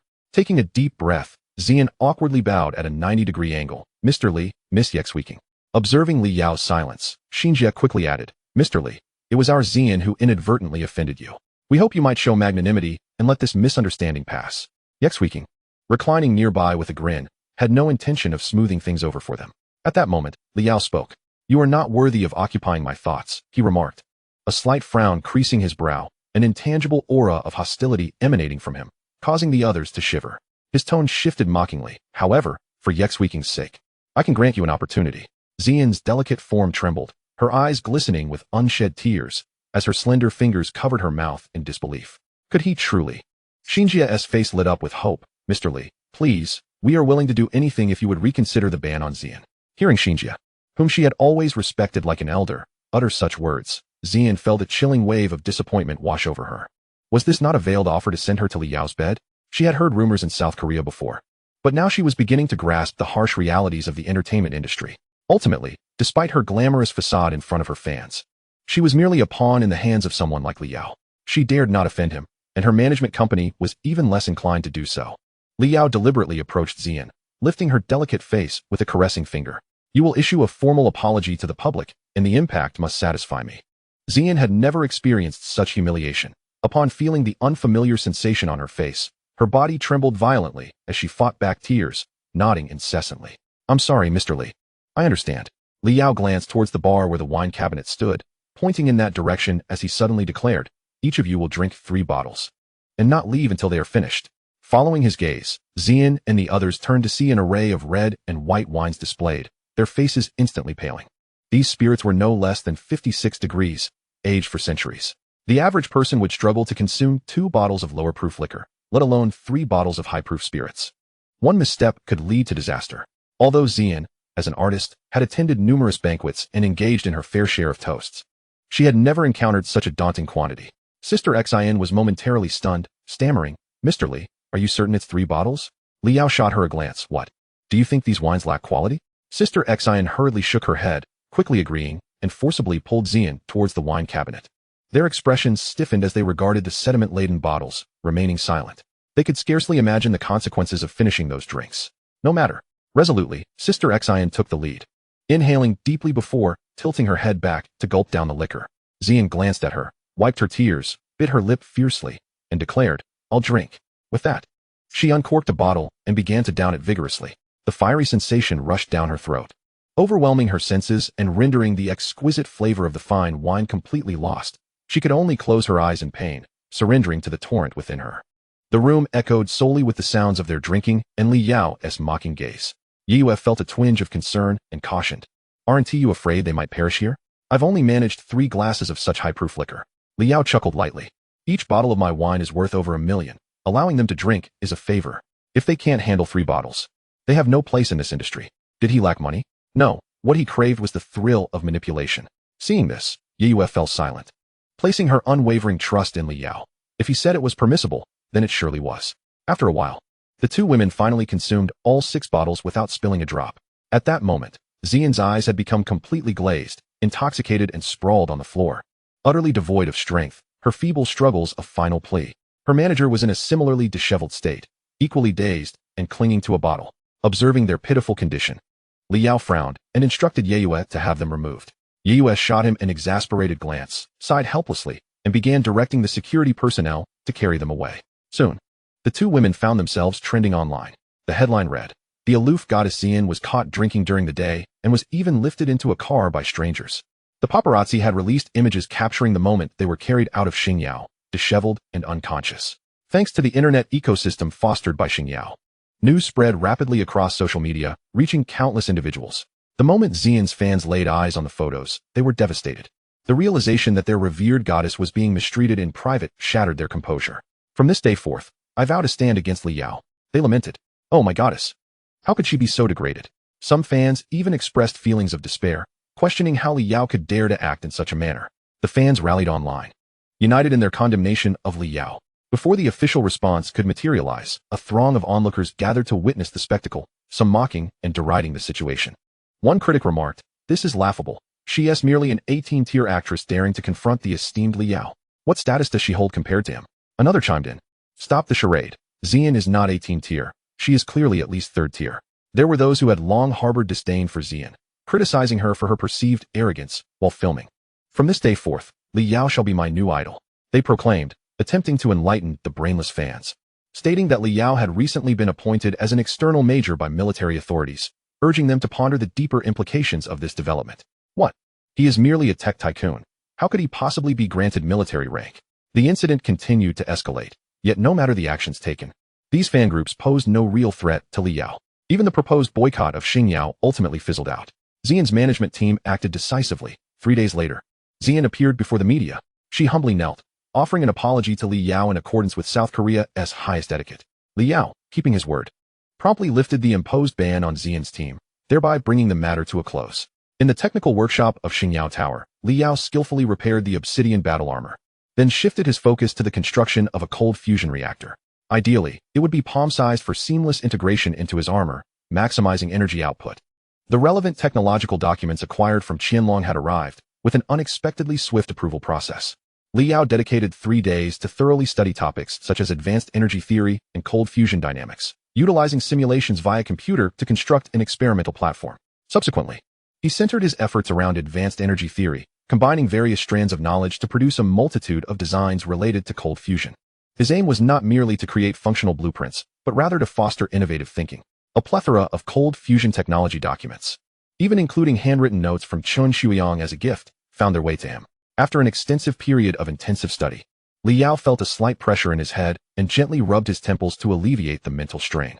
He mused to himself, "I believe my studies have reached a sufficient level. It is time to engage in practical application." Although Xingyao lacked relevant purchasing channels in the capital, it had prepared a modest stock of energy-related components in the warehouse, ample enough to undertake simple practical operations. Even in the event of failure, the materials could be disassembled and reused, with a typical material loss rate hovering around 80%. Liao anticipated that without hundreds of attempts at manual operations leading to failure, it would be quite challenging to construct a stable cold fusion reactor. Generally, he preferred to delegate such tasks to Zero-E. As an artificial intelligence, Zero-E excelled in data computation, boasting a precision that far exceeded human capabilities, and could even simulate the crystalline chips within energy systems through its formidable computational power. In pursuit of a higher success rate, one would have to lower standards, opting instead for a simplified version of a central energy core, necessitating adjustments to the conversion rates and various parameters. After much contemplation, Liao resolved to adopt a cautious approach, opting to first create a youthful version, intending to produce a flagship model once Zero-E awakened. A steady and methodical approach seemed far more pragmatic. With his thoughts clarified, Liao commenced the manufacturing process. Following the Industrial Revolution, energy technology had always been a vital manifestation of national strength, with control over advanced energy sources being paramount. The principles of reactors were quite intricate. In simple terms, They involved a diamond-shaped container that employed magnetic confinement to achieve controlled cold fusion. The challenges lay in the coil materials, strong magnetic fields, and safety containers, all of which were high-level technical points. Chun Shuiyang's experimental product had, in fact, misled the direction of thought. Li Yao had witnessed a genuine cold fusion reactor, which was essentially a miniaturized energy storage cube, colloquially known as an energy cube. This diamond-shaped, precision component was nimble, exquisite, and safe, far surpassing the cumbersome block he currently possessed. Presently, countries around the globe were predominantly researching other forms of high-performance energy in their laboratories, chiefly electricity. Examples included magneto-hydrodynamic generation, hybrid batteries, and superconducting batteries, whereas the energy cube was destined to become the primary power source for future exoskeleton armors. Energy leakage. The safety shell is melting. Goodness, the pipe is blocked. It's about to explode. Li Yao persistently experimented, facing repeated failures while continuously refining the details. It's still an issue with the materials. He glanced at the sky, which looked promising, having persevered from night until day. Li Yao drafted a materials list and sent it to Han Qi. My goodness. You require srn composite metal tubes, Sahu electronic components, and IEB superconducting materials, 100 sets in total. Are you aware of the cost of these items? I lack nothing but money, he retorted. When Han Qi approached, he was momentarily rendered speechless, having been met with a closed door. It dawned on him that Li Yao was unlike those who relied on state support. Xingyao was essentially a money-making factory, having amassed an unimaginable fortune. He was the quintessential diamond bachelor. A few days later, Han Qi delivered a suitcase to Li Yao's engineering station. The materials were rare and precious, prompting Han Qi to escort them with an entire team. Just a few vials of liquid had cost as much as a Porsche. Upon acquiring the materials, Li Yao immediately resumed his tireless manufacturing efforts. Chapter 68. The new wave at Hucking University. The first step involved using lasers to etch microholes into the safety shell. Utilizing srn composite metal pipes as a connecting bridge, he facilitated the interconnection and guidance of various points on the safety shell. Subsequently, he distributed the Sahu microelectronic components across different locations, enabling terminal connections for data manipulation. Li Yao activated his computer, employing a specialized reading device to connect to the Sahu microelectronic components. He then reset and synchronized the internal frameworks of all microelectronic components, ensuring they shared the same system subroutine, and commenced the algorithm programming operation. This endeavor persisted for 2 to 3 hours, ultimately resulting in the creation of a controllable reactor operation terminal. He retrieved IEB superconducting materials and specialized chips, along with tools and instruments from the warehouse. After a considerable amount of time, leveraging the intricate prompts of the controllable operation terminal, he combined different materials while minimizing compatibility issues. The cold nuclear fusion reactor not only relied on the internal elemental substances to generate reactions, but also prioritized safety, controllability, and miniaturization. Li Yao's meticulous attention to materials was directed towards achieving these objectives. Coupled with Chun Shuiyang's experimental records, he swiftly mastered the management of material quantities and characteristics. With great care, Li Yao placed the preliminary semi-finished product on the robotic arm operation table, retreating to the glass door. He gently pressed the engineering start button on the adjacent display screen.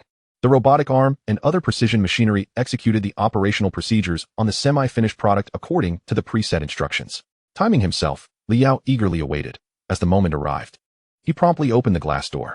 A diamond-shaped, exquisite energy storage cube lay quietly within the mold. At this juncture, the manufacturing process was nearing completion. Li Yao's face lit up with delight. Once the final few testing procedures were completed, he would soon achieve his grand objective. He reached out to examine the energy storage cube. Its exterior was encased in a metallic safety shell, presenting a slight hardness, yet overall, it felt remarkably smooth and refined.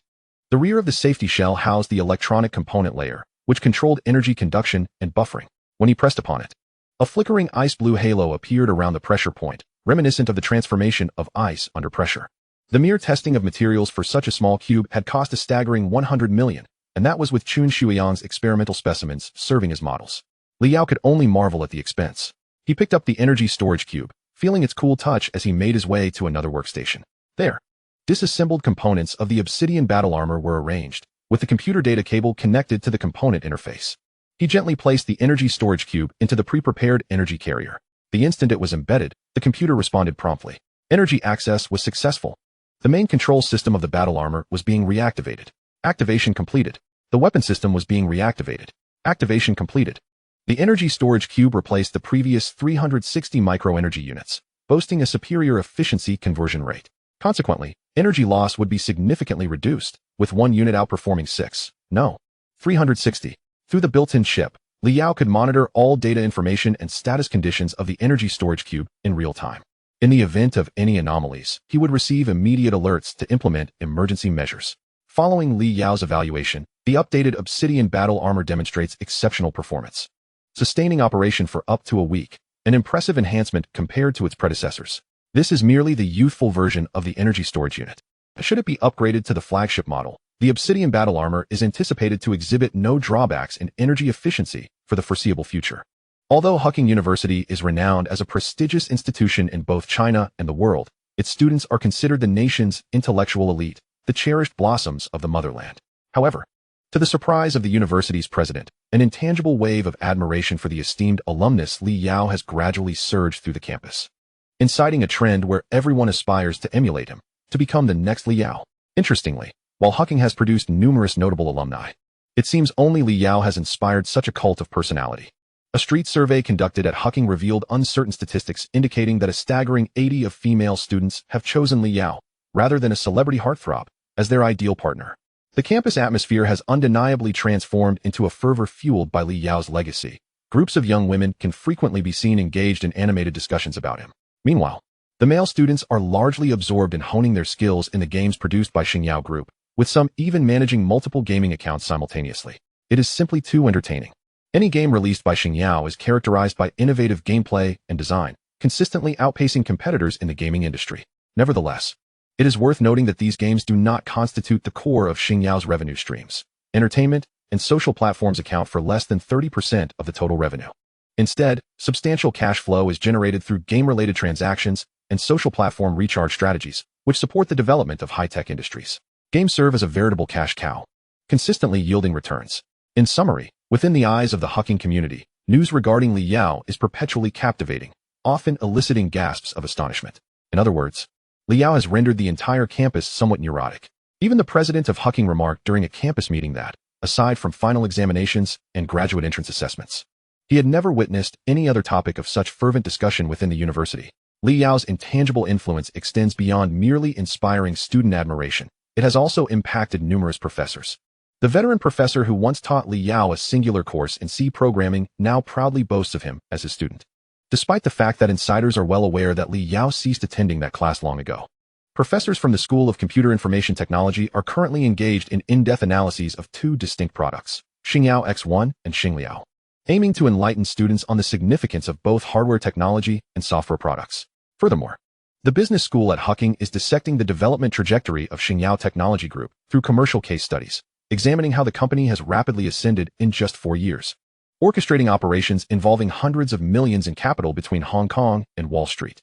In the eyes of Huqing's finance professors, Xingyao Technology epitomizes the quintessential representative of modern technological wealth creation.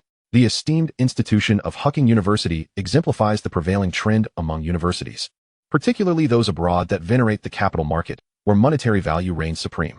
Consequently, the term Xingyao Technology has become a sensation across campuses, captivating students and professors alike. The name Li Yao has garnered immense admiration within the entirety of Huqing University. At this juncture, Ma Yi, the dean of the computer science department, proactively approached the university president with a request to invite Li Yao for a lecture at Huqing. Upon hearing this request, the president's initial response was one of incredulity, akin to a series of perplexed expressions. After all these years, did Ma Yi believe that the president had not yearned to invite Li Yao to the campus? It was not a matter of reluctance on the president's part. Rather, it was Li Yao's consistent refusal to attend. In the president's eyes, inviting Bill Gates would be far simpler than inviting Li Yao, for Gates routinely graces universities with motivational speeches every few years. In stark contrast, Li Yao, despite being an alumnus, had not even attended his own graduation ceremony. Thus, the president inquired of Ma Yi, "I am genuinely curious. Enlighten me on how I might persuade Li Yao to participate in our event." Ma Yi's spirits plummeted at the realization that even the president was at a loss. The president sighed, the wrinkles on his forehead deepening. "Dean Ma, I understand your eagerness to nurture talent. Li Yao is indeed a product of your department, and I can appreciate your sentiments. However," he continued, "Li Yao's brilliance casts a long shadow. He may regard our humble institution as beneath him, and I truly find myself powerless in this matter." Suddenly, Ma Yi appeared to have an epiphany and promptly declared, "It is not entirely impossible. Consider this. Li Yao is currently establishing a company advancing technology, and even collaborating closely with the military.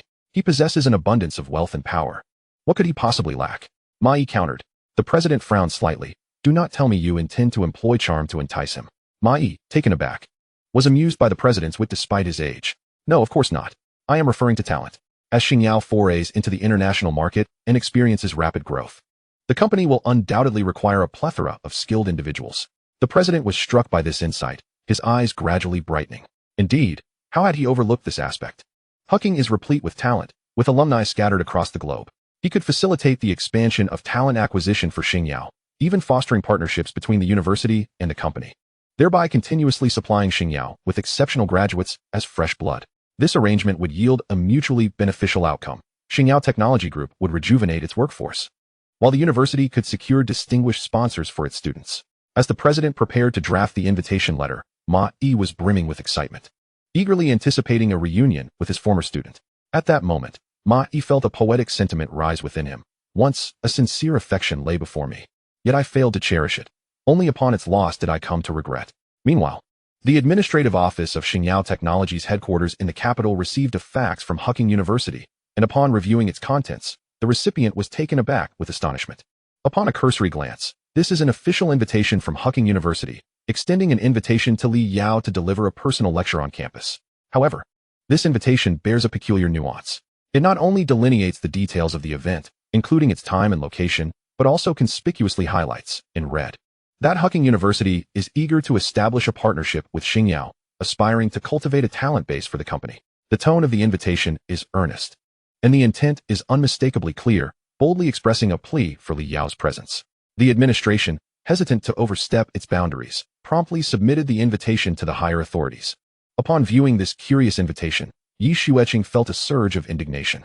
After all, she is the esteemed daughter of the Yi family and a distinguished graduate of Hucking. How could it be that, after all these years, she had not received an invitation from her alma mater? The comparison was infuriating. Nevertheless, as it was an invitation from her mother university, it held significant weight, prompting her to immediately forward a copy of the invitation to Li Yao, who was currently in a meeting. In the conference room of Xingyao Technology Group, Li Yao was seated across from several impeccably dressed foreign gentlemen, all clad in suits. These individuals were tall, with light-colored eyes and distinctly pronounced facial features, unmistakably of Caucasian descent. They were engaged in animated conversation when a female secretary knocked and entered. Addressing Li Yao, "Mr. Li, Miss Yi has sent you a document. Please review it at your convenience." Li Yao waved her off, signaling her to withdraw, and resumed the meeting. His gaze flickered as he regarded the British gentleman, contemplating his words. "I have invited you here to China specifically to discuss collaborative commercial projects between our companies." The British gentlemen exchanged glances, their interest piqued. One of them, speaking in a refined London accent, remarked, "Mr. Li, it is a pleasure to finally meet you. We at BBE Systems are equally honored to receive your personal invitation to this mysterious ancient land of the East." Li Yao smiled back and produced a meticulously prepared dossier, which outlined several projects related to military procurement. The discussions persisted throughout the day, and it was only after the conclusion of the meeting that Li Yao returned to his residence, reflecting on the nuances of their conversation. BBE Systems is, in fact, the British aerospace systems company. Those familiar with military publications would recognize it as one of the largest arms manufacturers in the world. Established in 1999 and headquartered in London, their offerings are predominantly high-caliber military equipment, including missiles, fighter jets, and even naval vessels. From research and development to production and sales, BBE Systems handles the entire process. Their products include the Typhoon multi-role combat aircraft, the Harrier vertical short takeoff and landing jet, the AAM-120 AMRAAM air-to-air missile, the Exocet anti-ship missile, the Sea Eagle anti-ship missile, and various surface-to-air missiles, among others. Initially, when Li Yao covertly engaged with BBE Systems online, they were skeptical. It was only when he dispatched representatives to London that the upper echelons of BBE began to grasp the situation. This emerging individual from the East, with burgeoning international recognition, sought to acquire their military manufacturing facility. Although it is merely a production chain, it is sufficient for this group of British capitalists to recognize the magnitude of his ambition. A young entrepreneur engaged in technology and the internet dares to venture into military industry overseas. However, for capital, as long as you possess wealth, your origins and intentions matter little. Once the funds are secured, everything becomes negotiable. Judging by the smiles on the faces of these British individuals as they departed, it seems that the discussions during this meeting were quite favorable. The price Li Yao proposed was evidently satisfactory to them. Reflecting on this, a subtle smile graced Li Yao's lips. He was one step closer to realizing his plan for establishing an overseas military-industrial base. Being constrained by the potential dragon was never his true desire. He had long yearned to break free. Yet, the timing was not ripe, and he needed to proceed with caution, step by step. Li Yao recalled the words of his secretary during the meeting and opened his computer to find an electronic draft sent by Yi Xueqing, an invitation from Hucking University. He stroked his chin, contemplating whether to attend. Had it been earlier, he would not have bothered to look.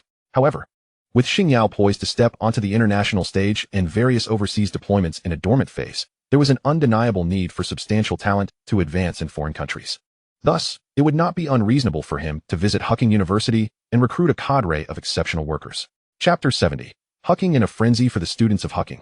Li Yao is now more captivating than this year's World Cup, because Li Yao is coming. At present, he has subtly become a national emblem. At the age of 18, a billionaire, a technological genius, and a partner of the military, who among the scholarly elite of various provinces does not wish to emerge like Li Yao, astonishing the world? However, strictly from the perspective of corporate achievement, prior to Li Yao, no technology enterprise in Huaxia had made such a significant impact in the international market. Not only did he influence the overall development trajectory of Huaxia companies, but he also directly squeezed the market share of other military technology firms from the Asian market, and their presence in the European and American markets began to wane. This is merely the public's view. One need not mention the advanced technologies of Xingyao. Military exoskeletons, precision chips, and polyion laser technology are all independently developed by Xingyao Technology Group. Each of these innovations alone would be enough to entice foreign powers.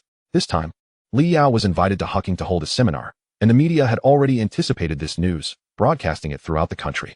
International audiences were particularly attentive to Li Yao's seminar at Hucking. Reports suggested that numerous users on foreign websites engaged in extensive discussions regarding various perspectives on Li Yao. To them, he embodies a spirit of individualism that fascinates foreigners. When the convoy arrived, several administrators from Hucking University had gathered, waiting for quite some time. The excitement among the students grew with the approach of the convoy. In particular, the student council members responsible for the reception appeared exceedingly exhilarated, without a doubt. Li Yao is now the object of pursuit for societal elites and capital alike. Xingyao is about to embark on a strategic development journey internationally. And at such a pivotal moment, he has consented to return to his alma mater for a seminar. This event is a profound demonstration of respect towards Hucking, which the university administration regards with great significance in light of Li Yao's visit. Among the reception staff, the highest-ranking individual is Chairman Guo Qihua of the Hucking University Board of Directors, whose standing in the university's management ranks among the top 3. Guo Qihua is also an honorary board member of Hucking University and oversees several real estate conglomerates, collectively valued at approximately 200 billion Hong Kong dollars. In addition to Guo Qihua, the accompanying management team includes several members of the board, representing the business sector, academia, and government. The administration has thoughtfully considered that Li Yao is not only a billionaire, but also a prodigy in computer and engineering technology. This gathering is not merely a simple seminar, but an excellent opportunity for all to expand their social networks. Typically, these real estate magnates, academic luminaries, and government officials claim to be exceedingly busy. Yet upon hearing of Li Yao's impending arrival, they swiftly return to the capital by plane. The authenticity of this scenario is striking. When the reception committee witnessed a man exiting the vehicle, an immediate sense of tension enveloped them, for they were intimately familiar with Li Yao's visage. Even without having met him, they had seen numerous images of his countenance in various materials. Li Yao, in turn, recognized the Hucking administrators at once. "Greetings, Mr. Li. I am Guo Qihua, honorary board member of Hucking." He initiated the conversation. Li Yao nodded, acknowledging him as the principal figure of Baiyunshan. Recalling their collaboration for the office building of a subsidiary in the bustling metropolis, Guo Qihua responded with a warm smile, expressing his gratitude that Mr. Li could remember Baiyunshan. "It is not convenient to converse here. Please follow us into the campus." Despite being the head of a billion-dollar conglomerate, Guo Qihua felt compelled to refrain from adopting a superior demeanor in front of Li Yao. If one were to compare their financial standings, he would indeed fall short of Li Yao's prowess. Xingyao possesses advanced core technologies and is currently thriving in the stock market, with its estimated market value nearing 550 billion renminbi and its growth trajectory accelerating. In contrast, Guo Qihua's wealth stems from real estate, which lacks any core technology and is, in essence, a bubble economy. Unlike Li Yao, who commands core technology and possesses a larger shareholding, Guo Qihua felt unworthy of pretense in Li Yao's presence. Along the way, Ma Yi fervently shook hands with Li Yao, extending warm welcomes on behalf of the academy and the professors for an extended period before introducing the accompanying personnel. During this interaction, Li Yao received 39 bouquets from female students, and he narrowly evaded an almost successful surprise kiss from one enthusiastic student. Numerous media representatives from official outlets, as well as international television stations and newspapers, awaited in the seminar hall. This marks Li Yao's first public appearance before the media since his identity was disclosed. And many reporters have gathered at Hucking, anticipating a significant news story. Li Yao observed all present, noting the unprecedented fervor among the youthful scholars of Hucking University. Their faces radiating joy. It is not due to his enjoyment of being surrounded by stars, but rather because he has sensed a glimmer of opportunity. How many naive souls there are, employing this cohort of Hucking students as laborers, likely without even compensating them, yet they toil diligently. If the underclassmen knew that their esteemed senior harbored such thoughts, one can only wonder what their reactions would be. The conference hall is currently a sea of humanity. At the forefront, police have cordoned off a semicircle with a radius of approximately 30 meters, keeping the fervent students at bay to ensure Li Yao's safety. Li Yao is engaged in casual conversation with several high-ranking officials, preparing to take the stage when he notices a student ID card on the ground, bearing personal information. He pauses, just as a nearby officer swiftly intercepts a female student, blocking her path. Lin Xinxiao is universally acknowledged as the goddess among Hucking law students. She immigrated to the United States at the tender age of 12, spending 6 years there before leveraging her status as an international student to gain admission to Hucking University in China. Although her academic performance has been rather average since her enrollment, her popularity among male peers is astonishing. Lin Xinxiao possesses exceptional beauty and a stunning figure. The kind of girl who captures one's gaze effortlessly, and she boasts an overseas background along with a commendable family lineage. However, the typically composed and confident Lin Xinxiao finds herself feeling as though her heart is racing like a startled deer, her expression tense. Her eyes a mixture of panic and shyness, evoking sympathy. This turmoil arises from the fact that the perfect partner she envisions, the celebrated genius Li Yao, has just picked up her ID card and is heading toward her. Yes, he is indeed coming toward her. As Lin Xinxiao watches Li Yao draw ever closer, a glimmer of pride and haughtiness shines in her eyes, and she instinctively tucks a strand of hair behind her ear. Chapter 71, Standing Beside Giants. Li Yao approaches Lin Xinxiao and halts mere inches from her. Her cheeks flush with an enchanting hue, and as she prepares to speak, Li Yao's words leave her expression frozen in disbelief. Next time, find a dim-witted rich heir to court. Such blatant tactics are a mere insult to my intelligence. He carelessly tosses her ID card in front of her, showing no mercy. As his words linger in the air, Li Yao gestures to the police, who promptly push her aside. Li Yao internally scoffs at the absurdity of still employing such outdated strategies in this day and age. Lin Xinxiao watches his retreating figure, her face aflame with embarrassment. She never anticipated her secret intentions would be so swiftly unveiled. As she returns, she bites her lip, unwilling to hear the whispers of the girls nearby. Humph, perhaps it is a bitter experience to fail in the realm of men. She has always feigned the demeanor of a graceful swan, yet she is nothing more than a cunning girl at heart. In that moment, she realizes her folly, questioning how she could have believed that mere beauty would be sufficient to capture the heart of a top-tier genius like Li Yao. Lin Xinxiao bites her lip and turns to watch as Li Yao ascends the stage, standing in the spotlight with an air of superiority. Her expression a complex tapestry of emotions. Li Yao sat alongside UCC, the resident host of Huaxia TV, who also hailed from Hucking and was invited to attend the event. In a manner reminiscent of a talk show, UCC seized the microphone and humorously addressed the media and students in attendance. It is truly an honor today to welcome some of the world's most exceptional young talents to our alma mater. As she scanned the audience, a sweet smile graced her face as she continued, "You must know Mr. Li Yao even better than I do, so my words may be overly modest. With Mr. Li's achievements at the tender age of 18, it is likely that few in the world can compare." Instantly, thunderous applause erupted from the audience, filled with agreement and cheer. Li Yao remained unperturbed, displaying no semblance of humility. This is quite normal. Every era has never lacked talent, but what it truly requires is a genius to lead civilization. He paused for effect, much like Archimedes of ancient Greece, Newton of the Renaissance, and Nikola Tesla of the Industrial Revolution. I, Li Yao, am of the same ilk. To liken himself to such historical giants of science is a bold claim that only Li Yao would dare to make. UCC was momentarily taken aback. Her intentions were merely to pay a compliment, yet she was met with such a forthright response from Li Yao. Concerned that this exchange might not air on Huaxia TV, she maintained her professionalism and smoothly transitioned to another topic. "Mr. Li, you are indeed a man of grand spirit. I have heard that 4 years ago. You created quite a stir nationwide, becoming not only the top student, but also the youngest to achieve such a feat. What factors influenced your decision to choose Hucking University?" At that moment, her inquiry piqued the interest of several school leaders, and the principal below smiled while stroking his beard, having meticulously prepared this question.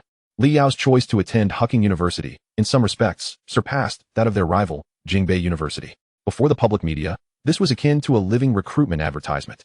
After a brief moment of contemplation, Li Yao responded, "To be honest, it mattered little to me where I went. Hucking and Jingbei were selected randomly by flipping a coin." UCC glanced awkwardly towards the principal, taken aback by such a response. The principal, however, was unfazed as Li Yao continued to speak with a smile. That was merely a jest. In truth, Hucking University possesses a unique scholarly ethos that perhaps created an environment conducive to my entrepreneurial success. He added, "I would like to make a statement. All Hucking students present here are welcome to seek guidance at Xingyao Technology upon their graduation. Our doors will always be open to Hucking." Li Yao beamed, akin to a wolf surveying a flock of lambs, addressing the students with a playful bravado. To reap rewards, one must first sow seeds. A few compliments could easily foster a sense of identification among the crowd, facilitating his future selection of quality employees. Indeed, his words immediately stirred excitement among the students. Even the graduate students from the college began to buzz with enthusiasm. Oh my! It appears that Li Yao's success is also intertwined with a deep affection for his alma mater. Perhaps I could seek an internship at his company, and who knows, I might also find success. You are absolutely right. As a student of Hucking, we must strive for self-improvement. A resolute male graduate student from the chemistry department declared, "I shall terminate the recruitment agreement with the Research Institute tomorrow and directly seek refuge at Xingyao Technology. I too have contemplated this course of action, especially since Li Yao is our senior and may lend us a helping hand. Moreover, fellow students from the same department are also pondering this possibility." Seeing the favorable response, Li Yao continued to elaborate on his grand vision. "Should the university permit it, I am willing to invest 50 million to establish a foundation." He extended 5 fingers towards the students below. He promised, "The foundation will specifically support diligent and outstanding students, allowing them to sign internship contracts with Xingyao before graduation." The principal rose to applaud enthusiastically, his face beaming with joy, as if basking in the warmth of spring. He immediately gave an oral agreement. Meanwhile, the board members beside him exchanged peculiar glances at the principal, somewhat reluctantly joining in the applause. Once seated, the principal soon sensed something amiss. He questioned internally, "Did I just mishear 50 million? Such a meager sum." A sense of foreboding washed over him. He felt ensnared. Merely 50 million to lure away the university's top talent, and for an internship contract no less, not even a formal one. This young man, Li Yao, exhibited a ruthlessness in recruitment that rivaled the most seasoned capitalists. It was no wonder the board members appeared discontented. They had invested so much yet had never witnessed the principal's generosity before. However, it was too late. He could not publicly undermine his own students in front of the media. Meanwhile, students, having discerned the university's stance, were suddenly filled with ambition, contemplating their paths to develop within Xingyao. After all, Xingyao Technology is an emerging industry, and working there would undoubtedly be a wise choice. As numerous reporters raised their hands to signal for attention, UCC smiled and remarked, "It seems that many of our journalist friends present today are quite interested in Mr. Li, and they appear eager to ask numerous questions. Please feel free to pose them one by one." A staff member handed the microphone to a female reporter in her 30s. She stood up and directly posed a question to Li Yao. "Mr. Li, given that the Xingyao smartphone series has nearly captured 60% of the high-end market share domestically, with such substantial profit margins, is there still a necessity to develop military technology?" Li Yao crossed his legs, resting his chin on his hand with a smile, and replied, "Do you believe that smartphones can alter the world's dynamics, or that they can guide the evolution of humanity?" The female reporter was left speechless, unable to respond. Chapter 72, 541. 1 billion? Too low. Li Yao chuckled and shook his head. It can be said that both Xingyao's smartphones and software platforms are merely means of generating profit. They are but small subsidiaries under my umbrella. Why do competing companies fixate on these smartphones and software? Because they lack the capability to engage with the more advanced core technologies. The students from Hucking burst into laughter, clearly understanding Li Yao's disdain for the so-called high-tech internet enterprises within the country. Following the female reporter's inquiry, another journalist from a foreign media outlet posed a question. Foreign journalists tend to be bolder, often delving into more sensitive topics. Does the exoskeleton machinery produced by Xingyao possess immense lethality? And do its production specifications align with international standards? Li Yao furrowed his brows, recognizing that the individual was clearly seeking confrontation. The exoskeletons manufactured by Xingyao were exclusively sold to the military. It was absurd to suggest they were intended for use in a kitchen. You may address your concerns to the relevant authorities. If any violations occur, I will willingly accept an investigation. However, if there are none, you must bear legal responsibility for your words and actions. Li Yao deftly shifted the blame to Qianlong, allowing this foreign journalist to speak freely, though he feared that the man might be taken away by the authorities the following day. The The foreign journalist, upon hearing this, dared not respond and, having not received the answers he sought, could only sit down awkwardly. At that moment, a middle-aged man dressed in a suit stood up and inquired, "Do you have plans to introduce exoskeleton technology to the international market? I understand that several foreign companies are keen on acquiring it and are attempting to communicate with Xingyao." All eyes turned to him, as this was indeed a significant question that many were keenly observing. However, Li Yao's response was unexpectedly nonchalant, not as awkward as anticipated, and his words stirred considerable interest. "Why must it be exoskeleton machinery? In the future, I will produce an array of advanced technological products. Do you intend to question me about each one?" His statement was ambiguous, and different individuals interpreted it in various ways. Nonetheless, Li Yao's failure to categorically reject the idea suggested that entering the international market was not out of the question. The man in the suit pondered for a moment, wishing to pursue his inquiry further, but Li Yao promptly dismissed him, instructing him to sit down. UCC intervened to ease the tension, smiling as she proposed, "Due to time constraints, let us reserve the opportunity for our junior colleagues to engage." She glanced at the audience, where hands were raised in unison, and randomly selected a young man. The student, hailing from the School of Finance, was visibly excited as he took the microphone. "Senior Li, the valuation of Xingyao technology in the venture capital industry has soared to 541.1 billion Hong Kong dollars. In just 4 years, you've built a $100 billion tech conglomerate. Could you share some insights with us?" The young man's voice was frantic, his hands trembling around the microphone. Li Yao frowned. "Are you certain it is 541.1 billion? The young man replied in astonishment. "Do you also believe the venture capital valuation is excessive? Has Xingyao not yet reached this level?" Li Yao shook his head and replied calmly, "No, it is far too low. To think it is less than 550 billion. Those so-called experts seem merely to seek fame without understanding the true value of technology." Seeing the young man's bewildered expression, Li Yao reassured him. "The secret to my success is rather simple. Just produce some technology to showcase, and one can earn a living from patent royalties." The audience was left in stunned silence, marveling at how effortless he made it sound to generate profit, particularly the entrepreneurs among the board members, who were left speechless, their faces flushed with embarrassment. Faced with individuals who were 2 generations younger, the industries they had painstakingly built paled in comparison to the accomplishments of this young entrepreneur. Moreover, to dismiss a valuation of over 200 billion seemed excessive. Among these board members, perhaps only Guo Qihua had reached the 100 billion level. And that was the result of years of accumulation. How long had it been since Li Yao founded his company? Just 4 years. In the present day, the economy is on the rise, and Xingyao stands as a leader in both the electronics and military industries among its peers in China. This suggests that as Xingyao gradually enters the international market, Li Yao's assets are bound to soar once more. At merely 18 years of age, his financial prowess is indeed formidable. Students from various departments, including finance, computer science, and physics, eagerly approached him with inquiries, creating an atmosphere of frenzy. As he neared the exit, Li Yao could still hear the incessant cheers behind him, surrounded by fervent and adoring gazes. Had this been another seasoned business magnate, perhaps the students at Hucking would not have exhibited such unrestrained enthusiasm. Yet, they were faced with a peer, some even his seniors, which rendered the situation somewhat surreal. In that moment, the affluent Li Yao was akin to Columbus igniting a gold rush, wielding substantial influence among the youth. Finally, concluding the seminar, Li Yao settled into the school-provided vehicle, which slowly transported him to the hotel. The accommodations were of international 5-star caliber, and other leaders attending the event were also staying there. Upon returning to the hotel, Li Yao received a call from Yi Cheng, the father of Yi Xueqing. Perplexed, he answered, and soon enough, a deep yet cheerful voice greeted him. "Mr. Li." "Oh no, I should say, President Li. It has indeed been a while since we last connected." Yi Cheng warmly greeted him. Li Yao replied with a smile, "As a shareholder of Xingyao, there is no need for such formality."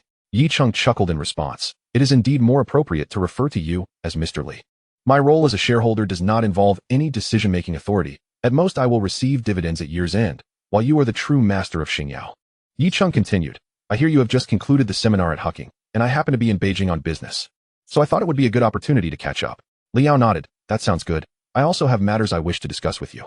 That evening, in a private, upscale restaurant, Yi Cheng and a few others had already gathered around a table, engaging in light conversation. Those who could sit at the same table as Yi Cheng were naturally prominent figures, mostly friends of friends, familiar faces within their circle. Dressed in a white shirt, a long coat, and adorned with a cross pendant, Li Yao emanated a cool and edgy vibe. Upon his entrance, Yi Cheng immediately exclaimed, "This is Li Yao. I trust you are all familiar with him." The others' eyes sparkled with interest as they greeted him with varying expressions. Among them was Guo Qihua, a distinguished honorary director from Hucking, who approached Li Yao enthusiastically for a handshake. As everyone settled into their seats, Yi Cheng began introducing Li Yao to the others. Noticing the closeness between Yi Cheng and Li Yao, the others began to contemplate their own strategies.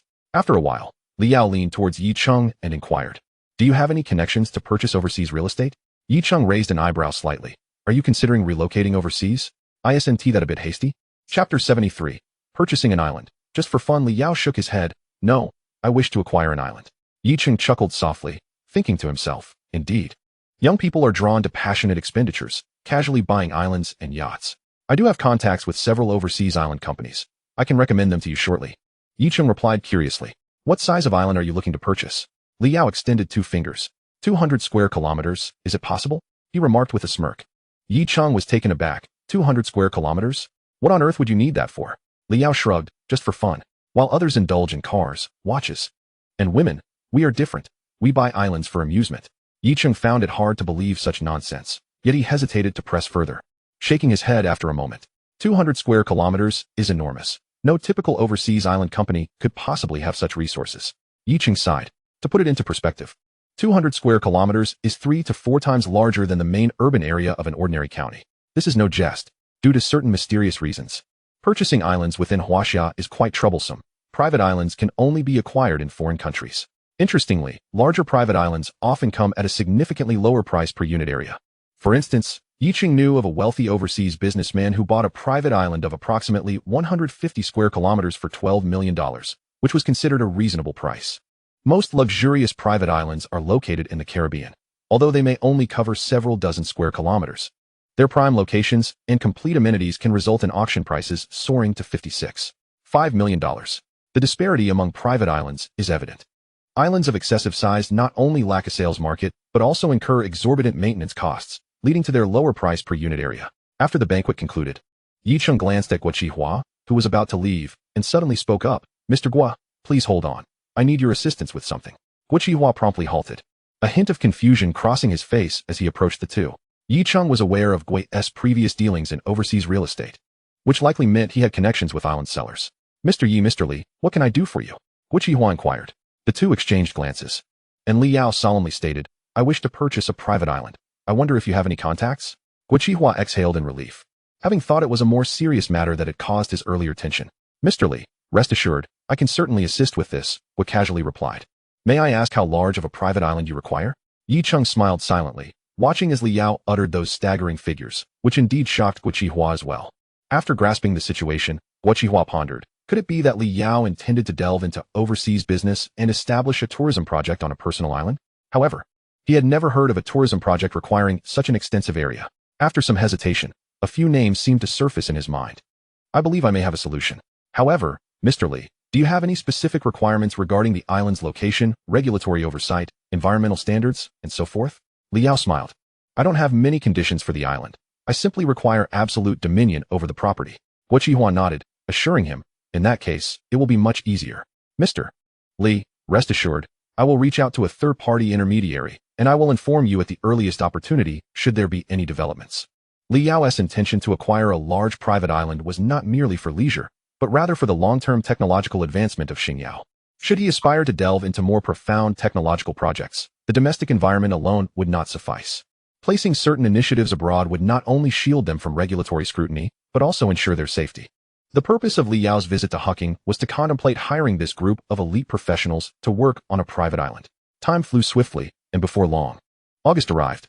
During this interval, Guo Qihua maintained contact with him, persistently verifying the owners of large private islands, though regrettably, none proved to be optimal choices. Whether it was a matter of inadequate space or proximity to regulated waters necessitating numerous bureaucratic procedures, the options fell short. However, perseverance bore fruit. As a third-party international auction house proactively reached out to Guo Qihua, they claimed to have identified an exceptionally suitable large island, characterized by a favorable climate, convenient maritime transport, and a location far removed from the mainland, thus ensuring utmost security. Guo Qihua promptly shared the information with Li Yao, further strengthening their rapport. Upon receiving the details, Li Yao's eyes lit up. This island indeed appeared promising, situated in the Indian Ocean, near the equator in a low-latitude region. Furthermore, it had maritime access, allowing for airport construction and facilitating transportation. Most significantly, the island belonged to the seller's family assets, yet due to mismanagement, they were compelled to sell their island holdings. Consequently, The island had not undergone extensive development, and its existing infrastructure was minimal, eliminating the need for later demolition or renovations. After acquiring the contact information of the third-party intermediary, Liao planned to first embark on a trip to the United Kingdom for further deliberations. As a private jet from the Eastern Realm descended gracefully upon London Stansted Airport, Liao stretched and stepped onto the crimson carpet at the disembarkation stairs, gazing at the silhouette of the City of London. Above the towering edifices, a persistent drizzle and heavy clouds enveloped the skyline. The weather had always been so dismal. One wondered how the British managed to endure it, Liao mused. On this journey, he had not brought anyone along nor disclosed any information publicly. He had even erased his whereabouts online, ensuring that even the most covert operatives could not trace him abroad. Such secrecy was intentional, aimed at meeting with senior executives from BBE Systems to discuss the previous military factory project. Upon exiting the tarmac, Liao's handsome visage caught the attention of numerous British women, who cast flirtatious glances in his direction. In contrast to his homeland, their boldness was unmistakable. A determined beauty approached Liao, yet he remained indifferent. Soon, he encountered the reception personnel from BBE Systems, clad in military green flight attire, exuding a quintessential tough guy image. "Excuse me, are you Mr. Liao?" the lead individual inquired, struggling with his Mandarin, earnestly attempting to make a favorable impression. It was evident they had made considerable efforts to learn Chinese, albeit with a rather poor articulation. Liao nodded in acknowledgement, somewhat speechless. "Yes, that is indeed me." The BB reception staff appeared elated, hastily greeting him and extending a hand to assist with his luggage. Liao gently brushed their hand aside, opting to converse in English for the sake of convenience. He spoke softly, "I do not require any assistance. You may simply lead the way."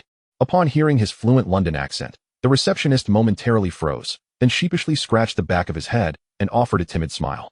Chapter 74. A necessary price increase for the Hidden Dragon. The executive director of BBE Systems had traveled a great distance back to London, taking full responsibility for the reception of Mr. Liao.